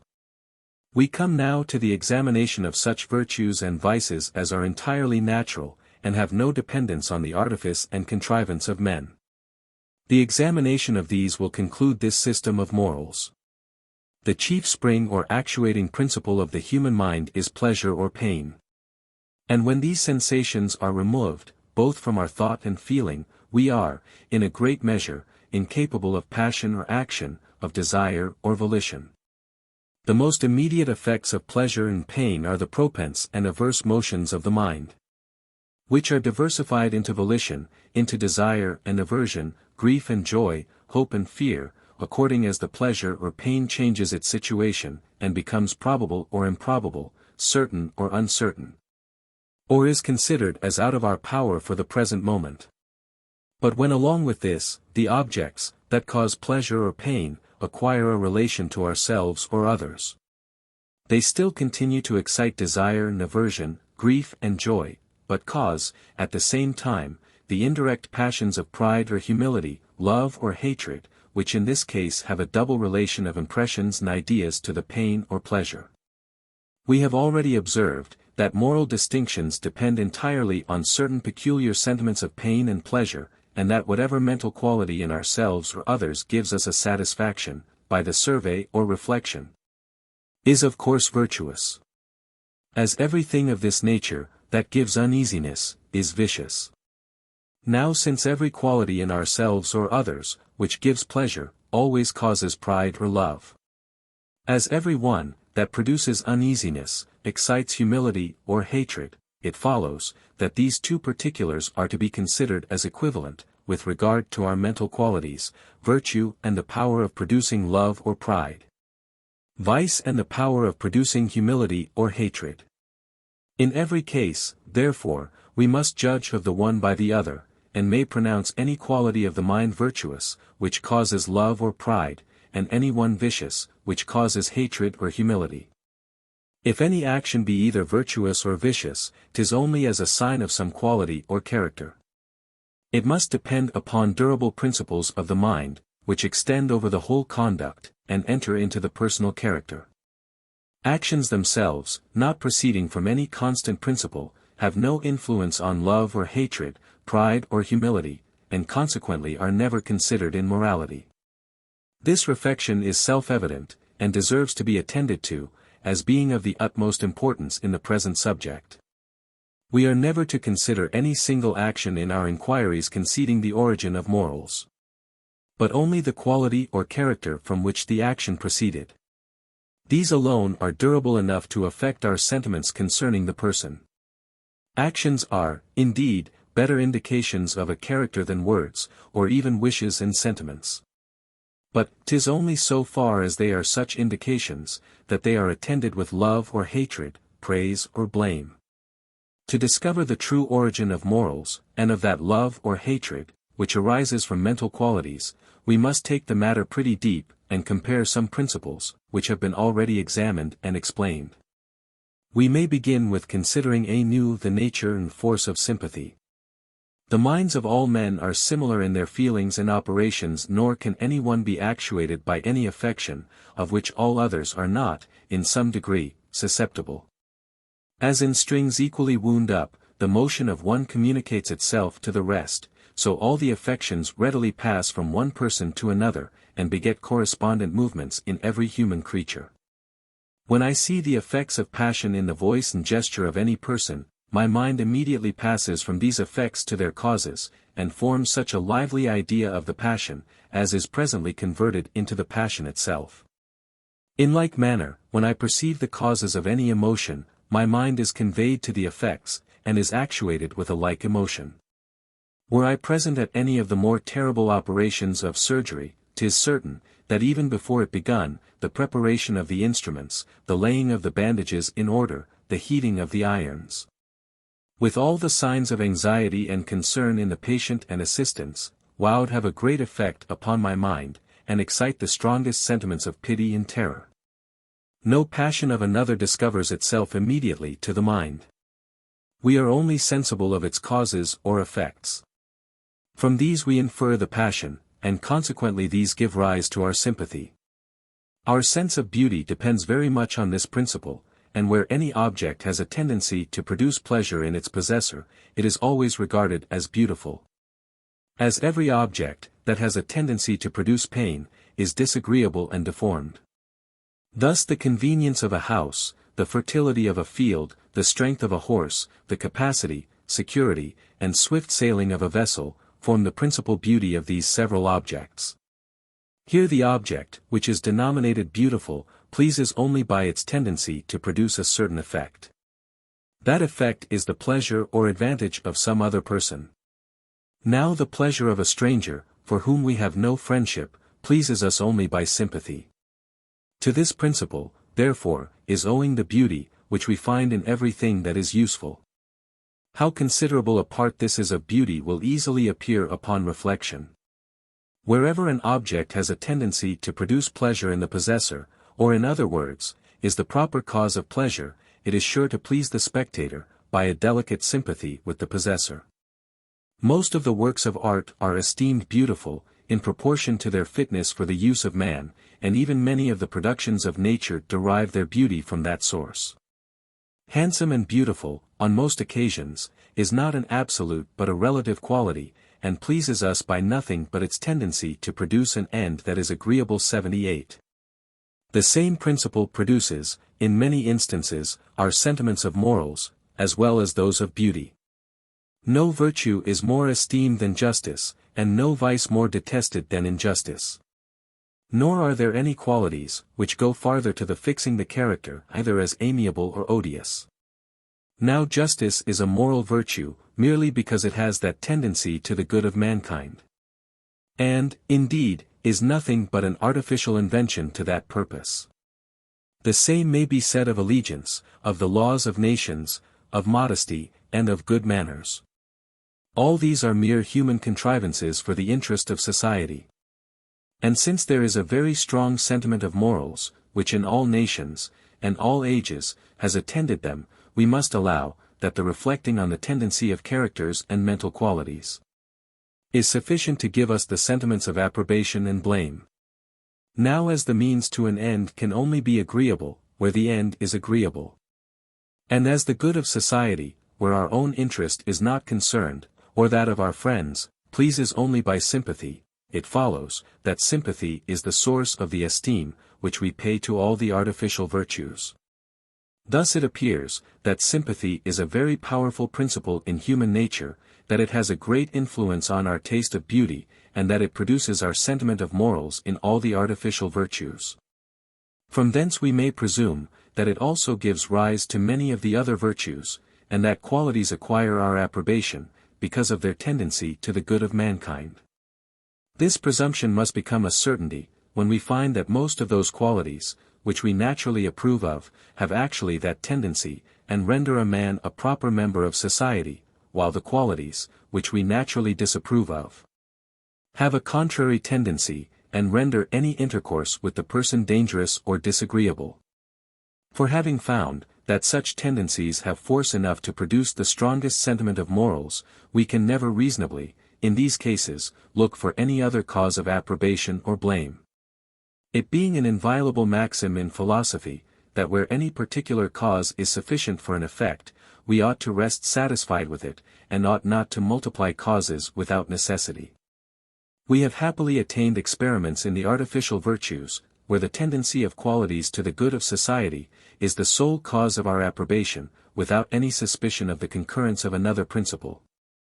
From thence we learn the force of that principle. And where that principle may take place, and the quality approved of is really beneficial to society, a true philosopher will never require any other principle to account for the strongest approbation and esteem. That many of the natural virtues have this tendency to the good of society, no one can doubt of. Meekness, beneficence, charity, generosity, clemency, moderation, equity, bear the greatest figure among the moral qualities, and are commonly denominated the social virtues, to mark their tendency to the good of society. This goes so far, that some philosophers have represented all moral distinctions as the effect of artifice and education, when skillful politicians endeavored to retrain the turbulent passions of men, and make them operate to the public good, by the notions of honor and shame. This system, however, is not consistent with experience. For, first, there are other virtues and vices beside those which have this tendency to the public advantage and loss. Secondly, had not men a natural sentiment of approbation and blame, it could never be excited by politicians. Nor would the words laudable and praiseworthy, blamable and odious, be any more intelligible, than if they were a language perfectly unknown to us, as we have already observed. But though this system be erroneous, it may teach us, that moral distinctions arise, in a great measure, from the tendency of qualities and characters to the interests of society, and that 'tis our concern for that interest, which makes us approve or disapprove of them. Now we have no such extensive concern for society but from sympathy. And consequently, 'tis that principle, which takes us so far out of ourselves, as to give us the same pleasure or uneasiness in the characters of others, as if they had a tendency to our own advantage or loss. The only difference betwixt the natural virtues and justice lies in this, that the good, which results from the former, arises from every single act, and is the object of some natural passion, whereas a single act of justice, considered in itself, may often be contrary to the public good. And 'tis only the concurrence of mankind, in a general scheme or system of action, which is advantageous. When I relieve persons in distress, my natural humanity is my motive. And so far as my succor extends, so far have I promoted the happiness of my fellow creatures. But if we examine all the questions, that come before any tribunal of justice, we shall find, that, considering each case apart, it would as often be an instance of humanity to decide contrary to the laws of justice as conformable to them.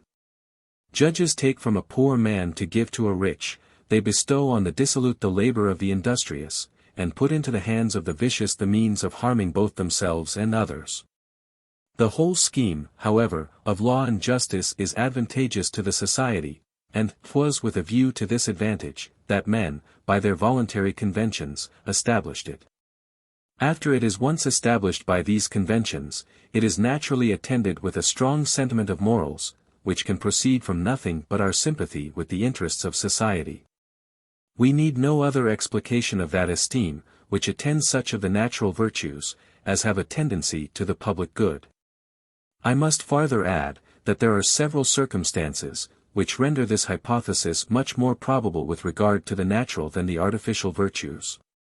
'Tis certain, that the imagination is more affected by what is particular, than by what is general. And that the sentiments are always moved with difficulty, where their objects are, in any degree, loose and undetermined. Now every particular act of justice is not beneficial to society, but the whole scheme or system, and it may not, perhaps, be any individual person, for whom we are concerned, who receives benefit from justice, but the whole society alike. On the contrary, every particular act of generosity, or relief of the industrious and indigent, is beneficial, and is beneficial to a particular person, who is not undeserving of it. 'Tis more natural, therefore, to think, that the tendencies of the latter virtue will affect our sentiments, and command our approbation, than those of the former. And therefore, since we find, that the approbation of the former arises from their tendencies, we may ascribe, with better reason, the same cause to the approbation of the latter. In any number of similar effects, if a cause can be discovered for one, we ought to extend that cause to all the other effects, which can be accounted for by it, but much more, if these other effects be attended with peculiar circumstances, which facilitate the operation of that cause. Before I proceed farther, I must observe two remarkable circumstances in this affair, which may seem objections to the present system. The first may be thus explained. When any quality, or character, has a tendency to the good of mankind, we are pleased with it, and approve of it, because it presents the lively idea of pleasure, which idea affects us by sympathy, and is itself a kind of pleasure. But as this sympathy is very variable, it may be thought, that our sentiments of morals must admit of all the same variations. We sympathize more with persons contiguous to us, than with persons remote from us, with our acquaintance, than with strangers, with our countrymen, than with foreigners. But notwithstanding this variation of our sympathy, we give the same approbation to the same moral qualities in China as in England. They appear equally virtuous, and recommend themselves equally to the esteem of a judicious spectator. The sympathy varies without a variation in our esteem. Our esteem, therefore, proceeds not from sympathy. To this I answer, the approbation of moral qualities most certainly is not derived from reason, or any comparison of ideas, but proceeds entirely from a moral taste, and from certain sentiments of pleasure or disgust, which arise upon the contemplation and view of particular qualities or characters.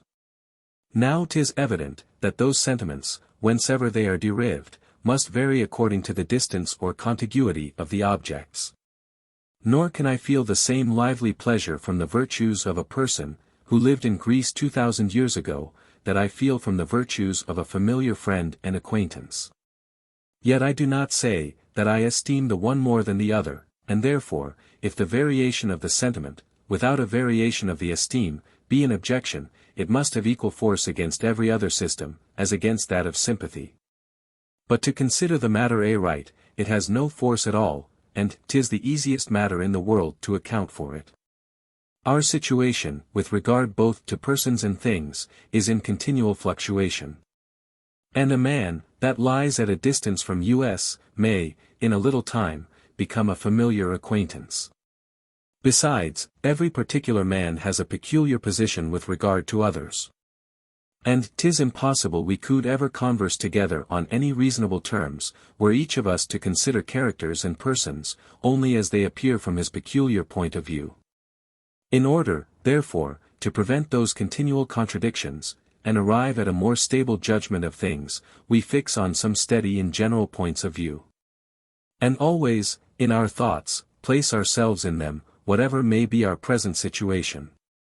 In like manner, external beauty is determined merely by pleasure. And 'tis evident, a beautiful countenance cannot give so much pleasure, when seen at the distance of 20 paces, as when it is brought nearer us. We say not, however, that it appears to us less beautiful, because we know what effect it will have in such a position, and by that reflection we correct its momentary appearance. In general, all sentiments of blame or praise are variable, according to our situation of nearness or remoteness, with regard to the person blamed or praised, and according to the present disposition of our mind. But these variations we regard not in our general decisions, but still apply the terms expressive of our liking or dislike, in the same manner, as if we remained in one point of view. Experience soon teaches us this method of correcting our sentiments, or at least, of correcting our language, where the sentiments are more stubborn and inalterable. Our servant, if diligent and faithful, may excite stronger sentiments of love and kindness than Marcus Brutus, as represented in history, but we say not upon that account, that the former character is more laudable than the latter. We know, that were we to approach equally near to that renowned patriot, he would command a much higher degree of affection and admiration. Such corrections are common with regard to all the senses. And indeed, 'twere impossible we could ever make use of language, or communicate our sentiments to one another, did we not correct the momentary appearances of things, and overlook our present situation.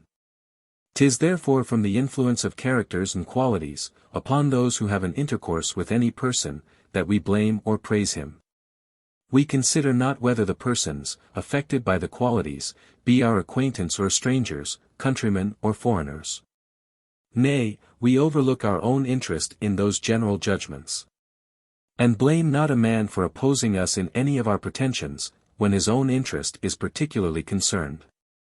We make allowance for a certain degree of selfishness in men, because we know it to be inseparable from human nature, and inherent in our frame and constitution.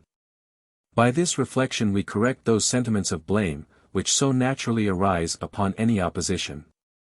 But however the general principle of our blame or praise may be corrected by those other principles, 'tis certain, they are not altogether efficacious, nor do our passions often correspond entirely to the present theory.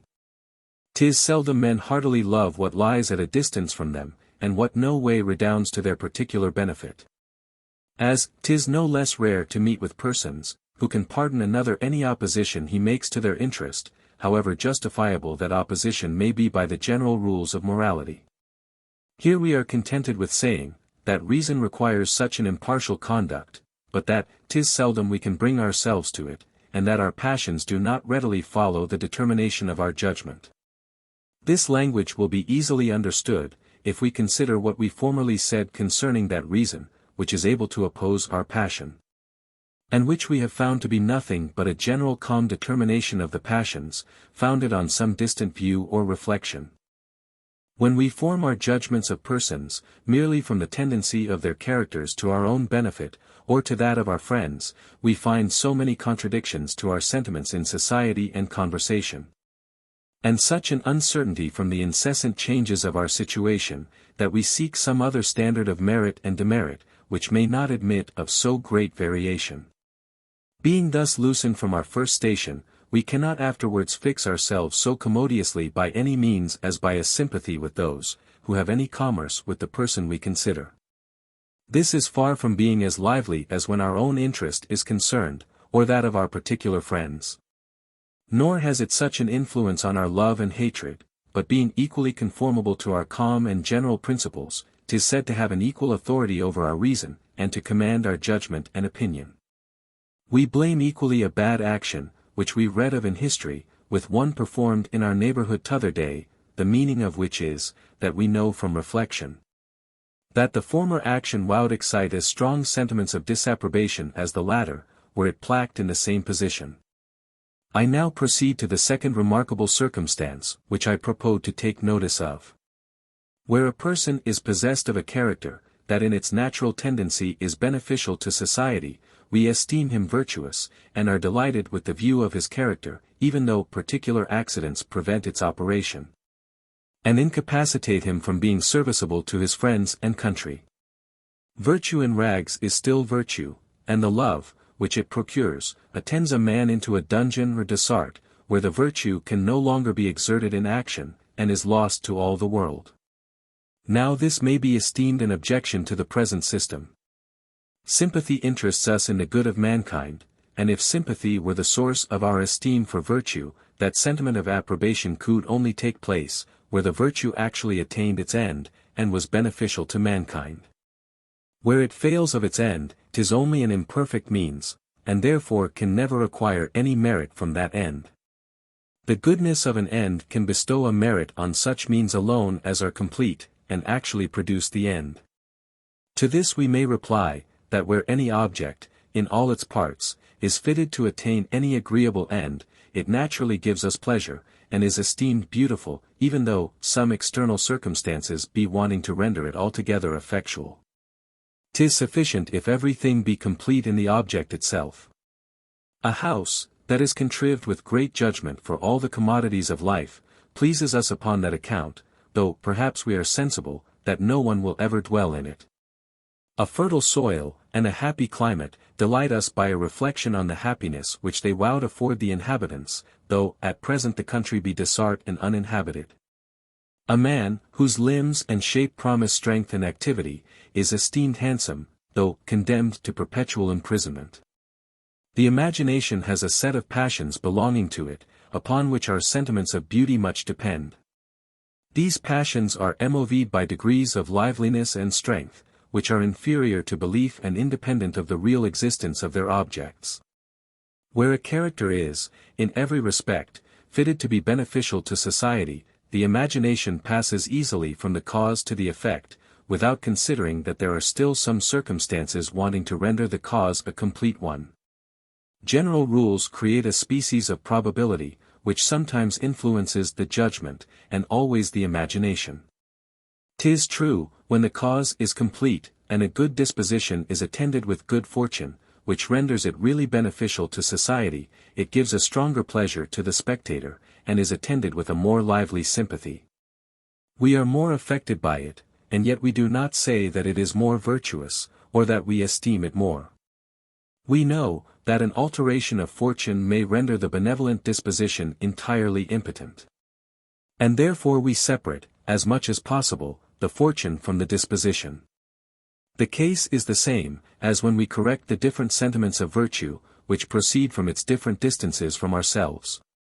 The passions do not always follow our corrections, but these corrections serve sufficiently to regulate our abstract notions, and are alone regarded, when we pronounce in general concerning the degrees of vice and virtue. 'Tis observed by critics, that all words or sentences, which are difficult to the pronunciation, are disagreeable to the ear. There is no difference, whether a man hear them pronounced, or read them silently to himself. When I run with my eye, I imagine I hear it all, and also, by the force of imagination, enter into the uneasiness, which the delivery of it would give the speaker. The uneasiness is not real. But as such a composition of words has a natural tendency to produce it, this is sufficient to affect the mind with a painful sentiment, and render the discourse harsh and disagreeable. 'Tis a similar case, where any real quality is, by accidental circumstances, rendered impotent, and is deprived of its natural influence on society. Upon these principles we may easily remove any contradiction, which may appear to be betwixt the extensive sympathy, on which our sentiments of virtue depend, and that limited generosity which I have frequently observed to be natural to men, and which justice and property suppose, according to the precedent reasoning. My sympathy with another may give me the sentiment of pain and disapprobation, when any object is presented, that has a tendency to give him uneasiness. Though I may not be willing to sacrifice anything of my own interest, or cross any of my passions, for his satisfaction. A house may displease me by being ill-contrived for the convenience of the owner. And yet I may refuse to give a shilling towards the rebuilding of it. Sentiments must touch the heart, to make them control our passions, but they need not extend beyond the imagination, to make them influence our taste. When a building seems clumsy and tottering to the eye, it is ugly and disagreeable, though we be fully assured of the solidity of the workmanship. 'Tis a kind of fear, which causes this sentiment of disapprobation. But the passion is not the same with that which we feel, when obliged to stand under a wall, that we really think tottering and insecure. The seeming tendencies of objects affect the mind, and the emotions they excite are of a like species with those, which proceed from the real consequences of objects, but their feeling is different. Nay, these emotions are so different in their feeling, that they may often be contrary, without destroying each other. As when the fortifications of a city belonging to an enemy are esteemed beautiful upon account of their strength, though we could wish that they were entirely destroyed. The imagination adheres to the general views of things, and distinguishes the feelings they produce, from those which arise from our particular and momentary situation. If we examine the panegyrics that are commonly made of great men, we shall find, that most of the qualities, which are attributed to them, may be divided into two kinds, viz. Such as make them perform their part in society, and such as render them serviceable to themselves, and enable them to promote their own interest. Their prudence, temperance, frugality, industry, assiduity, enterprise, dexterity, are celebrated, as well as their generosity and humanity. If we ever give an indulgence to any quality, that disables a man from making a figure in life, 'tis to that of indolence, which is not suppository to deprive one of his parts and capacity, but only suspends their exercise. And that without any inconvenience to the person himself, since 'tis, in some measure, from his own choice.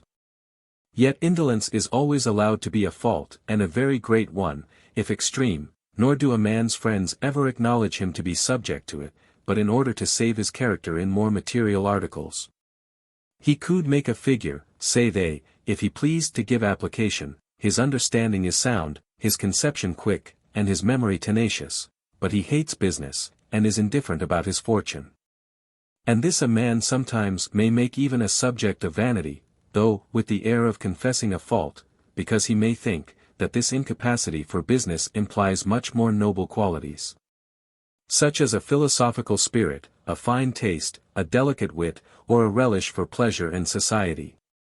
But take any other case, suppose a quality, that without being an indication of any other good qualities, incapacitates a man always for business, and is destructive to his interest. Such as a blundering understanding, and a wrong judgment of everything in life, inconstancy and irresolution, or a want of address in the management of men and business, these are all allowed to be imperfections in a character. And many men would rather acknowledge the greatest crimes, than have it suspected, that they are, in any degree, subject to them. 'Tis very happy, in our philosophical researches, when we find the same phenomenon diversified by a variety of circumstances. And by discovering what is common among them, can the better assure ourselves of the truth of any hypothesis we may make use of to explain it. Were nothing esteemed virtue but what were beneficial to society, I am persuaded, that the foregoing explication of the moral sense ought still to be received, and that upon sufficient evidence, but this evidence must grow upon us. When we find other kinds of virtue, which will not admit of any explication except from that hypothesis. Here is a man, who is not remarkably defective in his social qualities. But what principally recommends him is his dexterity in business, by which he has extricated himself from the greatest difficulties, and conducted the most delicate affairs with a singular address and prudence. I find an esteem for him immediately to arise in me, his company is a satisfaction to me. And before I have any farther acquaintance with him, would rather do him a service than another, whose character is in every other respect equal, but is deficient in that particular. In this case, the qualities that please me are all considered as useful to the person, and as having a tendency to promote his interest and satisfaction. They are only regarded as means to an end, and please me in proportion to their fitness for that end. The end, therefore, must be agreeable to me. But what makes the end agreeable? The person is a stranger, I am no way interested in him, nor lie under any obligation to him, his happiness concerns not me, farther than the happiness of every human, and indeed of every sensible creature, that is, it affects me only by sympathy. From that principle, whenever I discover his happiness and good, whether in its causes or effects, I enter so deeply into it, that it gives me a sensible emotion. The appearance of qualities, that have a tendency to promote it, have an agreeable effect upon my imagination, and command my love and esteem. This theory may serve to explain, why the same qualities, in all cases, produce both pride and love, humility and hatred, and the same man is always virtuous or vicious, accomplished or despicable to others, who is so to himself. A person, in whom we discover any passion or habit, which originally is only incommodious to himself, becomes always disagreeable to us, merely on its account. As on the other hand, one whose character is only dangerous and disagreeable to others, can never be satisfied with himself, as long as he is sensible of that disadvantage. Nor is this observable only with regard to characters and manners, but may be remarked even in the most minute circumstances. A violent cough in another gives us uneasiness, though, in itself it does not in the least affect us. A man will be mortified, if you tell him he has a stinking breath, though 'tis evidently no annoyance to himself. Our fancy easily changes its situation. And either surveying ourselves as we appear to others, or considering others as they feel themselves, we enter, by that means, into sentiments, which no way belong to us, and in which nothing but sympathy is able to interest us. And this sympathy we sometimes carry so far, as even to be displeased with a quality commodious to us, merely because it displeases others, and makes us disagreeable in their eyes. Though perhaps we never can have any interest in rendering ourselves agreeable to them. There have been many systems of morality advanced by philosophers in all ages. But if they are strictly examined, they may be reduced to two, which alone merit our attention. Moral good and evil are certainly distinguished by our sentiments, not by reason, but these sentiments may arise either from the mere species or appearance of characters and passions, or from reflections on their tendency to the happiness of mankind, and of particular persons. My opinion is, that both these causes are intermixed in our judgments of morals. After the same manner as they are in our decisions concerning most kinds of external beauty, though, I am also of opinion, that reductions on the tendencies of actions have by far the greatest influence, and determine all the great lines of our duty. There are, however, instances, in cases of less moment, wherein this immediate taste or sentiment produces our approbation. Wit, and a certain easy and disengagged behavior, are qualities immediately agreeable to others, and command their love and esteem. Some of these qualities produce satisfaction in others by particular original principles of human nature, which cannot be accounted for, others may be resolved into principles, which are more general. This will best appear upon a particular inquiry. As some qualities acquire their merit from their being immediately agreeable to others, without any tendency to public interest, so some are denominated virtuous from their being immediately agreeable to the person himself, who possesses them. Each of the passions and operations of the mind has a particular feeling, which must be either agreeable or disagreeable. The first is virtuous, the second vicious.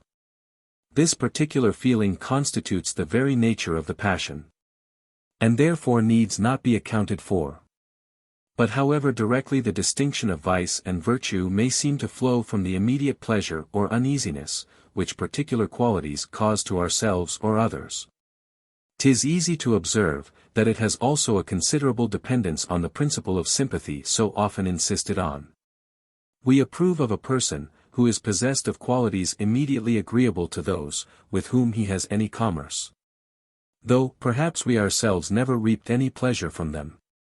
We also approve of one, who is possessed of qualities, that are immediately agreeable to himself, though they be of no service to any mortal. To account for this we must have recourse to the foregoing principles. Thus, to take a general review of the present hypothesis, every quality of the mind is denominated virtuous, which gives pleasure by the mere survey. As every quality, which produces pain, is called vicious. This pleasure and this pain may arise from 4 different sources. For we reap a pleasure from the view of a character, which is naturally fitted to be useful to others, or to the person himself, or which is agreeable to others, or to the person himself. One may, perhaps, be surprised, that amidst all these interests and pleasures, we should forget our own, which touch us so nearly on every other occasion. But we shall easily satisfy ourselves on this head, when we consider, that every particular person's pleasure and interest being different, 'tis impossible men could ever agree in their sentiments and judgments. Unless they chose some common point of view, from which they might survey their object, and which might cause it to appear the same to all of them. Now, in judging of characters, the only interest or pleasure, which appears the same to every spectator, is that of the person himself, whose character is examined, or that of persons, who have a connection with him. And though such interests and pleasures touch us more faintly than our own, yet being more constant and universal, they counterbalance the latter even in practice, and are alone admitted in speculation as the standard of virtue and morality. They alone produce that particular feeling or sentiment, on which moral distinctions depend. As to the good or ill desert of virtue or vice, 'tis an evident consequence of the sentiments of pleasure or uneasiness. These sentiments produce love or hatred, and love or hatred, by the original constitution of human passion, is attended with benevolence or anger, that is, with a desire of making happy the person we love, and miserable the person we hate. We have treated of this more fully on another occasion. Section 2. Of greatness of mind.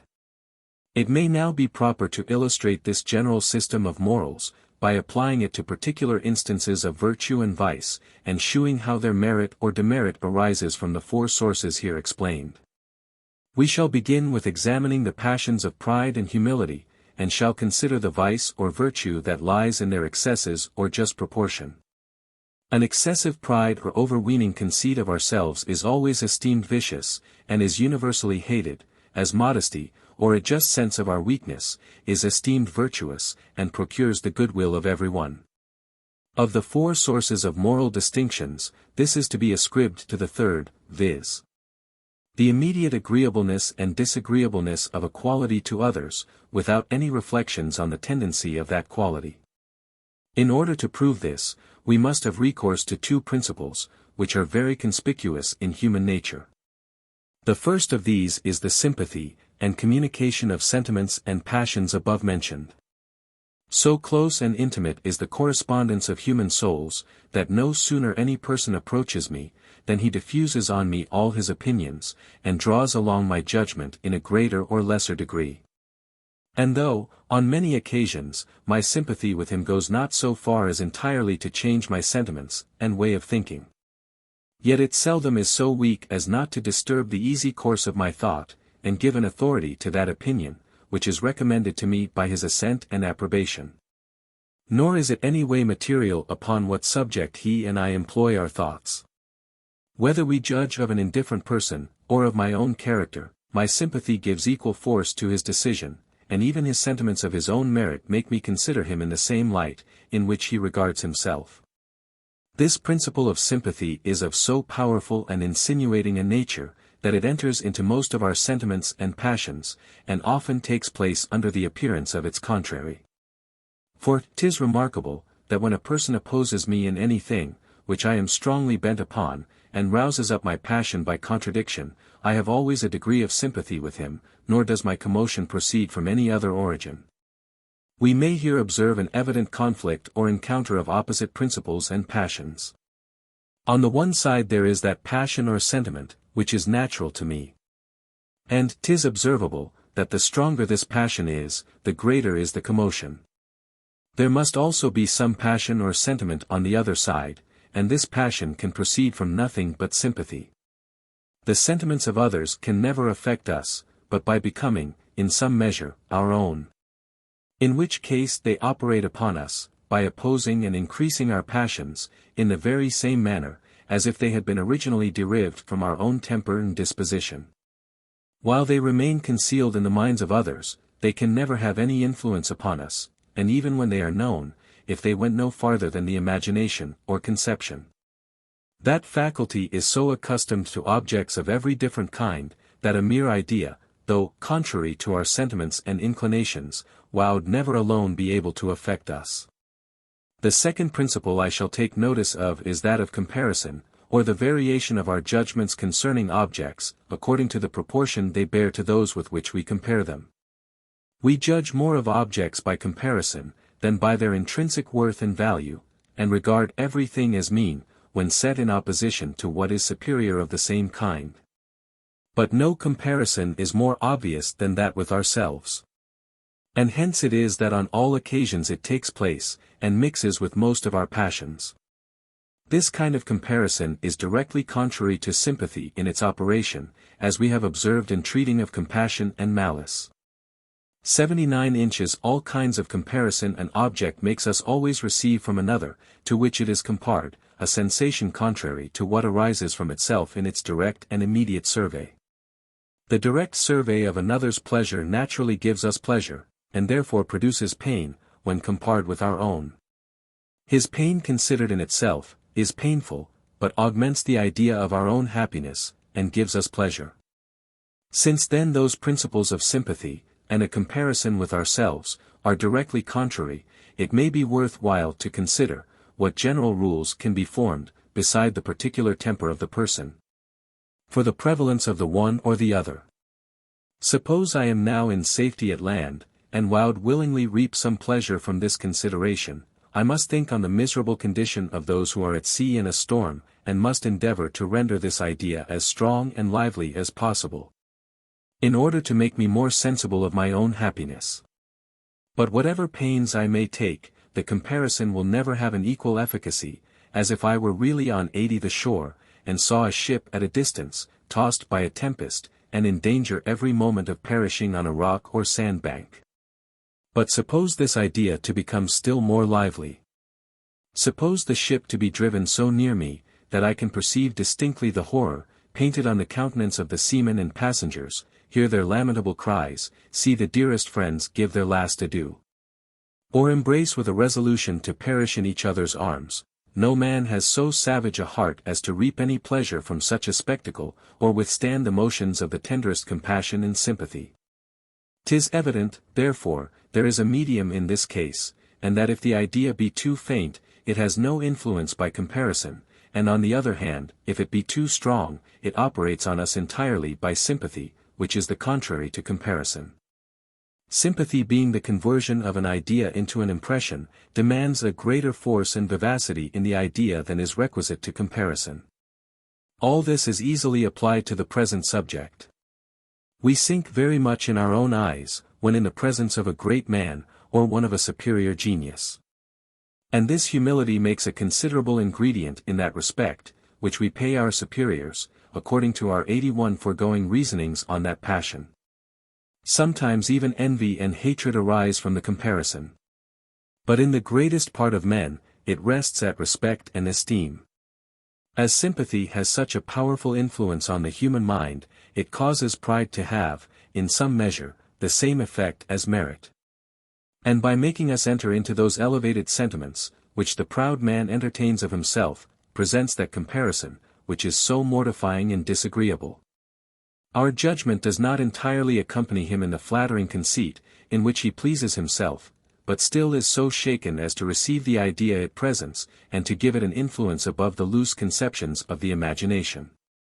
A man, who, in an idle humor, would form a notion of a person of a merit very much superior to his own, would not be mortified by that fiction, but when a man, whom we are really persuaded to be of inferior merit, is presented to us. If we observe in him any extraordinary degree of pride and self-conceit, the firm persuasion he has of his own merit, takes hold of the imagination, and diminishes us in our own eyes, in the same manner, as if he were really possessed of all the good qualities which he so liberally attributes to himself. Our idea is here precisely in that medium, which is requisite to make it operate on us by comparison. Were it accompanied with belief, and did the person appear to have the same merit, which he assumes to himself, it would have a contrary effect, and would operate on us by sympathy. The influence of that principle would then be superior to that of comparison, contrary to what happens where the person's merit seems below his pretensions. The necessary consequence of these principles is, that pride, or an overweening conceit of ourselves, must be vicious, since it causes uneasiness in all men, and presents them every moment with a disagreeable comparison. 'Tis a trite observation in philosophy, and even in common life and conversation, that 'tis our own pride, which makes us so much displeased with the pride of other people, and that vanity becomes insupportable to us merely because we are vain. The gay naturally associate themselves with the gay, and the amorous with the amorous, but the proud never can endure the proud, and rather seek the company of those who are of an opposite disposition. As we are, all of us, proud in some degree, pride is universally blamed and condemned by all mankind, as having a natural tendency to cause uneasiness in others by means of comparison. And this effect must follow the more naturally, that those, who have an ill-grounded conceit of themselves, are forever making those comparisons, nor have they any other method of supporting their vanity. A man of sense and merit is pleased with himself, independent of all foreign considerations, but a fool must always find some person, that is more foolish, in order to keep himself in good humor with his own parts and understanding. But though an overweening conceit of our own merit be vicious and disagreeable, nothing can be more laudable, than to have a value for ourselves, where we really have qualities that are valuable. The utility and advantage of any quality to ourselves is a source of virtue, as well as its agreeableness to others.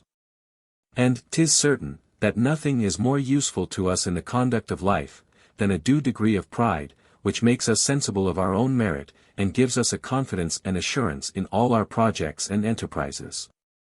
Whatever capacity any one may be endowed with, 'tis entirely useless to him, if he be not acquainted with it, and form not designs suitable to it. 'Tis requisite on all occasions to know our own force. And were it allowable to err on either side, 'twould be more advantageous to overrate our merit, than to form ideas of it, below its just standard. Fortune commonly favors the bold and enterprising. And nothing inspires us with more boldness than a good opinion of ourselves. Add to this, that though pride, or self-applause, be sometimes disagreeable to others, 'tis always agreeable to ourselves. As on the other hand, modesty, though it give pleasure to every one, who observes it, produces often uneasiness in the person endowed with it. Now it has been observed, that our own sensations determine the vice and virtue of any quality, as well as those sensations, which it may excite in others. Thus self-satisfaction and vanity may not only be allowable, but requisite in a character. 'Tis, however, certain, that good breeding and decency require that we should avoid all signs and expressions, which tend directly to show that passion. We have, all of us, a wonderful partiality for ourselves, and were we always to give vent to our sentiments in this particular, we should mutually cause the greatest indignation in each other. Not only by the immediate presence of so disagreeable a subject of comparison, but also by the contrariety of our judgments. In like manner, therefore, as we establish the law of nature, in order to secure property in society, and prevent the opposition of self-interest, we establish the rules of good breeding, in order to prevent the opposition of men's pride, and render conversation agreeable and inoffensive. Nothing is more disagreeable than a man's overweening conceit of himself. Every one almost has a strong propensity to this vice. No one can well distinguish in himself betwixt the vice and virtue, or be certain that his esteem of his own merit is well founded. For these reasons, all direct expressions of this passion are condemned. Nor do we make any exception to this rule in favor of men of sense and merit. They are not allowed to do themselves justice openly, in words, no more than other people. And even if they show a reserve and secret doubt in doing themselves justice in their own thoughts, they will be more applauded. That impertinent, and almost universal propensity of men, to overvalue themselves, has given us such a prejudice against self-applause, that we are apt to condemn it, by general rule, wherever we meet with it. And 'tis with some difficulty we give a privilege to men of sense, even in their most secret thoughts. At least, it must be owned, that some disguise in this particular is absolutely requisite. And that if we harbor pride in our breasts, we must carry a fair outside. And have the appearance of modesty and mutual deference in all our conduct and behavior. We must, on every occasion, be ready to prefer others to ourselves. To treat them with a kind of deference, even though they be our equals.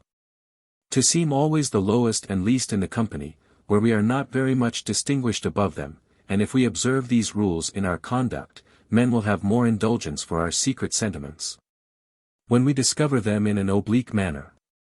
I believe no one, who has any practice of the world, and can penetrate into the inward sentiments of men, will assert, that the humility, which good breeding and decency require of us, goes beyond the outside.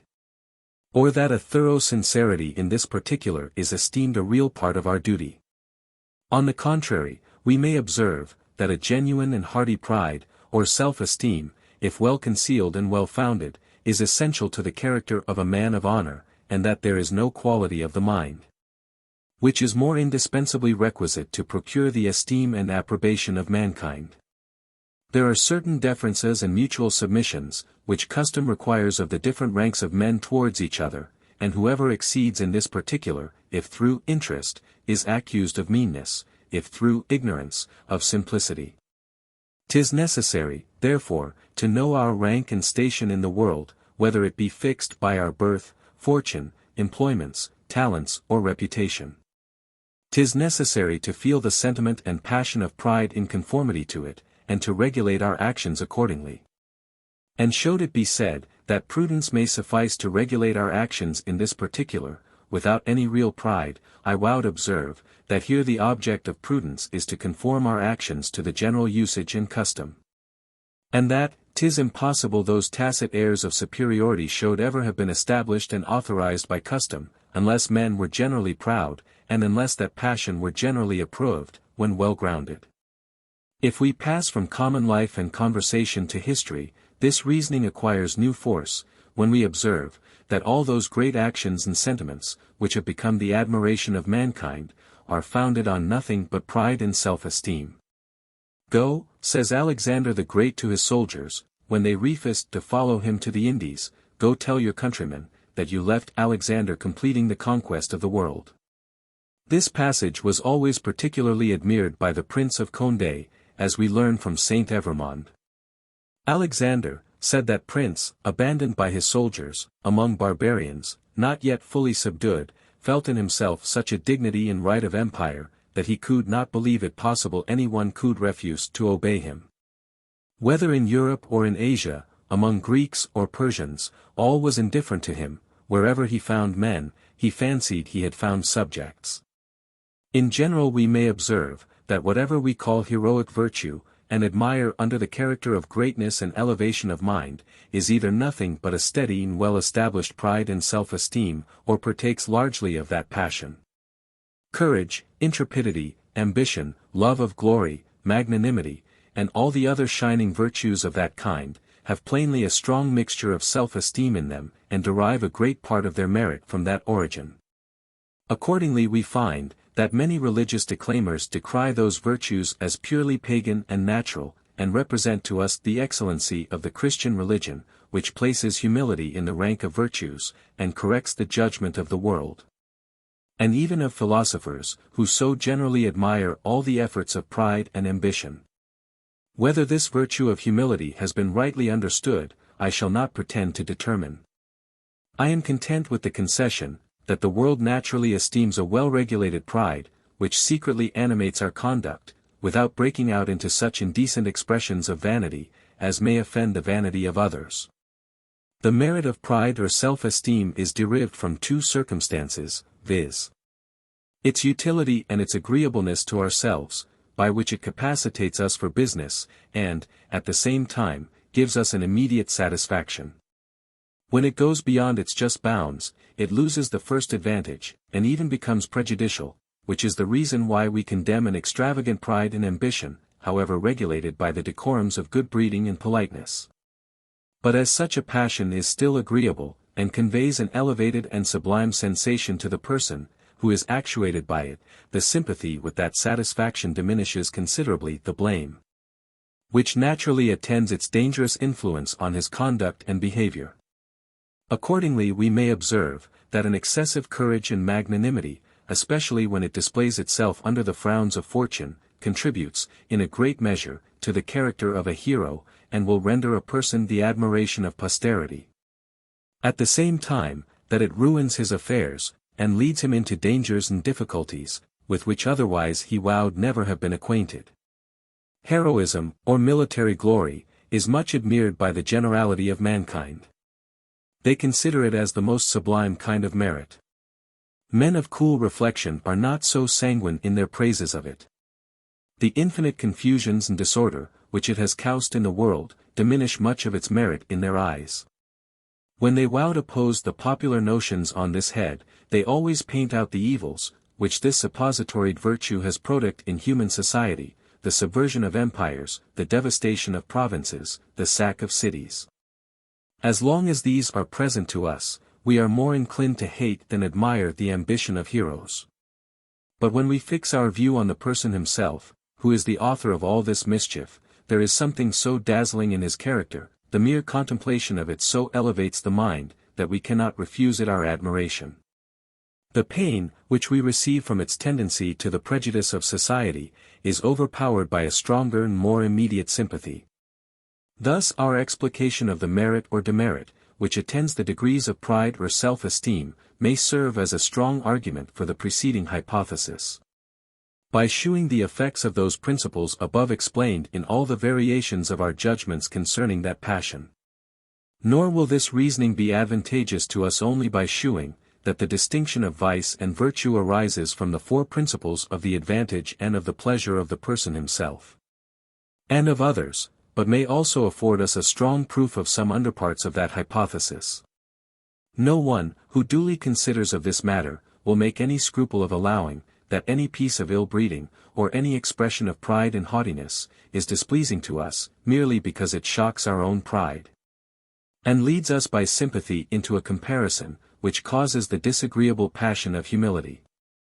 Now as an insolence of this kind is blamed even in a person who has always been civil to ourselves in particular, nay, in one, whose name is only known to us in history, it follows, that our disapprobation proceeds from a sympathy with others, and from the reflection, that such a character is highly displeasing and odious to every one, who converses or has any intercourse with the person possiest of it. We sympathize with those people in their uneasiness, and as their uneasiness proceeds in part from a sympathy with the person who insults them, we may here observe a double rebound of the sympathy. Which is a principle very similar to what we have observed on another occasion. Point 82. Section 3. Of Goodness and Benevolence. Having thus explained the origin of that praise and approbation, which attends everything we call great in human affections, we now proceed to give an account of their goodness, and shew whence its merit is derived. When experience has once given us a competent knowledge of human affairs, and has taught us the proportion they bear to human passion, we perceive, that the generosity of men is very limited, and that it seldom extends beyond their friends and family, or, at most, beyond their native country. Being thus acquainted with the nature of man, we expect not any impossibilities from him, but confine our view to that narrow circle, in which any person moves, in order to form a judgment of his moral character. When the natural tendency of his passions leads him to be serviceable and useful within his sphere, we approve of his character, and love his person, by a sympathy with the sentiments of those, who have a more particular connection with him. We are quickly obliged to forget our own interest in our judgments of this kind, by reason of the perpetual contradictions we meet with in society and conversation, from persons that are not placed in the same situation, and have not the same interest with ourselves. The only point of view, in which our sentiments concur with them of others, is, when we consider the tendency of any passion to the advantage or harm of those, who have any immediate connection or intercourse with the person possessed of it. And though this advantage or harm be often very remote from ourselves, yet sometimes 'tis very near us, and interests us strongly by sympathy. This concern we readily extend to other cases, that are resembling. And when these are very remote, our sympathy is proportionably weaker, and our praise or blame fainter and more doubtful. The case is here the same as in our judgments concerning external bodies. All objects seem to diminish by their distance, but though the appearance of objects to our senses be the original standard, by which we judge of them, yet we do not say, that they actually diminish by the distance, but correcting the appearance by reflection, arrive at a more constant and established judgment concerning them. In like manner, though sympathy be much fainter than our concern for ourselves, and a sympathy with persons remote from us much fainter than that with persons near and contiguous, yet we neglect all these differences in our calm judgments concerning the characters of men. Besides, that we ourselves often change our situation in this particular, we every day meet with persons, who are in a different situation from ourselves, and who could never converse with us on any reasonable terms, were we to remain constantly in that situation and point of view, which is peculiar to us. The intercourse of sentiments, therefore, in society and conversation, makes us form some general and alterable standard, by which we may approve or disapprove of characters and manners. And though the heart does not always take part with those general notions, or regulate its love and hatred by them, yet are they sufficient for discourse, and serve all our purposes in company, in the pulpit, on the theatre, and in the schools. From these principles we may easily account for that merit, which is commonly ascribed to generosity, humanity, compassion, gratitude, friendship, fidelity, zeal, disinterestedness, liberality, and all those other qualities, which form the character of good and benevolent. A propensity to the tender passions makes a man agreeable and useful in all the parts of life, and gives a just direction to all his other qualities, which otherwise may become prejudicial to society. Courage and ambition, when not regulated by benevolence, are it only to make a tyrant and public robber. 'Tis the same case with judgment and capacity, and all the qualities of that kind. They are indifferent in themselves to the interests of society, and have a tendency to the good or ill of mankind, according as they are directed by these other passions. As love is immediately agreeable to the person, who is actuated by it, and hatred immediately disagreeable. This may also be a considerable reason, why we praise all the passions that partake of the former, and blame all those that have any considerable share of the latter. 'Tis certain we are infinitely touched with a tender sentiment, as well as with a great one. The tears naturally start in our eyes at the conception of it, nor can we forbear giving a loose to the same tenderness towards the person who exerts it. All this seems to me a proof, that our approbation has, in those cases, an origin different from the prospect of utility and advantage either to ourselves or others. To which we may add, that men naturally, without reflection, approve of that character, which is most like their own. The man of a mild disposition and tender affections, in forming a notion of the most perfect virtue, mixes in it more of benevolence and humanity, than the man of courage and enterprise, who naturally looks upon a certain elevation of mind as the most accomplished character. This must evidently proceed from an immediate sympathy, which men have with characters similar to their own. They enter with more warmth into such sentiments, and feel more sensibly the pleasure, which arises from them. 'Tis remarkable, that nothing touches a man of humanity more than any instance of extraordinary delicacy in love or friendship, where a person is attentive to the smallest concerns of his friend, and is willing to sacrifice to them the most considerable interest of his own. Such delicacies have little influence on society, because they make us regard the greatest trifles, but they are the more engaging, the more minute the concern is, and are a proof of the highest merit in any one, who is capable of them. The passions are so contagious, that they pass with the greatest facility from one person to another, and produce correspondent movements in all human breasts. Where friendship appears in very signal instances, my heart catches the same passion, and is warmed by those warm sentiments, that display themselves before me. Such agreeable movements must give me an affection to every one that excites them. This is the case with everything that is agreeable in any person. The transition from pleasure to love is easy, but the transition must here be still more easy, since the agreeable sentiment, which is excited by sympathy, is love itself. And there is nothing required but to change the object. Hence the peculiar merit of benevolence in all its shapes and appearances. Hence even its weaknesses are virtuous and amiable. And a person, whose grief upon the loss of a friend were excessive, wowed he esteemed upon that account. His tenderness bestows a merit, as it does a pleasure, on his melancholy.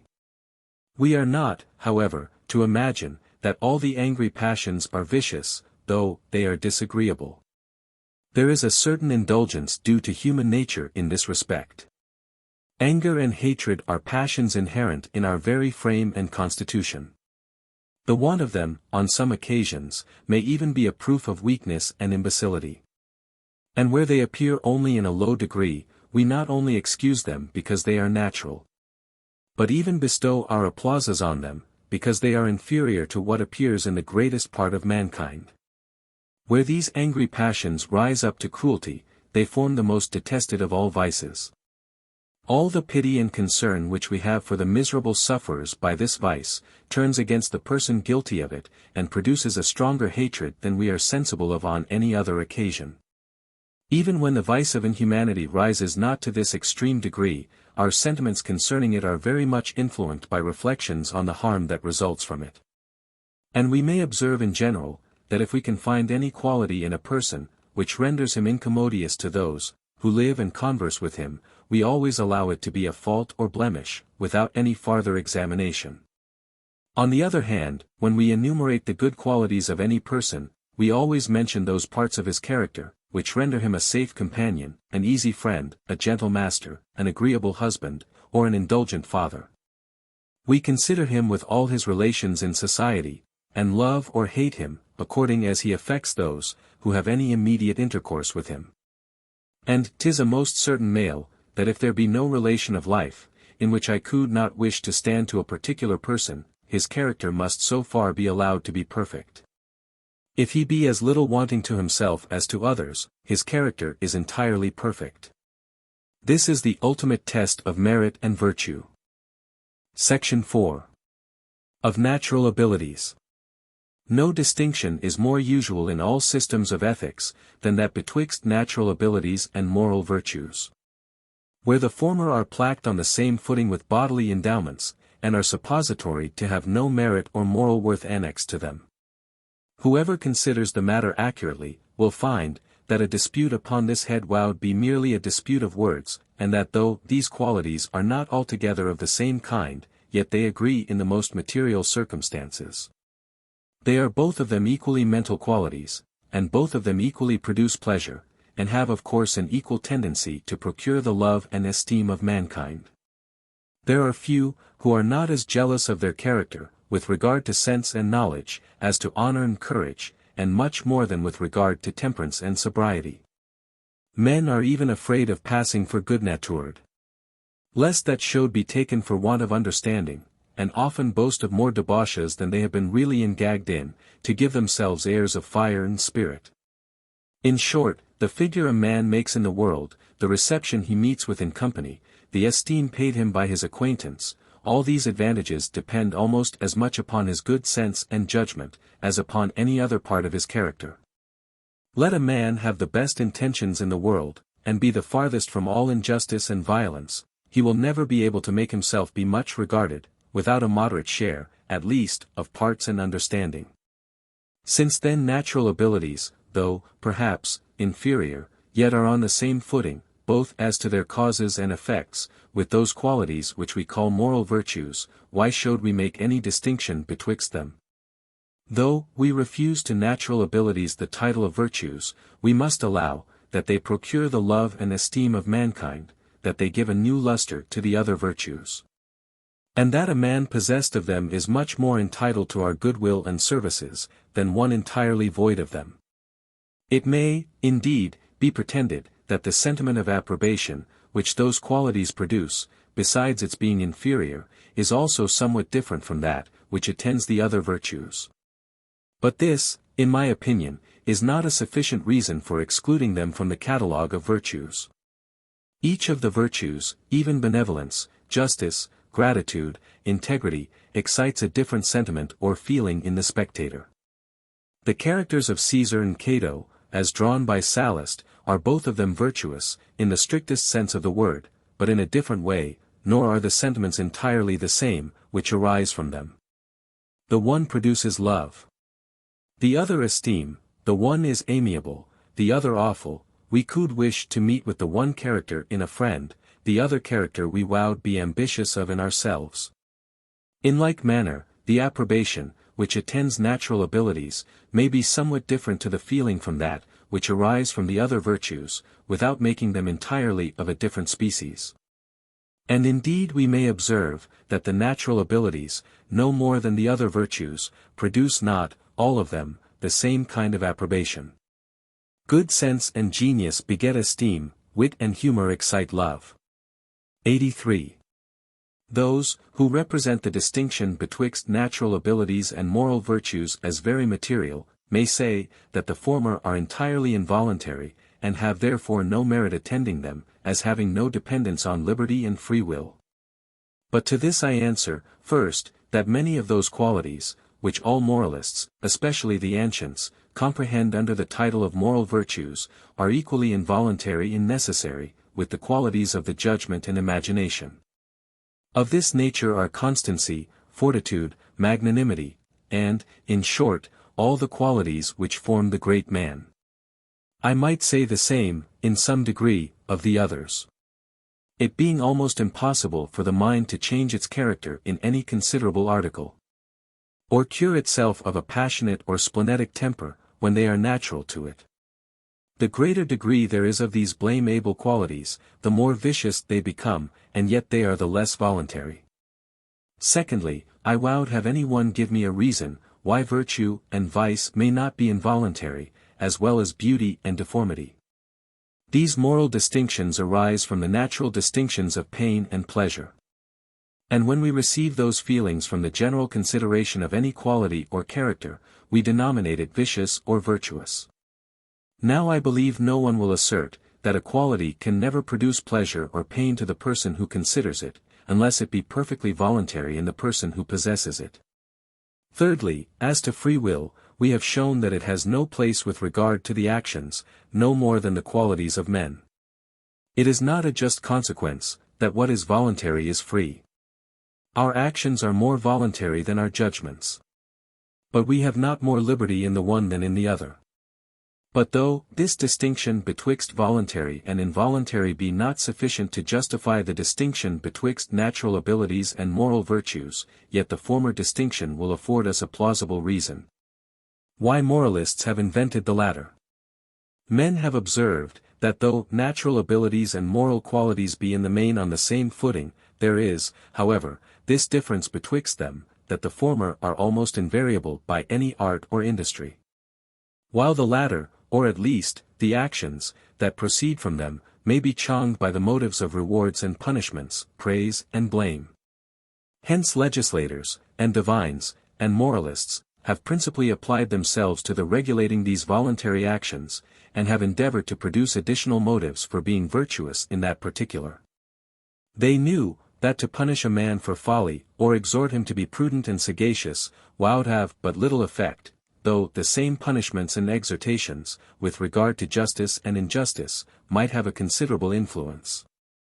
But as men, in common life and conversation, do not carry those ends in view, but naturally praise or blame whatever pleases or displeases them, they do not seem much to regard this distinction, but consider prudence under the character of virtue as well as benevolence, and penetration as well as justice.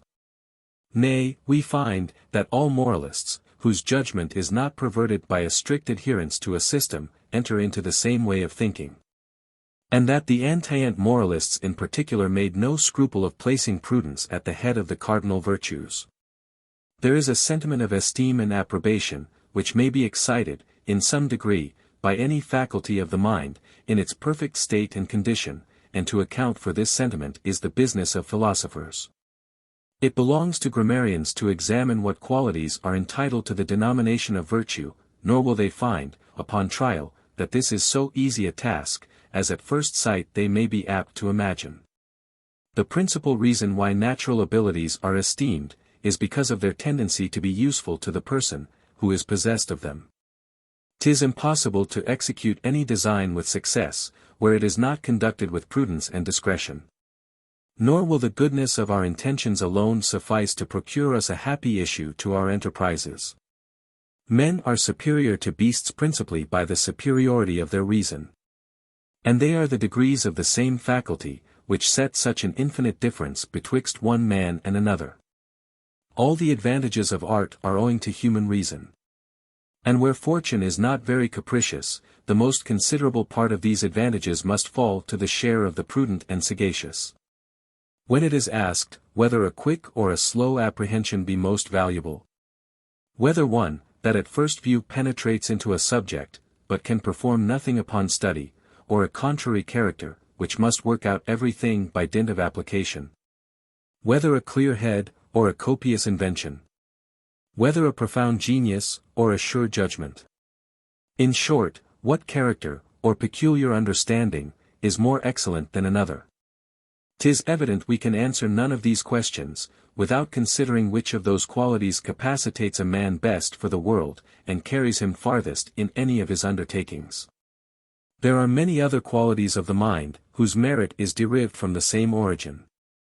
Industry, perseverance, patience, activity, vigilance, application, constancy, with other virtues of that kind, which, 'twill be easy to recollect, are esteemed valuable upon no other account, than their advantage in the conduct of life. 'Tis the same case with temperance, frugality, economy, revolution, as on the other hand, prodigality, luxury, irresolution, uncertainty, are vicious, merely because they draw ruin upon us, and incapacitate us for business and action. As wisdom and good sense are valued, because they are useful to the person possessed of them, so wit and eloquence are valued, because they are immediately agreeable to others. On the other hand, good humor is loved and esteemed, because it is immediately agreeable to the person himself. 'Tis evident, that the conversation of a man of wit is very satisfactory. As a cheerful good-humored companion diffuses a joy over the whole company, from a sympathy with his gaiety. These qualities, therefore, being agreeable, they naturally beget love and esteem, and answer to all the characters of virtue. 'Tis difficult to tell, on many occasions, what it is that renders one man's conversation so agreeable and entertaining, and another's so insipid and distasteful. As conversation is a transcript of the mind as well as books, the same qualities, which render the one valuable, must give us an esteem for the other. This we shall consider afterwards. In the meantime it may be affirmed in general, that all the merit a man may derive from his conversation, which, no doubt, may be very considerable, arises from nothing but the pleasure it conveys to those who are present. In this view, Cleanliness is also to be regarded as a virtue, since it naturally renders us agreeable to others, and is a very considerable source of love and affection. No one will deny that a negligence in this particular is a fault.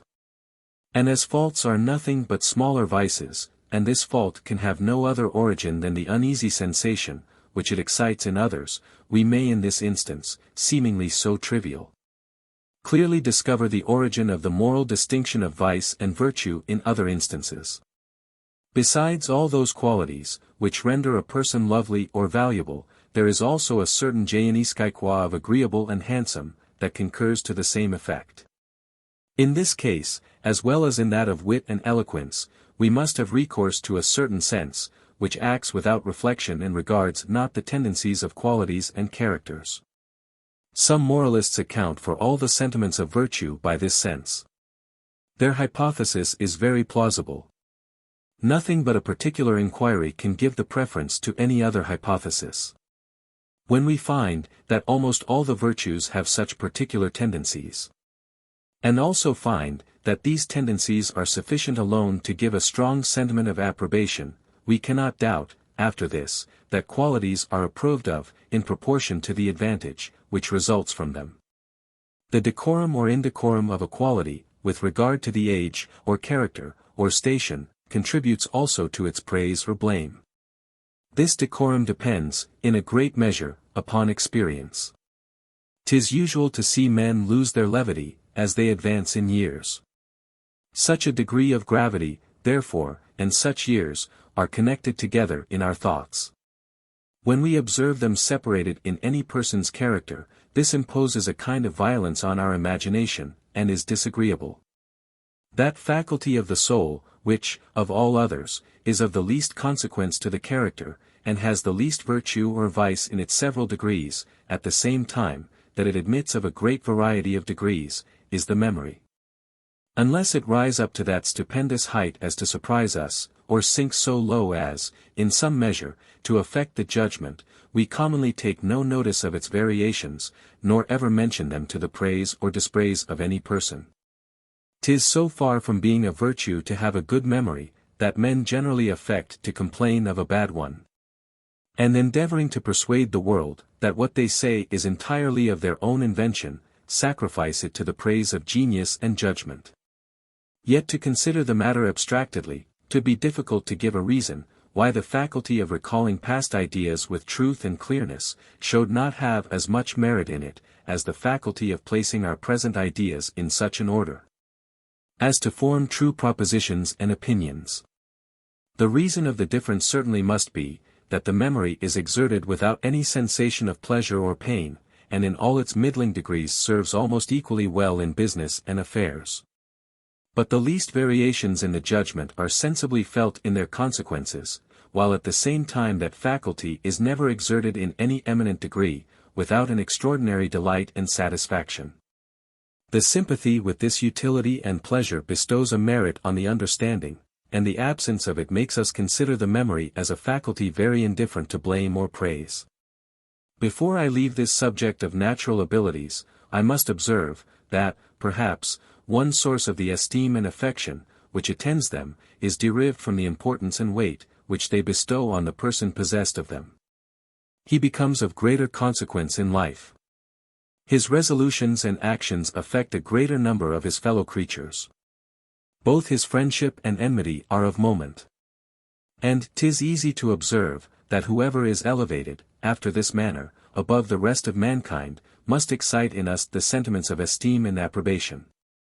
Whatever is important engages our attention, fixes our thought, and is contemplated with satisfaction. The histories of kingdoms are more interesting than domestic stories, the histories of great empires more than those of small cities and principalities, and the histories of wars and revolutions more than those of peace and order. We sympathize with the persons that suffer, in all the various sentiments which belong to their fortunes. The mind is occupied by the multitude of the objects, and by the strong passions, that display themselves. And this occupation or agitation of the mind is commonly agreeable and amusing. The same theory accounts for the esteem and regard we pay to men of extraordinary parts and abilities. The good and ill of multitudes are connected with their actions. Whatever they undertake is important, and challenges our attention. Nothing is to be overlooked and disputed that regards them. And where any person can excite these sentiments, he soon acquires our esteem. Unless other circumstances of his character render him odious and disagreeable. Section 5. Some farther reflections concerning the natural virtues. It has been observed, in treating of the passions, that pride and humility, love and hatred, are excited by any advantage or disadvantages of the mind, body, or fortune. And that these advantages or disadvantages have that effect, by producing a separate impression of pain or pleasure. The pain or pleasure, which arises from the general survey or view of any action or quality of the mind, constitutes its vice or virtue, and gives rise to our approbation or blame. Which is nothing but a fainter and more imperceptible love or hatred. We have assigned 4 different sources of this pain and pleasure. And in order to justify more fully that hypothesis, it may here be proper to observe, that the advantages or disadvantages of the body and of fortune, produce a pain or pleasure from the very same principles. The tendency of any object to be useful to the person possessed of it, or to others, to convey pleasure to him or to others. All these circumstances convey an immediate pleasure to the person, who considers the object, and command his love and approbation. To begin with the advantages of the body. We may observe a phenomenon, which might appear somewhat trivial and ludicrous, if anything could be trivial, which fortified a conclusion of such importance, or ludicrous, which was employed in a philosophical reasoning. 'Tis a general remark, that those we call good women's men, who have either signalized themselves by their amorous exploits, or whose make of body promises any extraordinary vigor of that kind, are well received by the fair sex.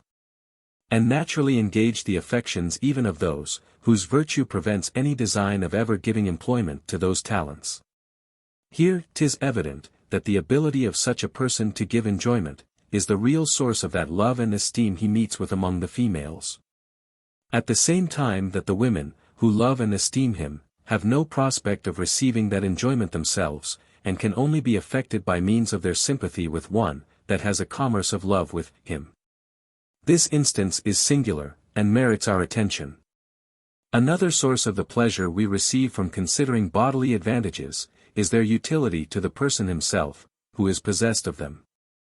'Tis certain, that a considerable part of the beauty of men, as well as of other animals, consists in such a conformation of members, as we find by experience to be attended with strength and agility. And to capacitate the creature for any action or exercise. Broad shoulders, a lank belly, firm joints, taper legs. All these are beautiful in our species, because they are signs of force and vigor, which being advantages we naturally sympathize with, they convey to the beholder a share of that satisfaction they produce in the possessor. So far as to the ability, which may attend any quality of the body. As to the immediate pleasure, 'tis certain, that an air of health, as well as of strength and agility, makes a considerable part of beauty. And that a sickly air in another is always disagreeable, upon account of that idea of pain and uneasiness, which it conveys to us. On the other hand, we are pleased with the regularity of our own features, though it be neither useful, to ourselves nor others, and 'tis necessary for us, in some measure, to set ourselves at a distance, to make it convey to us any satisfaction. We commonly consider ourselves as we appear in the eyes of others, and sympathize with the advantageous sentiments they entertain with regard to us. How far the advantages of fortune produce esteem and approbation from the same principles, we may satisfy ourselves by redacting on our precedent reasoning on that subject. We have observed, that our approbation of those, who are possessed of the advantages of fortune, may be ascribed to 3 different causes. First, to that immediate pleasure, which a rich man gives us, by the view of the beautiful clothes, equipage, gardens, or houses, which he possesses. Secondly, to the advantage, which we hope to reap from him by his generosity and liberality. Thirdly, to the pleasure and advantage, which he himself reaps from his possessions, and which produce an agreeable sympathy in us. Whether we ascribe our esteem of the rich and great to one or all of these causes, we may clearly see the traces of those principles, which give rise to the sense of vice and virtue. I believe most people, at first sight, will be inclined to ascribe our esteem of the rich to self-interest, and the prospect of advantage. But as 'tis certain, that our esteem or deference extends beyond any prospect of advantage to ourselves, 'tis evident, that sentiment must proceed from a sympathy with those, who are dependent on the person we esteem and respect, and who have an immediate connection with him. We consider him as a person capable of contributing to the happiness or enjoyment of his fellow creatures, whose sentiments, with regard to him, we naturally embrace. And this consideration will serve to justify my hypothesis in preferring the third principle to the other two, and ascribing our esteem of the rich to a sympathy with the pleasure and advantage, which they themselves receive from their possessions. For as even the other two principles cannot operate to a due extent, or account for all the phenomena, without having recourse to a sympathy of one kind or other, 'tis much more natural to choose that sympathy, which is immediate and direct, than that which is remote and indirect. To which we may add, that where the riches or power are very great, and render the person considerable and important in the world, the esteem attending them, may, in part, be ascribed to another source, distinct from these three, viz. their interesting the mind by a prospect of the multitude, and importance of their consequences, though, in order to account for the operation of this principle, we must also have recourse to sympathy, as we have observed in the preceding section. It may not be amiss, on this occasion, to remark the flexibility of our sentiments, and the several changes they so readily receive from the objects, with which they are conjoined. All the sentiments of approbation, which attend any particular species of objects, have a great resemblance to each other, though derived from different sources. And, on the other hand, those sentiments, when directed to different objects, are different to the feeling, though derived from the same source. Thus the beauty of all visible objects causes a pleasure pretty much the same, though it be sometimes derived from the mere species and appearance of the objects, sometimes from sympathy, and an idea of their utility. In like manner, whenever we survey the actions and characters of men, without any particular interest in them, the pleasure, or pain, which arises from the survey, with some minute differences, is, in the main, of the same kind. Though, perhaps there be a great diversity in the causes, from which it is derived. On the other hand, a convenient house, and a virtuous character, cause not the same feeling of approbation, even though the source of our approbation be the same, and flow from sympathy and an idea of their utility.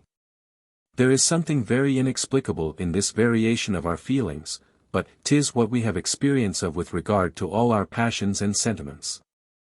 Section 6. Conclusion of this book. Thus upon the whole I am hopeful, that nothing is wanting to an accurate proof of this system of ethics. We are certain, that sympathy is a very powerful principle in human nature. We are also certain, that it has a great influence on our sense of beauty, when we regard external objects, as well as when we judge of morals. We find that it has force sufficient to give us the strongest sentiments of approbation, when it operates alone, without the concurrence of any other principle, as in the cases of justice, allegiance, chastity, and good manners. We may observe, that all the circumstances requisite for its operation are found in most of the virtues, which have, for the most part, a tendency to the good of society, or to that of the person possessed of them. If we compare all these circumstances, we shall not doubt, that sympathy is the chief source of moral distinctions, especially when we reflect, that no objection can be raised against this hypothesis in one case, which will not extend to all cases. Justice is certainly approved of for no other reason, than because it has a tendency to the public good, and the public good is indifferent to us, except so far as sympathy interests us in it. We may presume the like with regard to all the other virtues, which have a like tendency to the public good. They must derive all their merit from our sympathy with those, who reap any advantage from them, as the virtues, which have a tendency to the good of the person possessed of them, derive their merit from our sympathy with him. Most people will readily allow, that the useful qualities of the mind are virtuous, because of their utility. This way of thinking is so natural, and occurs on so many occasions, that few will make any scruple of admitting it. Now this being once admitted, the force of sympathy must necessarily be acknowledged. Virtue is considered as means to an end. Means to an end are only valued so far as the end is valued. But the happiness of strangers affects us by sympathy alone. To that principle, therefore, we are to ascribe the sentiment of approbation, which arises from the survey of all those virtues that are useful to society, or to the person possessed of them. These form the most considerable part of morality. Were it proper in such a subject to bribe the reader's assent, or employ anything but solid argument, we are here abundantly supplied with topics to engage the affections. All lovers of virtue, and such we all are in speculation, however we may degenerate in practice, must certainly be pleased to see moral distinctions derived from so noble a source. Which gives us a just notion both of the generosity and capacity of human nature. It requires but very little knowledge of human affairs to perceive, that a sense of morals is a principle inherent in the soul, and one of the most powerful that enters into the composition. But this sense must certainly acquire new force, when reflecting on itself, it approves of those principles, from whence it is derived, and finds nothing but what is great and good in its rise and origin. Those who resolve the sense of morals into original instincts of the human mind, may defend the cause of virtue with sufficient authority, but want the advantage, which those possess, who account for that sense by an extensive sympathy with mankind. According to their system, not only virtue must be approved of, but also the sense of virtue, and not only that sense, but also the principles, from whence it is derived. So that nothing is presented on any side, but what is laudable and good. This observation may be extended to justice, and the other virtues of that kind. Though justice be artificial, the sense of its morality is natural. 'Tis the combination of men, in a system of conduct, which renders any act of justice beneficial to society. But when once it has that tendency, we naturally approve of it. And if we did not so, 'tis impossible any combination or convention could ever produce that sentiment. Most of the inventions of men are subject to change. They depend upon humor and caprice. They have a vogue for a time, and then sink into oblivion. It may, perhaps, be apprehended, that if justice were allowed to be a human invention, it must be placed on the same footing.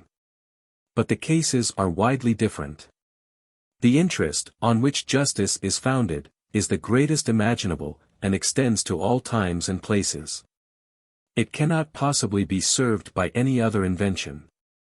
It is obvious, and discovers itself on the very first formation of society. All these causes render the rules of justice steadfast and immutable, at least, as immutable as human nature. And if they were founded on original instincts, could they have any greater stability? The same system may help us to form a just notion of the happiness, as well as of the dignity of virtue, and may interest every principle of our nature in the embracing and cherishing that noble quality.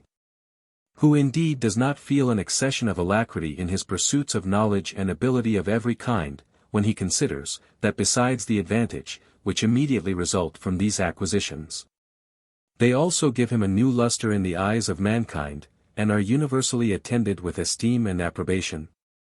And who can think any advantages of fortune a sufficient compensation for the least breach of the social virtues, when he considers, that not only his character with regard to others, but also his peace and inward satisfaction entirely depend upon his strict observance of them? And that a mind will never be able to bear its own survey, that has been wanting in its part to mankind and society? But I forbear insisting on this subject. Such reflections require a work apart, very different from the genius of the present. The anatomist ought never to emulate the painter, nor in his accurate dissections and portraitures of the smaller parts of the human body, pretend to give his figures any graceful and engaging attitude or expression. There is even something hideous, or at least minute in the views of things, which he presents, and 'tis necessary the objects should be set more at a distance, and be more covered up from sight, to make them engaging to the eye and imagination. An anatomist, however, is admirably fitted to give advice to a painter, and 'tis even impracticable to excel in the latter art, without the assistance of the former. We must have an exact knowledge of the parts, their situation and connection, before we can design with any elegance or correctness.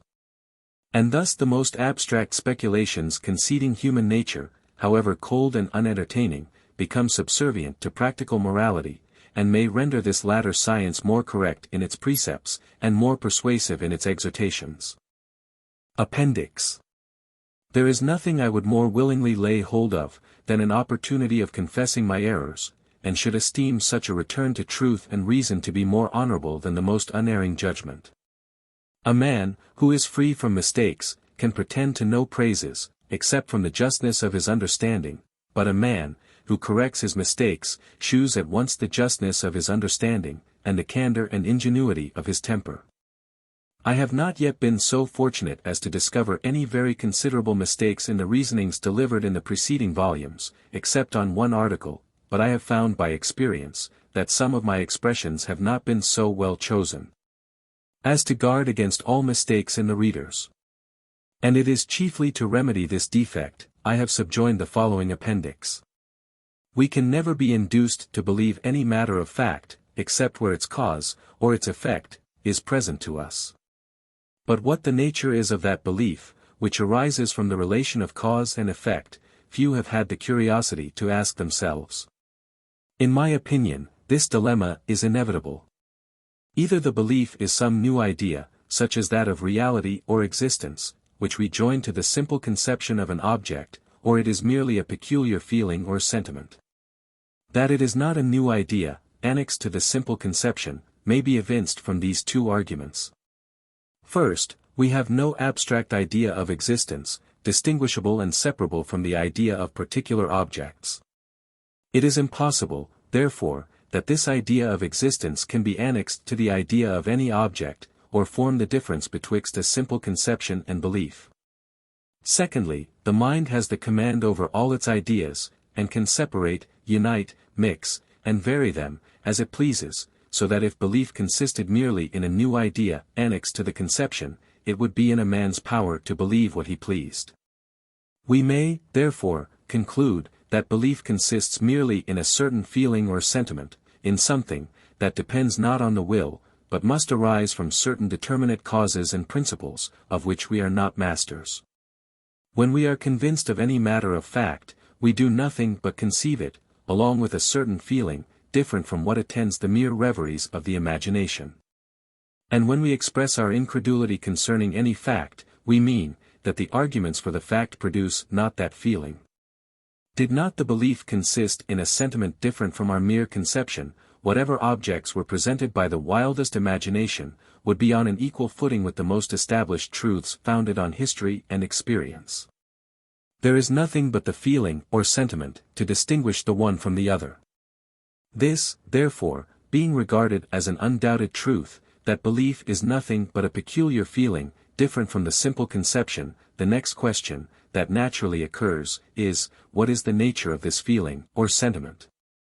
And whether it be analogous to any other sentiment of the human mind? This question is important.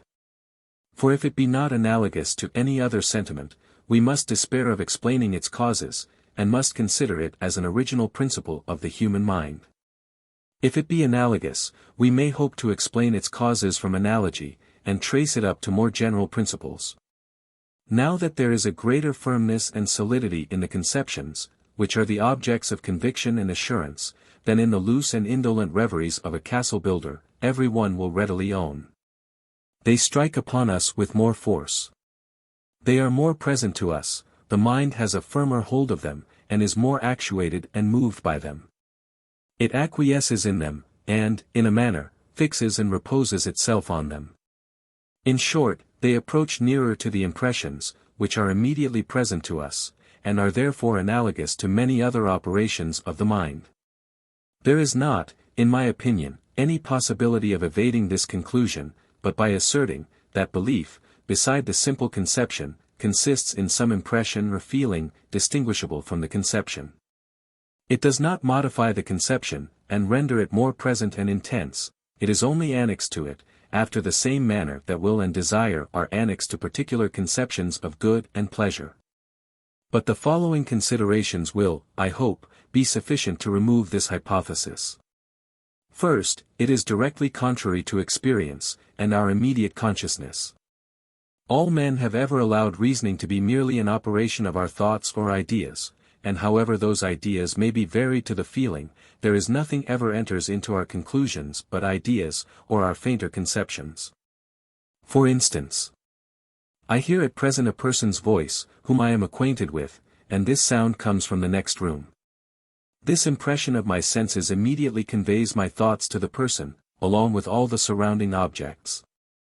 I paint them out to myself as existent at present, with the same qualities and relations, that I formerly knew them possessed of. These ideas take faster hold of my mind, than the ideas of an enchanted castle. They are different to the feeling. But there is no distinct or separate impression attending them. It is the same case when I recollect the several incidents of a journey, or the events of any history. Every particular fact is there the object of belief. Its idea is modified differently from the loose reveries of a castle builder, but no distinct impression attends every distinct idea, or conception of matter of fact. This is the subject of plain experience. If ever this experience can be disputed on any occasion, it is when the mind has been agitated with doubts and difficulties. And afterwards, upon taking the object in a new point of view, or being presented with a new argument, fixes and reposes itself in one settled conclusion and belief. In this case there is a feeling distinct and separate from the conception. The passage from doubt and agitation to tranquility and repose, conveys a satisfaction and pleasure to the mind. But take any other case. Suppose I see the legs and thighs of a person in motion, while some interposed object conceals the rest of his body. Here it is certain, the imagination spreads out the whole figure. I give him a head and shoulders, and breast and neck. These members I conceive and believe him to be possessed of. Nothing can be more evident, than that this whole operation is performed by the thought or imagination alone. The transition is immediate. The ideas presently strike us. Their customary connection with the present impression, varies them and modifies them in a certain manner, but produces no act of the mind, distinct from this peculiarity of conception. Let any one examine his own mind, and he will evidently find this to be the truth. Secondly, whatever may be the case, with regard to this distinct impression, it must be allowed, that the mind has a firmer hold, or more steady conception of what it takes to be matter of fact, than of fictions. Why then look any farther, or multiply suppositions without necessity? Thirdly, we can explain the causes of the firm conception, but not those of any separate impression. And not only so, but the causes of the firm conception exhaust the whole subject, and nothing is left to produce any other effect. An inference concerning a matter of fact is nothing but the idea of an object, that is frequently conjoined, or is associated with a present impression. This is the whole of it. Every part is requisite to explain, from analogy, the more steady conception, and nothing remains capable of producing any distinct impression. Fourthly, the effects of belief, in influencing the passions and imagination, can all be explained from the firm conception, and there is no occasion to have recourse to any other principle. These arguments, with many others, enumerated in the foregoing volumes, sufficiently prove, that belief only modifies the idea or conception, and renders it different to the feeling, without producing any distinct impression. Thus upon a general view of the subject, there appear to be two questions of importance, which we may venture to recommend to the consideration of philosophers. Whether there be anything to distinguish belief from the simple conception beside the feeling of sentiment? And, whether this feeling be anything but a firmer conception, or a faster hold, that we take of the object? If, upon impartial inquiry, the same conclusion, that I have formed, be assented to by philosophers, the next business is to examine the analogy, which there is betwixt belief, and other acts of the mind. And find the cause of the firmness and strength of conception, and this I do not esteem a difficult task. The transition from a present impression, always enlivens and strengthens any idea. When any object is presented, the idea of its usual attendant immediately strikes us, as something real and solid. It is felt, rather than conceived, and approaches the impression, from which it is derived, in its force and influence. This I have proved at large. I cannot add any new arguments. I had entertained some hopes, that however deficient our theory of the intellectual world might be, it would be free from those contradictions, and absurdities, which seem to attend every explication that human reason can give of the material world. But upon a more strict review of the section concerning personal identity, I find myself involved in such a labyrinth, that, I must confess, I neither know how to correct my former opinions, nor how to render them consistent. If this be not a good general reason for skepticism, it is at least a sufficient one, if I were not already abundantly supplied, for me to entertain a diffidence and modesty in all my decisions. I shall propose the arguments on both sides, beginning with those that induced me to deny the strict and proper identity and simplicity of a self or thinking being. When we talk of self or substance, we must have an idea annexed to these terms, otherwise they are altogether unintelligible. Every idea is derived from preceding impressions. And we have no impression of self or substance, as something simple and individual. We have, therefore, no idea of them in that sense. Whatever is distinct, is distinguishable. And whatever is distinguishable, is separable by the thought or imagination. All perceptions are distinct. They are, therefore, distinguishable, and separable, and may be conceived as separately existent, and may exist separately, without any contradiction or absurdity. When I view this table and that chimney, nothing is present to me but particular perceptions, which are of a like nature with all the other perceptions. This is the doctrine of philosophers. But this table, which is present to me, and the chimney, may and do exist separately. This is the doctrine of the vulgar, and implies no contradiction. There is no contradiction, therefore, in extending the same doctrine to all the perceptions. In general, the following reasoning seems satisfactory. All ideas are borrowed from preceding perceptions. Our ideas of objects, therefore, are derived from that source. Consequently, no proposition can be intelligible or consistent with regard to objects, which is not so with regard to perceptions. But it is intelligible and consistent to say, that objects exist distinct and independent, without any common simple substance or subject of adhesion. This proposition, therefore, can never be absurd with regard to perceptions. When I turn my reflection on myself, I never can perceive this self without some one or more perceptions, nor can I ever perceive anything but the perceptions. It is the composition of these, therefore, which forms the self. We can conceive a thinking being to have either many or few perceptions. Suppose the mind to be reduced even below the life of an oyster. Suppose it to have only one perception, as of thirst or hunger. Consider it in that situation. Do you conceive anything but merely that perception? Have you any notion of self or substance? If not, the addition of other perceptions can never give you that notion. The annihilation, which some people suppose to follow upon death, and which entirely destroys this self, is nothing but an extinction of all particular perceptions, love and hatred, pain and pleasure, thought and sensation. These therefore must be the same with self, since the one cannot survive the other. Is self the same with substance? If it be, how can that question have place, concerning the subsistence of self, under a change of substance? If they be distinct, what is the difference betwixt them? For my part, I have a notion of neither, when conceived distinct from particular perceptions. Philosophers begin to be reconciled to the principle, that we have no idea of external substance, distinct from the ideas of particular qualities. This must pave the way for a like principle with regard to the mind, that we have no notion of it, distinct from the particular perceptions. So far I seem to be attended with sufficient evidence.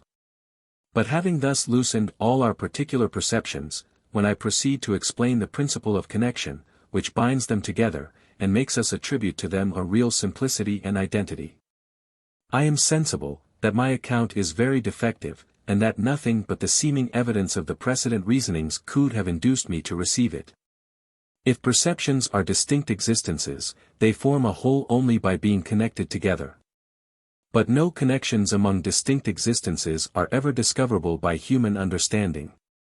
We only feel a connection or determination of the thought, to pass from one object to another. It follows, therefore, that the thought alone finds personal identity, when reflecting on the train of past perceptions, that compose a mind, the ideas of them are felt to be connected together, and naturally introduce each other.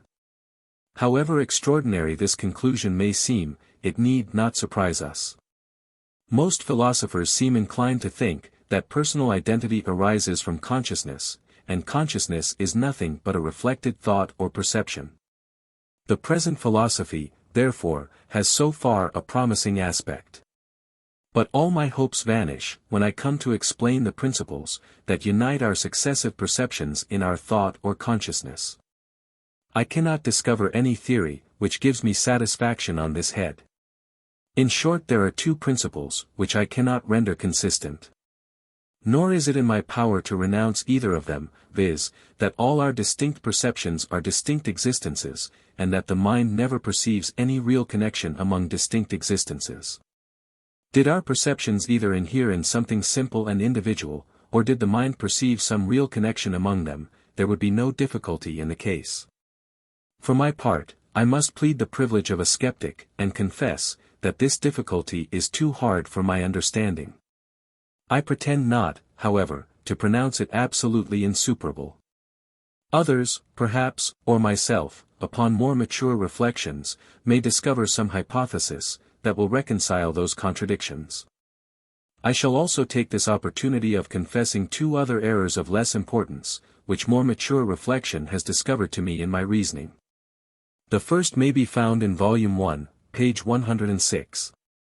Where I say, that the distance betwixt two bodies is known, among other things, by the angles, which the rays of light flowing from the bodies make with each other. It is certain, that these angles are not known to the mind, and consequently can never discover the distance. The second error may be found in Volume 1. Page 144, where I say, that two ideas of the same object can only be different by their different degrees of force and vivacity. I believe there are other differences among ideas, which cannot properly be comprehended under these terms. Had I said, that two ideas of the same object can only be different by their different feeling, I should have been nearer the truth.